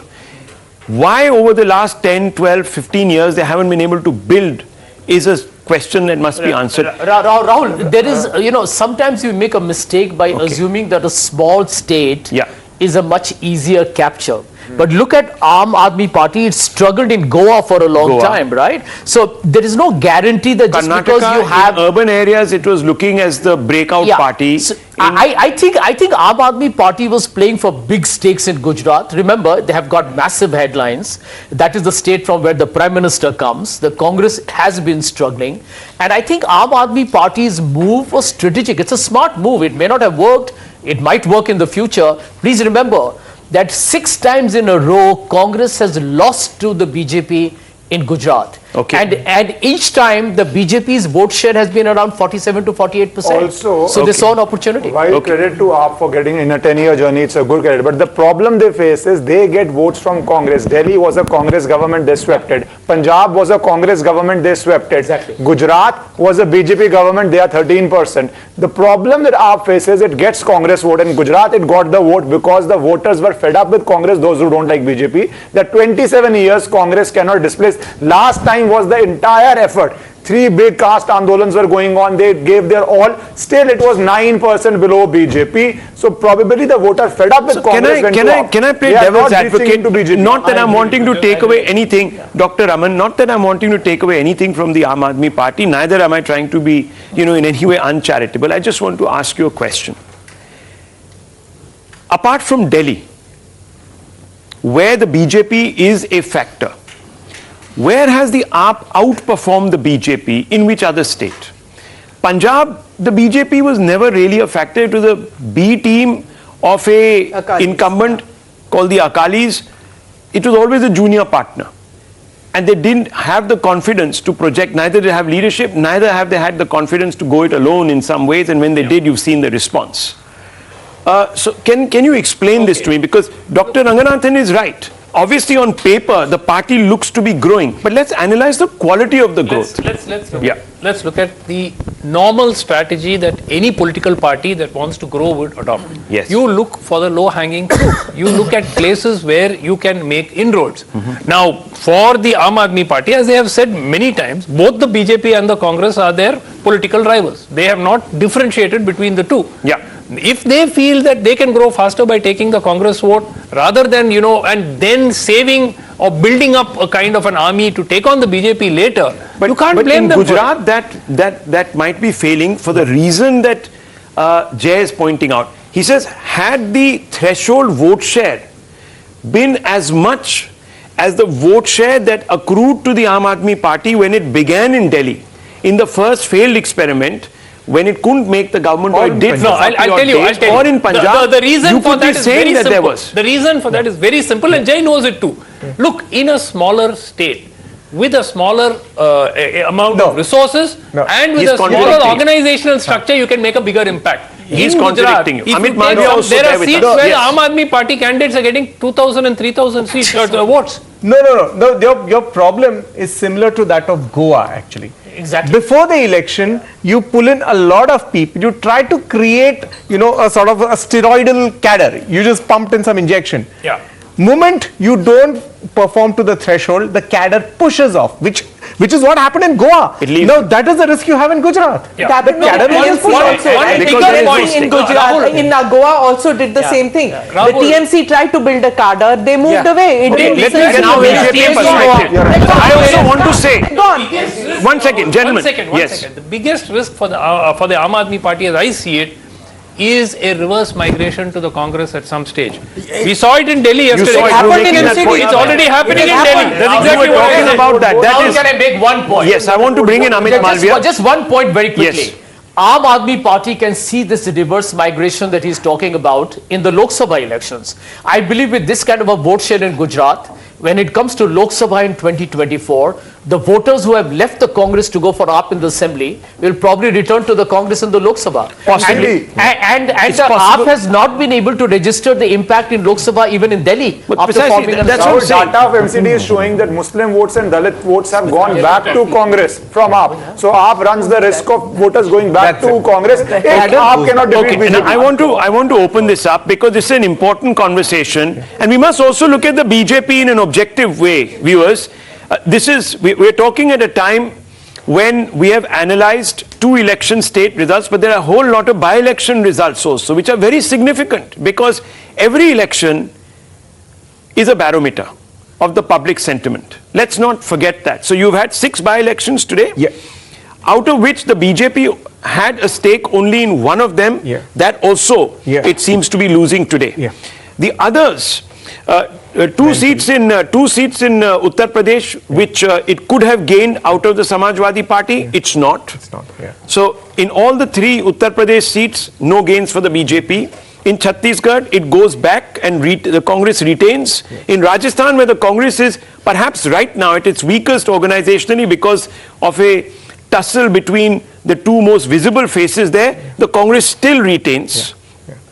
While Gujarat has been a resounding record-breaking success, in Himachal, the BJP hasn't done well. And if you look at the MCD election, problem there also. This points to, I just need 2 minutes of an intervention. I think this is also pointing to a deeper problem with Mr. Gandhi's style of management. Let's look at the chronology. Where is the No, wait. Let's look at the chronology. Let's look at the chronology. Hardik Patel brought in. But aren't we talking about the BJP right now? I'm just talking about the BJP. The bandobast of the yatra you're talking about. Let's just focus on the BJP. I want to bring in Amit Malviya. Mr. Malviya, very good afternoon to you. Lovely to see you. Congratulations about Gujarat. No doubt about it. The BJP outperforming itself, its own expectations.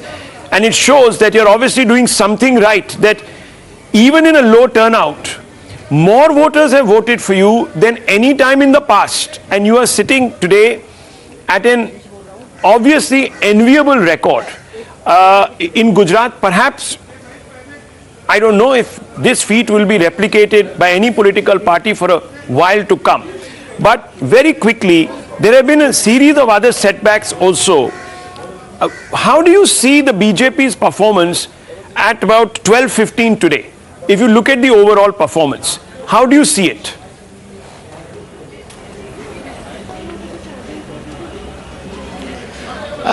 First of all, Rahul, I think if you go beyond the numbers in Gujarat, the vote share, the size of the mandate, I think it's about the trust of the people of Gujarat in Prime Minister Modi's leadership and the work the BJP has done in the state for last 27 years. I think that is the significant message coming out of Gujarat. And if Gujarat's lesson were to be imbibed by India, and you were to take Gujarat election as a referendum on Mr. Modi's leadership, as a lot of commentators and opposition parties had tried to make it out, clearly the path for 2024 seems to be a smooth one, where the opposition will have to perhaps do a lot of thinking and come up with a credible challenge, or perhaps a challenger. Because this election was also about looking for a challenger, and it seems that they have found none. Now, coming to the overall picture that you are speaking about, let's look at Himachal Pradesh. We know that the state has the tendency to rotate power. It has done so for the last 7 decades. And despite our best efforts, it seems that the Congress might have a little edge, though the counting is still on and it's a small state with small seats. So the numbers will eventually be finalized once all results are out. So we'll have to be patient and wait it out. If you're talking about the Delhi MCD election that were declared yesterday, we've been in power for 15 years, and despite that, and despite all exit polls writing us off, the BJP has come back very strongly. So yes, winning election is the final milestone, and we must win all elections. We fight all elections to win. But then if we do not, or if we finish second, we do take lessons from there. There are learnings from each election to be taken, and that's what we do quite seriously. And that is why you see the BJP coming back strongly in state after state where they have probably not been in power. I mean, look at Rajasthan, for example. The last time when the assembly elections happened, it was said that we were just 0.5% behind the Congress, and we could not form government because, again, Rajasthan is a state that rotates power. Perhaps this time when we come to power, we will ensure that we break this cycle and we continue to govern the state so that the process of development goes on uninterrupted So there are these learnings, there are these efforts that we make as a political party, and we do it quite seriously. But if I can take you back to Gujarat, for example, this entire discussion about the Aam Aadmi Party, and it was the X factor, and they would probably dent the BJP. So from forming government in Gujarat, eventually commentators came down to giving them 20% plus vote share, and it seems that they have managed just about 12%. So this dichotomy, or this gap between people's understanding of what really politics was all about, it is not so much a number game as it is about aspirations, as it is about being entrenched in the society, entrenched with the people that you represent. It's far more complex play of emotions, aspirations, and of course the leadership that you provide at the local level. Let me interrupt you, because you're talking about the invincibility of Modi's messaging, the Modi model. Now, what is it built on? Let's very quickly ask you this, because it's built on visible performance, demonstrated through obvious vikas, as you yourself have said, Sabka Saath. Most importantly, you have always made it about putting service before self. So dynastyism, etc., all of that doesn't come into the equation. Now, the Congress will look at it and say, well, if this message was resounding, then all those parties that are dynastic parties would today have imploded. But that hasn't happened. The Congress is still around, whether you like it or not. In Himachal Pradesh, it has stolen a march over you. Now you can say that's a narrow victory, this, that, a victory is a victory. Number two, Samajwadi Party, that's emblematic of a certain kind of dynastism, has also managed in what has now become the Karm Bhumi of Yogi Adityanath, and of course his electorally significant state of Uttar Pradesh. You haven't made any inroads. You haven't even been able to retain the seat that you had there in the Jat heartland. So that doesn't speak volumes about what you were suggesting. How do you explain this?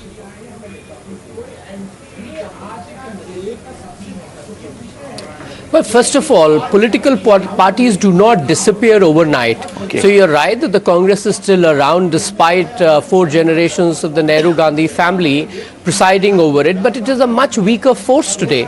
You speak about the Samajwadi Party, but it's not even a patch on what it was under Mulayam Singh Yadav. You look at other dynastic parties, whether it is the Telangana Rashtra Samiti, beyond the KCR family, there is just no leadership. And clearly at some point in time, and the phenomena that I call as gene pool deterioration, it kicks in.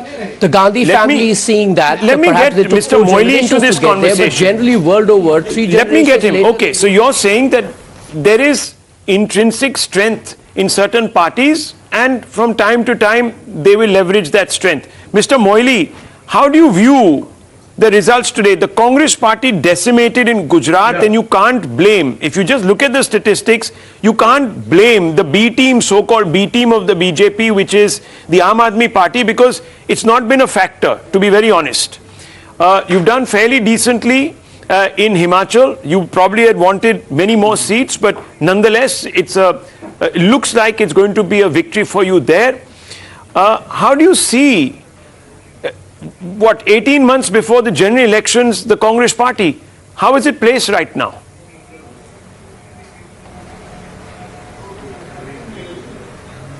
Yeah, I don't want to speak to the future, but not the past, but not the legacy. But the question is that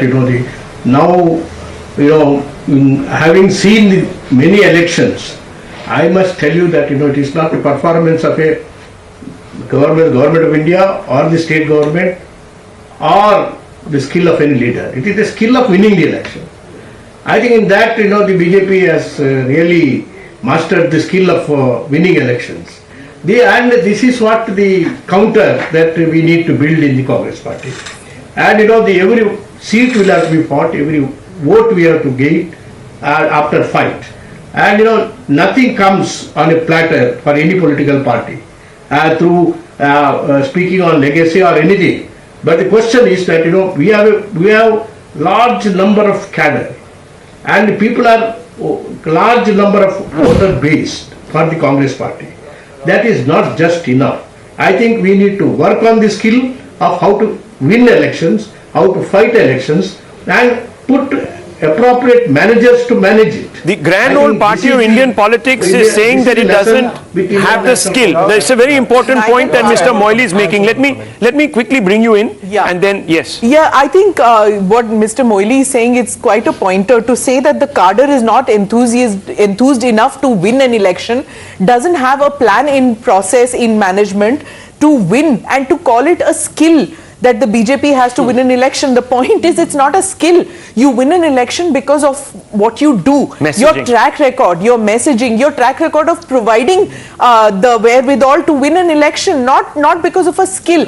And you know, in your Hindi channel, Acharya Pramod Kishan said कि आप राहुल गांधी को राजनीति में मत घसीटिए. He is beyond all that. He's beyond politics. So if a person like Rahul Gandhi is beyond politics and he has to be ghasitoed into Rajniti, then what cadres are you rejuvenating through Bharat Jodo Yatra? There's no point asking them to rejuvenate themselves, because if your own leader doesn't want to get into politics, then what rejuvenation, what skills, and why have any kind of professional management to win an election? Because Rajniti is considered way below winning. But you know, there has been a tradition in Indian politics where some of the biggest cogitators and agitators have actually not taken an active role in politics. I mean, are you suggesting that he's comparing himself to some sort of a JP? Like, yeah, okay. Mahatma Gandhi. That's very, Mahatma Gandhi. See, Mahatma Gandhi was, sorry. Mahatma Gandhi. I'm not comparing. I'm never going to compare. I will not compare. I now demand Rahul's face on our currency notes now. Rahul's face on our currency. But Rahul, I wanted to make one very small point. Go on, let him. Just study that. Dig. I want to congratulate my good friend Amit Malviya on today's news in Gujarat. But I wonder if one should look a little bit deeper into his comments, specifically in Himachal, where he says that the BJP, it's too early to say, the BJP would like to continue its work of development in Himachal. Let me remind him that the same statements were made in Karnataka, where BJP poached 15 of the 16 Congress MLAs. They resigned, then they fought the by-elections, and 13 of them were taken and made ministers. Is he planning the same in Himachal? Okay, one quick question coming to you, Mr. Malviya. There is an apprehension the Congress is already booking hotel rooms, this, that, the other. That's what we're hearing in Himachal Pradesh. Are we going to see a return of the kind of politics we saw in Karnataka, says Dr. Anand?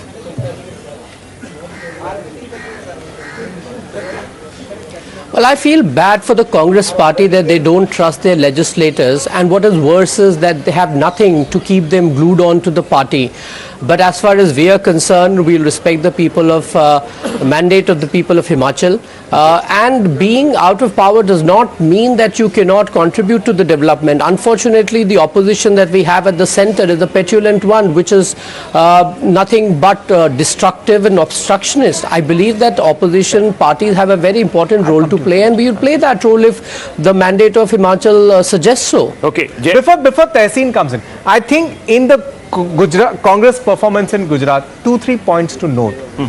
You, way before the Aam Aadmi Party even steps into Gujarat, you engage Hardik Patel, you empanel him, but then you don't engage him meaningfully. I think that's something for which responsibility should be fixed within the Congress. Second point, you have senior leaders like Bharat Singh Solanki, everybody around.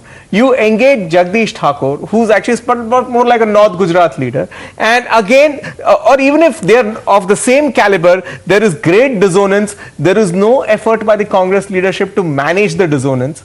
So, empanel useful people, no resource utilization, no dissonance management, and in the end, you walk away with a Bharat Jodo. I mean, does that even look symptomatic of a party which wanted to be a challenger? Forget the contender. I mean, Okay, Mr. Moily. I would agree with Jay completely. Okay, Tehseen Puna. Yeah. You spoke about Alpesh Thakur. Specifically, you took that name. He was I refer to Jagdish Thakur, who is the state president. I refer to Jagdish Thakur. Okay, but let me come to Alpesh Thakur, because these are the youngsters on who the agitation was so-called being.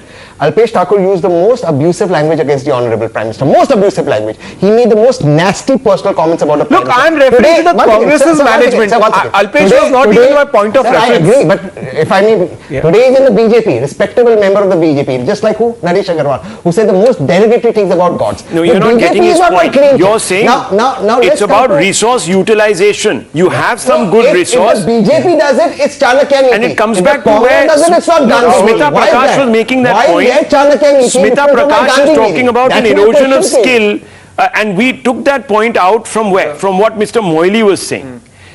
You have to have the ability to harness. Is there space within the Congress for other leaders to be harnessed? That's the fundamental point. Yes, Ishkan Bhandari. Two Congress spokespersons I want to come to you. Yes. Mr. Moily says there is a lack of skill management. Surprising for an old party. If it was AAP of 2013, maybe they could have said it. But also what Acharya Pramod Krishnan said. He said anytime somebody talks about Hindu in Congress, he is jodified with BJP. Now the problem is anytime a citizen of this country talks on nationalism, talks on army, talks on Hinduism, talks on temple, he is immediately branded as a Sanghi or as a BJPite. That is the problem. In a country where Mr. Moily, that is the point. Mr. Moily, one second. Yes. Because the leader, the supreme leader of Congress believes in all this, believes in a very leftist viewpoint, you are condemning Congress to oblivion. Rahul, let me tell you, Mr. Moily has spoken the fundamental truths that all congressmen must accept, which is that you got talent, you got an organization, you got a base, but you don't leverage it at all. Exactly what Jay was pointing out. Okay, so and I believe Rahul, for a party that created a headline despite not winning the election in 2017, to allow itself to capitulate to this level, it is absolutely unforgivable. Okay, so let me question for Mr. Moily coming from Dr. Suman C. Raman. Mr. Moily, do you believe that the 80-plus-year-old Mr. Kharge is the man to revive the fortunes of the Congress across India?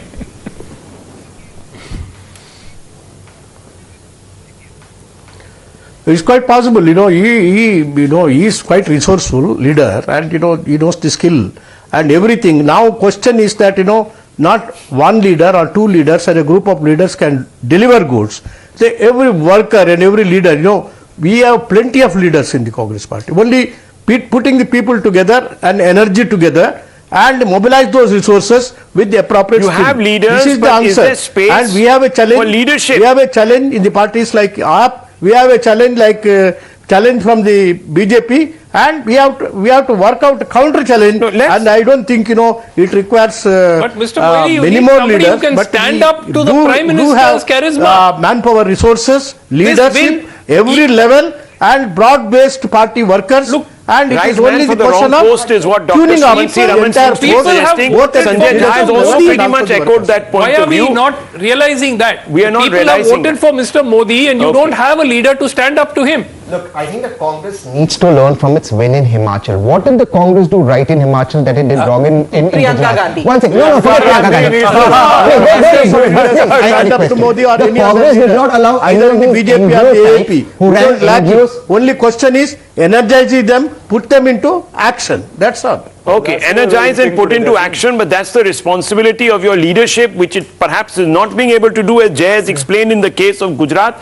Yes, very quickly. You are right. The Congress in Himachal did not give space to these NGO wala types, Jhola wala types in Gujarat who minted money of the tragedy in 2002. Number one.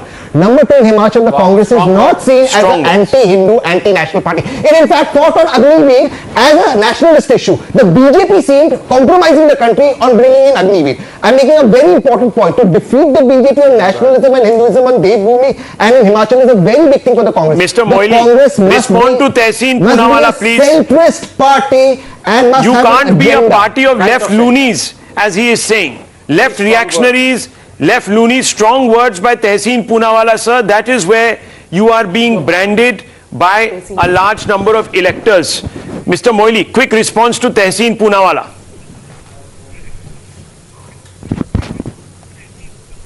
What is that? I did not catch his point. He's saying that I did not catch his point. He's saying that the Congress party has today got associated with the left lunatic fringe And that is the reason why the party has become almost marginal.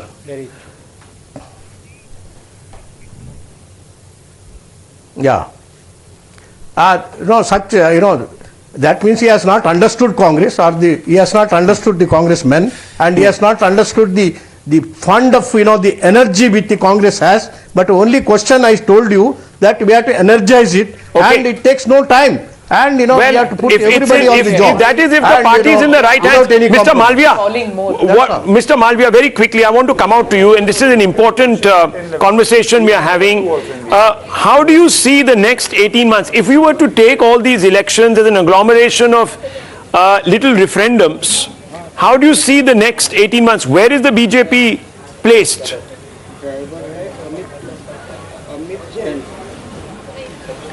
Look, Rahul, we are very clear. We fight every election to win that election, because at the end of the day, we want to be in power. We want to serve the people of the country. There's a lot of things that are happening at every stage, from the central government to the state to the local body elections. And if the BJP is present in every governance structure, it makes our job that much more easier. That is why if you see states like Gujarat, Madhya Pradesh, now Assam, and some others where the BJP has a dominant presence, are doing extremely well as far as governance and development perhaps you is didn't concerned. understand my question. You look I'm at, asking you, Delhi as a city, is last there a 8 national years, message? Nothing much has happened because we've had the Aam Aadmi Party government.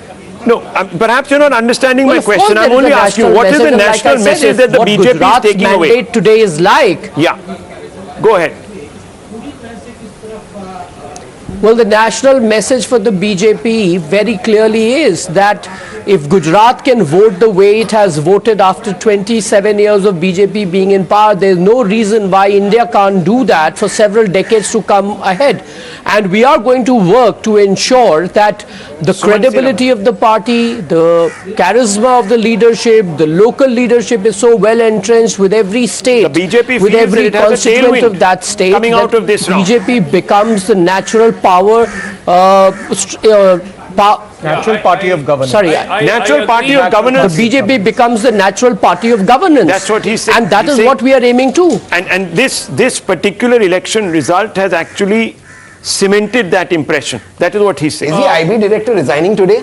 One second, Dr. Raman. I think, Mr. Malviya, first of all, congratulations, because this is a stupendous win. There's no doubt about it. I think. Are you congratulating him for Himachal as well? No, I'm not. I'm saying, as far as Gujarat is concerned, it is. Himachal, they've lost, and one hopes that they would sort of accept that the verdict is against them, and they will sit in the opposition at least in the near term. Now, that is something that we'll have to wait and see. At least we'll have to wait till evening or tomorrow to know if that will be the case. But the point really is that more and more and more, the BJP is becoming a single leader party. Today, this win, I don't think any of us, I don't think even Mr. Malviya will argue and say that this is the win for the Prime Minister's appeal to the people of Gujarat, the confidence that they have in him and the faith they have reposed in him. And this is the case across different states where they can't literally get him to campaign extensively. The BJP does face setbacks. And while for the moment it's great to, it's very good, the point is long term. The BJP started as nobody is bigger than the party. You know, so you're and saying gradually the BJP's it's becoming strength the is also Congress. its weakness. It's becoming the Congress. Also its weakness. It's not. Over dependent on one leader. No, that's not the case. See, with the BJP, it used to be said that without the RSS, the BJP is nothing. Then it's being said without Modi, BJP is nothing. The point is, BJP, RSS, Modi, cadre, everything is one. They all function as one unit. Just like you cannot, if you try to separate the cadre in the Congress, Rahul Gandhi separate, Priyanka Gandhi separate, Rajiv Shukla separate, you can't do that. Mr. Moily talked about energizing to get new leaders. You know who is right now one of the best young leaders in the BJP? Is actually a congressman, Himanta Biswa Sarma. Yeah. So he is not in Congress right now. He possibly is a potential Prime Minister. Same with Yogi. So it is wrong, Dr. Raman, when you say that Modi is all alone out there. He's discovering a lot of new talent. The BJP will be delighting. Rahul, one second, the BJP will be delighting. One second, viewers. 5 years ago, let me tell you, the are not in the picture BJP, now. one second, I'll come back to you. The BJP will be delighting in the fact that today the conversation is once again back on Mr. Modi. And that, for it, as a party aspiring to win the next general elections, is perhaps the best outcome. Would you agree? Would you agree? Because at the end of the day, it's about personalities. There is Mr. Modi, and the question will always be asked, who else? Rahul, data has also proved that 2014, 2019, every time it's a Lok Sabha election with Prime Minister Modi on the ticket, the vote share in every state goes up. As a national party, they have an advantage, and then Prime Minister as a national party, they have an advantage. So even Himachal, they have lost is only 0.5%. Let's be very clear. 0.74%. Very quickly. So you see what will happen in Then we are going to dissect the Let numbers. me tell you, Mr. Modi has subsumed the BJP, which in a great number of ways will have a damaging repercussion on the BJP over the coming future. But it's 75-year ceiling. 75-year ceiling is going to come soon. No, it's my not for second everyone. point. It wasn't for Yediyurappa. No. It wasn't for Yediyurappa. Please, let's not even kid ourselves. And I think Rahul, the second point was very critical. That end of day, this is a party that we all agree here on the panel, and you know it as well, invests humongously in fighting an election. And what the results of today show is that the BJP can be defeated. It is a myth that the BJP is so unassailable that it will win elections at will. It's not true. It can be defeated, and I think it's for the opposition to really take charge. Where is the opposition? That's the fundamental question. When you look at Gujarat, it seems to have shrunk. Just have a look at this. We'll go to that. Just look at the maps. Let's focus on this screen right now. This is the data center viewers, and we've been showing you these numbers all through the morning. What do we see? Here is the map, and let's color this map. 2017 on one side. Green. And here is 2022. Can we put on the overhead camera, Director Saab? Let's fire it. That's it. Wonderful. There we are. Here you can see this swath of green. And remember, this morning, we were saying that these two areas, these were the battlegrounds. Were the battlegrounds. And the BJP has swept those battlegrounds, isn't it? This is 2022. 2022. You were saying. Yeah. Now, to just understand the actual areas of strength. This is 2017. 2017. 2022, few pockets of AP in Saurashtra, right? This is a Patidar dominant seat, Visavadar. This is but he's getting it from the Congress. He's getting it from the AAP Congress. is getting it again from except for Botad. Two from the BJP, two from the Congress. The interesting point in this map is whatever remains of the Congress only remains here in North Gujarat. That's it. Central, South and Saurashtra, they've completely conceded space. Now let's look at the details. This is South Gujarat. Okay. So this is the lowest ever tally other than a zero. The lowest non-zero tally you can have, that's one seat. And that's what the Congress is having. So it's retained one tribal seat, that is Vansda. The AP has made a debut with one tribal seat, that's Dediapada. The rest of the entire region is almost with the BJP. Just look at it. In fact, these green, half green patches are seats that were formerly held by the Congress. Dangs, so Congress to BJP. Nijar, you go to the next one, that's again Congress to BJP. If you just go back to BJP here, right? Nijar is Congress to BJP. So it's fascinating. Almost reduced both of them to the lowest non-zero tally, and the BJP has like BJP ne jhadu mara. And let's have a look at the one second, give me 30 seconds. We're analyzing this victory for the BJP. Let's also look at the various denominations that have voted for the BJP to actually talk a little bit about just who is the BJP's voter this election in Gujarat. So let's open that. Here it is. Here are the clusters, viewers. We are talking about those that the BJP dropped, the sitting MLAs it dropped. And you know, this was a big risk. They dropped 48 on 113, which is 42%. And 46 have won. 46 have won. So the new replacements won. 46 of them. So strategic as well as a very risky decision, but they took it. And these two are castes, important castes. These are important castes and economic groupings. So Charotar is the Patidar caste of central Gujarat that is rich in cash crops, tobacco, dairy, moneyed people. There again, overwhelmingly BJP. Overwhelmingly BJP. 12 out of 14. 12 out of 14. Koli caste, 19 out of 21.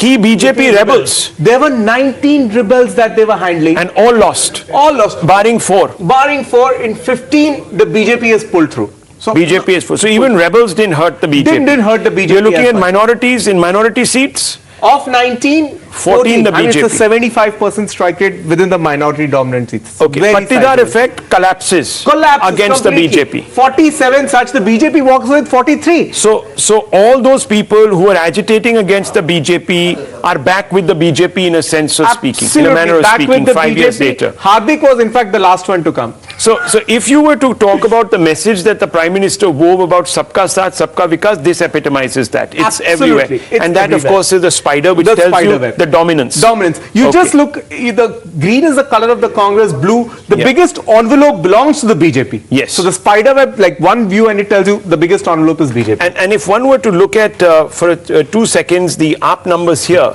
what do these tell you? The AAP numbers tell you that it's done very, very marginally better in Kohli dominant seats. That's the K. Okay, and in some of the rural areas. Okay. So little bit of. So let me go to Huda Zariwala of the Aam Aadmi Party. Huda Zariwala, the AAP was supposed to be a factor. Mr. Kejriwal was talking about sweeping the BJP out of Gujarat. Jhadu maar ke bhaga denge was basically what he said. That's not happening. In fact, there is a very real possibility that these green shoots, as Jay was telling us, might in fact dissipate over the next few, maybe even the next year, because it hasn't really pulled the traction, given anyone a stake. Oh, well, thank you for finally coming to me. Aam Aadmi Party obviously has created, huge significant impact in Gujarat. I mean, we are talking about a party that is barely a decade old. No, but on what basis are you saying this, madam? Explain yourself. Okay, Aam Aadmi Party has created inroads in a BJP bastion, the gur of the likes of Modi ji and Amit Shah ji. So let's not reduce them to a party that cannot rattle both the BJP and the Congress. I mean, now we are a national party, right? And the huge MCD win after 15 years of the BJP in the MCD. Okay, you're a national party, you say. You're a national party. Okay, just hold your thoughts. Let's take this one at a time. Let's go across. Yes, doctor. National party says barely a decade-old party. Barely a decade-old. A decade-old national party. I do agree with Huda ji. AAP is a national party. Just that the nation has to be decided. कौन सा nation है? ये पता चल जाए उसके बाद मैं भी कह दूंगा कि नेशनल पार्टी है. Number 2, for Ms. Huda to say that we have made deep inroads, you just look at the statistics in front of you. AAP probably might not even get 5 seats. And even as far as vote shares are concerned, it's less 12.6. Right. Okay, and that is dissipated across all 182 seats. And yet it managed to rattle both the BJP and the Congress. That certainly accounts for something. Okay, I mean, it is the only party you're no that fan talks of the about AAP. issues. Sometimes you become a fan of the AAP. You're never a fan of the AAP. Okay, so national party, Congress can take a walk, can keep going and joroing, but at the end of the day, the AAP is the next national party. So I will take over the role of a shire today. Dil ko khush rakhne ke liye Hudda ji ek khayal acha hai. So they can say that they're a national party, they're a national alternative.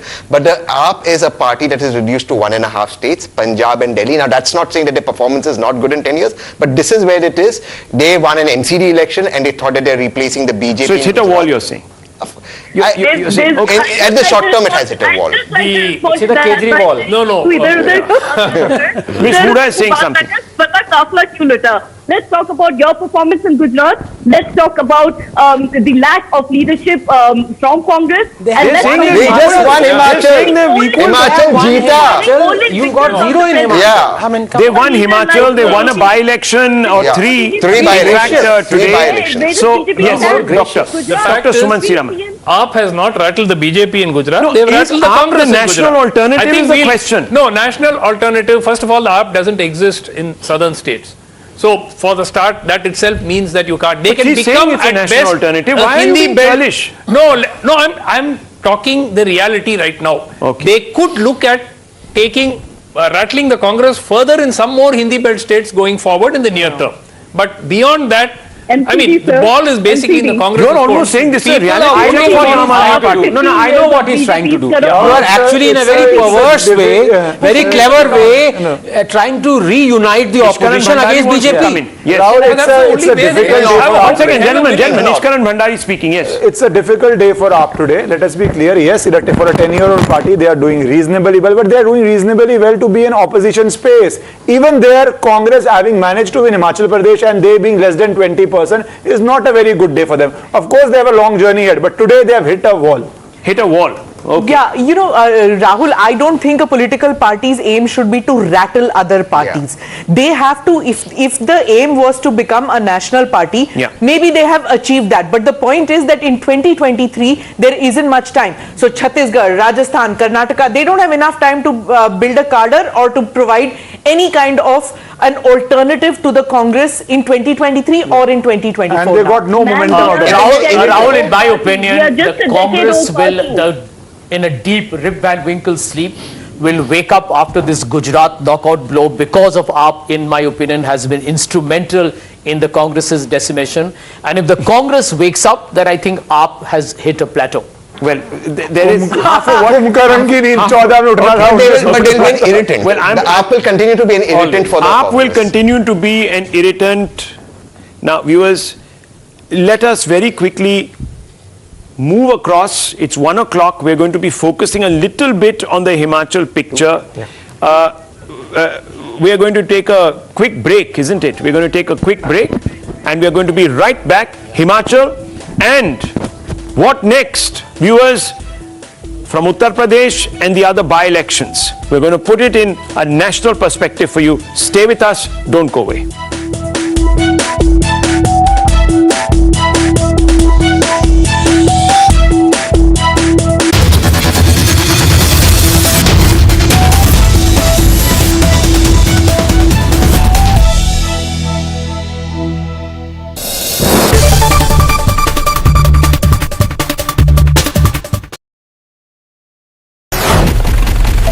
Never seen before poll tools, decoding the votes, seats and swing. Groundbreaking TV coverage, value for every minute spent. Result day live only on Times Now. Election News Headquarters. Savarkar पर, जिसे Veer Savarkar BJP मानती है, उस पर राहुल गांधी, माफ करना, BJP नहीं, पूरा देश सावरकर जी को वीर सावरकर मानता है। बिल्कुल, वीर सावरकर जो हम सब के लिए हैं, उन्हें राहुल गांधी जी कहते हैं कि वो घुटने टेक कर चिट्ठी लिखा करते थे ब्रिटिश सरकार को, योर ओबीडियंट सर्वेंट, और इसके ऊपर बीजेपी ने गांधी जी की भी एक चिट्ठी निकाली। मैं पूछना चाहती हूं कि हमारे इतिहास का जो इस तरह से रोज डिबेट होता है पॉलिटिकल पार्टीज के बीच में, इसको एक ही बार सेटल नहीं करना चाहिए? सेटल करने की कोई जरूरत नहीं है, सेटल ही है। ये वीर और अकेले सावरकर और वीर सावरकर का जो अंतर है ना, वो अगर समझ ले तो सेटल है। ये कोई पद्मश्री, पद्म विभूषण, इवन भारत रत्न नहीं है जो देश की सरकार ने दिया है। 130 करोड़ लोगों ने सावरकर जी की देशभक्ति को वीर नाम से सम्मानित कर आजीवन एटर्नल तरीके से उसके नाम के साथ जोड़ा है, तब कोई वीर सावरकर बनता है।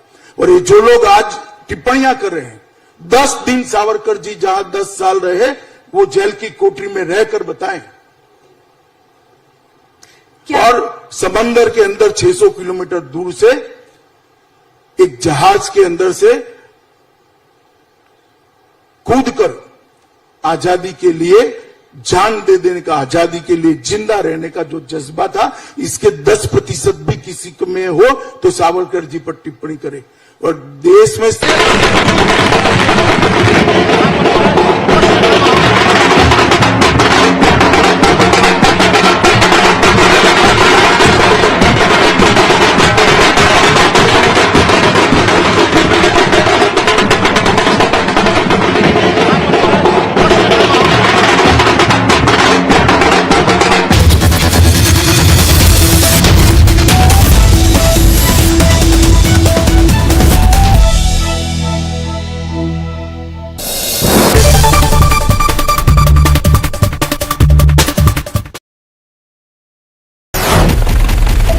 Never seen before poll tools. Decoding the votes, seats and swing. Groundbreaking TV coverage. Value for every minute spent. Result day live only on Times Now. Election News Headquarters. As someone who comes from the south, the southern meal starts with a sweet. So let me start with a point of agreement with Mr. Verma. On the aspect of colonization and on the impact of colonization, I don't think I have anything to disagree with at all. That it has much more pernicious and far more, let's say, far-reaching effects than the use of the sword. I completely agree with on that. And I think we are still reeling from the impact of it, which is very clear. I don't think we are wearing the Mughal clothes, we are wearing the clothes of the British man for all practical purposes, at least some of us. So therefore, I understand that particular issue. But this much is clear from the points made by Mr. Khurshid and Mr. Verma, that one believes that that was a wave of migration, and the other is clear, citing material, that this was not a migration, this was a bloody invasion, as bloody as it could get in the history of humankind. Now, this is what I wish to highlight to make one point. To choose to observe a strategic silence in the interest of peace is very different from actively indulging in denial of history. And that's exactly where the problem starts. So if an entire school is established that goes about whitewashing stuff as opposed to saying, let's not touch this particular aspect of history, which I think is also not possible. How do you choose to remain silent over one particular aspect of your history? That's not going to happen. So then the only option is to speak about it. Now, why should the discussion with respect to something that has happened in the past result in acrimony in the present, unless someone relates to the invader even in the present and someone does not relate to the invader even in the present? In which case, the two-nation theory is well alive and kicking. That's one. But factually speaking, one particular trope I think needs to be busted because I think it's been sold well beyond its sell-by date. I'm sorry to say, after partition, people did not choose to stay here. The elections prior to the partition of 1946 spoke volumes. And that's a very clear decision taken at the ballot. And therefore, when you choose to speak about history, let's be clear that perhaps practical considerations came into existence which prevented a mass migration, but certainly not patriotic considerations or Bharatiya considerations. I think that myth needs to be busted and we cannot sell it any further. 3.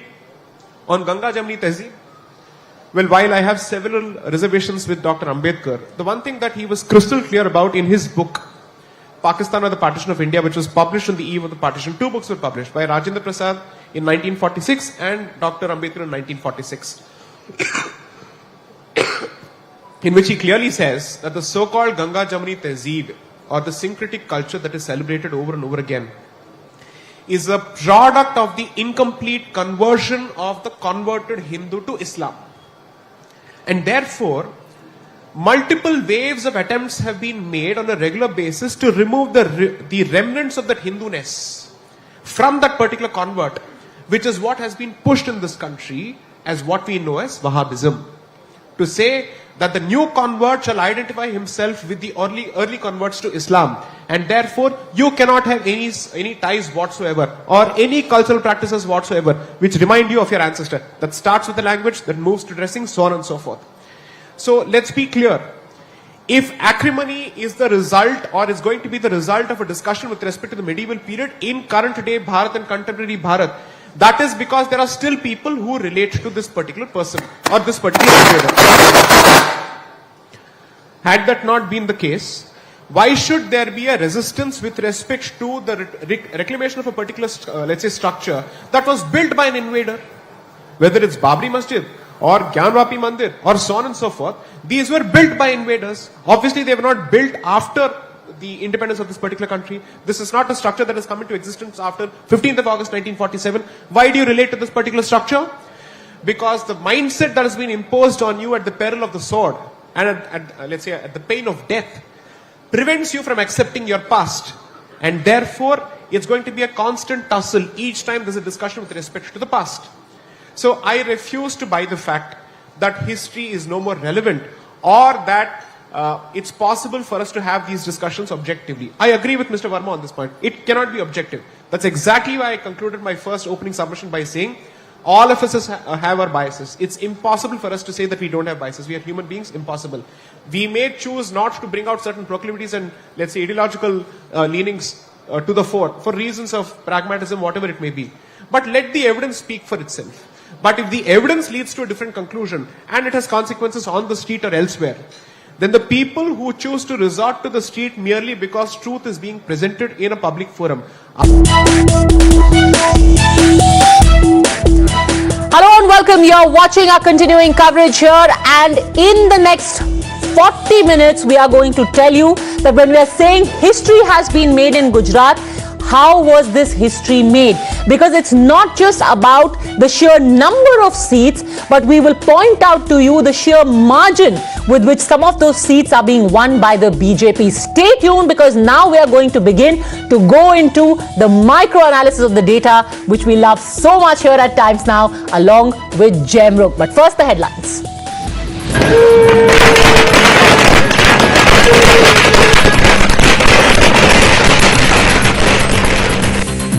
Gujarat responds to Prime Minister's "I have made Gujarat" slogan with a historic win for the BJP. All past records are broken. The BJP will now be in power for 32 years, the highest ever in India.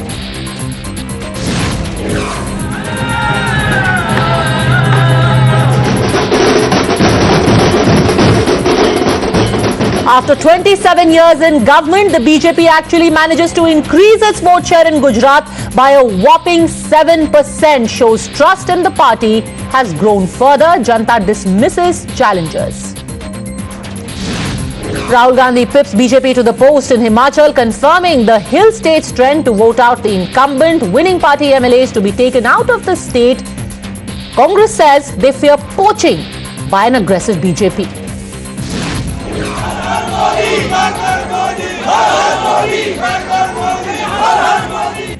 Saffron Party success largely goes to its biggest mascot, Narendra Modi. A vote for BJP is a vote for Modi. Modi magic neutralizes anti-incumbency in his home state, prevents BJP whitewash in Himachal despite infighting and rebels. Aam Aadmi Party's bid to frame assembly polls as a war between Delhi model and Modi model of governance boomerangs up, loses to BJP in the most direct contest as Janta endorses Modi model. Some of the biggest names of the Aam Aadmi Party in Gujarat, including the CM face, continues to trail.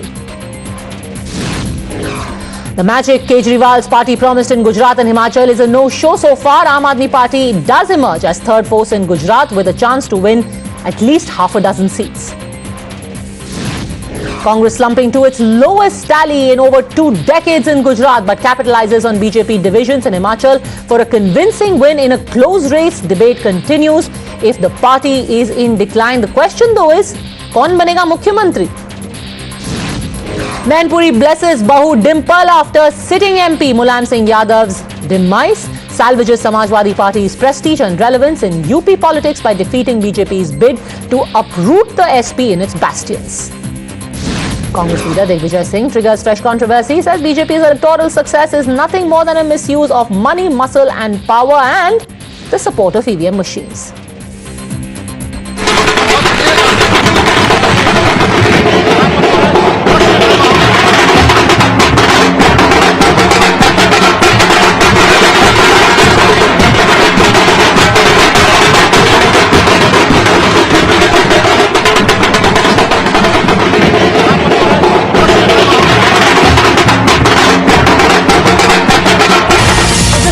First broke to you on Times Now. Such was the level of confidence within the BJP that 4 days ago we told you that the oath-taking ceremony has already been scheduled. It will take place on the 12th of December.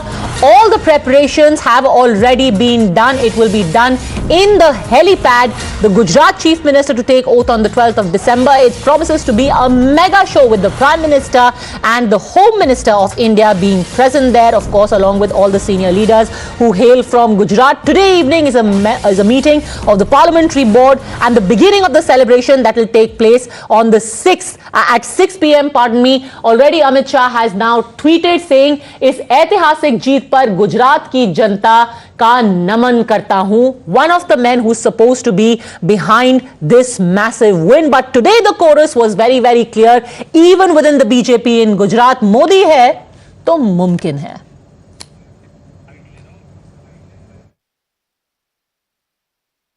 ये एक बार फिर साबित हो गया है कि गुजरात के लोग अपने प्रिय नेता श्री नरेंद्र भाई पर अपार विश्वास, प्रेम और आशीर्वाद की वर्षा करते हैं।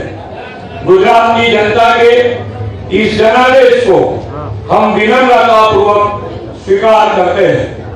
गुजरात की जनता ने एक बार फिर देशद्रोही तत्वों को नकारे और राष्ट्रवादियों को सेवा का मौका दिया है। भाजपा की यह भव्य विजय 27 वर्ष के भाजपा के सकारात्मक कार्यक्रम हुआ है। हमने जनता की सेवा और कल्याण को आदर्श मानकर कार्य किया। हमने अपने प्रचार अभियान के दौरान सुशासन और विकास के हमारे जो वादे जो साकार किए, संकल्प को गुजरात के हर कोने तक पहुंचाने का प्रयास किया। आदरणीय प्रधानमंत्री श्री नरेंद्र मोदी जी के विकास कार्यों को धरती पर उतारने का काम गुजरात की भूपेंद्र पटेल सरकार कर रही है। इसी का परिणाम इस चुनाव के नतीजे हैं। ये चुनाव गुजरात के नागरिक भारतीय जनता पार्टी और मोदी जी के बीच में जो संबंध है, जो विश्वास है, वो विश्वास और संबंध के चुनाव में आज गुजरात की जनता ने सत्ता के लालचुओं को पीछे ढकेल दिया है। देश के प्रधानमंत्री देश के प्रत्येक व्यक्तियों के लिए सोचते हो। एक ऐसी सोच को लेके प्रधानमंत्री जी आगे बढ़े जिससे देश की प्रत्येक महिलाओं को, देश के प्रत्येक व्यक्तियों को सम्मान से जीने का हक मिले। Respectively from the BJP headquarters of Delhi and Ahmedabad is Sabyasachi and Aishwarya. But Aishwarya, to you first, tell us what are the preparations and what is the oath-taking ceremony going to be like? I have to place it on record that Aishwarya is the journalist who broke it well ahead of anyone, even before the results were out 3 days ago. Over to you, Aishwarya. Well, the preparations now are underway as the dates have been decided. First that it will be 12th of December. Most knew that it will be huge as far as the oath-taking ceremony is concerned, because the BJP will be inviting Prime Minister, Home Minister and different Chief Ministers of the Bharatiya Janata Party to this oath-taking ceremony, which will be at the helipad ground at the Vidhan Sabha, and the celebration continues over here as the Chief Minister and the RCR Patil just went after addressing the press conference. You can still see a lot of Karyakartas over here dancing and distributing sweets over here amongst each other, because this is something which is huge in terms of victory. Once again BJP has come to the power in the state of Gujarat, and we can just go across to some of the people over here, the Karyakartas. कितनी बड़ी जीत आप मानते हैं भारतीय Janata party की? ભારતીય જનતા પાર્ટીનો record તોડ્યો છે આજે ગાંધીનગર ગૌરવ ગુજરાત બની ગયું છે। कितनी बड़ी जीत मानते हैं आप? ये रिकॉर्ड जीत है, ऐतिहासिक जीत मानते हैं? हाँ, ऐतिहासिक जीत है विजय की। इस तरीके की जीत का विश्वास है? हाँ, सबको विश्वास है। पूरे भारत में प्रचंड भगवा लहराएगा। ગુજરાતનું મોદી છે ને મોદીના ગુજરાત છે, અહીંયા કોઈનું કશું જ ચાલે નહીં। Only BJP, only Modi.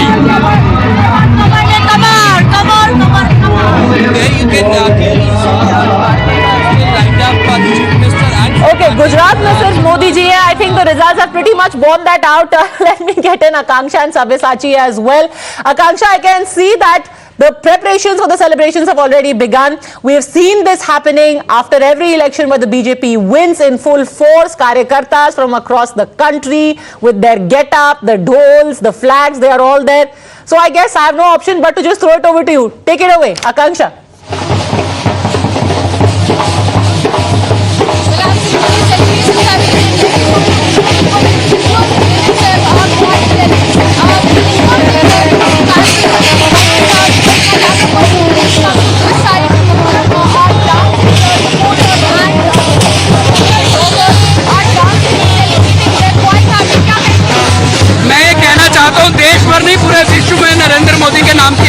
रही है। और आप नोट कर लीजिए 2040 तक नरेंद्र मोदी जी पीएम रहने वाले हैं और देश का कोई माई का लाल उनको पीएम बनने से नहीं रोकता।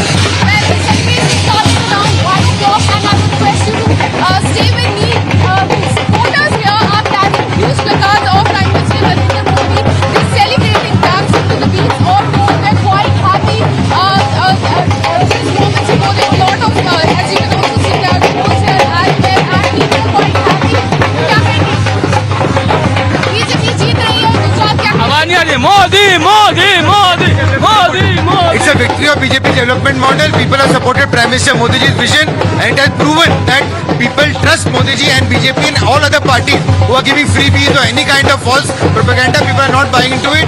It is a death knell for the Congress and Aam Aadmi Party in Gujarat, and all the Karyakartas have worked hard for it. Anything showing you the visuals from here at the BJP headquarters in Delhi, the energy at the state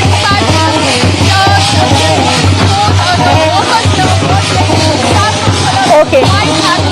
One gentleman there wants Modi ji to be Prime Minister till 2040.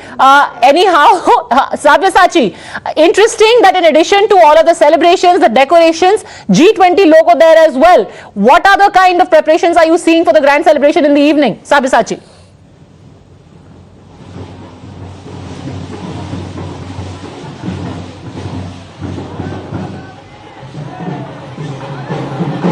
Okay, I think Sabyasachi is having a bit of a difficulty hearing me over the drum. Sabyasachi, over to you. Take it away.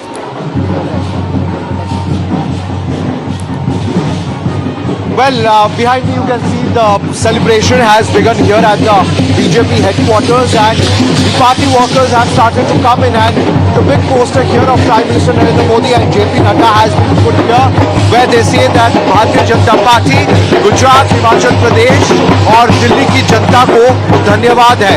So this is a poster that they have put up before Prime Minister's arrival here at the BJP headquarters, and the BJP has created history when it comes to the Gujarat result, and large amount of voters are continuously coming in. भैया क्या कहेंगे?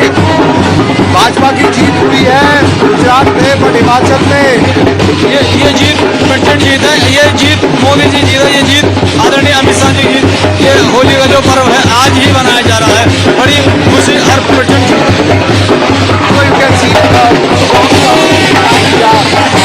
Supporters of the Bharatiya Janata Party are dancing to the tunes, and also the cutouts of Prime Minister Narendra Modi have also been brought out here by BJP supporters. You can see here are the cutouts of Prime Minister Narendra Modi, and large number of supporters are expected to come soon anytime. We'll get some more reaction.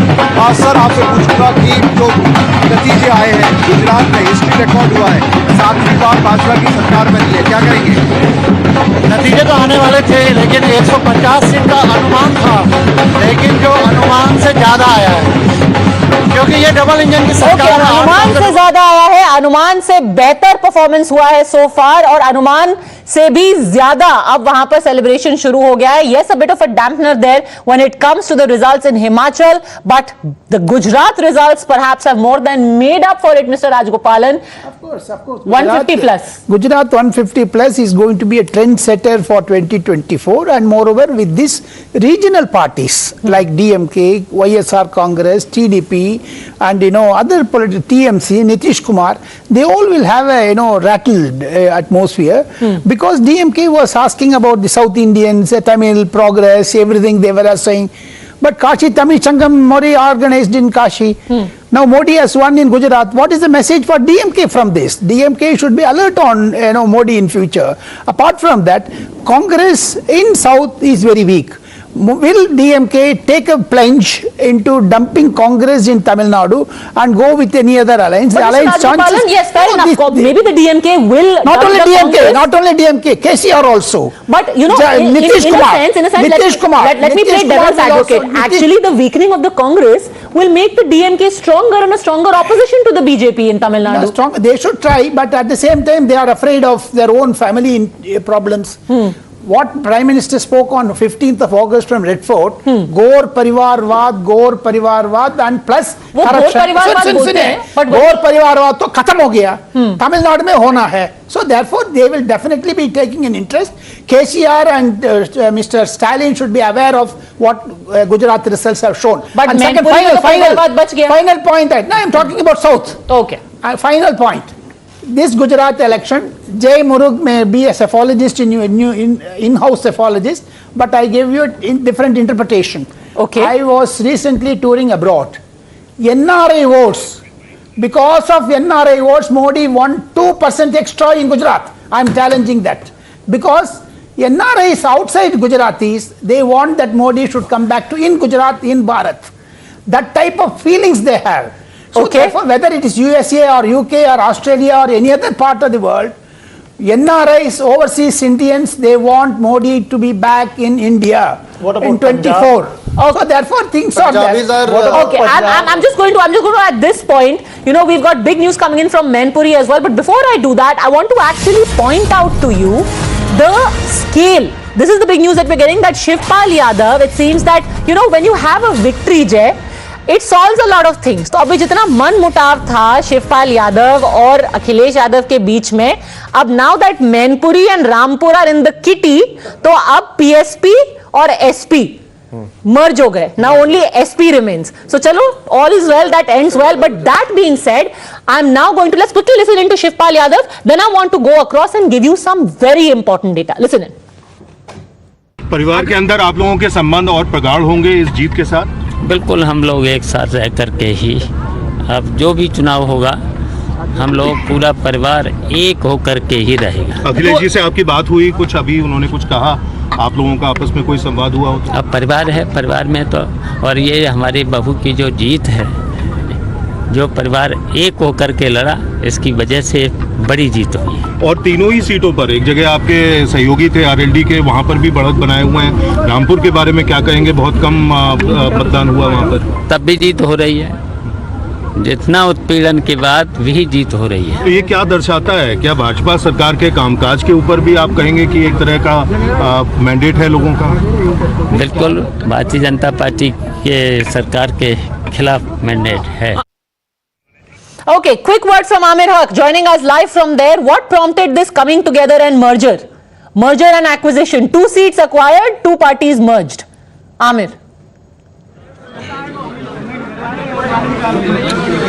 Well, Padmaja, obviously the kind of performance that Samajwadi Party has been able to put together in these Lok Sabha by-polls in Mainpuri, because clearly I have come at least 2 to 3 times over the last 1 week to Mainpuri, and I have seen leaders from both sides campaigning, but it was quite clear that the Samajwadi Party leaders were quite jittery looking at the kind of huge challenge that the BJP actually posed before them, which was why this win, although it hasn't been declared, but the margin with which Tipal Yadav is leading comes very close to 2 lakh votes, and therefore it is quite evident that the Samajwadi Party will pull through in these Lok Sabha by-polls here in Mainpuri. This seems to have brought back uncle and nephew together, and which was why we are in Saifai right now in the SS college here. And let me show you this car which is used by Shivpal Yadav, and the party flag is now of Samajwadi Party, while earlier it was that of Pragatishil Samajwadi Party Rohia. So clearly, this election seems to have cemented the relationship between Akhilesh Yadav and Shivpal Yadav, and has brought the entire Yadav family together once again.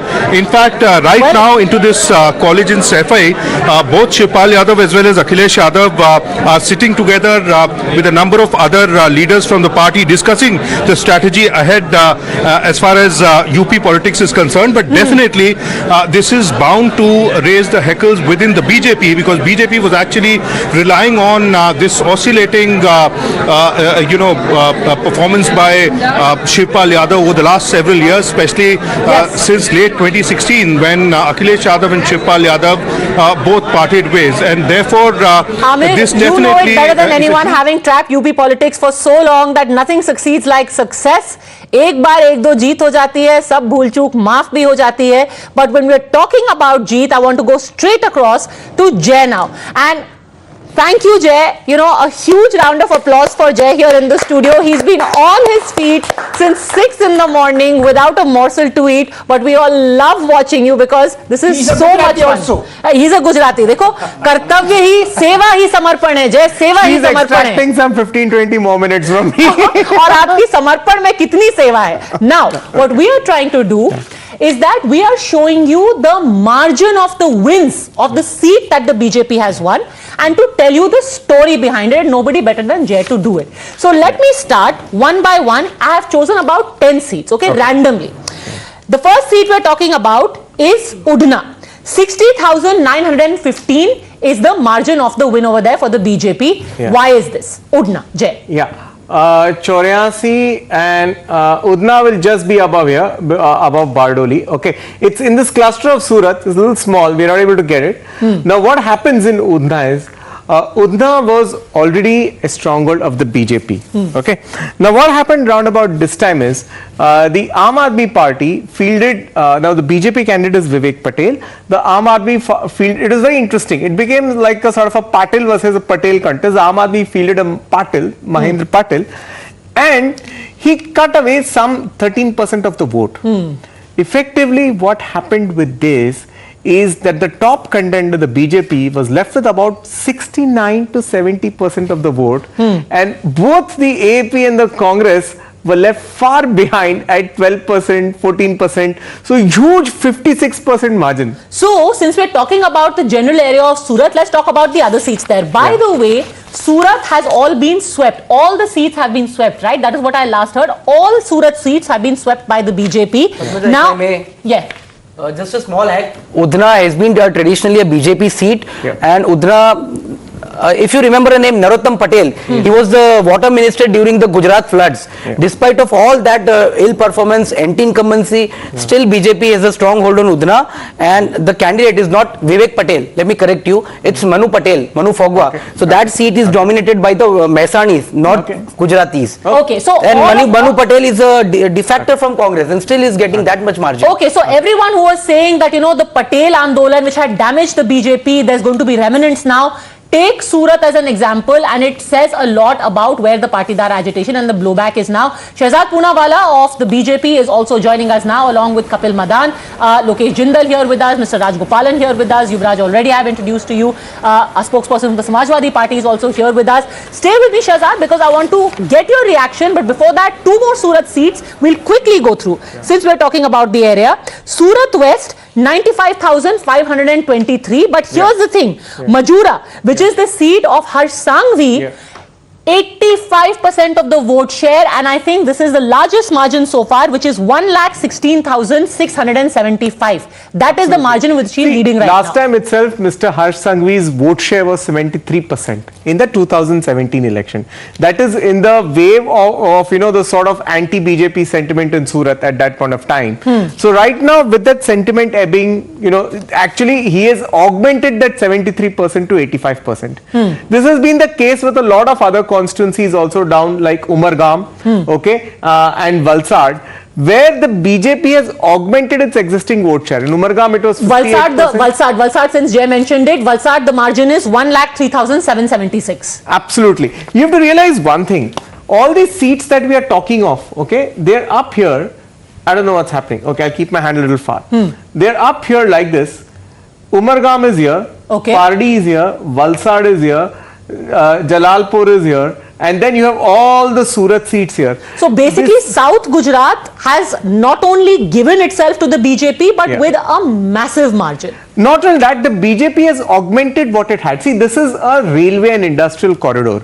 Now, Umargam is technically a ST seat, But to tell you, it has a huge shopping complex, a cinema and everything. I mean, we have a different perception of an ST seat. So these are areas that even if they have an ST label, they are hugely developed. Shehzad Poonawalla, were you able to blunt the effect of the Patidar agitation largely because you got Hardik Patel only in your fold?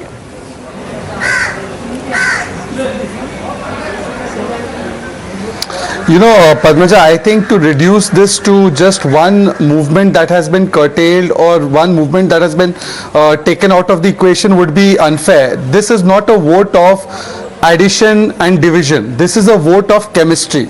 This is a vote based on chemistry, and this clearly shows that after 6 terms, if for the 7th term we are getting elected with a mandate which is much bigger than the mandate that even Madhav Singh Solanki managed, and that was on the back of a caste-based alliance. It was on the back of a sentiment nationally that prevailed after the unfortunate assassination of Indira Gandhi ji.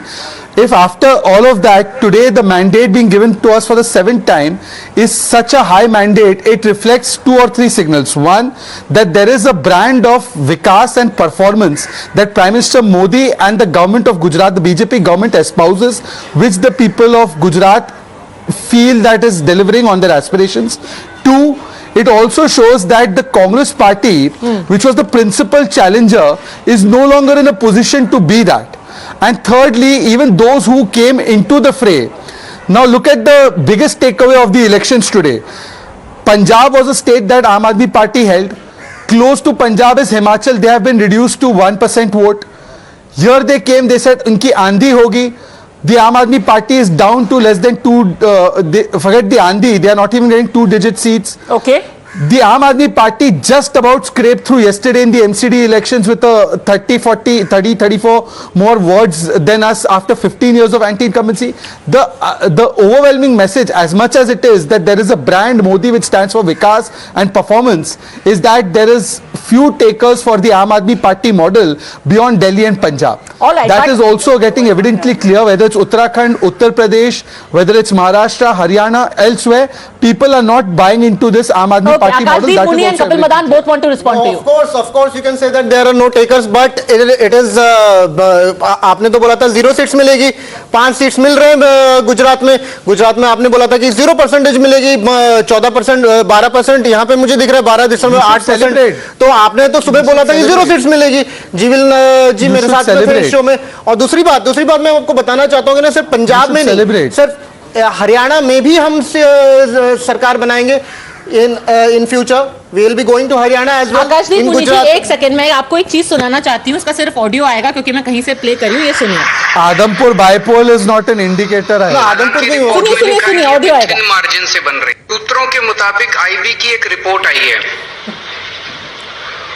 उस report में गुजरात में आम Aadmi party, आज अगर गुजरात में चुनाव हो तो गुजरात में आम आदमी पार्टी की सरकार बन रही है. तो कल नहीं मैंने सुन लिया. कल सुबह सारे बीजेपी स्पोक्स पर्सन बोल रहे थे कि हम सरकार बना रहे हैं एमसीडी में, हमारा मेयर बनेगा एमसीडी में, पर शाम तक तो नहीं बना. 2 साल पहले, कुछ साल पहले हज, एक ट्वीट है शहजाद जी, आपको याद होगा, हज हार्दिक, अल्पेश और जिग्नेश, ठीक है, और वो तो आ गए आपके साथ. तो जब भी फ्यूचर में आ जाएंगे तो हज क्या बीजेपी में है आजकल? अभी तो जिग्नेश जी अपनी सीट हार चुके हैं, तो आई डोंट नो वो हज पे जाएंगे या तीर्थ यात्रा पर जाएंगे, बट वो फिलहाल अपनी सीट हार चुके हैं कांग्रेस से लड़ते हुए. But anyway, respond to that. सबको थोड़ी थोड़ी रेवड़ी मिली है. इनको आम आदमी पार्टी को एमसीडी मिला है, आपको गुजरात मिला है, कांग्रेस को हिमाचल मिला है. Shahzad Poonawalla.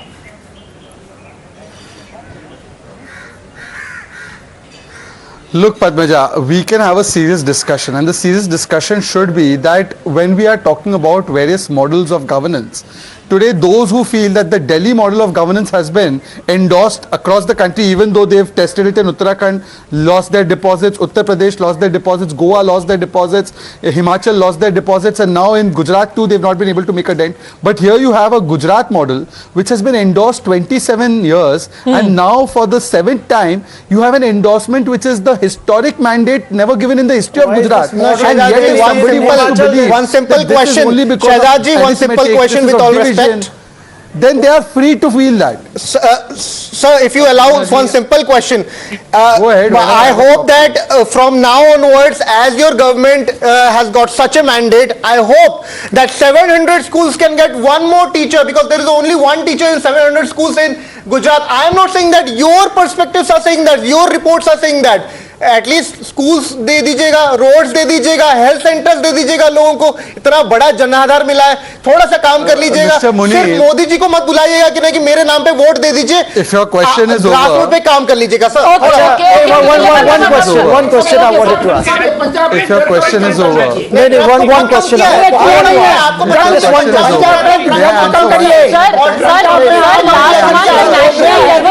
Sir died of a drug overdose. He was 23 years old and he died of a drug overdose in Punjab. So let's not even go there. But anyway, I think Kapil Madan wants to come in. Yes, Kapil Madan. I want to ask one question to Shehzad. Okay, go on. Okay, yes. Shehzad, just about 2 to 3 hours before, you told us that there is a secret you have to let me answer it also. Himachal Pradesh. Questions work when you allow the answer also to come. Can you please tell me, why didn't BJP form government in Himachal?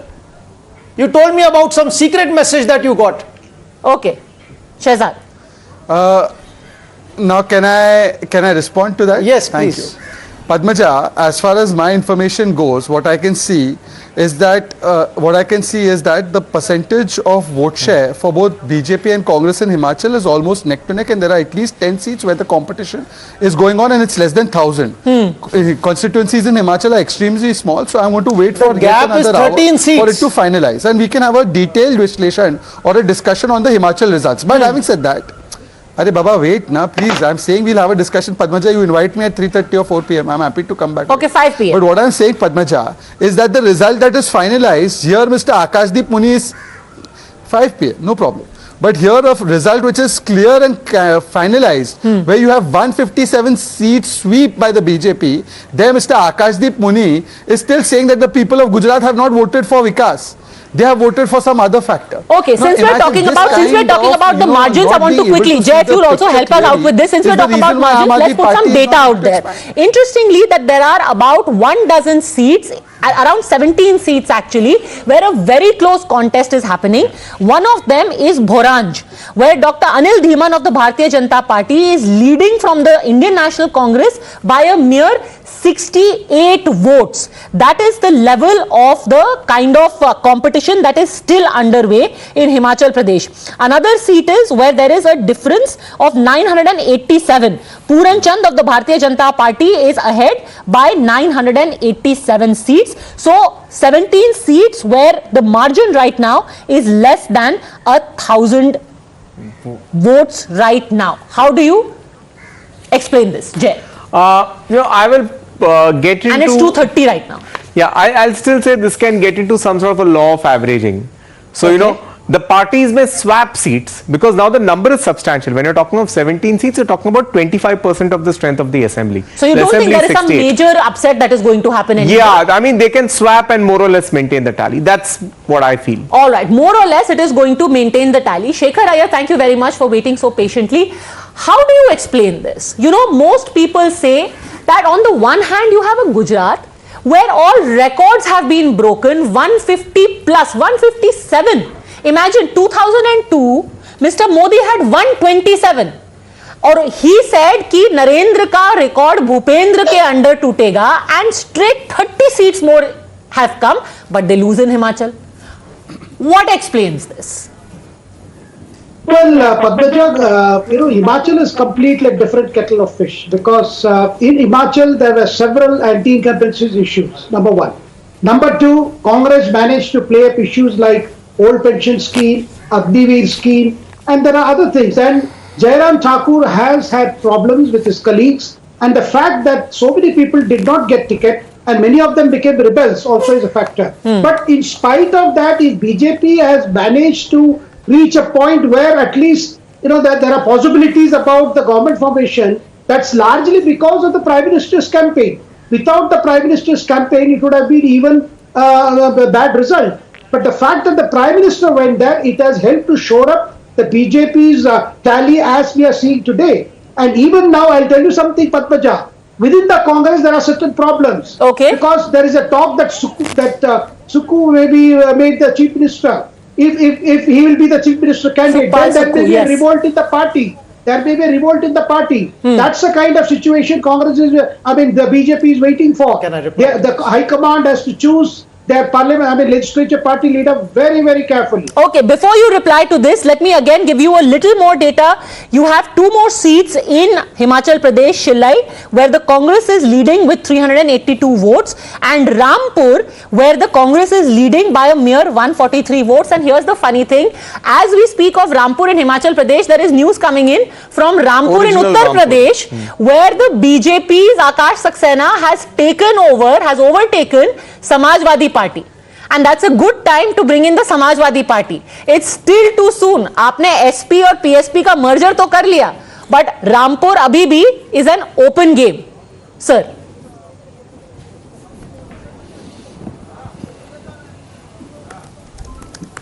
Bharatiya Janata Party has totally misused the government machinery, and we have already requested the Election Commission. We have given n number of evidence to the Election Commission that how they have tried to tamper with the district administration, and they have not let the voters come out and vote. That's why we have seen that the vote swing in Rampur has gone from 63%, gone down from 63% in 2022 general election to 32%. This is almost just half. So actually we were thinking that the BJP minister, more than 50 minister and chief minister, they were campaigning and then trying to motivate the voters to come out and vote. But actually I think they were trying to threaten the voters not to come out and vote, because they were aware that they are going to lose this election. And I think these by-poll election, I am quite sure that we are going to win all of these seats, and these by-poll elections should be seen as a litmus test for 2024 as far as Uttar Pradesh is concerned. They must have threatened Mainpuri also. या तो ये है कि मैनपुरी के voters Gabbar हैं, and after being threatened they are like, नहीं अब तो हम फिर भी वोट करेंगे समाजवादी पार्टी के लिए. Of course, I can tell you, I see. Rampur में तो चाकू बनता है, उनको तो कम करना चाहिए. I can tell you, a Samajwadi supporter in Mainpuri was hit thrice by a BJP worker in Mainpuri on the voting day. His wife was accompanying him, and he got himself admitted into a hospital. This is what was happening. Many MLAs, ex-MLAs, police were after them for no reason. They were illegally detained. Okay, very quickly, let's take a round of reactions. For a change, even the Congress is not agreeing with you, sir. Shehzad Poonawala, then Lokesh Jindal, Yuvraj Pokhara. First of all, let's quickly take a word from the accused. Shehzad Poonawala is the accused in this case. Let him respond. Yes.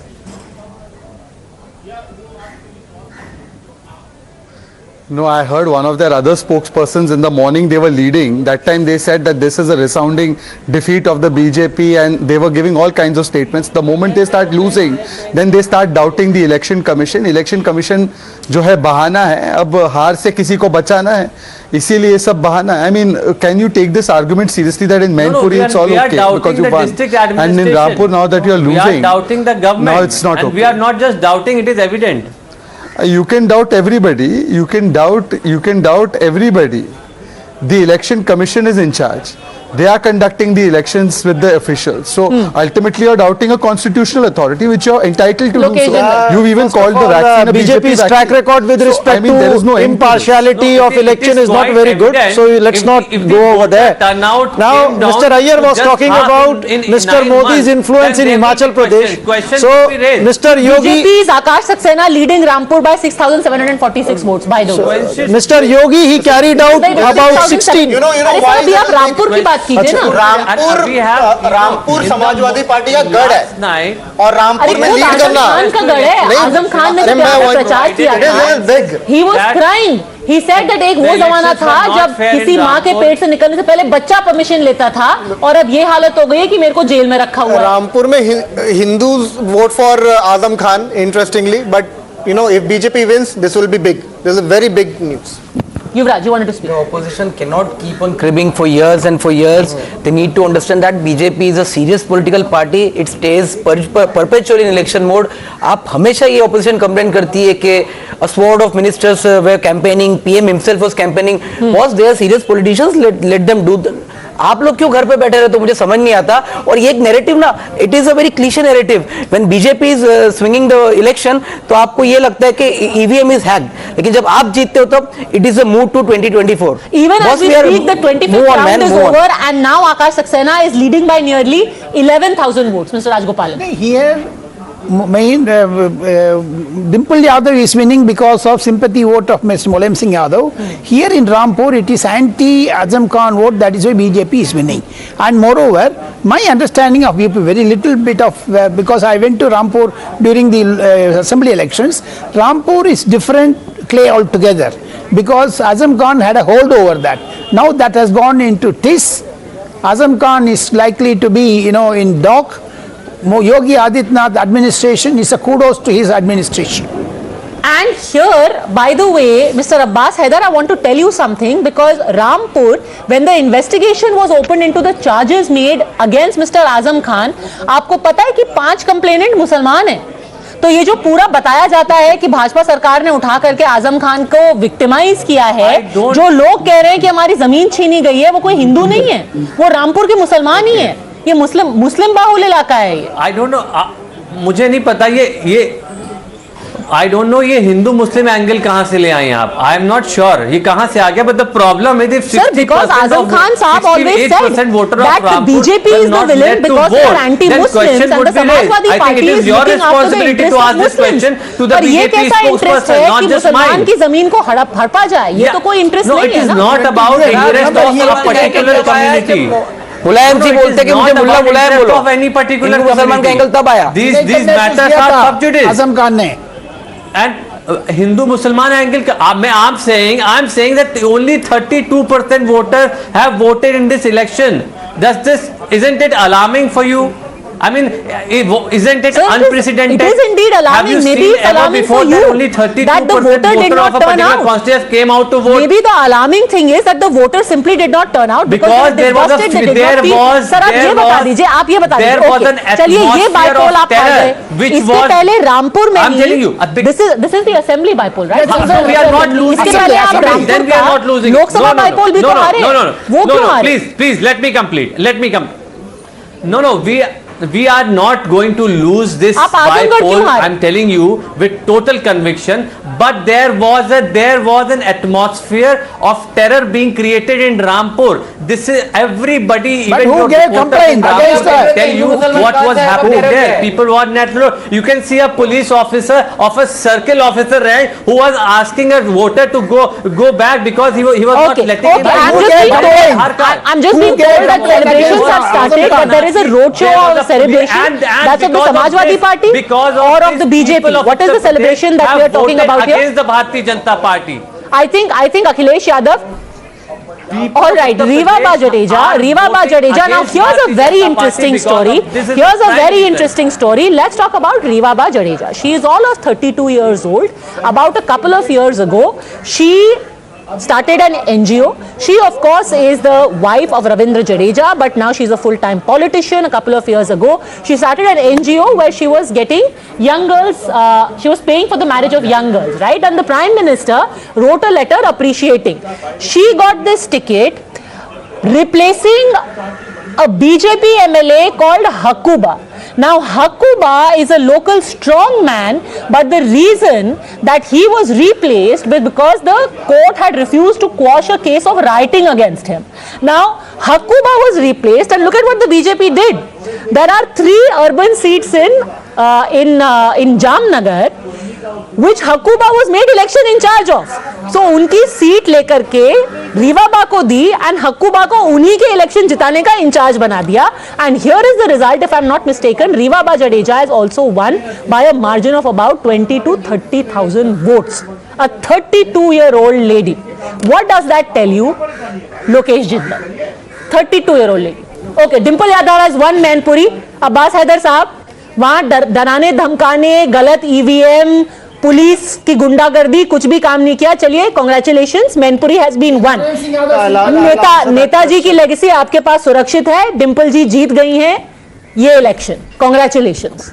Any thoughts Abbas Haider Saab. Manpuri has been won. We are going to win Kutiana in Gujarat, and we are also going to win Rampur as well as Khatoli. We are quite sure about it. Sir, let's be very honest. You are winning Kutiana and Gujarat because of Kandal Jadeja, not because of your party symbol. वहाँ पे हर किसी को पता है कि वहाँ वो Samajwadi party पे लड़ते हैं, जब वो एनसीपी से लड़े थे ना, पहले एनसीपी से लड़े थे, वो एनसीपी को जिताया था, आपकी सिंबल ले लिया, आपके सिंबल पे जीत गए। ऐसा थोड़ी ना कि कोई वो एसपी के सिंबल की वजह से जीते हैं। वहाँ संतोष बेन जडेजा के नाम पे जीते हैं, वो समाजवादी पार्टी के सिंबल पे नहीं जीते। At least we have got a seat in Gujarat. अरे वाह, Congratulations. ये देखिए, ये आप angle, Congratulations. Can you give similar angle to BJP who are winning seats in different states? I mean, ये एंगल आपने समाजवादी के लिए दे दिया। साहब, आपकी समाजवादी पार्टी में ये परंपरा रही है कि बाहुबलियों को टिकट दिया करो, भले कितने हजारों केस हो उनके ऊपर, बाहुबलियों को टिकट देते हैं आप लोग ताकि आप जीत पाए, और उसके बाद आप लोग ज्ञान देते हैं कि गुंडागर्दी ये कर रहे हैं, गुंडागर्दी वो कर रहे हैं। समाजवादी पार्टी हर उस व्यक्ति को टिकट देगी। Okay, we are getting another bypoll information. Remember, there are 5. Okay, we are getting another bypoll information. The BJP has taken Kurhani from the ruling Mahagathbandhan in Bihar. So they have taken the Kurhani seat in Bihar away from the Mahagathbandhan. Kedar Prasad Gupta has defeated Manoj Singh Kushwaha of Chief Minister Nitish Kumar's JDU by 3,645 votes. So it's not over till the fat lady sings, and we have all the results in hand. So 2 bypoll wins, or at least 1 win and 1 lead now. Shehzad Poonawalla, thoughts?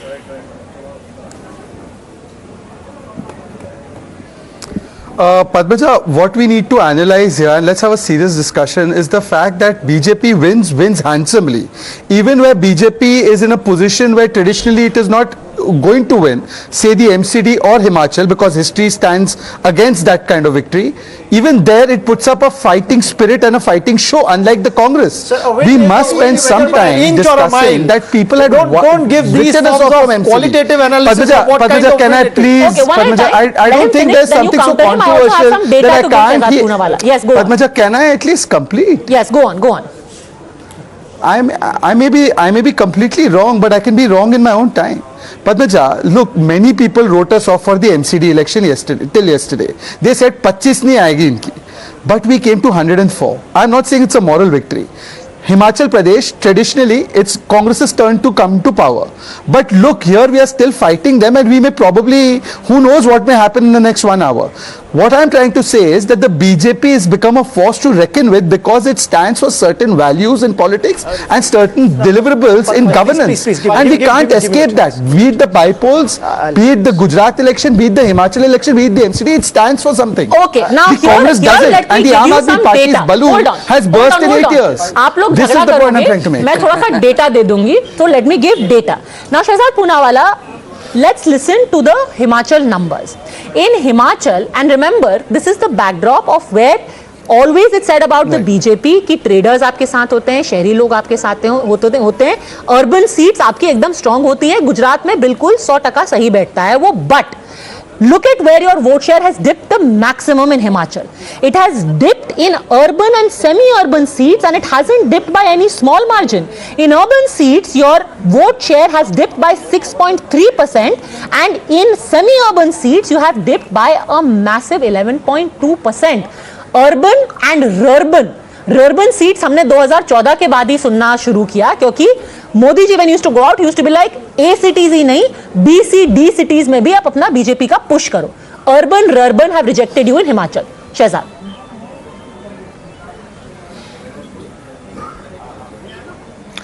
Well, I don't know the kind of urban expanse Himachal has. I don't think it's too much, but you may well be right. Of course, that has happened, but even after that, what we can see right now is that the vote share of BJP and Congress is neck and neck. I think it's 0.2% more for the Congress compared to the BJP.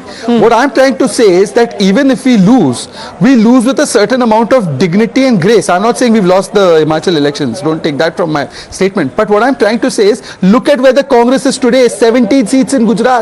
What are they bragging about? What are their supporters bragging about? They got 9 seats in the MCD. What are they bragging about? The Aam Aadmi Party, with all all its advertising budget, got 30 councillors. We are the opposition in Gujarat. What are they bragging about? They've got 1% vote in Himachal. So whatever. They've got 5 seats in Gujarat. Even if you What are they get bragging about? 182 seats, still you are going to form the same government. What difference does it make? Sir Himachal में अभी सरकार और opposition अभी हिमाचल में declare अभी भूपेश बघेल और विनोद तावड़े पहुंच चुके हैं वहां पे. अभी थोड़ा टाइम लगेगा कि कौन सरकार है और कौन ऑपोजिशन है. आपकी हिस्ट्री बहुत अच्छी नहीं रही है. Shekhar Iyer will testify to that. आपकी हिस्ट्री नहीं अच्छी रही है. इसमें आप हमेशा मध्य प्रदेश में बोला आप तो ऑपोजिशन हम सरकार. देखिए क्या हुआ. आपने गोवा में बोला आप ऑपोजिशन हम सरकार. देखिए क्या हुआ. Hold your horses. Congratulations on Himachal, but hold your horses. Shekhar Ayyar, reflect. Yes, Padmaja, indeed, it's going to be very, very close call, and this is first part of the story. The second part of the story will be the government formation. I mean, at the risk of repeating myself, the Congress party has to decide on the chief ministerial candidate. And Times Now was reporting yesterday that late night meetings were going on at various faction leaders' houses as to push for who should be the CM candidate, because probably they expected this kind of an edge. I do not know what is going to happen. Of course, some of the top leaders are there. Mr. Huda is there, Mr. Rajiv Shukla. They are all great fundraisers and fund managers. But this is beyond management of funds, because all these MLAs, they have got the ticket with great difficulty and won with great difficulty. So they all are looking at their own future, and there are strong factional alliances. So this is going to become a big game, and you can go on saying that BJP will take away people.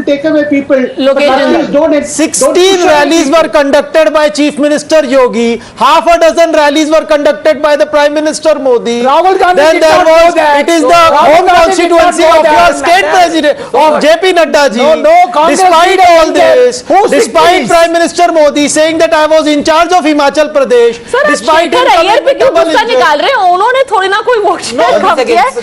Okay, and just by the way, I want to quickly, before Shehzad also responds to this. Okay, Yuvraj also wants to respond. I want to quickly clarify. Right now, the vote share is 42.53 of the BJP in Himachal and 43.55. So a good 1.01% lead has been taken in terms of vote share by the Congress. Yes, respond, Shehzad.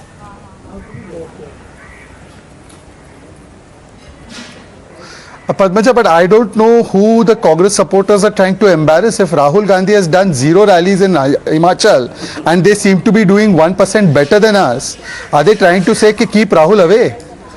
I am very proud that every leader of my party, however big or small the election, goes and participates in it. Whether we win, whether we lose. But what are you trying to convey? You want him to be president? What are you trying to convey about Rahul? I mean, he is there. He has to be there in the Bharat Jodo Yatra. You want him to be there in Gujarat. You want him to be there in Himachal Pradesh. I don't understand. He should be everywhere. I mean, he is doing a Pada Yatra. He's not traveling in aircraft. He's not carrying all the government machinery with himself. He's not keeping aside the governmental task and carrying out the political propaganda. If Rahul Gandhi comes, BJP has the problem. If Rahul Gandhi doesn't come there, BJP has the problem. अरे करे तो करे क्या? बता दीजिए आप. The thing is that results पे भी आप बात करते हैं MCD results historic है. I am just wondering. I am just. क्या problem है भाई? आप बोलिए वाह राहुल जी वाह. करे तो करे क्या, बोले तो बोले क्या. वाह राहुल जी वाह. On that note, let me quickly cut across to Rampur. My colleague Mayank is there. Okay, Shehzad, just a second. I want to quickly take an update from Rampur. Now I'm a little uncertain if it is the Himachal wala Rampur or if it is the Uttar Pradesh wala Rampur.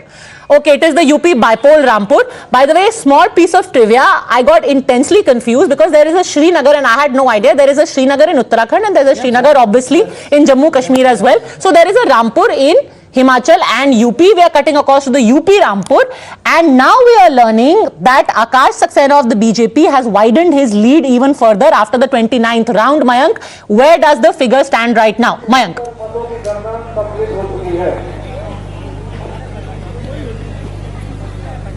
Well, absolutely. The total number of rounds which has to be done by the Election Commission and the presiding officer here in Rampur Counting Centre, 29 of them have been completed, and Akash Saxena is now leading by nearly 18,000, and that is some significant margin if we talk about a by-poll assembly election and comparing because only 34% of votes were polled on the polling day. So, and remember, this will be a big victory for Akash Saxena, because this is not the first battle of Akash Saxena against the Samajwadi Party. Earlier in the main assembly election, he was defeated, by 55,000 votes by Azam Khan himself. And now that he is leading this battle against Azam Khan's one of the most important confidant of Azam Khan, so it will be a sort of redemption for Akash Saxena and also for the BJP in Rampur, because they took back the Azamgarh and on also Rampur parliamentary constituency, and now winning this Rampur Sadar Assembly constituency,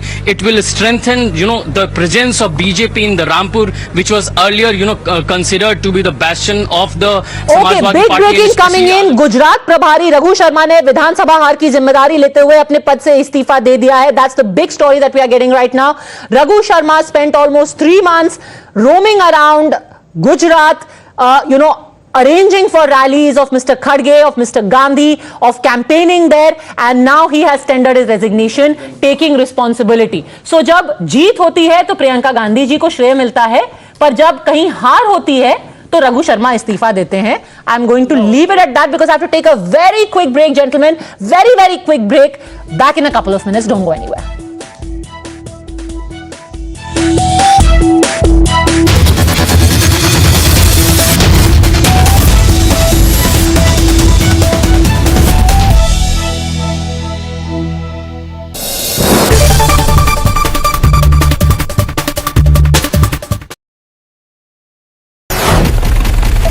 Never seen before poll tools. Decoding the votes, seats and swing. Groundbreaking TV coverage. Value for every minute spent.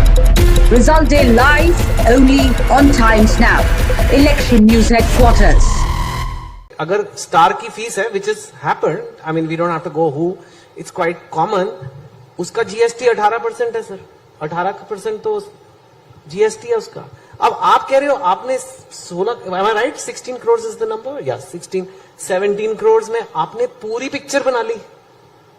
मैंने सुना Canada का release मिलके camera का वो Canada में जो किए हम लोग, हाँ, वो सब मिला के उधर हमारा रिलीज का खर्चा मिलके वो 16 करोड़. और कई लोगों के बजट ऐसे होते हैं. सर मैं एक YouTube चैनल चलाता हूं, उसमें मैंने किसी को बुलाना चाहा, उन्होंने कहा कि मेरी कंगी करने के लिए और ये करने के लिए 11 लोग आएंगे. उन सब ये जोक मेरे सामने मारना था, मतलब आप भी ले आओ सर 5-6. आपको कंगी वाला जोक मेरे सामने बोलना था. अरे वो तो मैंने सोचा ही नहीं सर. आप तो बियॉन्ड कंगी हो. पर और मैं देख रहा हूँ कि 90% लोग यहाँ पर बिना कंगी के वाले बैठे हुए हैं. No, so I am just I agree with you. Makeup, not just कंगी, it was makeup, it was this. कोई पानी लाएगा, मिनरल वाटर होना चाहिए. मैंने सुना है लोगों की 4-4 वैनिटी वैन होती है. These are not, so these are cost structures which are so. और एक एंड पे आजकल ऐसे भी कंटेंट बन रहा है. 15 करोड़ में आपने पूरी पिक्चर बना ली. यूट्यूबर्स तो बेचारे और भी कम में बनाते हैं, some OTT. So what is it like? क्या ये बॉलीवुड कोई, जो बॉम्बे है, हम भी वहीं रहते हैं मुंबई में, वो कोई और ही दुनिया में चल रहा है? या आप लोग कैसे, मतलब where, how can you make a film for 15 crore and they are making film for 400 crore और उनकी नहीं चल रही है और आपकी चल रही है? ये कैसे कैसे रहा है? What is this? देखिए ऐसा नहीं है. अभी कार्तिक आर्यन की फिल्म भूल भुलैया 2 चली, बहुत अच्छी. संजय लीला बंसाली की फिल्म विद आलिया चली, बहुत अच्छी. तो ऐसा नहीं कि बड़े बजट की फिल्में चल नहीं रही हैं. जैसा कि मैंने बताया कि लोगों को एंटाइटलमेंट अच्छा नहीं लग रहा है. बताइए एंटाइटलमेंट किसी को समझा? मतलब कि हम आपको बताते हैं कि अभी फिल्म कैसे बनती है, हम आपको बताते हैं कि क्या होना चाहिए फिल्म में. They are not interested in that. They are interested, they spend their money. Also change होता गया ना. पहले तो हमारे पास, हम सादे फिल्में देखने चले जाते थे, फिर डिफरेंट साधन हुए. आज लोगों के पास एंटरटेनमेंट के कितने साधन हैं. आप मॉल में चले जाइए, खाना खाने की जगहें हैं, ओटीटी प्लेटफॉर्म्स हैं, वगैरह वगैरह, कितने सारे हैं. So now they don't like anything. I'll go back to the same thing. Anything which smells of fakeism, if there is a word like that. They just don't understand that. They will rather go to see a Kantara, they will rather go to see a Triple R, they will rather go and see some other film. American films, क्या business करती हैं यहाँ पर? मतलब they are also equally now our competitors. तो survival तो करना ही पड़ेगा ना. पर मैं अपने 38 साल में मुझे 532 फिल्में की हैं. बहुत सारे लोग आए गए, बहुत सारे लोग आए, बट सिंसियरिटी का और हार्डवर्क का कोई ऑल्टरनेट नहीं है. मैं ये कोई ज्ञान की बातें नहीं कर रहा. तो ऐसे लगता है कि हम चलो अगर पैसे से बनानी है फिल्म, बट दिस इज मुझे लगता है अमृत मंथन है, ये चर्निंग है. अमृत मंथन का पीरियड अच्छा होता है. इसके बाद जो आगे फिल्में बनेंगी वो शायद अलग बनेंगी, डिफरेंट बनेगी. कभी कभी सोचने पे मजबूर हो जाते ना. You know, the usual opposition voices that have been repeatedly making themselves heard. I'm not saying the usual suspects. I'm not disparaging of the opposition. All I'm saying is that there are a group of leaders who did express a great disappointment at the fact that the Prime Minister didn't collar Xi Jinping or whatever they imagined he would be doing. So there's that. And there's, of course, the China question. Can we talk a little bit about that? Look, when it comes to China, there is the reality of China, the second biggest economy in the world, our proximate neighbor, but also one with whom we've had, to put it politely, a difficult history, where we've had conflict. We have a very major boundary dispute, and where on many issues of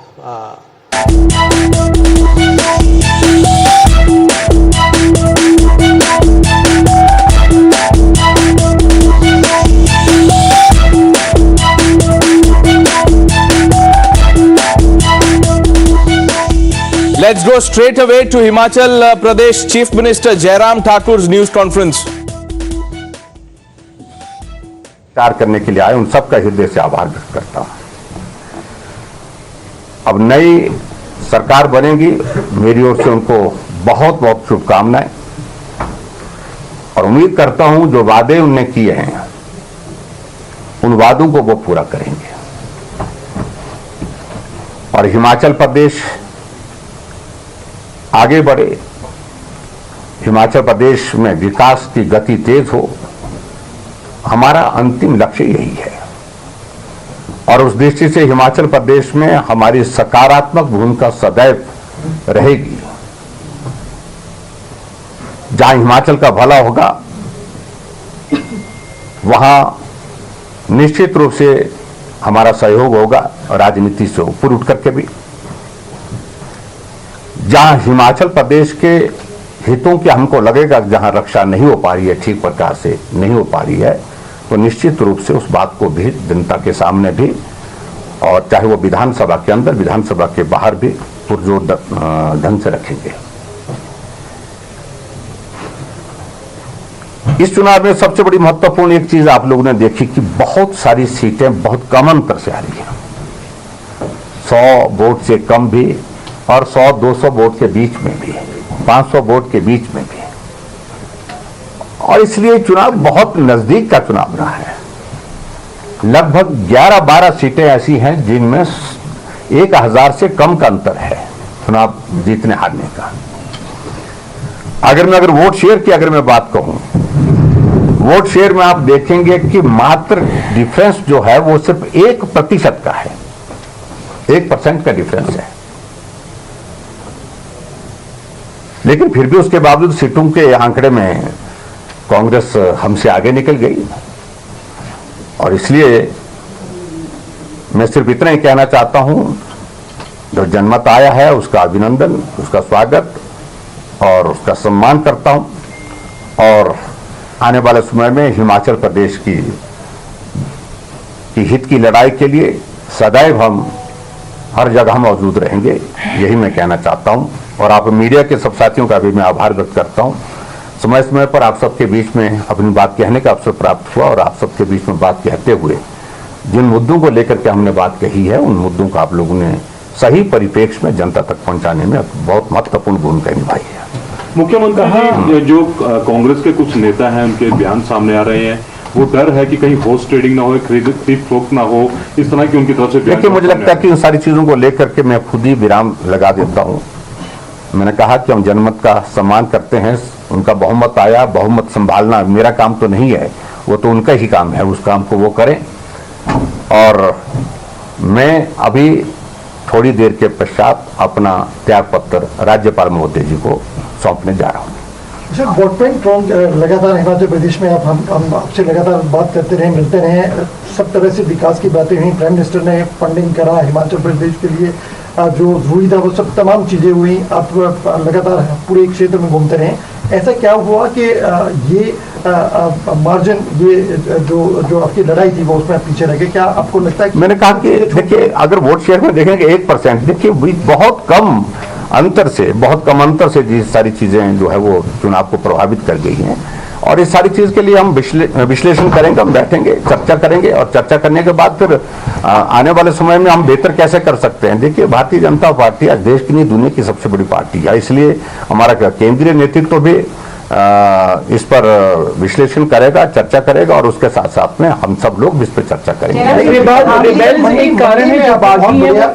मंडी में party ने बहुत बढ़िया perform किया, 10 में से लगभग 9 सीटें अभी जो देख रहे हैं जीत रही हैं भाजपा।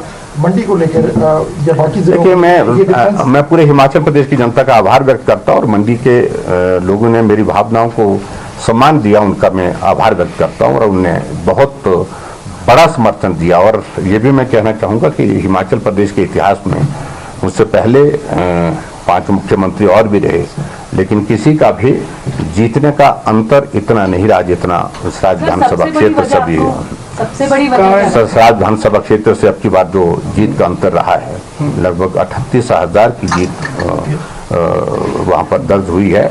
और इसलिए मैं समझता हूँ ये मेरा दायित्व बनता है कि मैं सराज विधानसभा क्षेत्र की जनता का, जिन्होंने मुझे बहुत स्नेह दिया, प्यार दिया, सहयोग दिया, और मैं वहाँ पर चुनाव की कैंपेन के दौरान बहुत कम जा पाया। नॉमिनेशन के लिए गया था, उसके बाद आधे घंटे के लिए 3 कार्यक्रम मैंने किए थे, और उसके बावजूद भी उन्होंने बहुत बड़ा समर्थन दिया। आज तक का सारा पिछला रिकॉर्ड सभी मुख्यमंत्री का क्या ओपीएस एक बड़ा इशू रहा आपको लगता है? इन सारी चीजों में हम देखिए, अब हम बिल्कुल तुरंत हम किसी निष्कर्ष पर नहीं जाएंगे।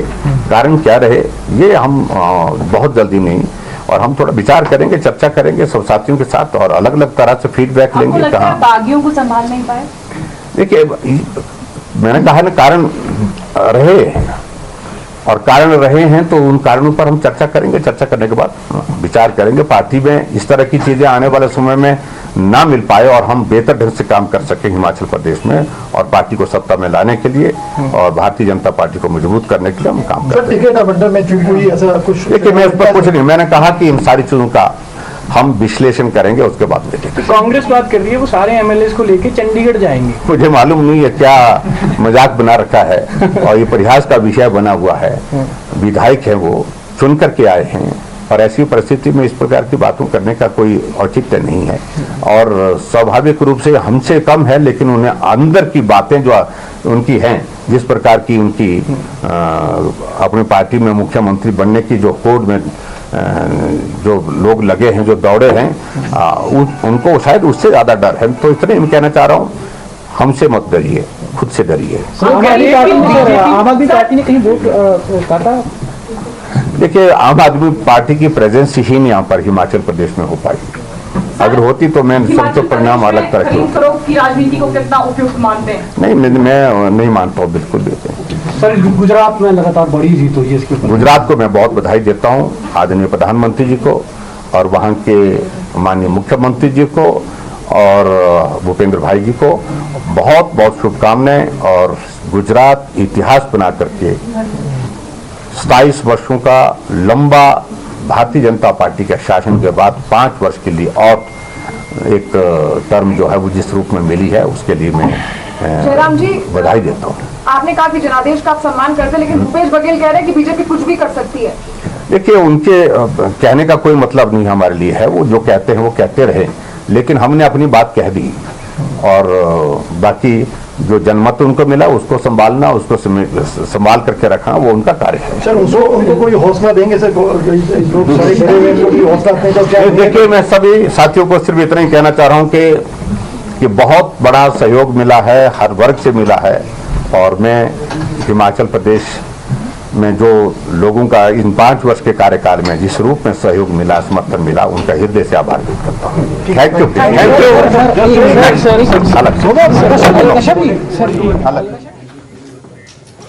Jairam Thakur, the outgoing Himachal Pradesh Chief Minister, speaking to the media, accepting the mandate of the people and saying there are issues that needs to be looked into and we will introspect, sit together, address those issues. You're watching the non-stop coverage of the elections on India's Election News Headquarters. I am Pranesh. With me is my colleague Siddharth Talia. And this is something that represents a setback to the BJP in Himachal Pradesh. It stood a chance to actually break a 37-year trend, Pranesh, of governments alternating every 5 years. Unfortunately for them, they have not been able to do it. The Congress party registering an important victory, they would say. And this also comes at a time where there's been a slight erosion in the vote share of the Bharatiya Janata Party, including in belts where they would have anticipated to do well, including the Armed Forces belt and also the Dhuman. And there's so much to talk about Himachal Pradesh and Gujarat, but let's go to Pratibha, my colleague, who's joining us from the newsroom with state-of-the-art election tools. Pratibha, let's go over the numbers once again.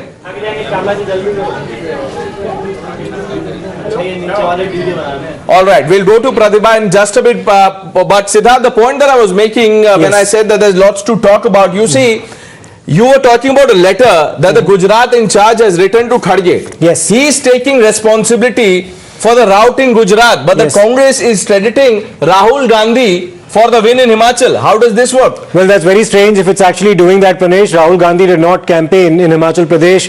His sister, Priyanka Gandhi Vadra, very much did. And of course, the election was also fought under a reasonably strong local leadership in the hands of Pratibha Singh, who is the party president in the state of Himachal Pradesh. But some accountability on the part of the Congress being witnessed in Gujarat, where there, in charge of the state, Mr. Raghu Sharma has sent his resignation letter to Mr. Mallikarjun Kharge saying, I take complete responsibility for the party's debacle in the state of Gujarat, and please accept my resignation. And we'll talk about that when we have someone from the Congress, but we have the national spokesperson and member of parliament of the BJP, Syed Zafar Islam. Mr. Islam, thank you for speaking to Times Now. Thank you for your time. Congratulations for the victory in Gujarat. But what happened in Himachal?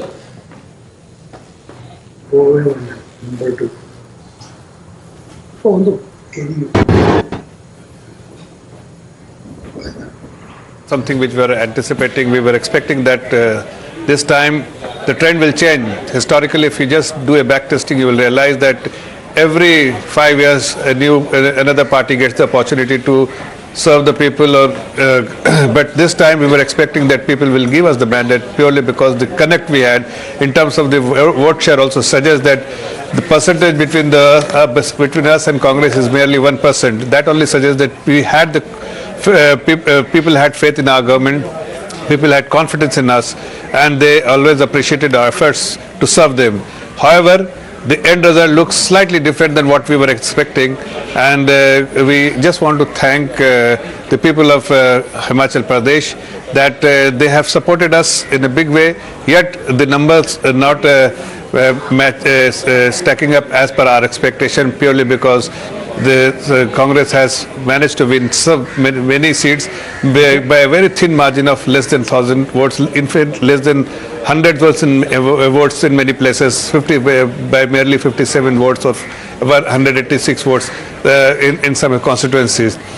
But the other observation which we have, the Aam Aadmi Party, which has just come into power in Punjab, and there is a bordering state, still even the bordering district, they have not been able to show any performance. Let's put that absolutely, that's an important question that needs to be asked of Mr. Akashdeep Muni as well as the representative of the Aam Aadmi Party on the panel today. Himachal Pradesh is a state where the Aam Aadmi Party recorded a vote share of 1.1%. 1.1%, Pranesh. So this was not a triangular fight by any stretch of imagination. It was very much a bilateral contest between the Congress and the BJP in which the Congress has prevailed. But Mr. Muni, what explains the fact that there was only 1% vote share on the part of the AAP, and that too in the districts bordering Punjab, particularly in the Kangra belt, the party scored absolutely nil. What are some of the reasons why the Aam Aadmi Party has failed in Himachal Pradesh?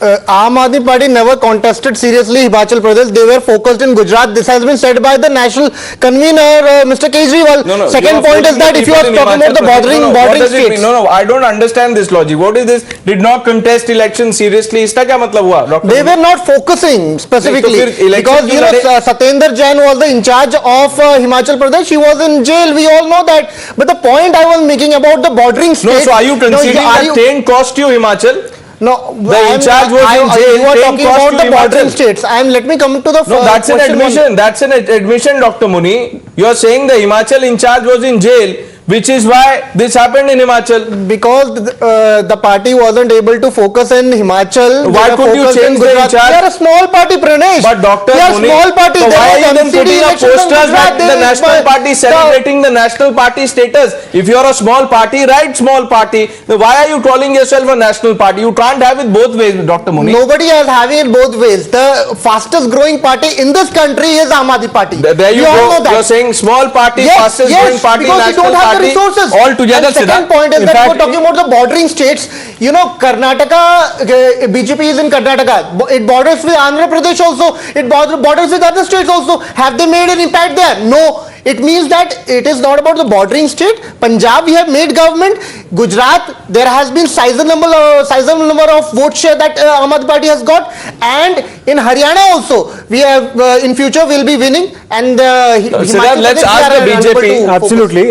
In fact, you did contest in Haryana in the 2014 as well. You contested about 46 seats and recorded nil. And then you had contested in Gujarat as well. You contested 29 seats in the year 2017 and you drew up a vote share of less than 1%. Yes, so the Aam Aadmi Party... Okay, some breaking news coming. There is some breaking news coming in. Sorry, we'll have to shift our attention to our reporters. Gurpreet is joining us with a big update. Gurpreet, what's the latest you can share?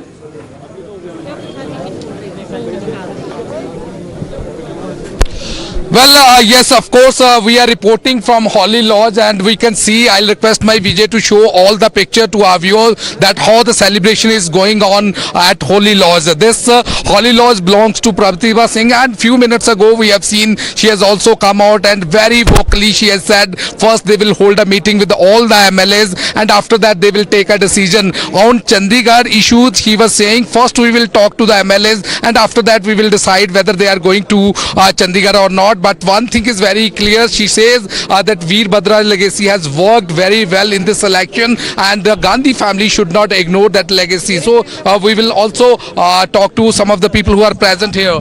So क्या लगता है कि आज कांग्रेस ने जो mandate दिया है तो किन बातों पे मैंडेट दिया है?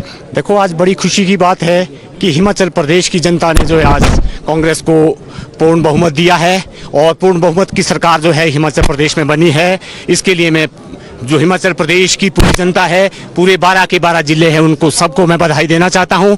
और ये माना जा रहा था कि जैसे कि एग्जिट पोल में दिया जा रहा था कि बिल्कुल कांटे की टक्कर है, लेकिन आज यहाँ पे देखने में आ रहा है कि कांग्रेस ने पूर्ण बहुमत से अपनी सरकार यहाँ पे बनाई है और पूरे हिमाचल प्रदेश में आज खुशी की लहर है। आज पूरा क्या लगता है कि एंटी इनकम्बेंसी क्या बीजेपी के खिलाफ थे लोग? क्या कारण है, क्या रीजन है कि लोगों को कांग्रेस में वोट डाला? कि जहाँ ट्रेडिशन है यहाँ पे 5 साल बीजेपी 5 साल लोगों ने बीजेपी के खिलाफ वोट डाला है और यहाँ पे हिमाचल प्रदेश के लोग शिक्षित है और ये सरकार को हमेशा बदलते आए और बदलते रहेंगे. So well, we can see that one side we have seen that most of the leaders say that they were able to encash anti-incumbency against the BJP. At the same time, OPS scheme has worked very well here in Himachal Pradesh, and that is one of the main reasons why the Congress leaders, they believe the people had shown a lot of trust. And we have seen Pratibha Singh, she has openly said that we are going to execute whatever the promises we have made during the election campaign. And now let's see that who will be the CM face MPs from Himachal Pradesh? That is the biggest question at this Who will point be of the time. CM face? That's a worry for the Congress now. That's for the Congress to decide. But before we talk about Congress and BJP, Dr. Muni made a point and Mr. Pokhran wants to rebut. Yes. See, you cannot run with a hare and hunt with a hound. At one end, Mr. Kejriwal and Aam Aadmi Party is busy in dog whistling, and simultaneously on the other end, they are busy sending virtue signaling. So it is a very clear thing. If you are a small party, so be it. जैसे हिंदी में कहते हैं कि भैया फिर अपनी चद्दर में रहिए. At one end, your party cadre props up candidates, your party props up candidates, and Aam Aadmi Party is in the business of, it is actually in the hobby of losing deposits. So क्यों आप ऐसे लोगों को खड़ा करके उनकी deposit जब्त करवा रहे हो? कार्डर नहीं है तो लिमिटेड रही है ना फिर. चलिए मैं रिप्लाई करता हूं. The point I am making is that you did not have कार्डर इन गुजरात. आप गुजरात की बात कर रहे हैं. Just 10 second. मैं रिप्लाई तो करूं. कार्डर इवन इन गुजरात. आप रिपीट कर रहे हो. पंजाब व्हीकल्स इन आप रिपीट कर रहे हो. आप व्हीकल नंबर देखिए. मैं क्या फोकस कर रहा हूं कि ना कि India's fastest growing political party is आम आदमी पार्टी, नॉट भारतीय जनता पार्टी. भारतीय Janata party took years to get from 2 to 40 seats in parliament. You know, Aam Aadmi Party did not take such a long time. Right. Interestingly, Mr. Muni, I have to interrupt you there because we are getting an important piece of breaking news with respect to the latest developments in Himachal Pradesh and Pradesh. That is that tomorrow evening in Chandigarh, there could be an important meeting of the elected Congress MLAs from the state of Himachal Pradesh, presumably, of course, to decide on their chief minister. Let's go to Gurpreet for more on that. Yes, Gurpreet.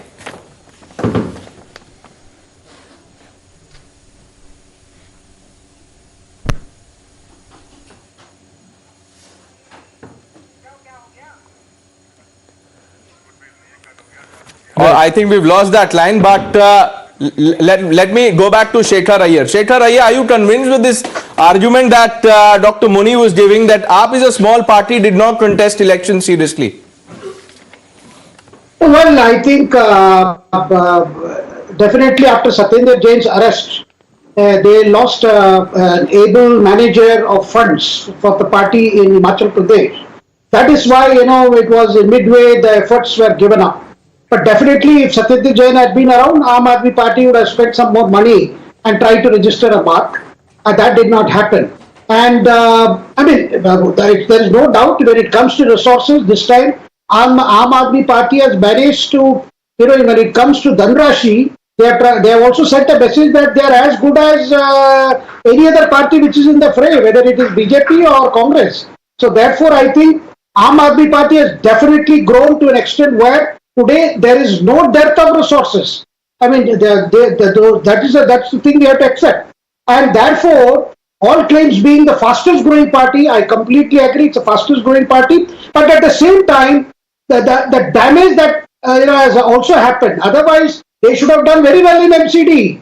Because of this fundraising, fund gathering, fund resourcing, you are finding one minister is still in jail, and you are finding the excise scam which is reaching far and beyond the borders of Delhi. It is going to south also. So therefore, yes, it's like any other political party. This party has nothing to do with the movement that Anna Hazare had led once. This is a real politics. This is a functional, full-fledged party like any other party.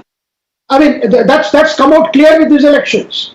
That's one. But number two, I think what is happening in Himachal is very, very interesting. We have to take note that the fact that the BJP is taking a back seat shows a strategy at work, because there are two main contenders. One is Pratibha Singh, who is the wife of former Chief Minister Veerbhadra Singh, the late Veerbhadra Singh, who is considered a legacy in Himachal Pradesh, and Sukhvinder Singh Sukhu. And I believe the Congress High Command, I mean the Sonia Gandhi family, prefers Sukhu, whereas Pratibha Singh is the PCC chief. This battle is going to be very interesting. How the BJP this time looks like will wait for events to unfold, for the factions to sort it out, who becomes the Congress chief minister, then look at those MLAs who may be happy with the outcome. This is going to be a very interesting phase of Himachal Pradesh. Now, Dr. Muni said, and I want to come back to what he said, Siddharth, and I'm coming to you for the data. Dr. Muni said that, look, BJP took years to grow from just 2 seats in Lok Sabha. Now, I don't want to sound uncharitable, Dr. Muni, but tell me, how many Lok Sabha MPs do you have? I knew you will come to this. Interestingly, I'm talking about the assembly seats that really Aam Aadmi Party has got. Interestingly, for the first time we have come 10 years ago, and there are 2 states that Aam Aadmi Party has got landslide victory, Punjab and Delhi, and they have registered a mark in Gujarat also, which has gone to some 13% vote share. This is big because last elections they had 0 vote share, 0 to 13%. You should accolade it, and they have taken space of Congress, and future is of Aam Aadmi Party. Let's get a response about the growth. Growth vis-a-vis the BJP. Let's get a response from Dr. Syed Zafar Islam.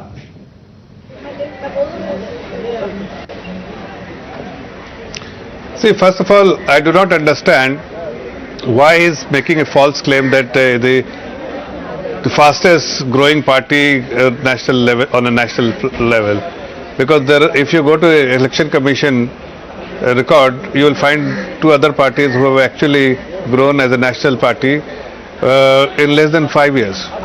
So I think they need to correct their record before speaking on national media. Secondly, they have a very dismal performance both in Gujarat as well as in Himachal Pradesh. However, they were claiming, particularly their supreme leader, Mr. Kejriwal, time and again he was claiming that he will create a history. In fact, in Gujarat, he went ahead and showed the people that he is writing a number. A number suggests that he will get 125 or 130 seats. But result is it's so apparent, it's for you to see that he has not been supported by the people. He didn't get any confidence, win confidence of the people of Gujarat. Can I come in? And more particularly, as I had raised earlier, more particularly, I'm talking about Himachal Pradesh, where everybody was expecting that he will at least show some performance purely because he has won the Punjab election less than 6 months ago, and it is a voting estate. I'm sure that he will have enough clout for them to win at least few seats and perform better than Congress party. Just hold your thoughts. I'm being told that Pratibha Singh, the Himachal Congress chief and member of parliament, has spoken exclusively to Times Now. Let's play it out.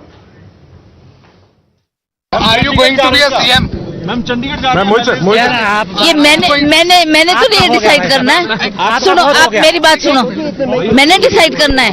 No ma'am, are you going to meet the MLA and after that? Of course, हम सब MLAs इकट्ठे होके बातचीत करेंगे. क्या उनकी भावना है, क्या वो चाहते हैं, उसको तवज्जो दी जाएगी और वो बात हाई कमांड तक पहुंचाएंगे. फिर देखते हैं. अभी तो लोग. Ma'am, do you think Veerbhadra's legacy should work in Himachal Pradesh the way you have got the mandate? It is working and it will work in future also. Let's look at the data from Himachal. Siddharth with the hard numbers. Yes, Siddharth. So, Pranesh, what's very interesting here, of course, to notice is the fact that there's been a considerable erosion in the vote share of the BJP. This has actually fallen by approximately 6.5%. It was 49.24 in the year 2017. It's actually come down to 42.58 right now. And there's been a marginal increase in the vote share of the Congress. But what's interesting about the Congress vote share is that for a 1.4% increase in vote share, they've actually managed to traverse and win a significant number of seats. So they've been able to increase their vote share by a marginal amount, but that's actually converted into a considerable seat share increase for the Congress party. And this is something that actually also should be highlighted, which was supposed to be a triangular fight, but ended up becoming in many ways a bilateral contest between the Congress and the BJP. The Aam Aadmi Party's vote share hovers around the 1.08 percentage mark as of now. Disappointing by its own expectations. It would have in fact considerably hoped to have done much more. And Pranesh, what's interesting is, even if we are to buy the argument that as a result of the imprisonment of Mr. Satyendra Jain, it could not really focus its energies in the state of Himachal and was able to therefore devote all its energies to the state of Gujarat. Right. Is the performance in Gujarat in itself, Pranesh, underwhelming on the part of the AAP? That's a question that needs to be asked. Well, we are taking a quick break. On the other side, we'll talk about Gujarat and BJP's performance in Gujarat. It is the Modi wave. Voters have shown Vishwas in Modi model. That's on the other side. Stay with Times Now.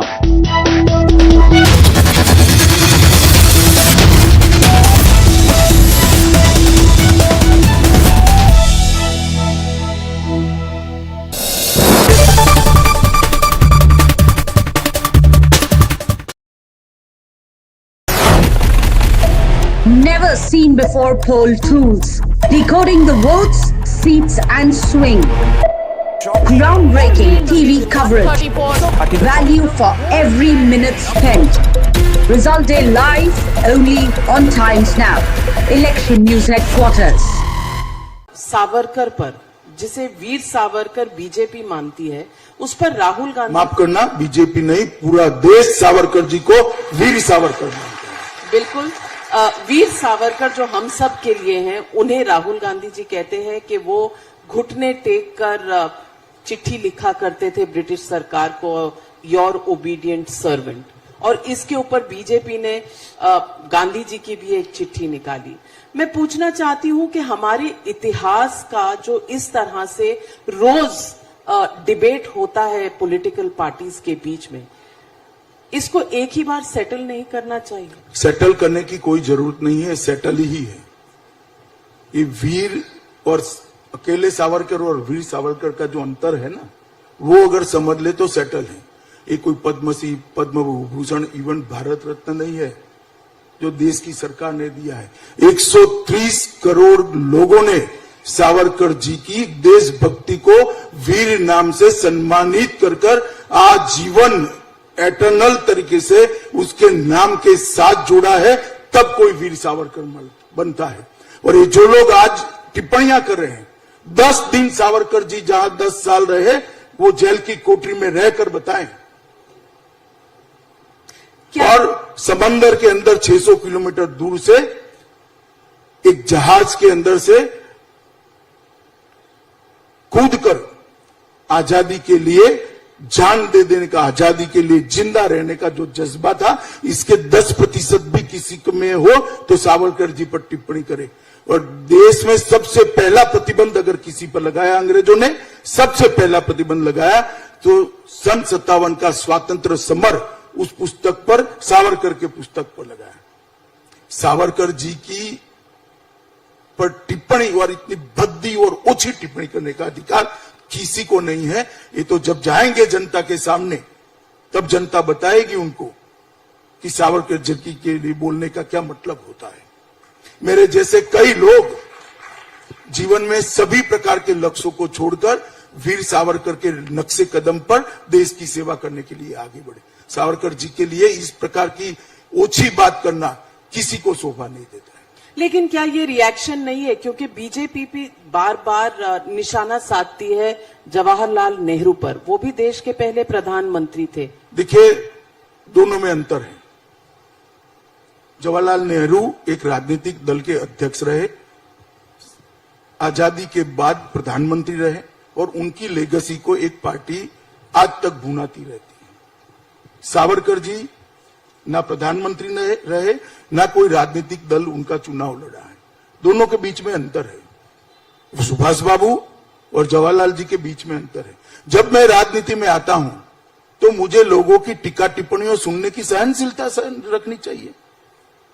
क्यों ना करें लोग आरोप? मेरे व्यक्तिगत जीवन पर भी आरोप कर सकते हैं, कपड़े पर भी कर सकते हैं, बोलचाल की भाषा पर भी कर सकते हैं, और करते भी है।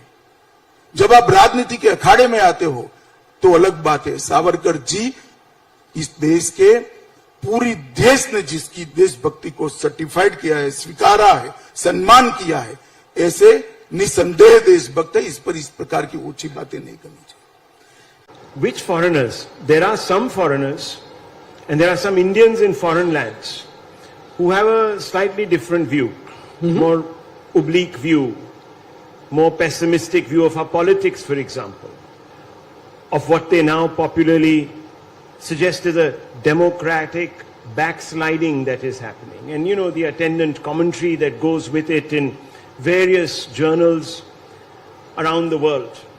So there's that conversation also. Does that worry you, that all this bad publicity might deter investment because there is continuous talk of a democratic deficit, which is so essential to keep all these processes, these procedures, these policies on track? If India is sort of being torn asunder by so many vociferous political interventions, debates, social turmoil, what happens? Well, look, at one level, I shrug my shoulders and say in a globalized world, the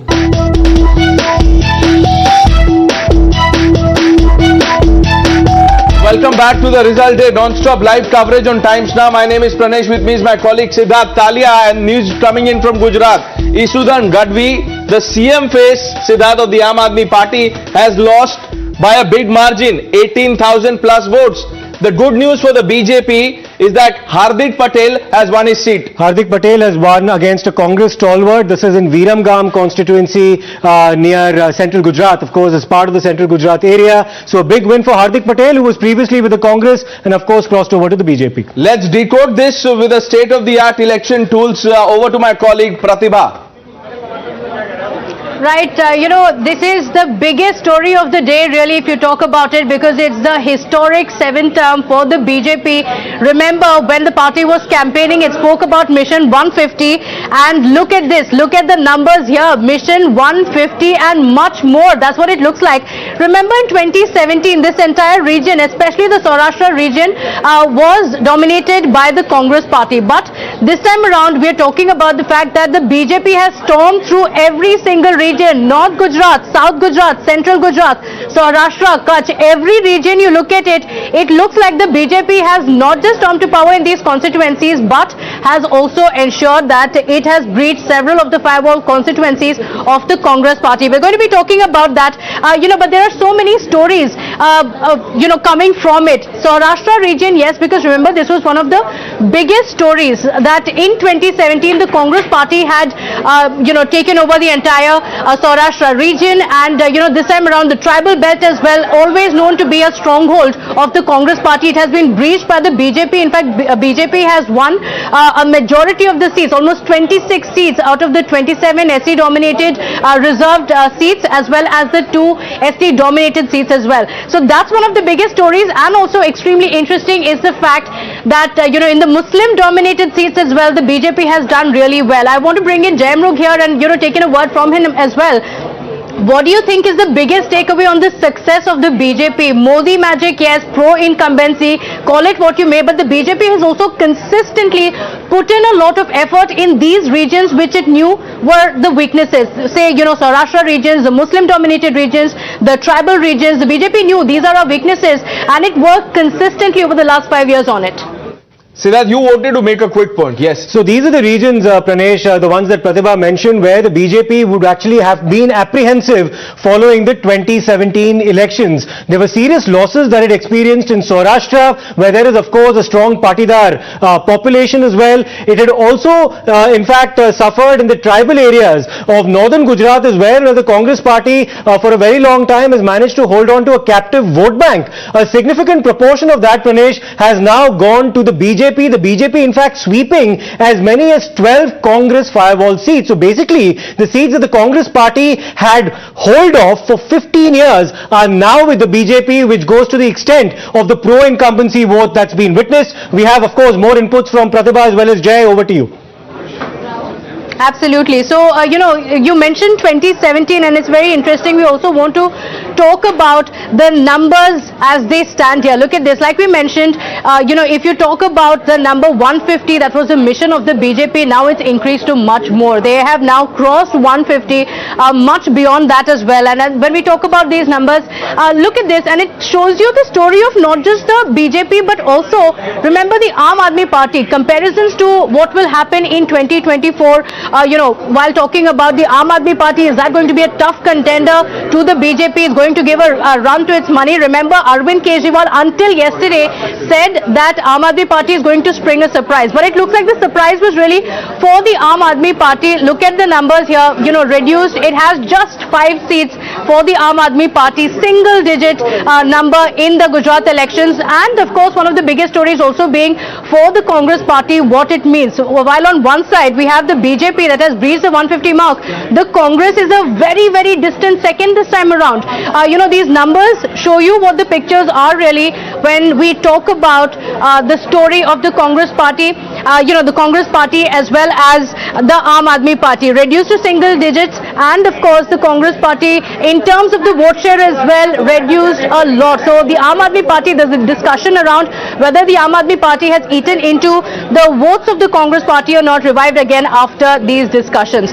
But let's also talk about some of the constituencies that we've been speaking about, because remember, big battles, we've spoken about the big battles that have taken place until now, and you know, what are the names that we are talking about. So let's take a look at you know, who were considered the big faces this time around. We're going to be talking about whether it is Isudan Gadvi, like you mentioned, the Aam Aadmi Party CM candidate, and of course, you know, talking about him, we're talking about how he has lost from the constituency as well. So the big faces of the Aam Aadmi Party, if you think about it, you know, they were brought in as, in fact, just until yesterday as well, Arvind Kejriwal writing it down and saying that, you know, in our battle, these are the people who are going to win. But clearly, look at this, they have not been able to win and not been able to make a mark really as far as the Aam Aadmi Party's big faces are concerned. I'm talking about Isudan Gadvi, you know, the chief ministerial face, Arvind Kejriwal saying, I can give it in writing that he is going to win this time around. There's going to be a big surprise. Clearly, that did not happen at all. And, you know, that's not it. Some of the other big faces as well of the Aam Aadmi Party as well have not been able to make much of an impact. Talking about the Congress, this is a very, very interesting battle if you look at it. Jignesh Mevani in 2017 won as an independent. This time around, he joined the Congress party, lost from the constituency. So, you know, the issue to talk about here is that when he's joining the Congress party, are the people really losing confidence on him? When he was an independent, there was so much support for him. Now contesting on a Congress ticket, it looks like he seems to have lost out. Of course, it was a very big battle for him in the Vadgam constituency as well, because remember, this time around, we also had the AIMIM, you know, in the constituency, the Aam Aadmi Party, the Congress party. It's a Muslim-dominated constituency, so it was a very tough battle as well. So these are some of the biggest talking points from, of course, the big battle in Gujarat. Over to you, Pranesh and Siddharth. Thank you, Pratibha, for decoding all of that. Siddharth, Yuvraj wanted to make a point about Hardik Patel's seat because the lead margin, I believe, is very high. Yes, Yuvraj? Yes. This is a very interesting seat. When Hardik Patel back in his days defected to BJP, he faced, in fact, the party faced a lot of heat from the ground. And now when I see that Hardik Patel is winning with a thumping margin of more than 56,000 votes, it only alludes, and it not only alludes, it only ratifies one thing, that the Modi juggernaut is indefatigable, it is indomitable, and nobody is beyond party lines. I have to interrupt you there, Yuvraj, just for a moment, because there's a very important update coming in from the series of bypolls that have been taking place in Rampur Sadar, which has been a gad of Azam Khan. The BJP has registered a victory. This is a big setback to the Samajwadi Party and its candidate in Rampur, Asim Raja. Let's go in fact to Mayank, who has more updates on this. Mayank, this is a big upset. Many would consider Asim Raja of the Samajwadi Party, of course, fighting the legacy of Azam Khan, so to speak, has now been defeated by the BJP. Well, absolutely, Siddharth. You know, the legacy of Azam Khan looms large over Rampur, and this bypoll also, Azam Khan's legacy was the main agenda. Remember, when Yogi Adityanath came for a high decibel campaign, he attacked the overall legacy of Azam Khan, and today that has been defeated by the BJP. They have breached this bastion, as Akash Saxena, who was fighting against Azam Khan himself in the main assembly election in 2022 earlier this year, he has defeated Asim Raza by 33,702 votes. And that is a big margin, Siddharth, because there were only 1.34 lakhs vote which were polled on the 5th of December. So out of that, winning by 33,000 votes is like 25% of votes is the victory margin of the BJP candidate Akash Saxena, and that speaks volume about of this thumping victory registered by the BJP. And now they will feel confident. We had the opportunity to talk to some of the local BJP leader, and now they are saying that they are very hopeful of, you know, blooming lotus in Rampur, which was earlier considered as a bastion of the Samajwadi Party, because earlier in this year only, Siddharth, in the parliamentary you know, bypoll election, Rampur main parliamentary election was also that's a great point you've made, senior editor. Birendra Chaudhary is also joining us on this broadcast. Birendra ji, Rampur के बारे में बताइए दर्शकों को। देखिए, रामपुर के बारे में दो चीज जानना बहुत जरूरी है। वो एक तरह से सिनोनिम है आजम खान के साथ, लेकिन सबसे पहला धक्का तब लगा था सपा और आजम खान को जब लोकसभा उपचुनाव में वो हार गए थे। अब वही नहीं, जब आजमगढ़ का भी लोकसभा सीट हारे थे। आज तो समझिए एक तरह से जड़ उखाड़ के फेंक देना जिसे कहते हैं वो हुआ है, क्योंकि रामपुर विधानसभा क्षेत्र, ध्यान से सुनिएगा, 1952 से लेकर आज तक भाजपा पहले नहीं थी, जब थी तब भी कोई नहीं जीता। एक बात और साफ 52 से लेके आज तक, आज का छोड़ के, मुस्लिम कैंडिडेट जीता है। और तीसरी बात, 1980 से लगातार आजम खान वहां से चुनाव जीते हैं। सिर्फ पिछली बार वो नहीं लड़े तो उनकी पत्नी जो प्रोफेसर रही हैं वो जीती थी। कहने का मतलब कि रामपुर का यह तीसरा बिगेस्ट सेटबैक है सपा के लिए और आजम खान के लिए, जहां पर सपा की हार हुई है। एक पहली बार हिंदू कैंडिडेट रामपुर से चुनाव जीता है। एक सवाल पूछ लेते हैं, समाजवादी पार्टी के राष्ट्रीय प्रवक्ता विवेक सिलास जी भी हमारे साथ। क्या हो गया इस सीट पे विवेक सिलास जी, क्यों हार गए आप लोग? Yes, I would just like to say we are talking about Rampur, okay, but it's very sad that we don't talk about Mainpuri and Khatoli. No, there has been a landslide. No shying away here. Samajwadi Party, more than 250,000 votes. Let me complete, na. If you have given me an opportunity, let me complete my verdict, please. So it is law playing victim. Go ahead. We should also talk about Mainpuri, where the Samajwadi Party has won. Okay, by a thumping margin of more than Danish Azad is now joining us on the phone line. Yes. Minister in the Yogi cabinet. Azad साहब, time stop पे स्वागत है आपका। रामपुर में BJP candidate की जीत हुई है। जी, रामपुर में भारतीय जनता पार्टी के प्रत्याशी ने विजय दर्ज की है और रामपुर की जनता ने पहले ही भाजपा के प्रत्याशी पे विश्वास की मुहर लगा दी थी। और आज जब नतीजे सामने आए हैं तो रामपुर में विकास की तरफ रामपुर ने अपने आप को आगे बढ़ाने का जो फैसला लिया, मैं तमाम रामपुर के तमाम सम्मानित जनता का, तमाम आवाम का शुक्रिया अदा करता हूं कि उन्होंने भाजपा के साथ कदम से कदम मिलाकर रामपुर को तरक्की की तरफ आगे ले जाने में जो विश्वास जताया है। हम पूरी ईमानदारी से रामपुर के तरक्की के लिए, रामपुर की उन्नति के लिए काम करेंगे।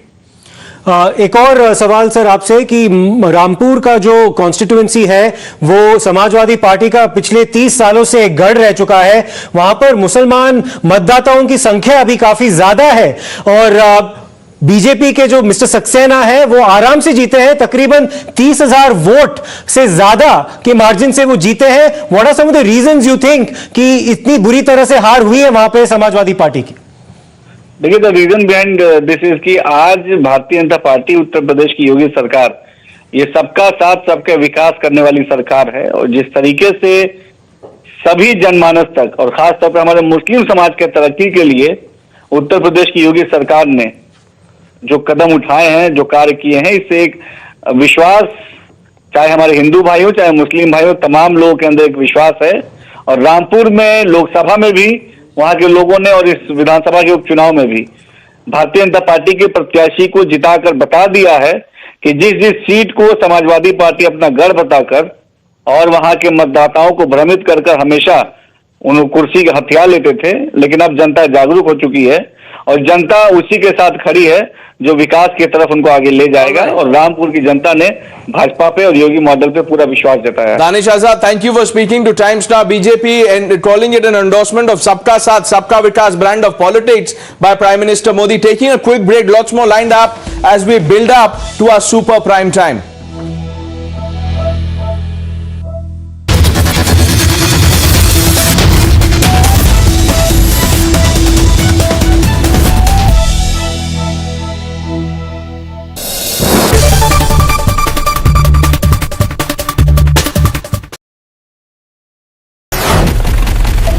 Never seen before poll tools, decoding the votes, seats and swing. Groundbreaking TV coverage, value for every minute spent. Result day live, only on Times Now. Election News Headquarters. As someone who comes from the south, the southern meal starts with a sweet. So let me start with a point of agreement with Mr. Verma. On the aspect of colonization and on the impact of colonization, I don't think I have anything to disagree with at all. That it has much more pernicious and far more, let's say, far-reaching effects than the use of the sword. I completely agree with on that. And I think we are still reeling from the impact of it, which is very clear. I don't think we are wearing the Mughal clothes. We are wearing the clothes of the British man for all practical purposes, at least some of us. So therefore, I understand that particular issue. But this much is clear from the points made by Mr. Khurshid and Mr. Verma, that one believes that that was a wave of migration, and the other is clear, citing material, that this was not a migration, this was a bloody invasion, as bloody as it could get in the history of humankind. Now, this is what I wish to highlight to make one point. To choose to observe a strategic silence in the interest of peace is very different from actively indulging in denial of history. And that's exactly where the problem starts. So if an entire school is established that goes about whitewashing stuff as opposed to saying, let's not touch this particular aspect of history, which I think is also not possible. How do you choose to remain silent over one particular aspect of your history? That's not going to happen. So then the only option is to speak about it. Now, why should the discussion with respect to something that has happened in the past result in acrimony in the present, unless someone relates to the invader even in the present and someone does not relate to the invader even in the present? In which case, the two-nation theory is well alive and kicking. That's one. But factually speaking, one particular trope I think needs to be busted, because I think it's been sold well beyond its sell-by date. I'm sorry to say, after partition, people did not choose to stay here. The elections prior to the partition of 1946 spoke volumes. And that's a very clear decision taken at the ballot. And therefore, when you choose to speak about history, let's be clear that perhaps practical considerations came into existence which prevented a mass migration, but certainly not patriotic considerations or Bharatiya considerations. I think that myth needs to be busted, and we cannot sell it any further. 3. On Ganga Jamni Tehzeeb, well, while I have several reservations with Dr. Ambedkar, the one thing that he was crystal clear about in his book, Pakistan or the Partition of India, which was published on the eve of the partition, 2 books were published by Rajendra Prasad in 1946 and Dr. Ambedkar in 1946. In which he clearly says that the so-called Ganga Jamni Tehzeeb, or the syncretic culture that is celebrated over and over again, is a product of the incomplete conversion of the converted Hindu to Islam. And therefore, multiple waves of attempts have been made on a regular basis to remove the remnants of that Hindu-ness from that particular convert, which is what has been pushed in this country as what we know as Wahhabism. To say that the new convert shall identify himself with the early converts to Islam, and therefore you cannot have any ties whatsoever or any cultural practices whatsoever which remind you of your ancestor. That starts with the language, that moves to dressing, so on and so forth. So let's be clear. If acrimony is the result, or is going to be the result of a discussion with respect to the medieval period in current day Bharat and contemporary Bharat, that is because there are still people who relate to this particular person or this particular invader.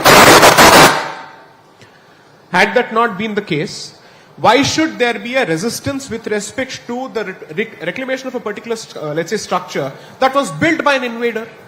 Whether it's Babri Masjid or Gyanvapi Mandir or so on and so forth, these were built by invaders. Obviously, they were not built after the independence of this particular country. This is not a structure that has come into existence after 15th of August 1947. Why do you relate to this particular structure? Because the mindset that has been imposed on you at the peril of the sword and let's say at the pain of death prevents you from accepting your past, and therefore it's going to be a constant tussle each time there's a discussion with respect to the past. So I refuse to buy the fact that history is no more relevant, or that it's possible for us to have these discussions objectively. I agree with Mr. Verma on this point. It cannot be objective. That's exactly why I concluded my first opening submission by saying all of us have our biases. It's impossible for us to say that we don't have biases. We are human beings. Impossible. We may choose not to bring out certain proclivities and, let's say, ideological leanings to the fore for reasons of pragmatism, whatever it may be. But let the evidence speak for itself. But if the evidence leads to a different conclusion and it has consequences on the street or elsewhere, then the people who choose to resort to the street merely because truth is being presented in a public forum are to be blamed. History is not to be blamed, and certainly not those people who wish to present that version of history before the public. What do you think of the relationship as it evolves? I've been reading a lot of commentary that this extension of Mr. Shi's term Have been on in the BJP camp in the state of Gujarat for quite some time now, and the Chief Minister of Gujarat, Mr. Bhupendra Patel, who fought from Ghatlodiya constituency in Ahmedabad, and he won by a massive margin of almost 110,000 votes. He's currently holding a victory rally, Pranesh, in his home constituency. Let's start live.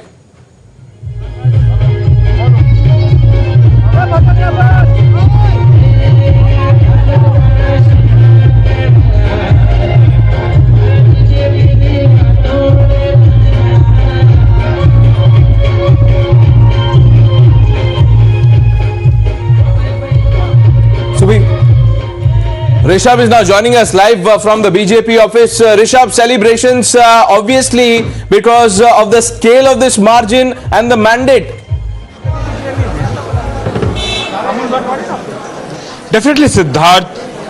Around 157 seats lead as well as victory already. This is a record margin, and this is the place where since morning it has been dhol, nagada, dances, crackers, laddus, everything.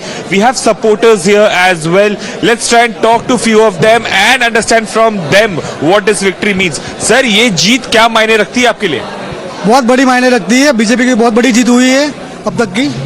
अभी तक का जो record था वो कांग्रेस का था 149 सीटों का. इस बार आप 157 में अभी चल रहे हैं, तो क्या मायने हैं, किस लिए ये इतनी बड़ी जीत कैसे हो पाई? So this is the biggest victory for BJP in the Gujarat, and this shows the work of BJP they have done till many years in the Gujarat. The development, the employment, and you see, you go to Ahmedabad and any road, you'll see the how infrastructure has developed in Gujarat, right? So this is the is this a vote for development? Yes, this is pure vote for development and what Gujarat model. Supporters here, Siddharth, who say this is pure vote for development. Let's try and talk to a few more people.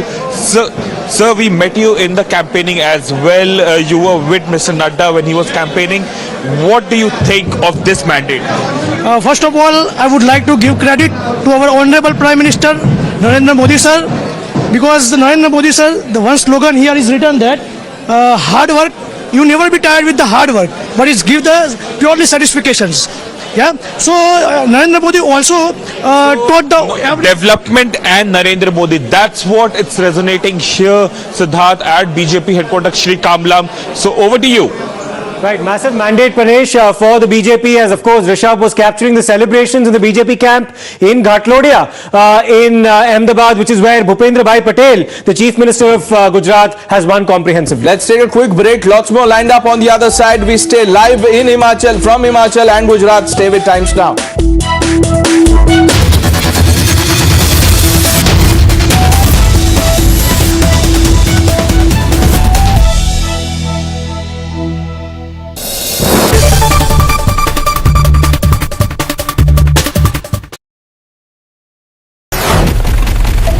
Never seen before poll tools.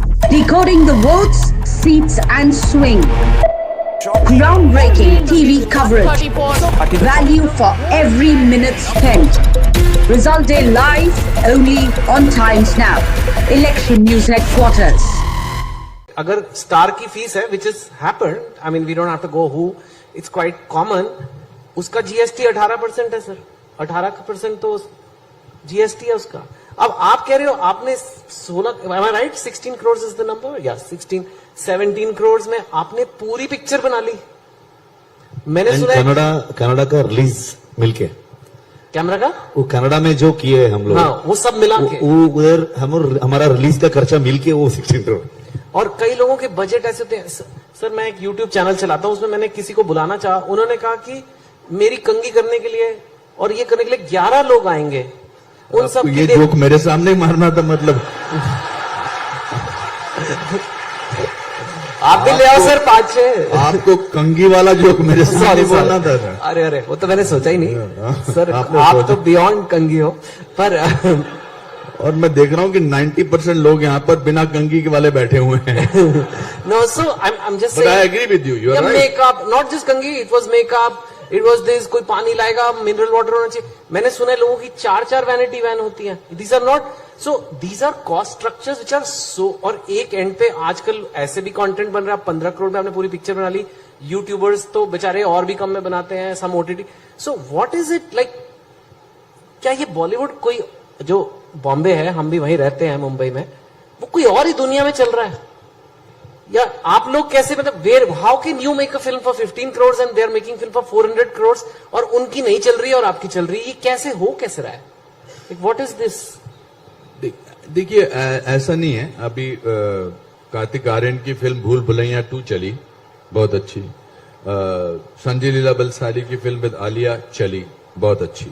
तो ऐसा नहीं कि बड़े budget की फिल्में चल नहीं रही हैं. जैसा कि मैंने बताया कि लोगों को एंटाइटलमेंट अच्छा नहीं लग रहा है. बताइए, एंटाइटलमेंट किसी को समझा? मतलब कि हम आपको बताते हैं कि अभी फिल्म कैसे बनती है, हम आपको बताते हैं कि क्या होना चाहिए फिल्म में. They are not interested in that. They are interested, they spend their money. Also change होता गया ना. पहले तो हमारे पास, हम सादे फिल्में देखने चले जाते थे, फिर डिफरेंट साधन हुए.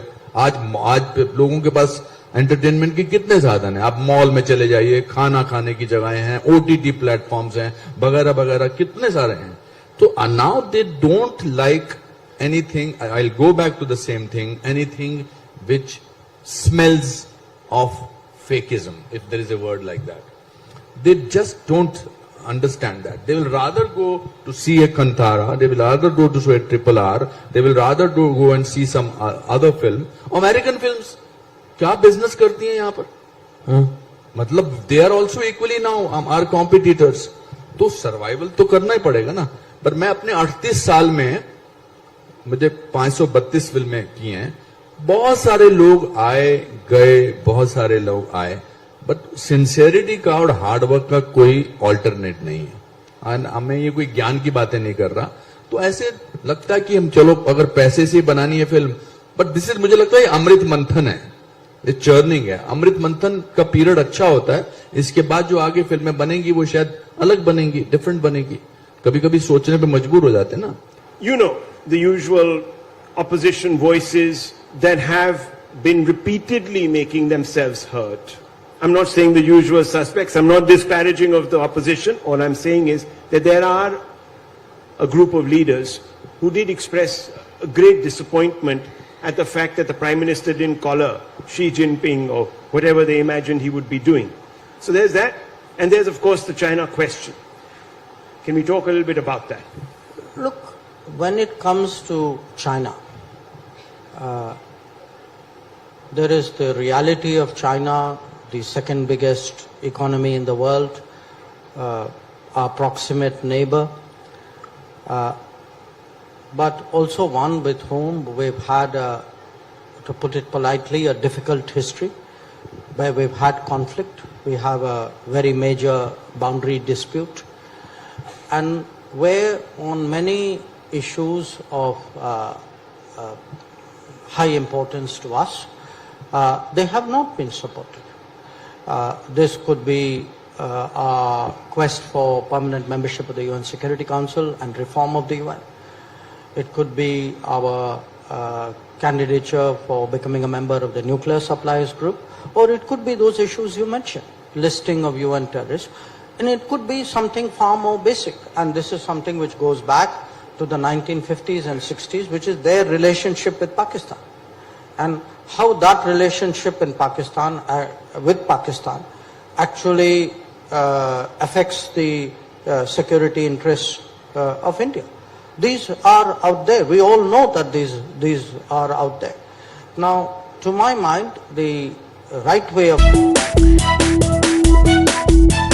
Hello and a very warm welcome. You're watching Times Now mega broadcast on this election day. Were we waiting for this day? And it has lived up to our expectations. While in Gujarat, it has been what was being predicted, and it has gone beyond expectations when it comes to the BJP tally. In Himachal also, it has gone beyond expectations, but in the other direction. First of all, Siddharth, let's run our viewers through the numbers as they stand right now. First up, Gujarat figures. So this is a staggering staggering number, Priya. This is a record that's been created by the BJP. It's the largest ever seat share for any political party in the state of Gujarat. They've managed to corner 158 seats, perhaps exceeding their own expectations, relegating Congress to an extremely low second spot, where they've been reduced to 16 seats from a high of 77 in 2017. And very interestingly, the Aam Aadmi Party has in fact scored 4 seats. Perhaps they would have been expecting, given the intensity of their own campaign, to do much better. Right, and it is these 4 seats of the Aam Aadmi Party that are now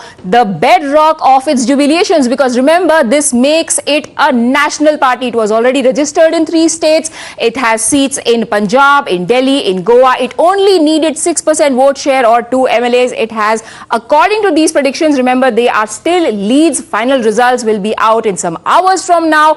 It is all set to become a national party. But what about the existing national party? In fact, the grand old party, Siddharth, Congress has some very deep thinking to do. Absolutely, and remember that their erstwhile president, Mr. Rahul Gandhi, addressed just a couple of rallies in the state of Gujarat, and their party machinery in the state has now decided, following these results, to start taking accountability. In fact, Mr. Raghu Sharma, Priya, who happens to be the in charge of Gujarat on the part of the Congress, has already submitted his resignation to Mr. Mallikarjun Kharge, who's the current president of the Congress party. And then, of course, serious introspection is in order for the Congress, which was in fact the strongest contender against the hegemony of the BJP over a period of 27 years. Unfortunately, now its future in that particular state, at least for the near future, looks pretty bleak. Right, and viewers, you can see on my sides the comparison as it stands. Last time around, 77 seats for the Congress, 99 for the BJP. This time around, look at the gap. Look at 144, 142 staggering seats behind is the Congress party. While the vote share last time, there was 49% for the BJP. Congress, if I'm not wrong, was around 6% behind them. And this time around, they're nowhere in the picture, if we can put it like that. And what exactly is it translating into on the ground? Joining me are my colleagues who've had a marathon run in this election. There is Mayank, who is with us. We also have Rishabh, we have Sabyasachi, we have Aishwarya. Birendraji joins us from the studio for his inside perspective. And coming to you first, Rishabh, tell us, what can you tell us? How is the mood where you are?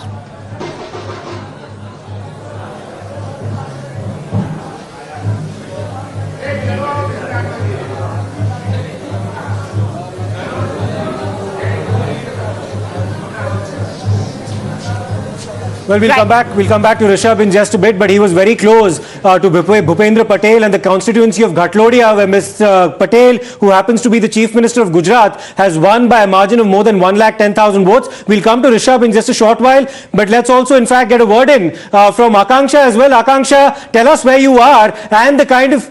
In fact, let's go back to Rishabh once again. Rishabh, you are in the constituency of the Chief Minister. Tell us about the scenes around you and take us and get us a perspective from the mood of the cadre on the ground. Going on early since 11 o'clock here. And also the amount of firecrackers that have been busted since morning here at Kamlam headquarters.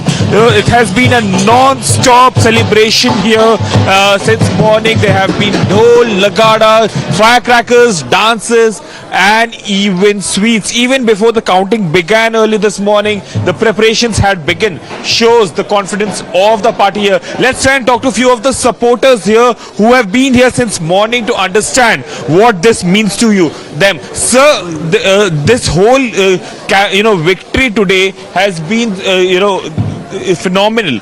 160 सीटों के आसपास भाजपा जीत रही है. क्या मायने हैं इसके? ये काफी सारा विकास बोलता है. जो मोदी जी ने अगले सालों में काम किया है, बहुत सारा विकास किया है भारत का. ठीक है, साथ ही साथ गुजरात को भी नई ऊंचाइयों पे ले गए हैं और ये उसकी मेहनत का नतीजा है. जो उनकी मेहनत का नतीजा, ये विकास बोलता है, आप कह रहे हैं. सर, आप बताइए, आपके लिए जीत कितनी मायने रखती है? जो यंग लीडर्स भी हैं आपके, हार्दिक हुए, अल्पेश हुए, ये भी जीत के आए हैं इस बार. तो ये 27 साल के राज के बाद ये जीत जो है, 160 के आसपास की सीटें हैं, एक रिकॉर्ड बहुमत है, वो क्या मायने रखती है आपके लिए? ये मोदी जी का मेहनत का नतीजा है. So ये मोदी जी की मेहनत का नतीजा. You heard it here, Siddharth, Priya, that it's all about Narendra Modi still in Gujarat. It's been 8 years since he has moved out. Let's try and talk to few more people here. Sir, ये 160 सीटों की जीत है भाजपा के लिए. क्या सोचते हैं इसके बारे में? बारी बार विकास, और आप देख रहे हैं कि पूरा गुजरात कैसे विकास की ओर चल पड़ा है. उसकी जीत तो पक्की थी. ये विकास के लिए ये वोट पड़ा है. कंफर्म विकास के लिए वोट पड़ा है. ये वोट एक बार बताइए, ये नरेंद्र मोदी के लिए वोट था या भूपेंद्र पटेल के लिए वोट था? विकास के लिए वोट था. और नरेंद्र भाई हमारे आगे के नेता है, प्रधानमंत्री भी है. उसका प्यार, उसका जो आशीर्वाद गुजरात पे हमेशा रहता है, तो ऑब्वियसली जनता उसको जीत की तरफ ही निकाल पाएगी. Okay. आप पूरे गुजरात में रखिए, विकास की ओर निकल पड़े सबके सब. Right, Rishabh, I'll have to interject you because the state where Congress is doing well, we already see a fight for credit breaking out. We earlier told our viewers how there was jostling for who is going to be the chief ministerial candidate in the state.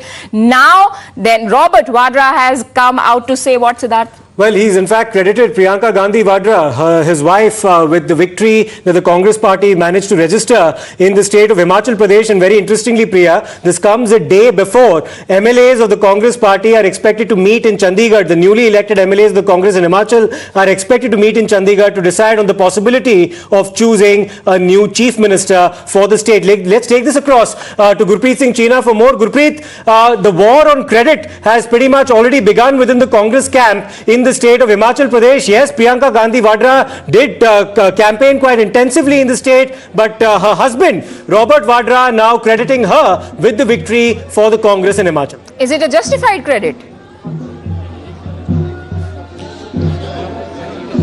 Well, yes, of course, we have seen Rahul Gandhi was missing, but Priyanka Gandhi Vadra, she has visited a lot of constituency and she has campaigned for the Congress leaders also. But first of all, I request my Vijay to show that how the dance is going on. A lot of supporters, they are coming here and a lot of people, they are celebrating this victory because this victory has given a boost to the Congress at a national level, because we have seen all over the nation the Congress is being rejected by the people of this country, but now in Himachal Pradesh we have seen a lot of hope of the Congress revival. But again the question is same, the credit war is going on. We had a word with Pratibha Singh and she says that legacy of Veerbhadra cannot be ignored by Gandhis at this point of time. One of the supporters, he is with us, we will talk to the supporter also. किसको श्रेय देते हैं, क्या लगता है कि जो कांग्रेस वापस आई है, क्या कारण है?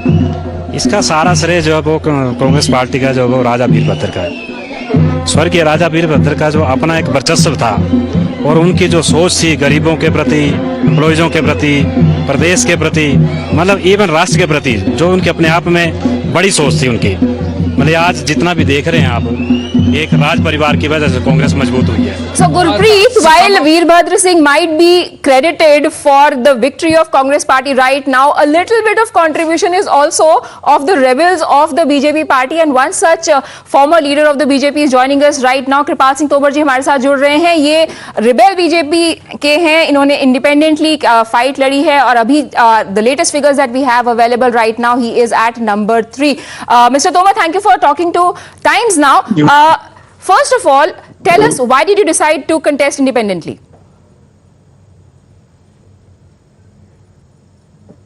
Absolutely. Mr. Tomar, can you hear me? Mr. Pamar, can you hear me?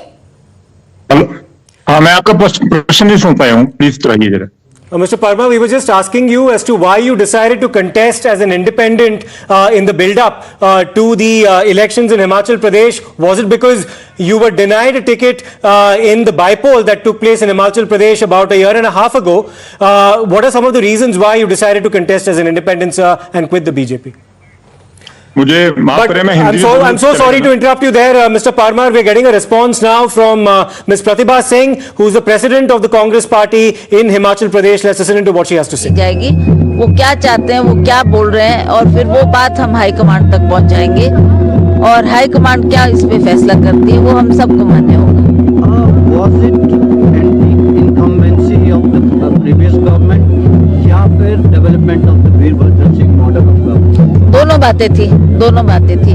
Virbhadra Singh ji का तो मैंने आपको नाम बताया कि उनका नाम ही और उनके काम ही लोगों को दिख रहे थे और लोगों ने कहा कि ये जितने भी काम हिमाचल प्रदेश में हुए हैं डेवलपमेंट के, वो माननीय वीरभद्र सिंह जी के कार्यकाल में उन्हीं के द्वारा किए गए।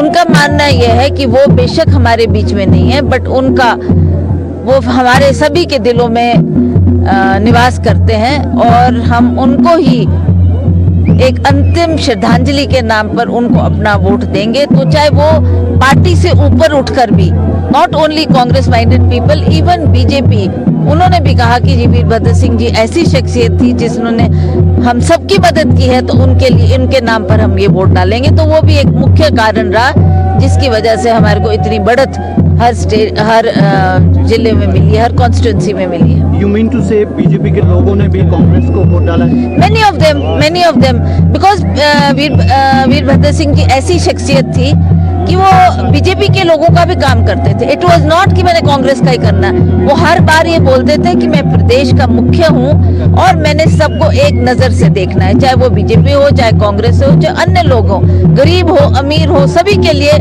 मैंने अपना दायित्व निभाना है, अपना काम करना है। तो वो लोग भी उनको उतना ही मानते थे और जहाँ जहाँ भी लोगों को लगा कि नहीं ये श्रद्धांजलि के तौर पे एक वोट जानी चाहिए, तो लोगों ने हमारे को हर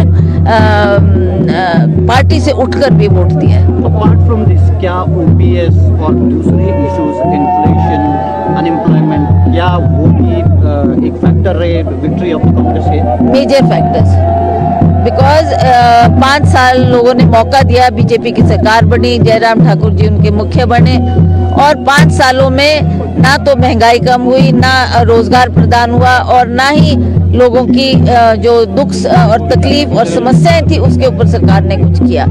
जैसा कि हमारे किसान हैं, बागवान हैं, वो जीएसटी से बहुत दुखी थे, चाहे वो खाद पे थी, चाहे स्प्रे पे थी, चाहे ट्रे पे थी, चाहे पेटी पे थे, हर चीज में आपने जीएसटी लगा दी, जो कि एक आम आदमी के पहुंच से बाहर होती जा रही बातें थी। उन्होंने भी पुकार की और बीजेपी ने अनदेखी उन बातों को किया है। हमने कहा है कि हम सरकार बढ़ाएंगे, हम आपकी मदद करेंगे। जो 10 कमिटमेंट कांग्रेस पार्टी ने की है, गारंटीज जिसको आप कहते हैं, पीपल आर होपफुल, क्या भरोसा दिलाएंगी as Congress chief?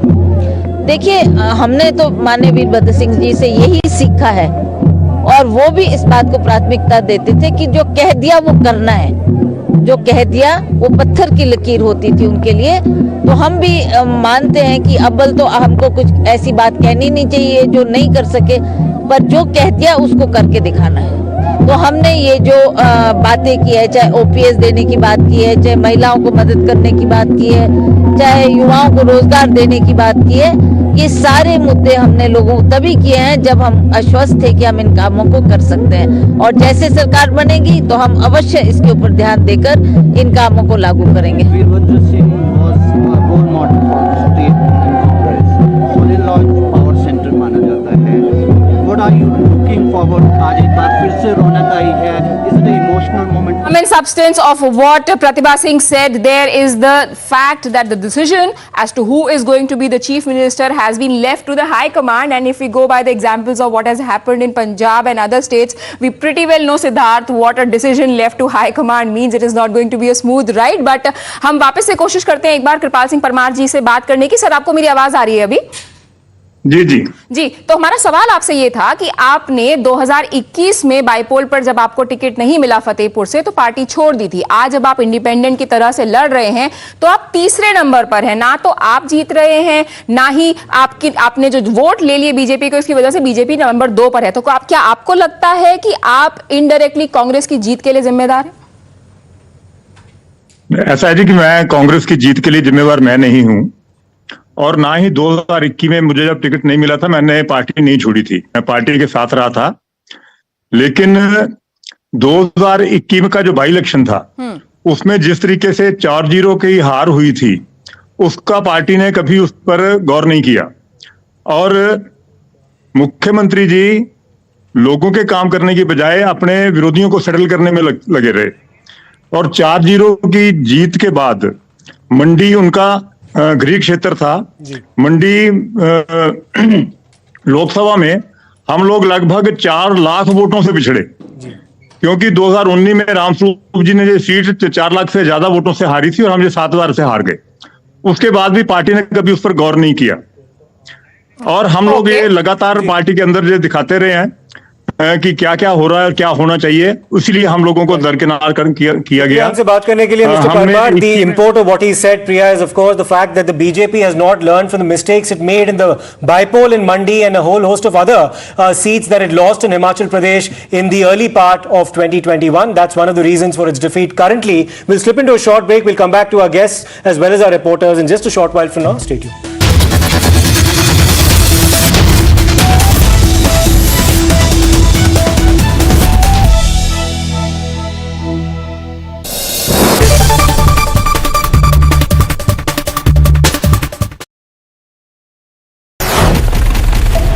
Never seen before poll tools. Decoding the votes, seats and swing. Groundbreaking TV coverage. Value for every minute spent. Result day live only on Times Now. Election News Headquarters. Savarkar पर, जिसे Veer Savarkar BJP मानती है, उस पर राहुल गांधी, माफ करना, BJP नहीं पूरा देश सावरकर जी को वीर सावरकर मानता है। बिल्कुल, वीर सावरकर जो हम सब के लिए हैं, उन्हें राहुल गांधी जी कहते हैं कि वो घुटने टेक कर चिट्ठी लिखा करते थे ब्रिटिश सरकार को, योर ओबीडियंट सर्वेंट। और इसके ऊपर बीजेपी ने गांधी जी की भी एक चिट्ठी निकाली।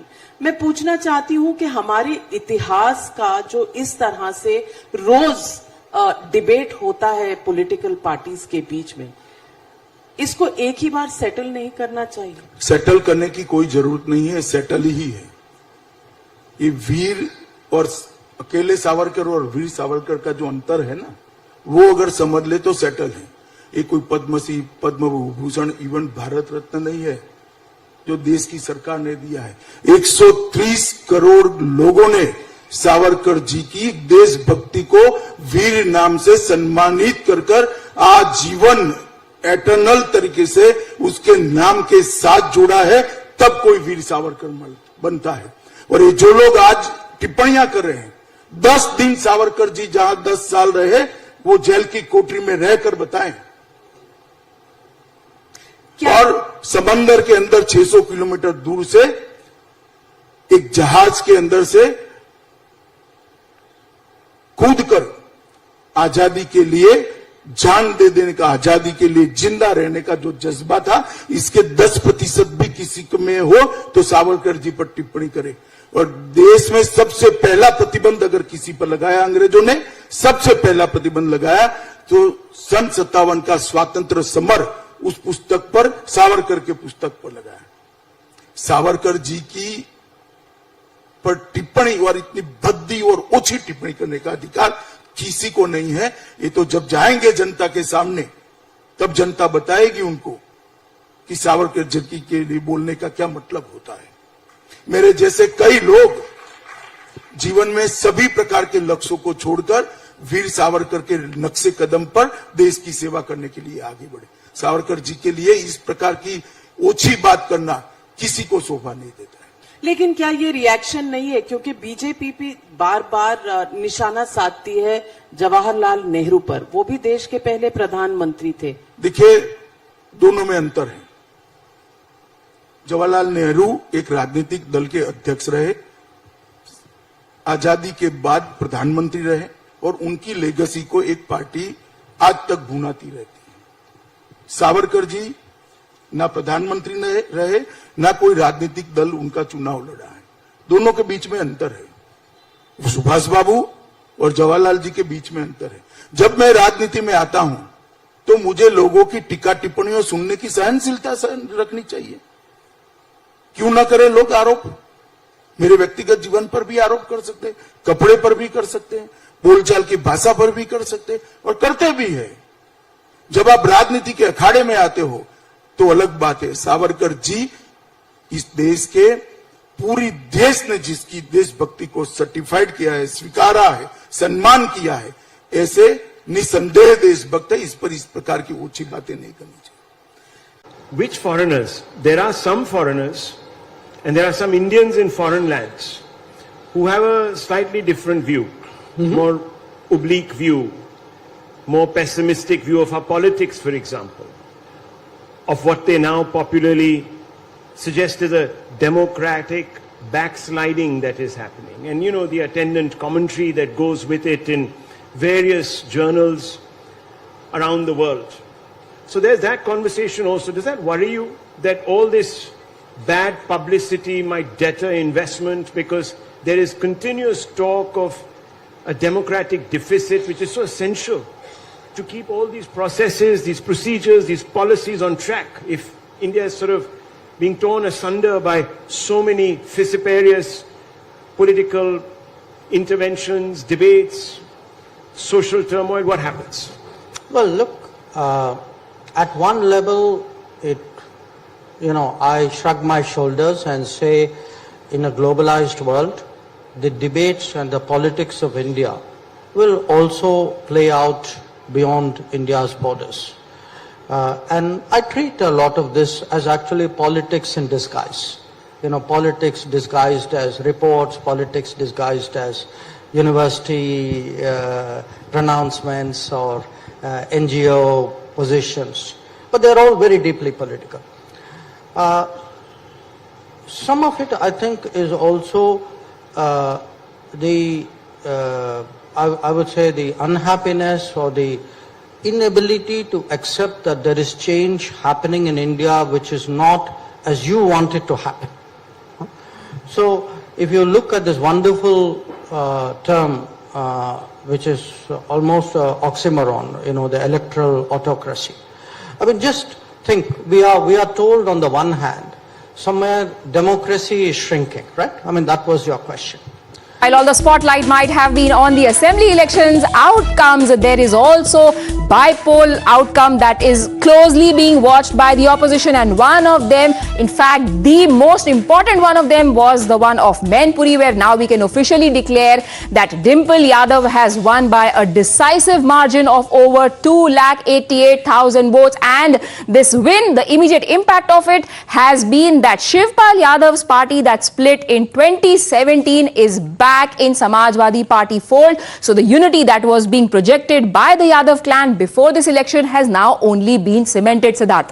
So there, of course, Akhilesh Yadav has tweeted, Priya, announcing the formal merger. He's basically said that the merger of the Samajwadi Party as well as the Pragatisheel Samajwadi Party Lohya, which of course belong to the Shivpal faction, are now both officially together. He's put out a tweet in Hindi which roughly translates into the fact that the Samajwadi Party is all the more stronger as a result of the union of these two parties right now, announced after Dimple Yadav's comprehensive victory. The other side of this bipolar spectrum is the BJP, which is claiming a face saver in Rampur. And joining us now is Birender Chaudhary, who will tell us why these bipolar outcomes matter in the larger political scenario of Uttar Pradesh. Mainpuri, Rampur and Khatoli. Over to you, Birender ji.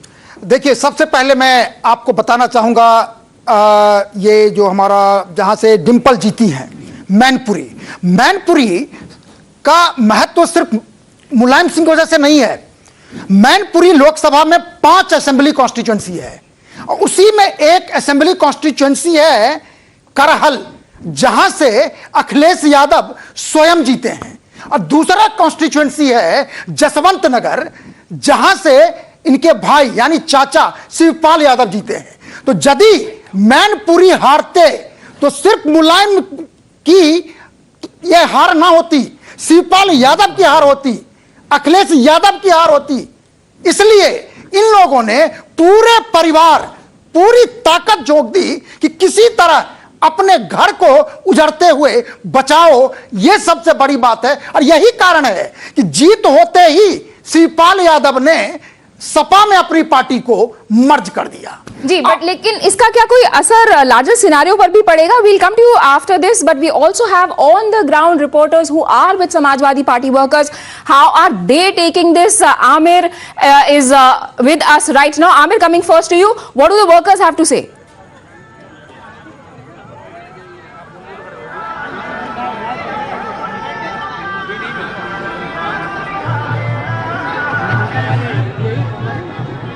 Amir, can you hear me? You can already see that there are songs of jubilation playing in his background, so there's no wonder that he can't hear us clearly. Amir, can you hear me?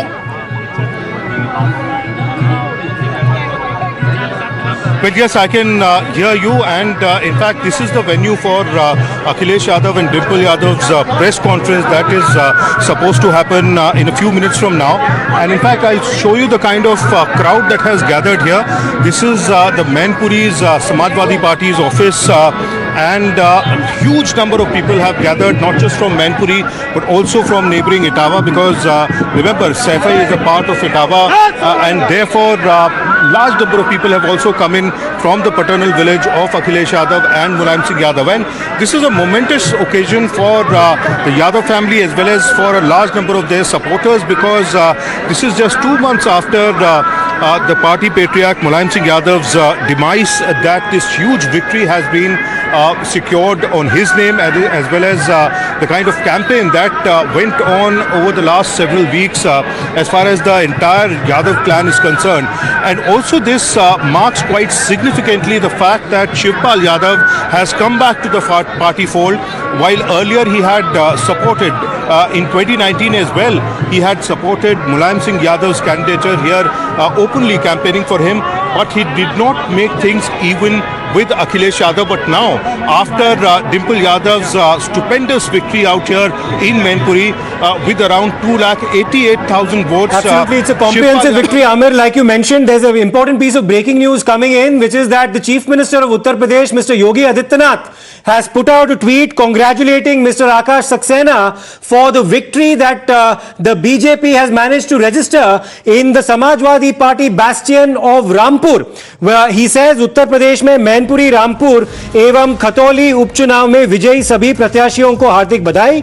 भारतीय Janata party ने रामपुर की seat पर पहली बार विजय प्राप्त की है, इसके लिए श्री आकाश सक्सेना समेत रामपुर के सभी कार्यकर्ताओं को बधाई एवं जनता जनार्दन के प्रति आभार। So this is a reaction coming in from Yogi Adityanath. Let me take this across to Mayank, who is in Mainpuri. Oh, I beg your pardon, who is in Rampur right now. Mayank, what's the scene on the ground? This is a massive victory for the BJP, breaking a 30-year-old stranglehold on Rampur on the part of Samajwadi Party, and this is a bastion also, of course, of Azam Khan.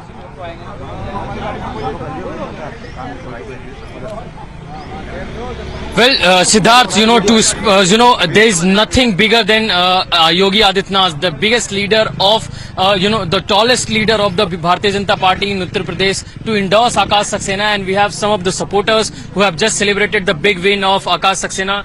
कितनी बड़ी जीत है ये और क्या मायने हैं इसके? अभूतपूर्व। आप के माध्यम से मैं सर्वप्रथम आप सबको धन्यवाद देना चाहता हूं इस विजय के लिए। क्या रामपुर के अंदर एक स्वर्णिम इतिहास लिखा गया है, और वो इतिहास के एक सदियों से जिसकी लोग प्रकाष्ठा करते थे। यहाँ रामपुर में विकास एक शून्य जो हो गया था, उसकी आज नींव पुनः रख दी गई है। आजम खान के लेगेसी से बाहर निकल के।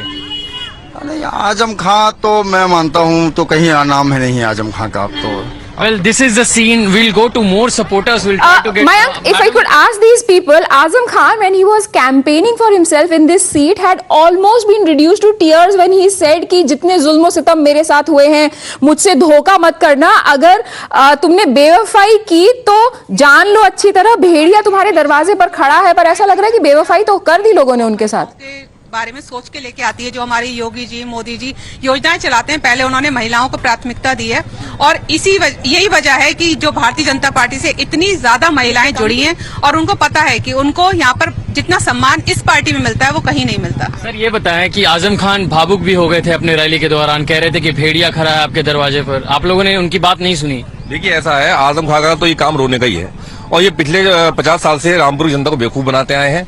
रामपुर को कोई विकास के अवसर प्राप्त नहीं कराए, और हमेशा इनका रोना यही रहा। अभी आप कल देखें, आसिम राजा साहब भी यहाँ रो रहे थे कि साहब देखिए रामपुर में चुनाव नहीं हुए, चुनाव को रद्द कर दिया है, चुनाव दोबारा कराया है। तो आप ये बताएं, बार बार चुनाव से हमारी जनता त्रस्त है और इतनी परेशान है, आर्थिक स्थिति खराब होती जा रही लोगों की, कारोबार बंद होते हैं चुनावों में, तो ये बार Important piece of breaking news. I have to interrupt reporters there. Arvind Kejriwal has officially reacted to the results that have come out in Gujarat as well as Himachal Pradesh for the Aam Aadmi Party. He's celebrating the fact that the Aam Aadmi Party will get a national party status as a result of its performance. Let's in fact listen into what Mr. Kejriwal has had to say. सबसे पहले सभी आम Aadmi party के कार्यकर्ताओं को, सभी देशवासियों को बहुत बहुत बधाई। आपकी आम आदमी पार्टी आज राष्ट्रीय पार्टी बन गई है। आज गुजरात चुनाव के नतीजे आ रहे हैं, काफी नतीजे आ चुके हैं, काफी नतीजे अभी आ रहे हैं और गुजरात के लोगों ने आम आदमी पार्टी को राष्ट्रीय पार्टी बना दिया है। जितने वोट गुजरात में आम आदमी पार्टी को मिले हैं उनके हिसाब से कानूनन अब आम आदमी पार्टी राष्ट्रीय पार्टी बन गई है। ये बहुत बड़ी बात है। देश में बहुत कम चंद पार्टियां हैं जिनको राष्ट्रीय पार्टी का दर्जा है। उन चंद पार्टियों में अब आपकी आम आदमी पार्टी भी शामिल हो गई है। महज 10 साल पहले आम आदमी पार्टी बनी थी, छोटी सी पार्टी, एक जवान पार्टी जिसको अभी 10 साल हुए बस। उसकी 2 राज्यों में सरकार है और आज वो राष्ट्रीय पार्टी बन गई है। ये जब लोग सुनते हैं तो अपने दांतों तले उंगली दबा लेते हैं। बहुत आश्चर्यजनक अचीवमेंट है एक तरह से आप सब लोगों का। मैं गुजरात के लोगों को खासकर बहुत शुक्रिया अदा करना चाहता हूं आपसे। मैं अभी जब गुजरात जितनी बार आया चुनाव के दौरान, आपसे जो प्यार मिला, सम्मान मिला, विश्वास मिला, उसका मैं जिंदगी आभारी रहूंगा। आप लोगों का बहुत ऋणी रहूंगा। बहुत शुक्रिया आप सब लोगों का। मुझे बहुत कुछ सीखने को मिला और गुजरात एक तरह से बीजेपी का गढ़ माना जाता है। उस किले को भेदने में हम सफल हुए। आज हमें लगभग 13% के लगभग वोट मिला है। अभी तक 39 लाख के करीब वोट मिल चुके हैं और अभी गिनती जारी है, अभी और भी वोट मिलेंगे। इतने लोगों ने हमारे ऊपर भरोसा किया, इतने लोगों ने पहली बार में हमें वोट दिया। इसके लिए मैं उन सभी लोगों का आभारी हूं जिन्होंने इतना प्रेम दिया। जैसा मैंने कहा कि इस बार किला भेदने में सफल हुए, आप सबके आशीर्वाद से अगली बार किला जीतने में भी सफल होंगे हम सब लोग मिलके। हमने पूरा कैंपेन बहुत पॉजिटिव चलाया, कोई गाली गलौच नहीं किया, किसी को हमने भद्दी भाषा का इस्तेमाल नहीं किया, किसी के खिलाफ हम नहीं बोले। हमने केवल ये कहा कि हमने इतना काम किया दिल्ली में, पंजाब में, और अगर गुजरात में मौका मिला तो हम ये काम करेंगे। केवल अपने काम की चर्चा की। यही चीज हमें दूसरी पार्टियों से अलग करती है। अभी तक 75 साल से इस देश के अंदर गाली गलौज की राजनीति, मारपीट की राजनीति, जाति की राजनीति। Kejriwal there thanking all the voters of Gujarat, but very nicely he didn't mention कि उन्होंने लिखकर ये तो नहीं दिया था कि उनको 20 लाख वोट मिलेंगे। उन्होंने लिखकर तो ये दिया था कि हम बहुत ही अच्छे नंबरों से जीतेंगे। एंड टॉकिंग अबाउट अच्छे नंबरों से जीतना एंड लिख के देना, Isudan Gadhvi, the CM face of Aam Aadmi Party in Gujarat, also lost by 19,000 votes. So even the star campaigner, the face of Aam Aadmi Party, did not manage to save his seat. But another person who is supposedly the star campaigner for the Congress and hasn't been able to deliver is Rahul Gandhi. And we've got first reaction coming in from the Congress MP. And if I could read it out to our viewers, he says, Himachal Pradesh की जनता को इस निर्णायक जीत के लिए दिल से धन्यवाद। सभी कांग्रेस कार्यकर्ताओं और नेताओं को हार्दिक बधाई।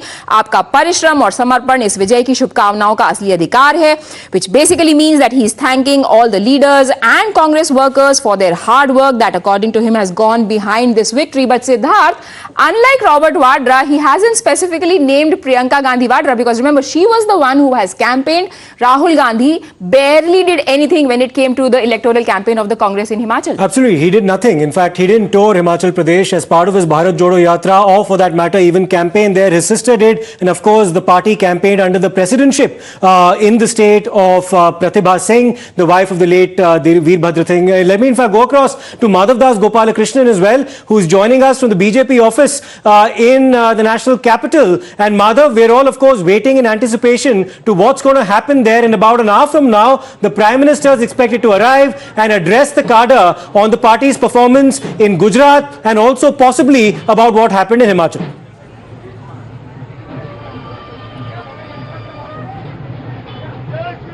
Well, absolutely. And Siddharth, despite whatever has happened in Himachal, it's a scene of absolute jubilation here as far as the BJP headquarters are concerned, where large number of party workers are present. You can see behind me the number of them who are over here. Very clearly, it is a record that has been set in Gujarat with over 150 seats. Let's just talk to some of the party workers here as to how big a day this is for them. आप क्या मानते हैं? बहुत बड़ी जीत हुई है गुजरात में.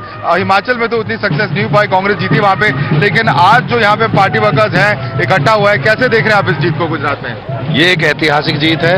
ये आने वाले लोकसभा चुनावों को भी प्रभावित करेगी. ये एक जनसैलाब है. मैं तो यही कहूंगा, कम समय में आपके चैनल के माध्यम से आज की डेट में जो जनता त्रस्त हो जाती है, कहीं ना कहीं स्टैंड लेती है. ये स्टैंड का ही कमाल है. पूरे देश में क्या नाम है, मोदी, घर घर मोदी, हर हर मोदी. ओके, पीएम की इमेज का और मोदी लहर की जो बात करें तो बाई इलेक्शंस में एक आध दो बाई इलेक्शन को छोड़ के बाकी जगह बीजेपी बहुत ज्यादा कामयाब नहीं हो पाई है. तो क्या कहेंगे, मोदी लहर बरकरार है इस वक्त? बरकरार है. क्यों कहेंगे अभी? मोदी लहर बरकरार है. हम तो चाहते हैं कि देश में मोदी ही रहे. अभी अगले 2024 में भी मोदी आएगा और बहुत अच्छे तरीका से आएगा और रहना भी चाहिए. देश के लिए बहुत अच्छी बात है. Alright, so that's some party workers. You can see there's dancing going on. The dole is in fact playing right behind me, and that's the atmosphere as far as these BJP workers are concerned. In just about an hour from now, the Prime Minister is expected to arrive here at the party headquarters in Dildan Upadhyay Marg in the national capital. About an hour after that, he's expected to address along with the other past presidents, including the Home Minister and the current President JP Nadda, and of course Rajnath Singh and Nitin Gadkari. Right, it almost looks like that their fantabulous victory in Gujarat has drowned out their sorrows in Himachal Pradesh, because the workers barely seem to be thinking about their losses in that state. Madhav, we will come back to you. It is going to be a very important meeting once Prime Minister visits, because remember, JP Nadda is also going to be there. Some very critical thinking is going to happen. We take a very quick break. We'll come back to you with all the latest updates in just a few minutes.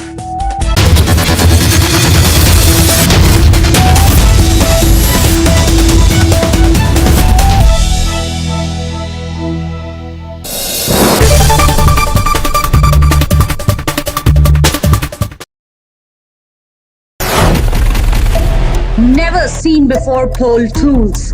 Decoding the votes, seats and swing. Groundbreaking TV coverage. Value for every minute spent. Result day live only on Times Now. Election News Headquarters. As someone who comes from the south, the southern meal starts with the sweet. So let me start with a point of agreement with Mr. Verma. On the aspect of colonization and on the impact of colonization, I don't think I have anything to disagree with at all. That it has much more pernicious and far more, let's say, far-reaching effects than the use of the sword. I completely agree with on that. And I think we are still reeling from the impact of it, which is very clear. I don't think we are wearing the Mughal clothes. We are wearing the clothes of the British man for all practical purposes, at least some of us. So therefore, I understand that particular issue. But this much is clear from the points made by Mr. Khurshid and Mr. Verma, that one believes that that was a wave of migration, and the other is clear, citing material, that this was not a migration, this was a bloody invasion, as bloody as it could get in the history of humankind. Now, this is what I wish to highlight to make one point. To choose to observe a strategic silence in the interest of peace is very different from actively indulging in denial of history. And that's exactly where the problem starts. So if an entire school is established that goes about whitewashing stuff as opposed to saying, let's not touch this particular aspect of history, which I think is also not possible. How do you choose to remain silent over one particular aspect of your history? That's not going to happen. So then the only option is to speak about it. Now, why should the discussion with respect to something that has happened in the past result in acrimony in the present, unless someone relates to the invader even in the present and someone does not relate to the invader even in the present? In which case, the two-nation theory is well alive and kicking. That's one. But factually speaking, one particular trope I think needs to be busted, because I think it's been sold well beyond its sell-by date. I'm sorry to say, after partition, people did not choose to stay here.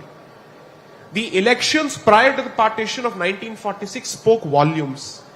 And that's a very clear decision taken at the ballot.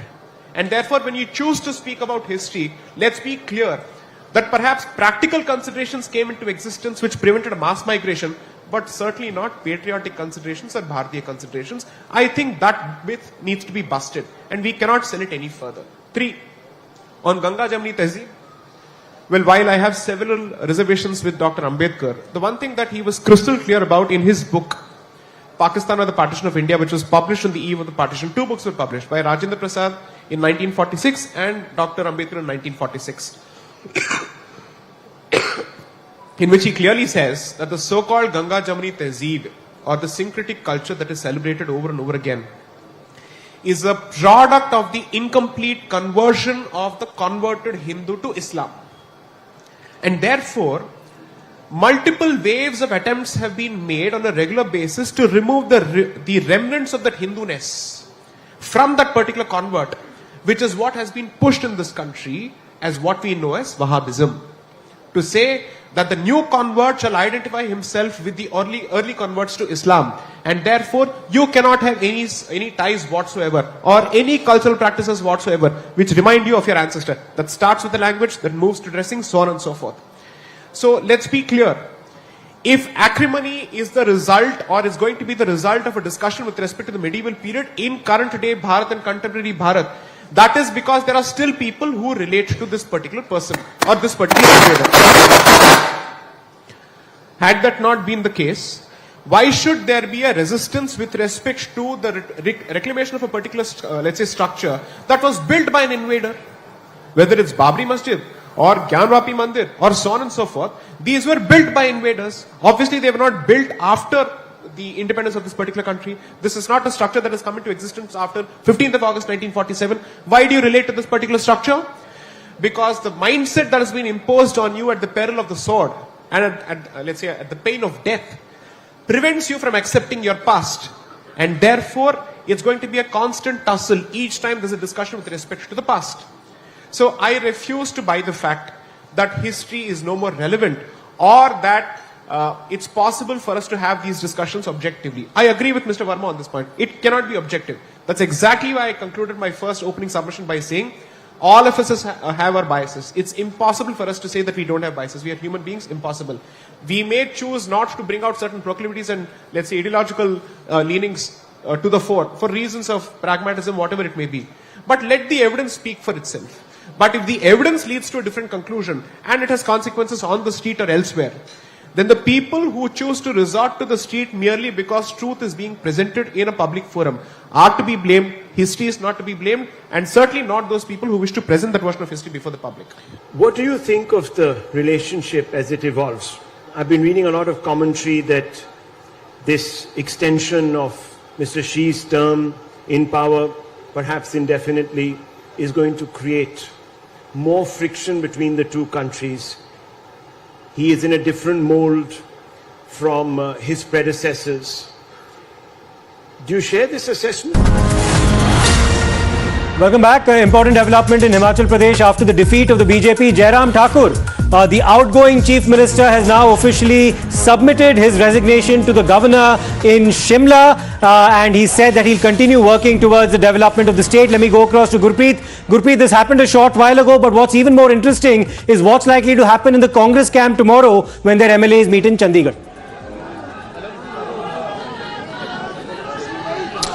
Well, yes, of course, we have seen the Chief Minister of Himachal Pradesh, Jairam Thakur, he has submitted his resignation to Governor, and he has also spoken and saying that ye humse na dare, they should be careful for their own MLAs. So that means infighting within the Congress is still going on, and there is a challenge for the Congress who will be the CM face for this hill state. That is the main issue at this point of time. We have seen Pratibha Singh very vocally. She has spoken and saying that legacy of Veerbhadra should not be ignored by Gandhis, and it should be recognized. At the same time, we have seen various leaders from the Congress. They are also aspirant to get a top leadership, and for that all the observers which have been appointed by the central leadership of the Congress, they are also in touch with all the Thakur MLAs. himself has said that there are certain things that they will need to analyze now. Here is what he told Times Now after submitting his resignation.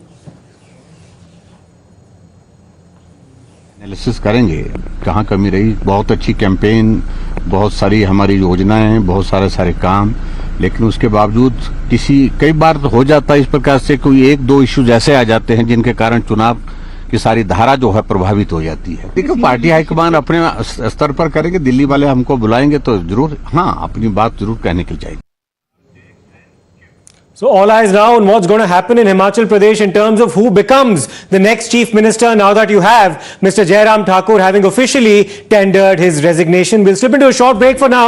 Much more lined up for you on the other side. Stay tuned.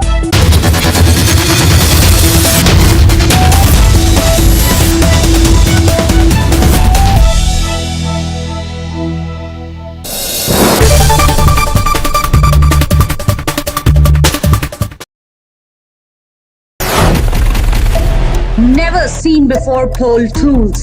Decoding the votes, seats and swing. Groundbreaking TV coverage. Value for every minute spent. Result day live only on Times Now. Election News Headquarters. अगर star की fees है which is happened, I mean we don't have to go who, it's quite common, उसका GST 18% है sir, 18% तो GST है उसका। अब आप कह रहे हो आपने 16, am I right? 16 crores is the number? Yeah, 17 crores में आपने पूरी पिक्चर बना ली। मैंने सुना कनाडा का रिलीज मिलके कैमरा का वो कनाडा में जो किए हम लोग, हाँ, वो सब मिला के उधर हमारा रिलीज का खर्चा मिलके वो 16 करोड़। और कई लोगों के बजट ऐसे होते हैं। सर मैं एक YouTube चैनल चलाता हूं, उसमें मैंने किसी को बुलाना चाहा, उन्होंने कहा कि मेरी कंगी करने के लिए और ये करने के लिए 11 लोग आएंगे। उन सब ये जोक मेरे सामने मारना था मतलब आप भी ले आओ सर 5-6। आपको कंगी वाला जोक मेरे सामने बोलना था। अरे वो तो मैंने सोचा ही नहीं सर, आप तो बियॉन्ड कंगी हो। पर और मैं देख रहा हूँ कि 90% लोग यहाँ पर बिना कंगी के वाले बैठे हुए हैं। No, so I'm just saying. But I agree with you. You're right. Makeup, not just कंगी, it was makeup, it was this, कोई पानी लाएगा, मिनरल वाटर होना चाहिए। मैंने सुना है लोगों की 4-4 वैनिटी वैन होती है। These are not, so these are cost structures which are so, और एक एंड पे आजकल ऐसे भी कंटेंट बन रहा है, 15 करोड़ में आपने पूरी पिक्चर बना ली। यूट्यूबर्स तो बेचारे और भी कम में बनाते हैं, सम OTT। So what is it like? क्या ये बॉलीवुड कोई जो बॉम्बे है, हम भी वहीं रहते हैं मुंबई में, वो कोई और ही दुनिया में चल रहा है? या आप लोग कैसे, मतलब where, how can you make a film for 15 crores and they are making film for 400 crores और उनकी नहीं चल रही है और आपकी चल रही है? ये कैसे कैसे रहा है? What is this?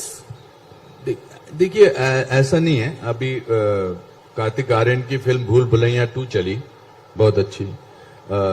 Sanjay Leela Bhansali की फिल्म विद आलिया चली, बहुत अच्छी। तो ऐसा नहीं कि बड़े बजट की फिल्में चल नहीं रही हैं। जैसा कि मैंने बताया कि लोगों को एंटाइटलमेंट अच्छा नहीं लग रहा है। बताइए एंटाइटलमेंट किसी को समझा? मतलब कि हम आपको बताते हैं कि अभी फिल्म कैसे बनती है, हम आपको बताते हैं कि क्या होना चाहिए फिल्मों में। They are not interested in that. They are interested, they spend their money. Also change होता गया ना। पहले तो हमारे पास, हम सादे फिल्में देखने चले जाते थे, फिर डिफरेंट साधन हुए। आज लोगों के पास एंटरटेनमेंट के कितने साधन हैं। आप मॉल में चले जाइए, खाना खाने की जगहें हैं, OTT प्लेटफॉर्म्स हैं, वगैरह वगैरह कितने सारे हैं। तो now they don't like anything, I will go back to the same thing, anything which smells of fakeism, if there is a word like that. They just don't understand that. They will rather go to see a Kantara, they will rather go to see a RRR, they will rather go and see some other film. American films क्या business करती हैं यहाँ पर? मतलब they are also equally now our competitors. तो survival तो करना ही पड़ेगा ना। पर मैं अपने 38 साल में मुझे 532 फिल्में की हैं। बहुत सारे लोग आए गए, बहुत सारे लोग आए, बट सिंसियरिटी का और हार्डवर्क का कोई ऑल्टरनेट नहीं है। मैं ये कोई ज्ञान की बातें नहीं कर रहा। तो ऐसे लगता है कि हम चलो अगर पैसे से बनानी है फिल्म, बट दिस इज, मुझे लगता है अमृत मंथन है, ये चर्निंग है। अमृत मंथन का पीरियड अच्छा होता है, इसके बाद जो आगे फिल्में बनेंगी वो शायद अलग बनेंगी, डिफरेंट बनेगी। कभी कभी सोचने पे मजबूर हो जाते हैं ना। You know, the usual opposition voices that have been repeatedly making themselves heard. I'm not saying the usual suspects. I'm not disparaging of the opposition. All I'm saying is that there are a group of leaders who did express a great disappointment at the fact that the Prime Minister didn't collar Xi Jinping or whatever they imagined he would be doing. So there's that. And there's, of course, the China question. Can we talk a little bit about that? Look, when it comes to China, there is the reality of China, the second biggest economy in the world, our proximate neighbor, but also one with whom we've had, to put it politely, a difficult history, where we've had conflict. We have a very major boundary dispute. News of the day is the massive victory that the BJP has managed to register in Gujarat, and going straight across to Rishabh, who is joining us from the hub of celebrations. Rishabh, how many laddus have you been fed so far?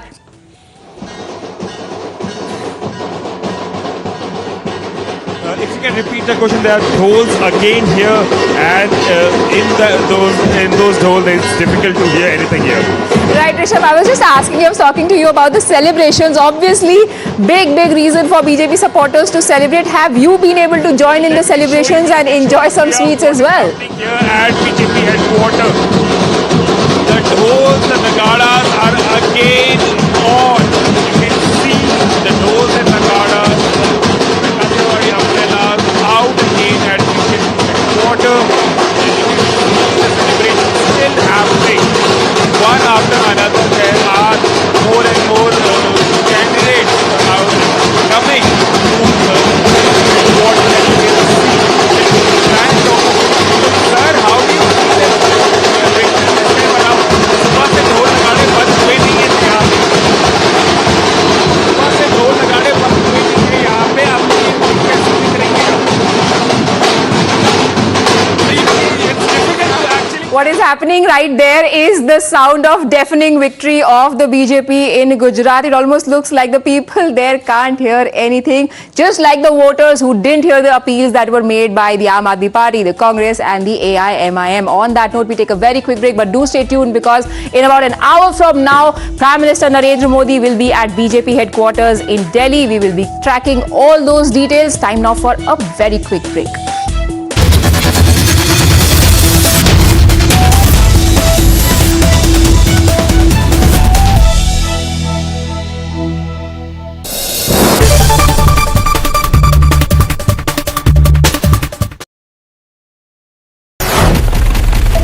Never seen before poll tools. Decoding the votes, seats and swing. Groundbreaking TV coverage. Value for every minute spent. Result day live only on Times Now. Election News Headquarters.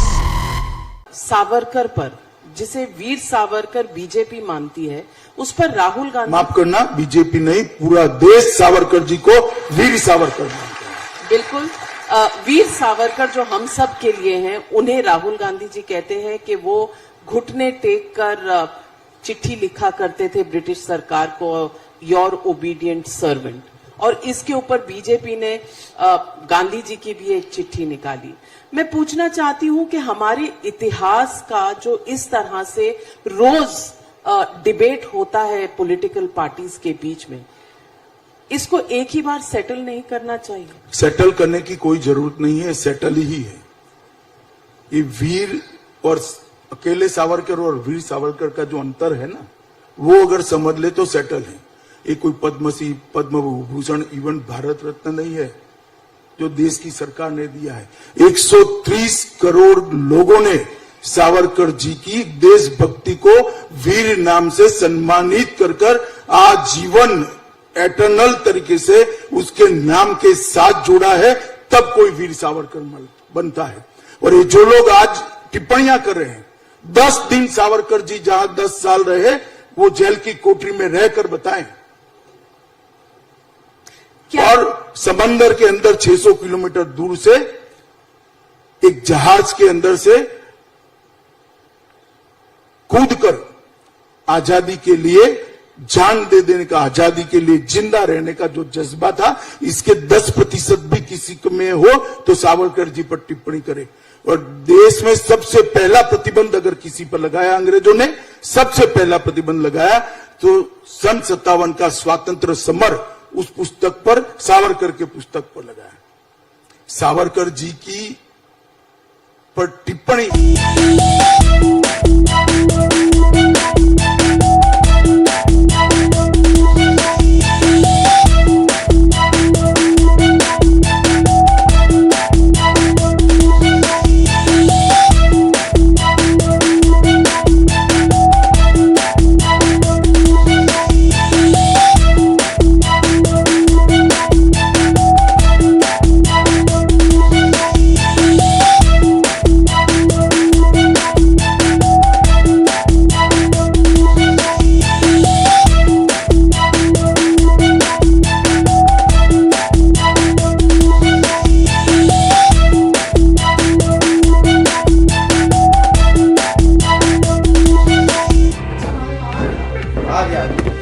Good evening and a very warm welcome. Thanks for tuning in to Times Now. I'm Kritsween Walia and a non-stop rolling coverage here on the big day. We talk about the two elections, Gujarat and Himachal Pradesh, in detail with a panel joining us this evening. First up, the top 50 updates.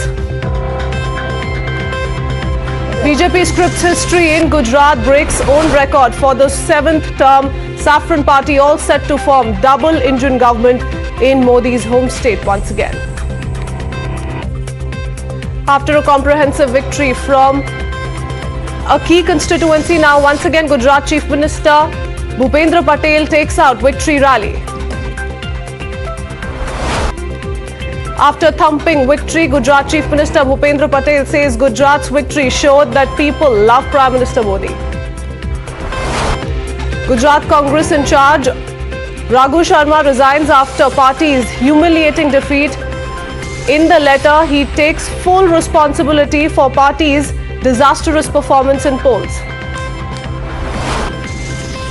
AICC President Mallikarjun Kharge says wins and losses part of the game. Further adds that the party will correct the shortcomings and continue to fight. Union Home Minister Amit Shah takes to Twitter and thanks people of Gujarat for BJP's historic win. Congratulates all party workers. And Raksha Mantri Rajnath Singh hails Prime Minister Modi's leadership, says all record-breaking poll performance maintains pro-incumbency in Gujarat. Celebrations galore at BJP headquarters in Gujarat's Gandhinagar party cadre. Once again, dancers enjoy after the Gujarat mandate. BJP's candidate Hardik Patel wins with a hefty margin, defeats Aam Aadmi Party's Amar Singh Thakur and Congress's Bhigabai.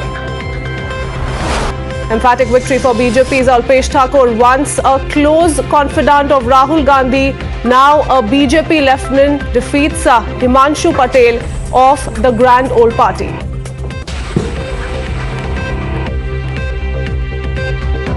And the mega upset for Aam Aadmi Party.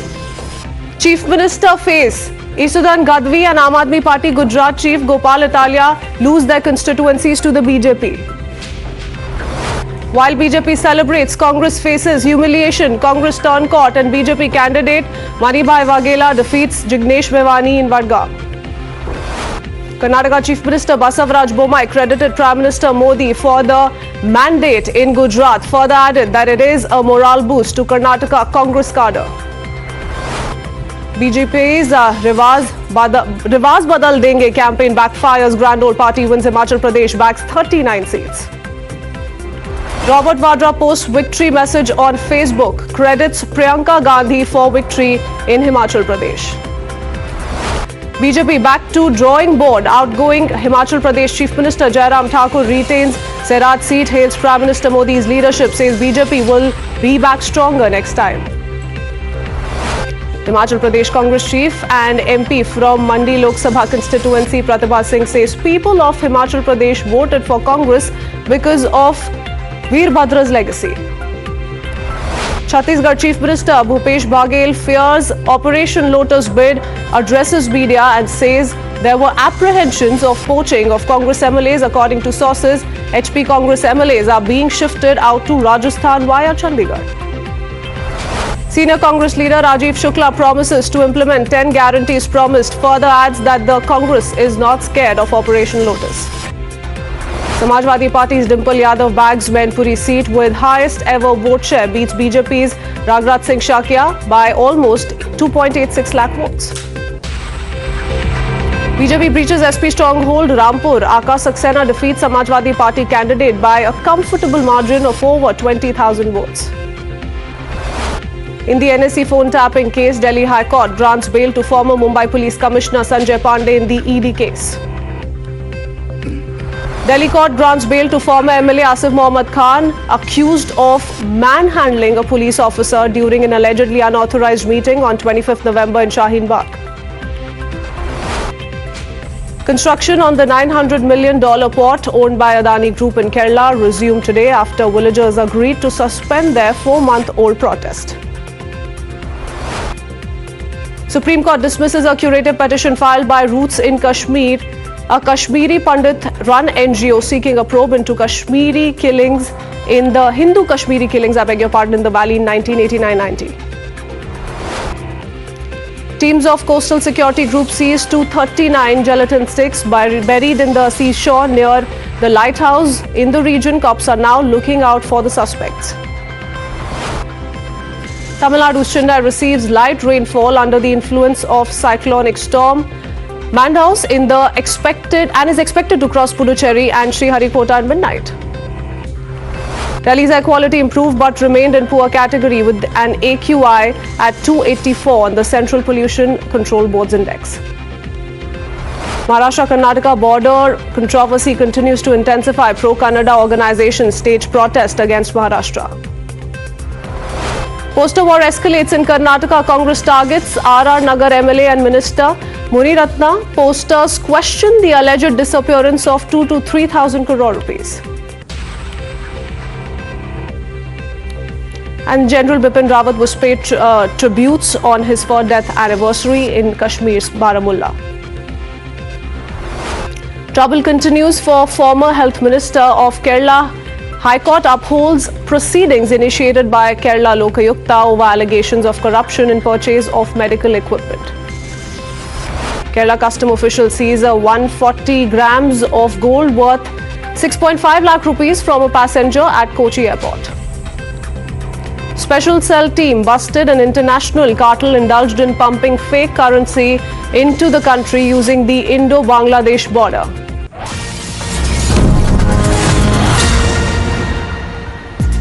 All right, big breaking news coming in. We start with the latest as far as the Gujarat election results go. And yes, the BJP all set to form the government in Gujarat for a 7th consecutive term. And the Prime Minister has taken to Twitter with regards to the historic Gujarat mandate, thanking the voters of Gujarat. So that's the tweet. We're going to put it out in just a bit. He says, I bow to Gujarat's Jan Shakti. Now, this is certainly the BJP breaking all records in Gujarat, setting a new record with victory almost confirmed in more than 150 seats. And Prime Minister Narendra Modi taking to Twitter, that's the tweet there, viewers, to all hard-working BJP Karyakartas, I want to say, each of you is a champion. This historic win would never be possible without the exceptional hard work of our Karyakartas, who are the real strength of our party. Without wasting any time, before we introduce our guest this evening, let me quickly go across to Akanksha joining us with more details. The mood on the ground, Akanksha, the Prime Minister taking to Twitter, congratulating the BJP Karyakartas and most importantly, the voters of Gujarat. Well, absolutely, this is a big day for the Bharatiya Janata Party, and let me show you the visuals from the BJP national headquarters in the national capital. In just some time, Prime Minister Narendra Modi is going to come here to the BJP headquarters. Is going to address the BJP cadre from here, and since morning, the energy here in the cadres is much. Let me go and a few people here. क्या कहना चाहेंगे? बहुत बड़ी victory हुई है BJP की गुजरात में। गुजरात की जनता ने देश को बता दिया है कि झूठों का, बेईमानों का, दगाबाजों का और चोरों का इलाज क्या है। देश को जान लेना चाहिए। कांग्रेस और केजरीवाल की अंडरस्टैंडिंग है। हिमाचल में उनको वॉकआउट दिया, दिल्ली में कांग्रेस लेट गई, इसलिए ये मिला जुला खेल है। देश की जनता को समझना चाहिए भारत आगे बढ़ रहा है, उस विदेशी ताकतों को खुश करने के लिए ये लोग षड्यंत्र रच रहे हैं। इसलिए देश के लोगों को नरेंद्र भाई मोदी के साथ खड़ा होना है। 2024 में 400 सीटें देकर भारतीय जनता पार्टी की सरकार लानी है। So, सबका साथ सबका विश्वास is visible here on the ground. क्या कहेंगे, बहुत बड़ी विक्ट्री है बीजेपी की। भारतीय जनता पार्टी में आदरणीय नरेंद्र मोदी जी के कामों को ध्यान में रखते हुए जनता ने विश्वास जताया है और आगे भी जनता ऐसे ही विश्वास जताएगी और भारतीय जनता पार्टी आने वाले समय में भी ऐसे ही जीतती रहेगी। और भारतीय जनता पार्टी अपने कामों से जानी जा रही है जो पिछले 70 सालों में कांग्रेस ने नहीं करा। हिमाचल प्रदेश में बोला जा रहा है कि नहीं उनकी सीटें आ पाई, इसको किस तरह देखते हैं? नहीं, उसमें कोई दिक्कत नहीं है, ऊपर से नीचे जाता है। आपको पता है कि 5 साल में वहाँ सरकार चेंज करते हैं, उनकी पब्लिक की मैंडेट है कि हमें चेंज करना है कि 5 साल में। इसलिए मगर आप गुजरात में देखिए कि हमारी कितनी आई है, कहाँ 99 थे और आप देखो आज 55 से प्लस आ गई है हमारी। कैसे देखते हैं गुजरात की एक महाविक्ट्री है, ऐसी कभी इतनी सीटें कभी नहीं आई हैं आज तक 30 साल में। लगभग 156 सीटों के आसपास आई हैं। ये मोदी जी की पर्सनल विक्ट्री है और हमारे विकास मॉडल है। People here are attributing this victory to the Modi magic. Let me show you the visuals from here. There's since morning the workers here are carrying huge placards of Prime Minister Narendra Modi. The energy is palpable. Let me show you this side. Since morning these workers are waiting for the Prime Minister to come here and address them. It'll be in some time he'll be arriving here and addressing the cadre. It will be very interesting to hear what message he has to deliver. Shri Narendra Modi. Shri Narendra Modi. All right, thank you for that, Akanksha.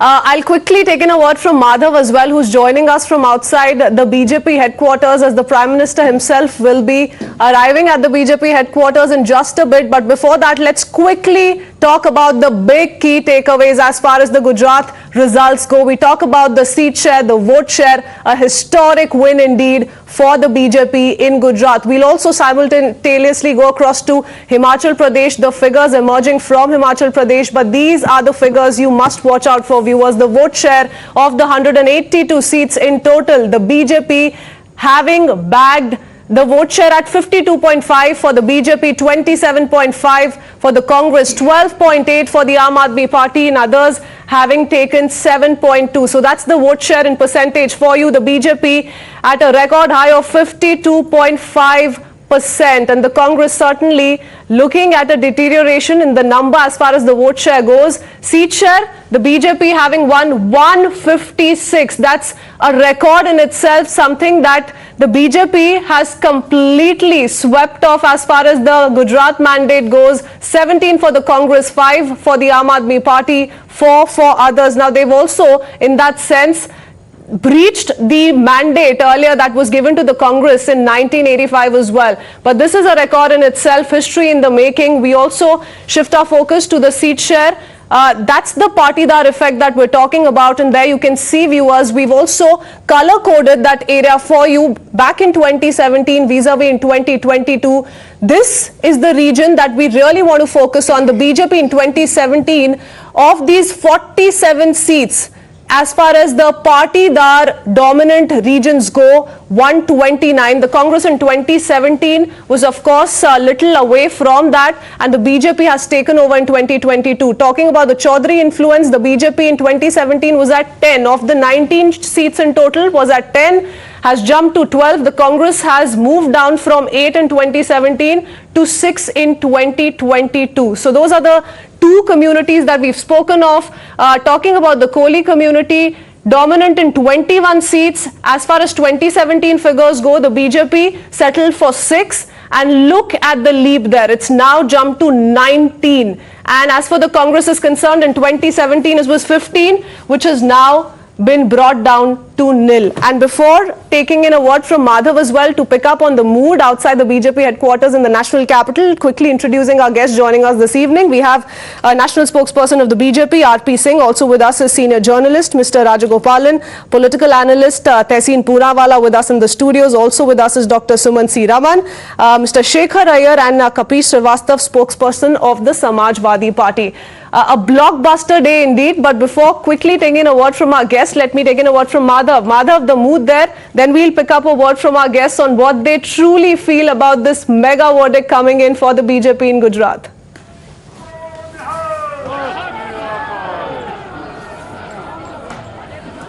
Well, absolutely, and in fact, in just about an hour from now, we'll see the Prime Minister coming over here. The stage is set for the PM, for Amit Shah and other top leaders, including the party president, former presidents, also expected to be present when the Prime Minister does address the crowd of BJP workers. And in fact, they're not just from Delhi; they've come from different parts of the national capital region and from neighbouring states as well. You can see, in fact, the large number of them who are present over here. Let's quickly go across to some of them and get in a quick word as to what they in fact have to say as far as this victory is concerned. आप क्या मानते हैं, सबसे बड़ी वजह क्या रही है इस ऐतिहासिक जीत की गुजरात में? ऐतिहासिक जीत की वजह यह रही कि मोदी जी योगी जी जैसा कोई नहीं है, कौन ना होने वाला आने वाले 25-50 सालों में। मोदी जी योगी जी की सरकार रहेगी, अभी कहीं नहीं जा रही, और इतनी सुरक्षा दे रखी है, इतनी महिलाओं को इतनी सुरक्षा दे रखी है कि सब लोग अपने आप को सुरक्षित महसूस करते हैं। आप लोग कहाँ से आए? मोदी नगर से आए। मोदी नगर से। आपको क्या लगता है सबसे मेन वजह क्या रही? आज कार्यकर्ता आप क्या देखना चाहेंगे और क्या काम बाकी देखना चाहेंगे गुजरात में और बाकी राज्य में? आप कैसे इस जीत को देखते हैं? बस मोदी जी जो कर रहे हैं अच्छा ही कर रहे हैं, हमारी तरफ से तो और अच्छा ही करेंगे आगे भी। हम चाहते हैं कि मोदी जी की सरकार हमेशा हमारे आगे ले आती रहे। Okay, let's get a word from quickly some of the others also present here. आप क्या मानते हैं जो जीत रही गुजरात में, इसकी मेन वजह क्या रही और हिमाचल में उतनी सक्सेस नहीं मिली? तो मोदी मैजिक के बारे में क्या हम कहेंगे पूरे देश में चल रहे हो इस बार जीतने का कारण ये रहा कि ये मोदी का चेहरा है, और दूसरा वहाँ विकास है। 27 साल से जो विकास किया है मोदी जी ने और गुजरात के लोगों ने, तो उसी पर वोट दिया। और आने वाले 24 का आगाज है, 24 में फिर से मोदी जी की ही सरकार होगी। और गुजरात में हारने का कारण रहा क्योंकि वहाँ छोटी छोटी कंस्टिट्यूंसी है, वहाँ लोग समझ नहीं पाते और कुछ बहुत सारे। में तो जीते हैं गुजरात में तो बहुमत से जीते, ये इतिहास बन गया। आजादी के बाद इतनी बड़ी सरकार किसी की नहीं बनी जो मोदी जी के नेतृत्व में। मोदी जी के लोग वहाँ अपना बेटा मानते हैं, उनको पुत्र मानते हैं, भरोसा करते हैं, और उन्होंने विकास पर मोहर लगाया है।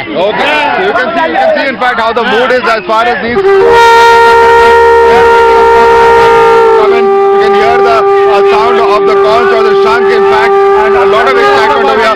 आप जब प्रधानमंत्री आप बात करेंगे क्या क्या आप एक्सपेक्ट कर रहे हैं कि किस मुद्दे को प्रधानमंत्री एड्रेस करेंगे? देखिए, सबसे पहले मैं अपने मोदी जी के लिए एक बार कहना चाह रहा हूँ कि अगर मोदी जी हैं तो मुमकिन है, क्योंकि और सभी लोग ज्यादा से ज्यादा, देखिए, कोई धर्म की राजनीति करता है, कोई अपने क्षेत्रीयवाद की राजनीति करता है, लेकिन मोदी जी हैं जो सबका साथ और सबका विकास की राजनीति करते हैं, कोई पक्षपात नहीं करते। जबकि ज्यादातर हमारे जितने भी लोग हैं पक्षपात निभाते हैं, कोई विशेष समुदाय को ले लेता है, कोई एक समुदाय को ले लेता है, लेकिन मोदी जी केवल निष्पक्ष, जिसको जिसकी जरूरत है वो देने में सक्षम है। हर गरीब का, हर जमीन से लेके ऊपर तक के स्तर को। ये सही है, तो हिमाचल में सक्सेसफुल नहीं हो पाई बीजेपी, उपचुनाव में ज्यादातर बीजेपी नहीं जीती, ऐसा क्यों? देखिए, हिमाचल में कुछ लोगों की मेंटेलिटी होती है कि एक बार बीजेपी आती है, ये तो आपने भी सुना होगा, इतिहास है वहाँ का, कि दूसरी बार कांग्रेस आती है, चाहे वो कितना भी अच्छा काम करे। लेकिन उत्तराखंड में तो खत्म कर दिया भी इतनी सीटें लाना कोई छोटी बात नहीं है सर। इसके बावजूद भी अगर हिमाचल में भी इतनी सीट लेके आए हैं। I'm told that Akhilesh Yadav is holding a press conference right now. Let's cut across live to that first, and then we come back to these BJP supporters at the party headquarters here. Press media के साथियों को संबोधित करें।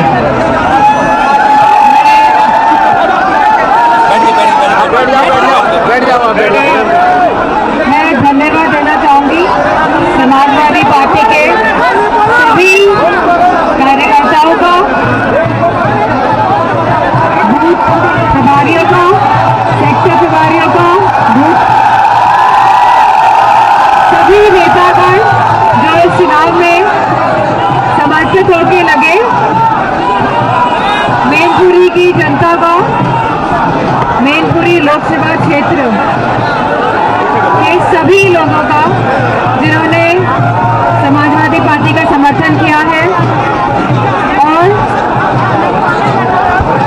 मैंने अपने भाषणों में और लगातार जनसंपर्क हम कर रहे थे कहा था कि देखिएगा कि मैनपुरी की लोकसभा क्षेत्र की जो जनता है वह इतिहास रचने का काम करेंगी, और आज इस क्षेत्र ने इतिहास रचा है। और यह जीत जो आज समाजवादी पार्टी ने दर्ज कराई है, यह जीत नेताजी की जीत है और यह जीत हम सभी की तरफ से नेताजी को समर्पित। धन्यवाद।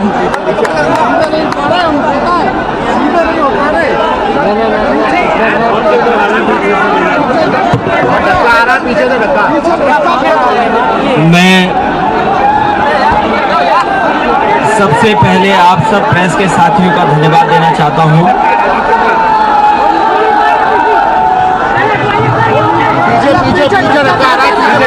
मैं पीछे के साथियों से कहूंगा थोड़ा सा दूर हो जाएं। ये प्रेस से जो पीछे लोग हैं दूर हो जाएं। ये प्रेस से जो पीछे वो दूर हो जाए, पीछे हो जाए, पीछे हो जाए, थोड़ा सा पीछे हो जाओ, थोड़ा सा पीछे हो जाओ, थोड़ा सा पीछे। प्रेस के लोगों को बचा लेना, थोड़ा सा दूर हो जाओ, पीछे हो जाओ। ऐसा दाएं तरफ भी मैं कह रहा हूँ, थोड़ा सा पीछे हो जाओ, थोड़ा सा पीछे जाओ। सुखवीर जी पीछे हो जाओ, पीछे। ये मोबाइल न्यूज पीछे हो जाओ।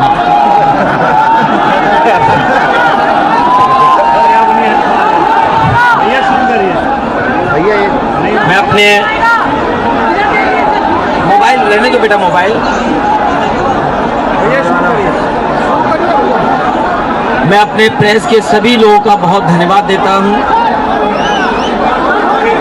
ये जीत मैनपुरी के मतदाताओं की जीत है। ये जीत जहां मैनपुरी के मतदाताओं की जीत है, वहीं नेताजी को सच्ची श्रद्धांजलि देने का भी काम मतदाताओं ने किया है। ये जीत नकारात्मक राजनीति करने वालों के खिलाफ मतदाताओं ने मतदान किया है। ये मैनपुरी की जनता का मैं धन्यवाद देता हूं, जो मेल जोल की राजनीति को उन्होंने समर्थन किया है। मैनपुरी की जनता ने नकारात्मक राजनीति करने वालों को पीछे छोड़ने का काम किया है। मैं मैनपुरी के एक एक मतदाता जिसने वोट डाल करके नेताजी को श्रद्धांजलि दी है, मैं सभी का धन्यवाद और आभार प्रकट करना चाहता हूं। जहां मैं पार्टी के संगठन के लोगों का, हमारी पार्टी के जो सेक्टर के लोग, जो हमारे बूथ के कार्यकर्ता, जिनके प्रयास और मेहनत से समाजवादी पार्टी को ये ऐतिहासिक जीत हासिल हुई है। मैं अपने पार्टी के रामचंद्र राजभर जी, लालजी वर्मा जी से लेकर के जो हमारे बूथ के कार्यकर्ता, जिनके प्रयास और मेहनत से समाजवादी पार्टी को ये ऐतिहासिक जीत हासिल हुई है। मैं अपने पार्टी के रामचंद्र राजभर जी, लालजी वर्मा जी से लेकर के जो वरिष्ठ नेता, चाहे उसमें राम गोविंद चौधरी रहे हों, बलराम यादव जी, इन सभी नेताओं का मैं बहुत बहुत धन्यवाद और आभार प्रकट करूंगा। वहीं मैं देख रहा हूं बहुत सारे हमारे पार्टी के और आम लोगों ने जिस तरीके से समर्थन दिया है, मैं उनका, वहीं भाईचारा को लेकर के जो नेताजी ने राजनीति की है, उसका समर्थन जनता ने किया है। इसलिए मैं एक बार फिर मैनपुरी के मतदाताओं का धन्यवाद देता हूं। नेताजी ने जिस तरीके से विकास किया था, जिस तरीके से मैनपुरी को आगे बढ़ाने का काम किया, हम समाजवादी लोग मिलकर के उसको आगे बढ़ाने का काम करेंगे। वही जिस तरीके से प्रशासन ने और सरकार के इशारे पर जिस तरीके से दबाव बनाना चाहते थे, लेकिन मुझे खुशी है कि जनता ने Okay, so Akhilesh Yadav thanking the Samajwadi Party Karyakartas and the Janta for the mandate. Remember, Dimple Yadav has won the Mainpuri by-poll with over 2 lakh votes, and in that sense, that's a press conference being done by the two from the Samajwadi Party office in Mainpuri. Heading into a very quick break, we'll be right back.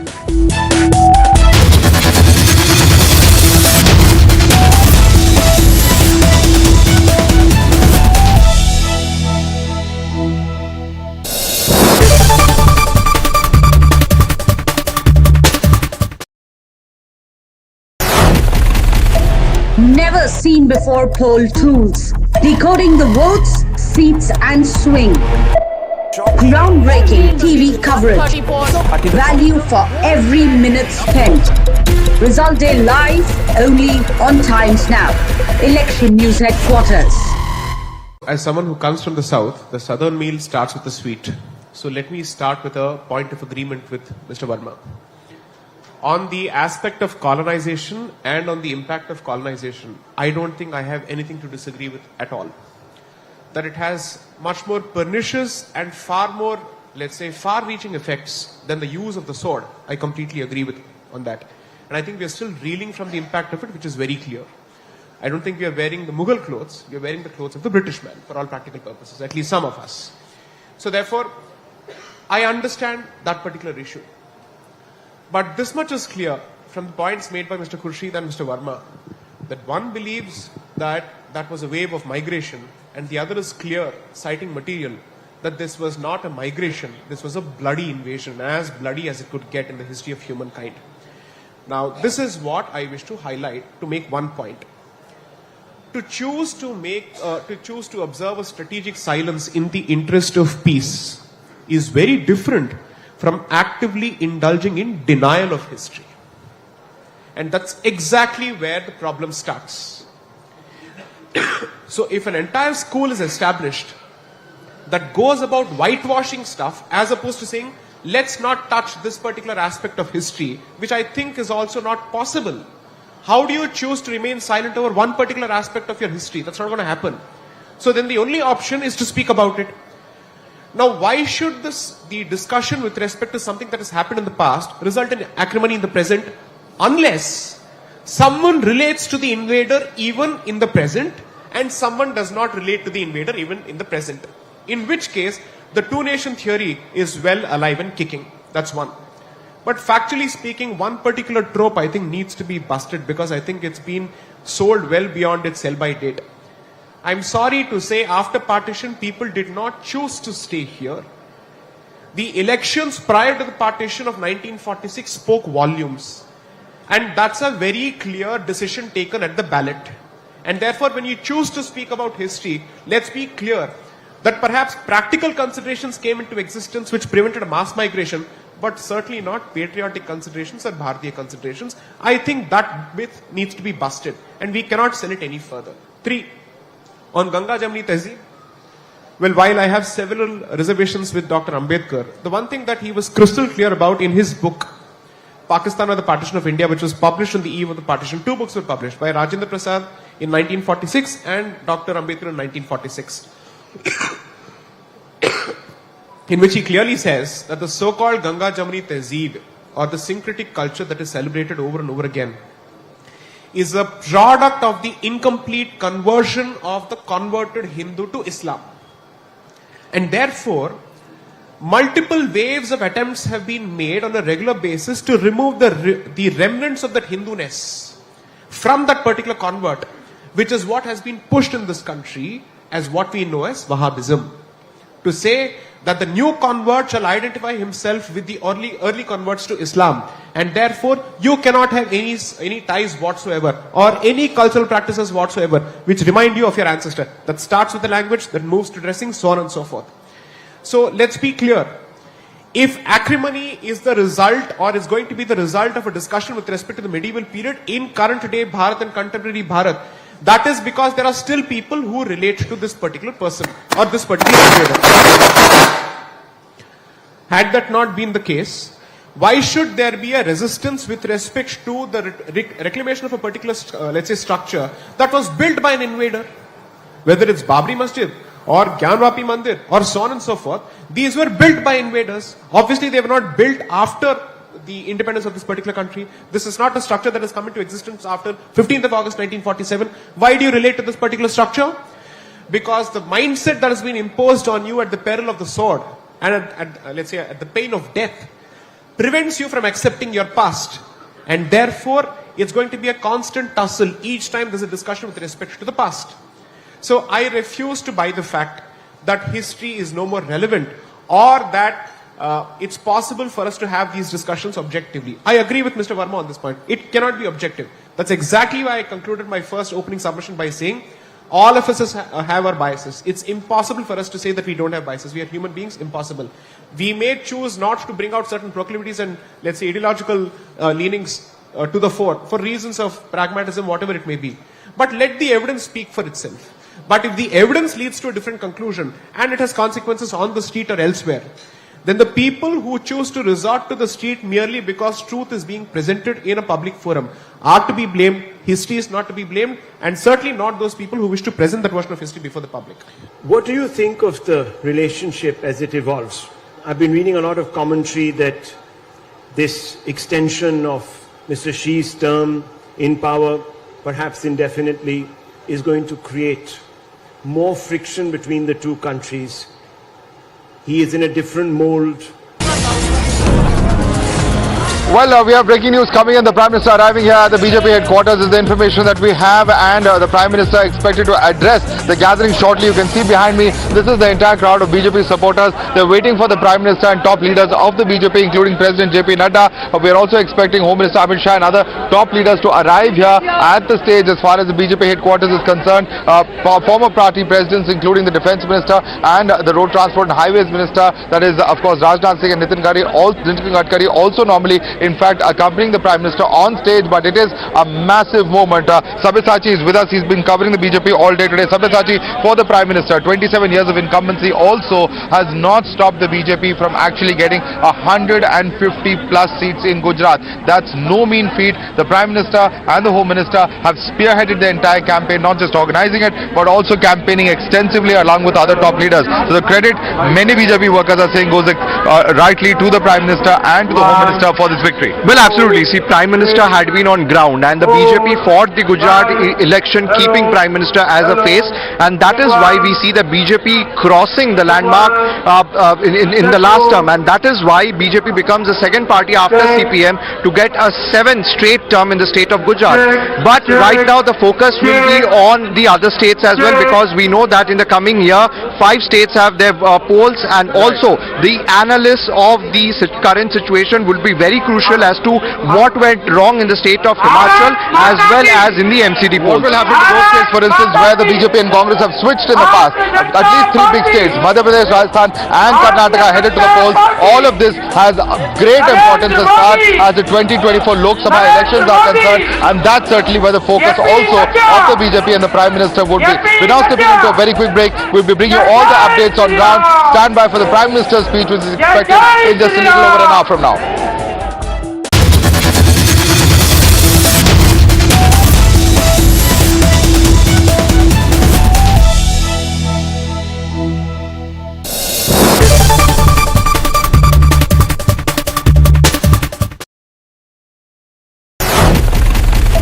Never seen before poll tools.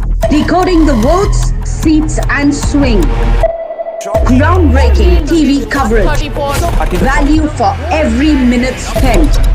Result day live only on Times Now. Election News Headquarters. अगर star की fees है, which has happened, I mean we don't have to go who, it's quite common, उसका GST 18% है sir, 18% तो GST है उसका. अब आप कह रहे हो आपने 16, am I right? 16 crores is the number? Yeah, 17 crores में आपने पूरी पिक्चर बना ली. मैंने सुना कनाडा का रिलीज मिलके कैमरा का वो कनाडा में जो किए हम लोग, हाँ, वो सब मिला के उधर हमारा रिलीज का खर्चा मिलके वो 16 करोड़.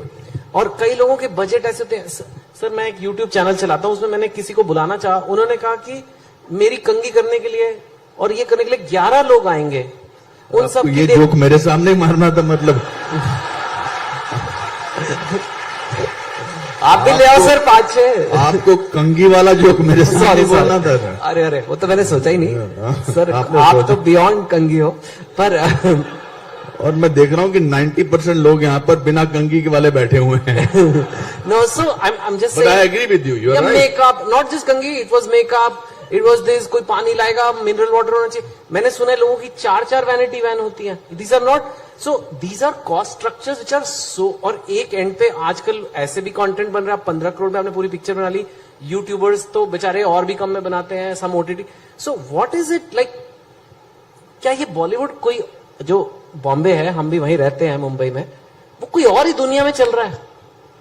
या आप लोग कैसे, मतलब where, how can you make a film for 15 crores and they are making film for 400 crores और उनकी नहीं चल रही है और आपकी चल रही है? ये कैसे हो, कैसे रहा है?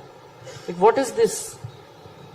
देखिए, ऐसा नहीं है. अभी कार्तिक आर्यन की फिल्म भूल भुलैया 2 चली, बहुत अच्छी. संजय लीला बंसाली की फिल्म विद आलिया चली, बहुत अच्छी.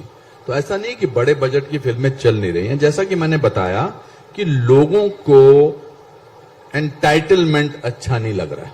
बताइए, एंटाइटलमेंट किसी को समझा? मतलब कि हम आपको बताते हैं कि अभी फिल्म कैसे बनती है, हम आपको बताते हैं कि क्या होना चाहिए फिल्मों में. They are not interested in that.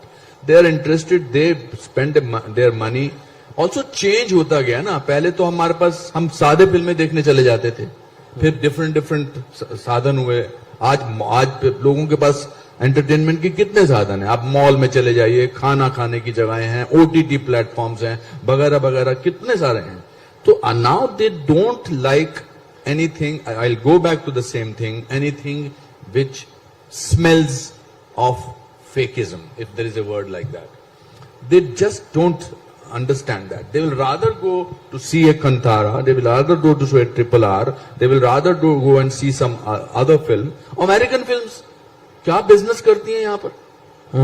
मतलब they are also equally now our competitors. तो survival तो करना ही पड़ेगा ना. पर मैं अपने 38 साल में, मुझे 532 फिल्में की हैं.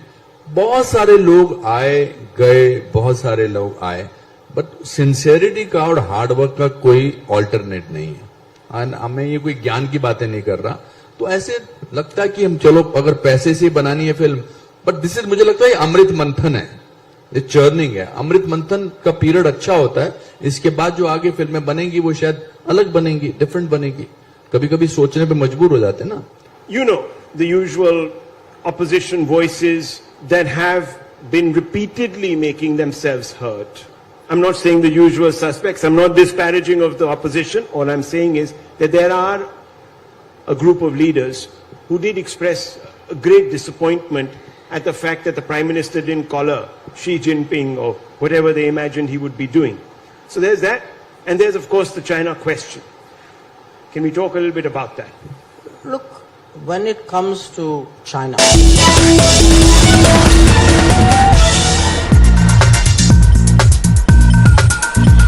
update. This is a tweet that's coming from Rahul Gandhi, Congress leader, on the Gujarat mandate. He says, and I quote, "हम गुजरात के लोगों का जनादेश विनम्रता पूर्वक स्वीकार करते हैं. हम पुनर्गठन कर कड़ी मेहनत करेंगे और देश के आदर्शों के हक की लड़ाई जारी रखेंगे." So that's Rahul Gandhi at least keeping up with the Gujarat mandate as far as his election spirit goes. Let me quickly on that note take in a word from Sumansi Raman as well, who is with me in the studios. Mr. Sumansi Raman, what do you make of this? Because the mandate speaking for itself, a historic 156 for the BJP. Rahul Gandhi says we accept the people's choice, we accept the mandate and we're willing to work towards it.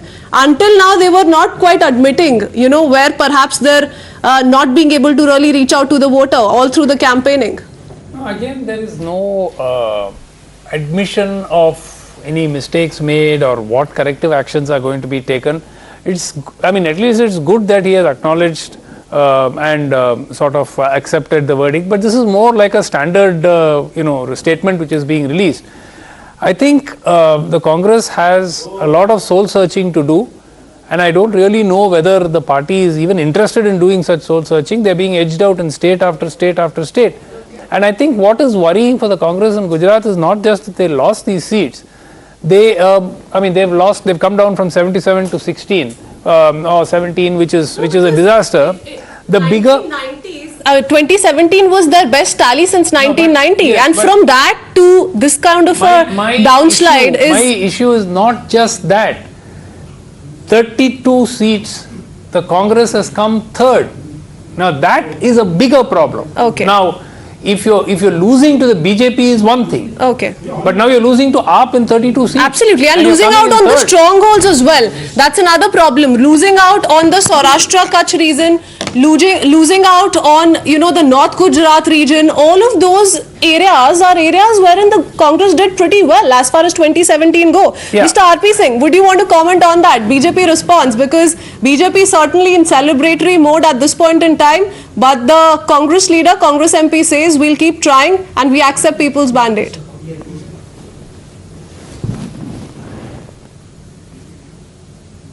To come out of the slumber and then act like a political party.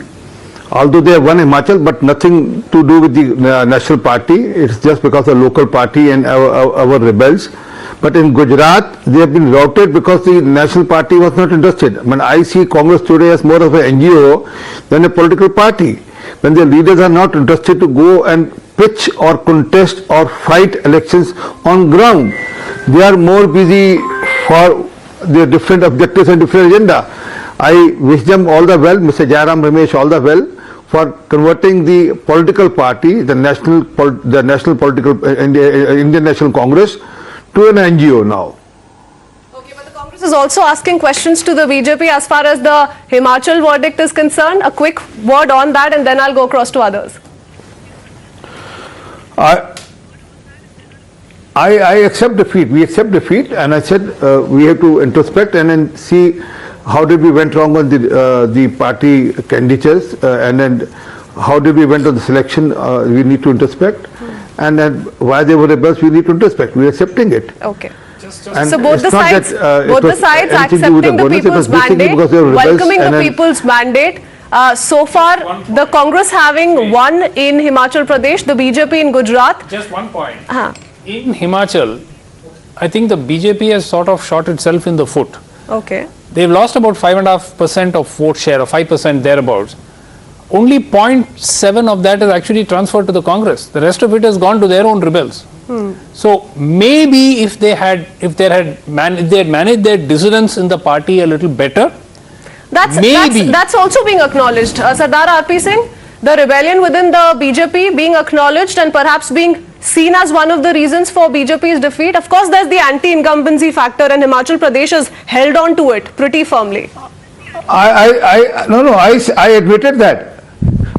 I admitted that. Yes, there was a rebellion. There was a problem in the ticket distribution, and that's why there was a rebellion. And we introspect. I'm admitting that. There's nothing wrong in it. Everyone makes mistakes. No, this is very interesting because in Gujarat, Sardar RP Singh, the BJP seems to have mastered the art of anti-incumbency. In fact, everybody is now calling this a trend that perhaps the BJP has set for others, and a record pro-incumbency as far as Gujarat is concerned. I want Madhav to also come in because the BJP already prepping up for what next. You know, plans in place, meetings are going to take place. 2024 is being spoken of. Madhav, what's going on?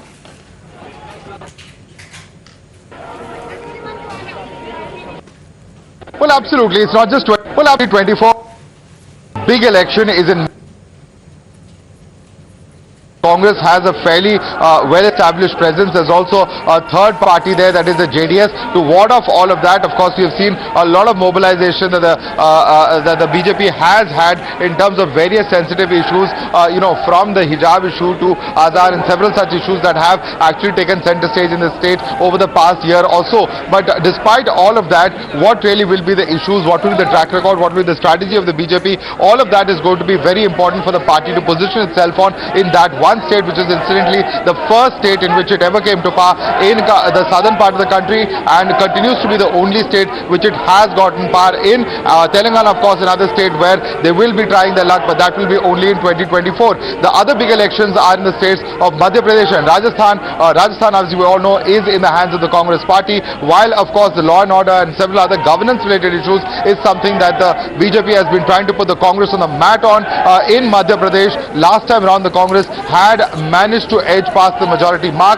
Will the BJP get a threat from the Congress this time around or not will also be very important to watch out for. So these three are the biggest states which, in fact, in terms of actual electoral numbers, will contribute a huge number of seats to the Lok Sabha as well. So very important for the BJP to put their best foot forward in these three states. And of course, 2024 is of course the big goal that is within target as far as the BJP is concerned. But what they've done in Gujarat is something that is very, very significant, because time and again analysts have said, with the party having got 100 out of 100 in 2014 and in several states close to 100% in 2019, perhaps they would not be able to repeat that performance. But with 150 seats in Gujarat, once again the possibility of that happening with the Prime Minister, with the track record of governance that the BJP is going to take to the people, all of these become very, very important issues indeed, and within the realm of possibility. And with the kind of enthusiasm that we're seeing as far as party cadre here are concerned, and if that is anything to go by, then certainly for the BJP this is going to be a very, very important set of elections, and something that they will be able to at least enthuse their own party workers and leaders from, right from this very stage where the Prime Minister is expected to address the party workers gathered over here. But the message will not be for these party workers here. It will not be just for those who are in Delhi or in NCR or in neighboring states. It will be for the BJP cadre in all the states that are headed to the polls, and also of course those who are in fact going to be part of those who are in fact in the Lok Sabha elections as well for 2024. That's going to be the target. Let's quickly go across to Gujarat, where we have an update coming in at this point of time. We also have Aishwarya who's with us. Aishwarya, I believe you have this update that 2 new ministers are going to be inducted in the new government. The BJP is going to send observers to Gujarat the next 1 or 2 days. They will chair the legislative party meeting, and the oath-taking ceremony is expected on the 12th of December. Aishwarya, over to you. Well, that's right. That's a big breaking news within the party. The sources are telling us that on 12th of December, the oath-taking ceremony will be conducted here, and it will be huge in terms of the scale, because Prime Minister and different Chief Ministers will be invited. We've been told that in the new government, several new ministers will be inducted. Young ministers will also be inducted, and there is also a possibility, the sources are telling, that there will be no Deputy Chief Minister in the new government. We have been also told that the observers from the national capital will be sent to Ahmedabad, where the legislative party meeting will be held, and all the new MLAs from the BJP will officially finally giving a stamp on on the name of Bhupendra Patel as the new Chief Minister. This was officially also announced by C.R. Patil in the press conference earlier in the day as well, and certainly the invitation for the oath-taking ceremony, the draft has been finalized, and now the invitation will be sent to Prime Minister, Home Minister of the country, and Chief Ministers and the top senior leadership of the BJP to be here in Ahmedabad for 12th of December, and this will be post 12 o'clock the oath-taking ceremony still at Kamlam at the Gandhinagar state BJP headquarters. Several MLAs from the BJP who had won from different parts of the state are now coming and meeting the Chief Minister and the state president as well today in the evening at the party office in Ahmedabad. Chief Minister and C.R. Patil will be meeting December, which is coming Monday. The Prime Minister, we're being told, will also be attending the same. We keep our eyes out on who will be elected as the cabinet ministers in the new Gujarat government. We'll also stay on with our guests and come back to them in just a bit. Also watching out for the Prime Minister address to the Karyakartas. For now, heading into a quick break.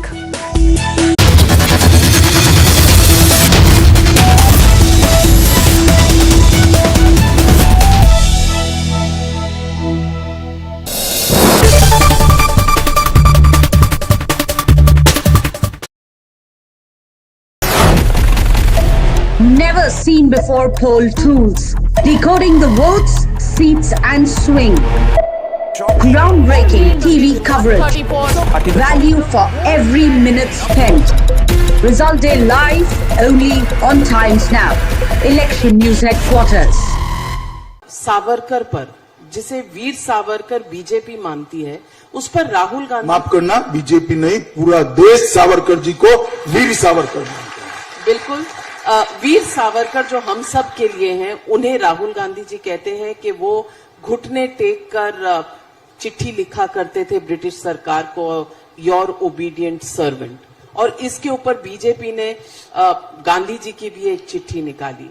मैं पूछना चाहती हूं कि हमारे इतिहास का जो इस तरह से रोज डिबेट होता है पॉलिटिकल पार्टीज के बीच में, इसको एक ही बार सेटल नहीं करना चाहिए? सेटल करने की कोई जरूरत नहीं है, सेटल ही है।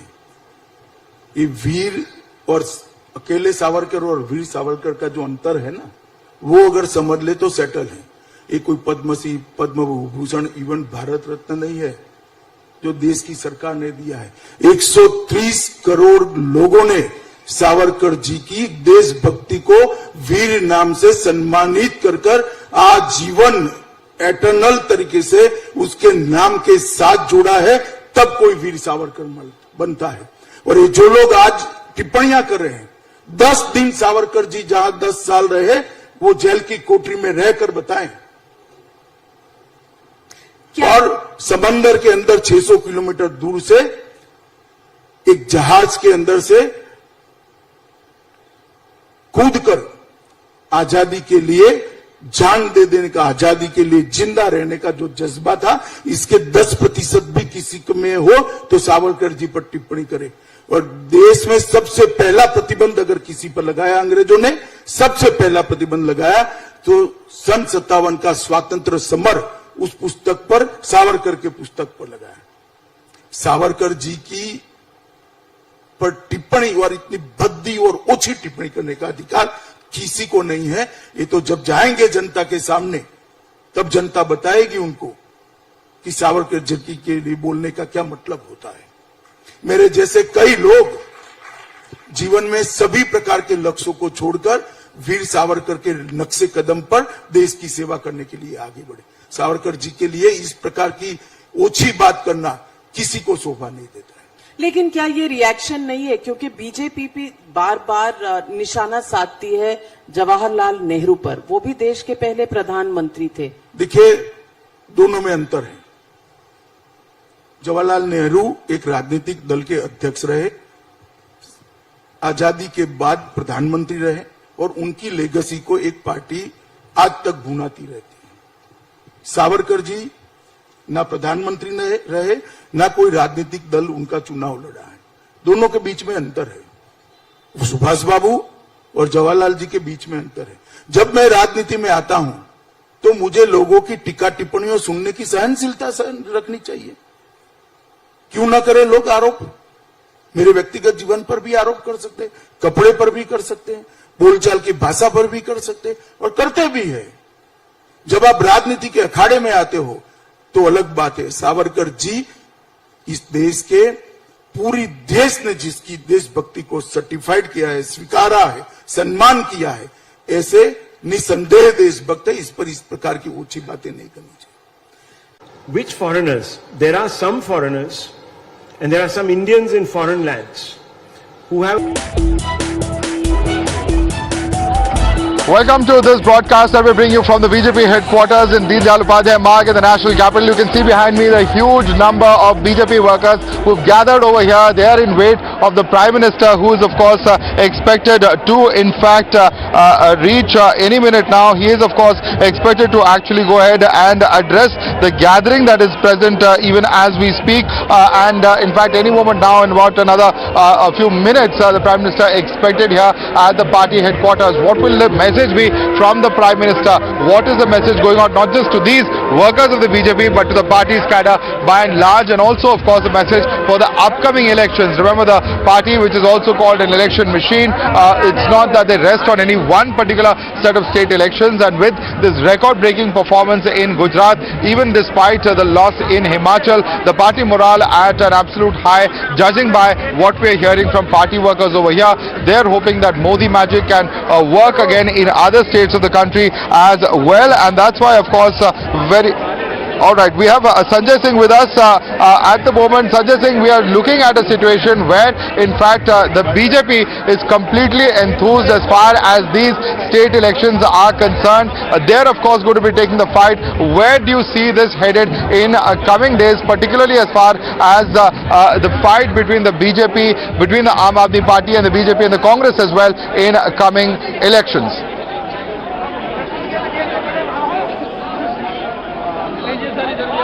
That was for Sanjay Jha. Sanjay Jha, your quick analysis on the mandate today.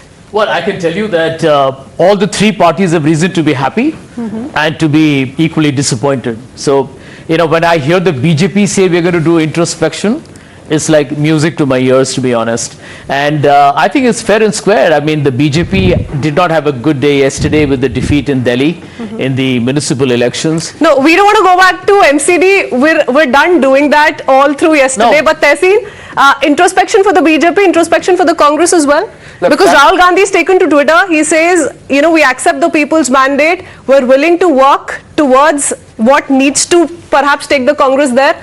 But what do you make of today's mandate as far as Gujarat is concerned? Fact is that the BJP was in government in 3 different elections that went yesterday and today, and they won 1 out of it and lost 2. That's number 1. Number 2, the Congress has to look at it very carefully.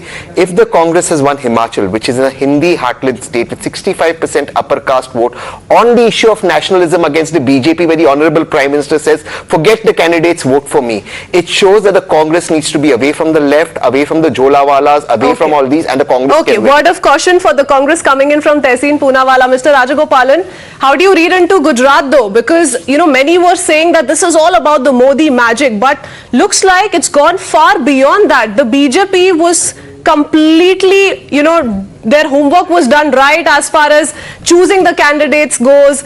They made sure sitting MLAs were taken out, replacements were ensured. All of that was done. So an all-out strategy as far as the BJP is concerned. I'm going to come back to you. We're afraid we need to head into a very quick break. We'll be right back. Stay on with us.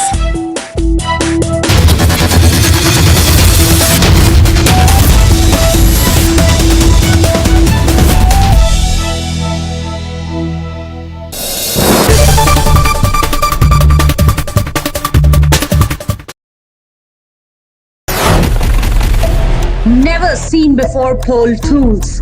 Decoding the votes, seats and swing. Groundbreaking TV coverage. Value for every minute spent. Result day live only on Times Now. Election News Headquarters. As someone who comes from the south, the southern meal starts with the sweet. So let me start with a point of agreement with Mr. Verma. On the aspect of colonization and on the impact of colonization, I don't think I have anything to disagree with at all. That it has much more pernicious and far more, let's say, far-reaching effects than the use of the sword. I completely agree with on that. And I think we are still reeling from the impact of it, which is very clear. I don't think we are wearing the Mughal clothes. We are wearing the clothes of the British man, for all practical purposes, at least some of us. So therefore, I understand that particular issue. But this much is clear from the points made by Mr. Khurshid and Mr. Verma, that one believes that that was a wave of migration, and the other is clear, citing material, that this was not a migration, this was a bloody invasion, as bloody as it could get in the history of humankind. Now, this is what I wish to highlight to make one point. To choose to observe a strategic silence in the interest of peace is very different from actively indulging in denial of history. And that's exactly where the problem starts. So if an entire school is established that goes about whitewashing stuff as opposed to saying, let's not touch this particular aspect of history, which I think is also not possible. How do you choose to remain silent over one particular aspect of your history? That's not going to happen. So then the only option is to speak about it. Now, why should the discussion with respect to something that has happened in the past result in acrimony in the present, unless someone relates to the invader even in the present and someone does not relate to the invader even in the present? In which case, the two-nation theory is well alive and kicking. That's one. But factually speaking, one particular trope I think needs to be busted, because I think it's been sold well beyond its sell-by date. I'm sorry to say, after partition, people did not choose to stay here. The elections prior to the partition of 1946 spoke volumes. And that's a very clear decision taken at the ballot. And therefore, when you choose to speak about history, let's be clear that perhaps practical considerations came into existence which prevented a mass migration, but certainly not patriotic considerations or Bharatiya considerations. I think that myth needs to be busted, and we cannot sell it any further. 3. On Ganga Jamni Tehzeeb, well, while I have several reservations with Dr. Ambedkar, the one thing that he was crystal clear about in his book, Pakistan or the Partition of India, which was published on the eve of the partition, 2 books were published by Rajendra Prasad in 1946 and Dr. Ambedkar in 1946. in which he clearly says that the so-called Ganga Jamuni Tehzeeb, or the syncretic culture that is celebrated over and over again, is a product of the incomplete conversion of the converted Hindu to Islam. And therefore, multiple waves of attempts have been made on a regular basis to remove the remnants of that Hinduness from that particular convert, which is what has been pushed in this country as what we know as Wahhabism. To say that the new convert shall identify himself with the early converts to Islam, and therefore you cannot have any ties whatsoever or any cultural practices whatsoever which remind you of your ancestor. That starts with the language, that moves to dressing, so on and so forth. So let's be clear. If acrimony is the result, or is going to be the result of a discussion with respect to the medieval period in current day Bharat and contemporary Bharat, that is because there are still people who relate to this particular person or this particular invader. Had that not been the case, why should there be a resistance with respect to the reclamation of a particular, let's say, structure that was built by an invader? Whether it's Babri Masjid or Gyanvapi Mandir or so on and so forth, these were built by invaders. Obviously, they were not built after the independence of this particular country. This is not a structure that has come into existence after 15th of August 1947. Why do you relate to this particular structure?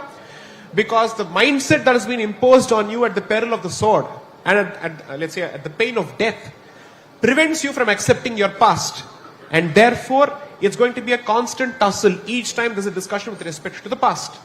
So I refuse to buy the fact that history is no more relevant, or that it's possible for us to have these discussions objectively. I agree with Mr. Verma on this point. It cannot be objective. That's exactly why I concluded my first opening submission by saying all of us have our biases. It's impossible for us to say that we don't have biases. We are human beings. Impossible.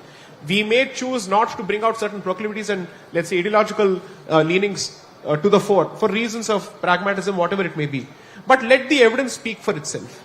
But if the evidence leads to a different conclusion and it has consequences on the street or elsewhere, then the people... And a very warm welcome. Thanks for tuning in to Times Now this evening, viewers.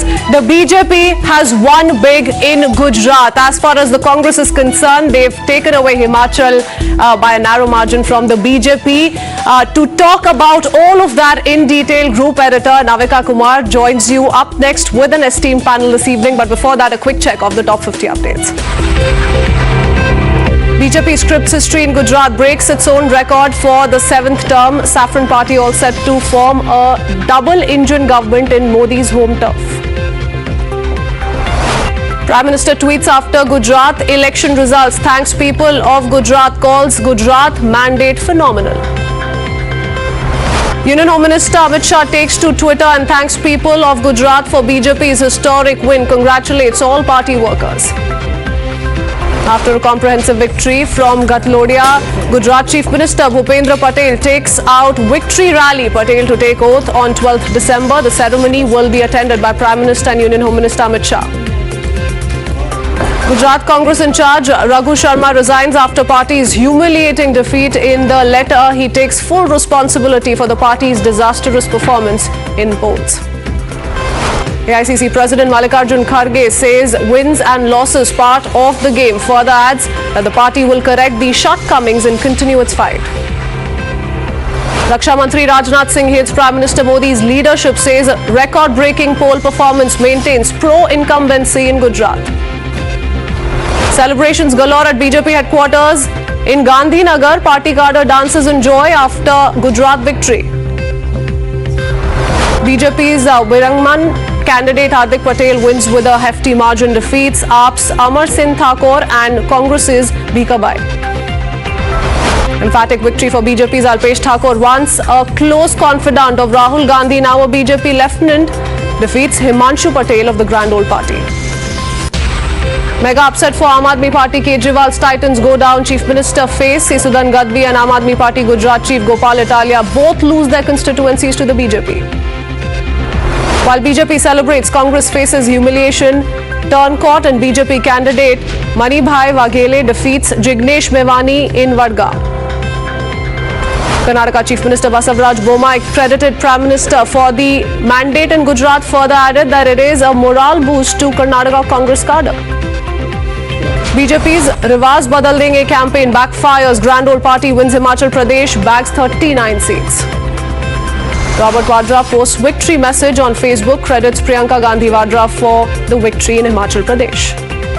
BJP back to the drawing board. Outgoing Himachal Pradesh Chief Minister Jairam Thakur retains a Serat seat. Hails Prime Minister Modi's leadership, says BJP will be stronger next time. Himachal Pradesh Congress Chief and MP from Mandi Lok Sabha constituency Pratibha Singh says people of the state voted for Congress because of Veerbhadra's legacy. Chhattisgarh Chief Minister Bhupesh Baghel fears Operation Lotus bid, addresses media and says there were apprehensions of poaching of Congress MLAs.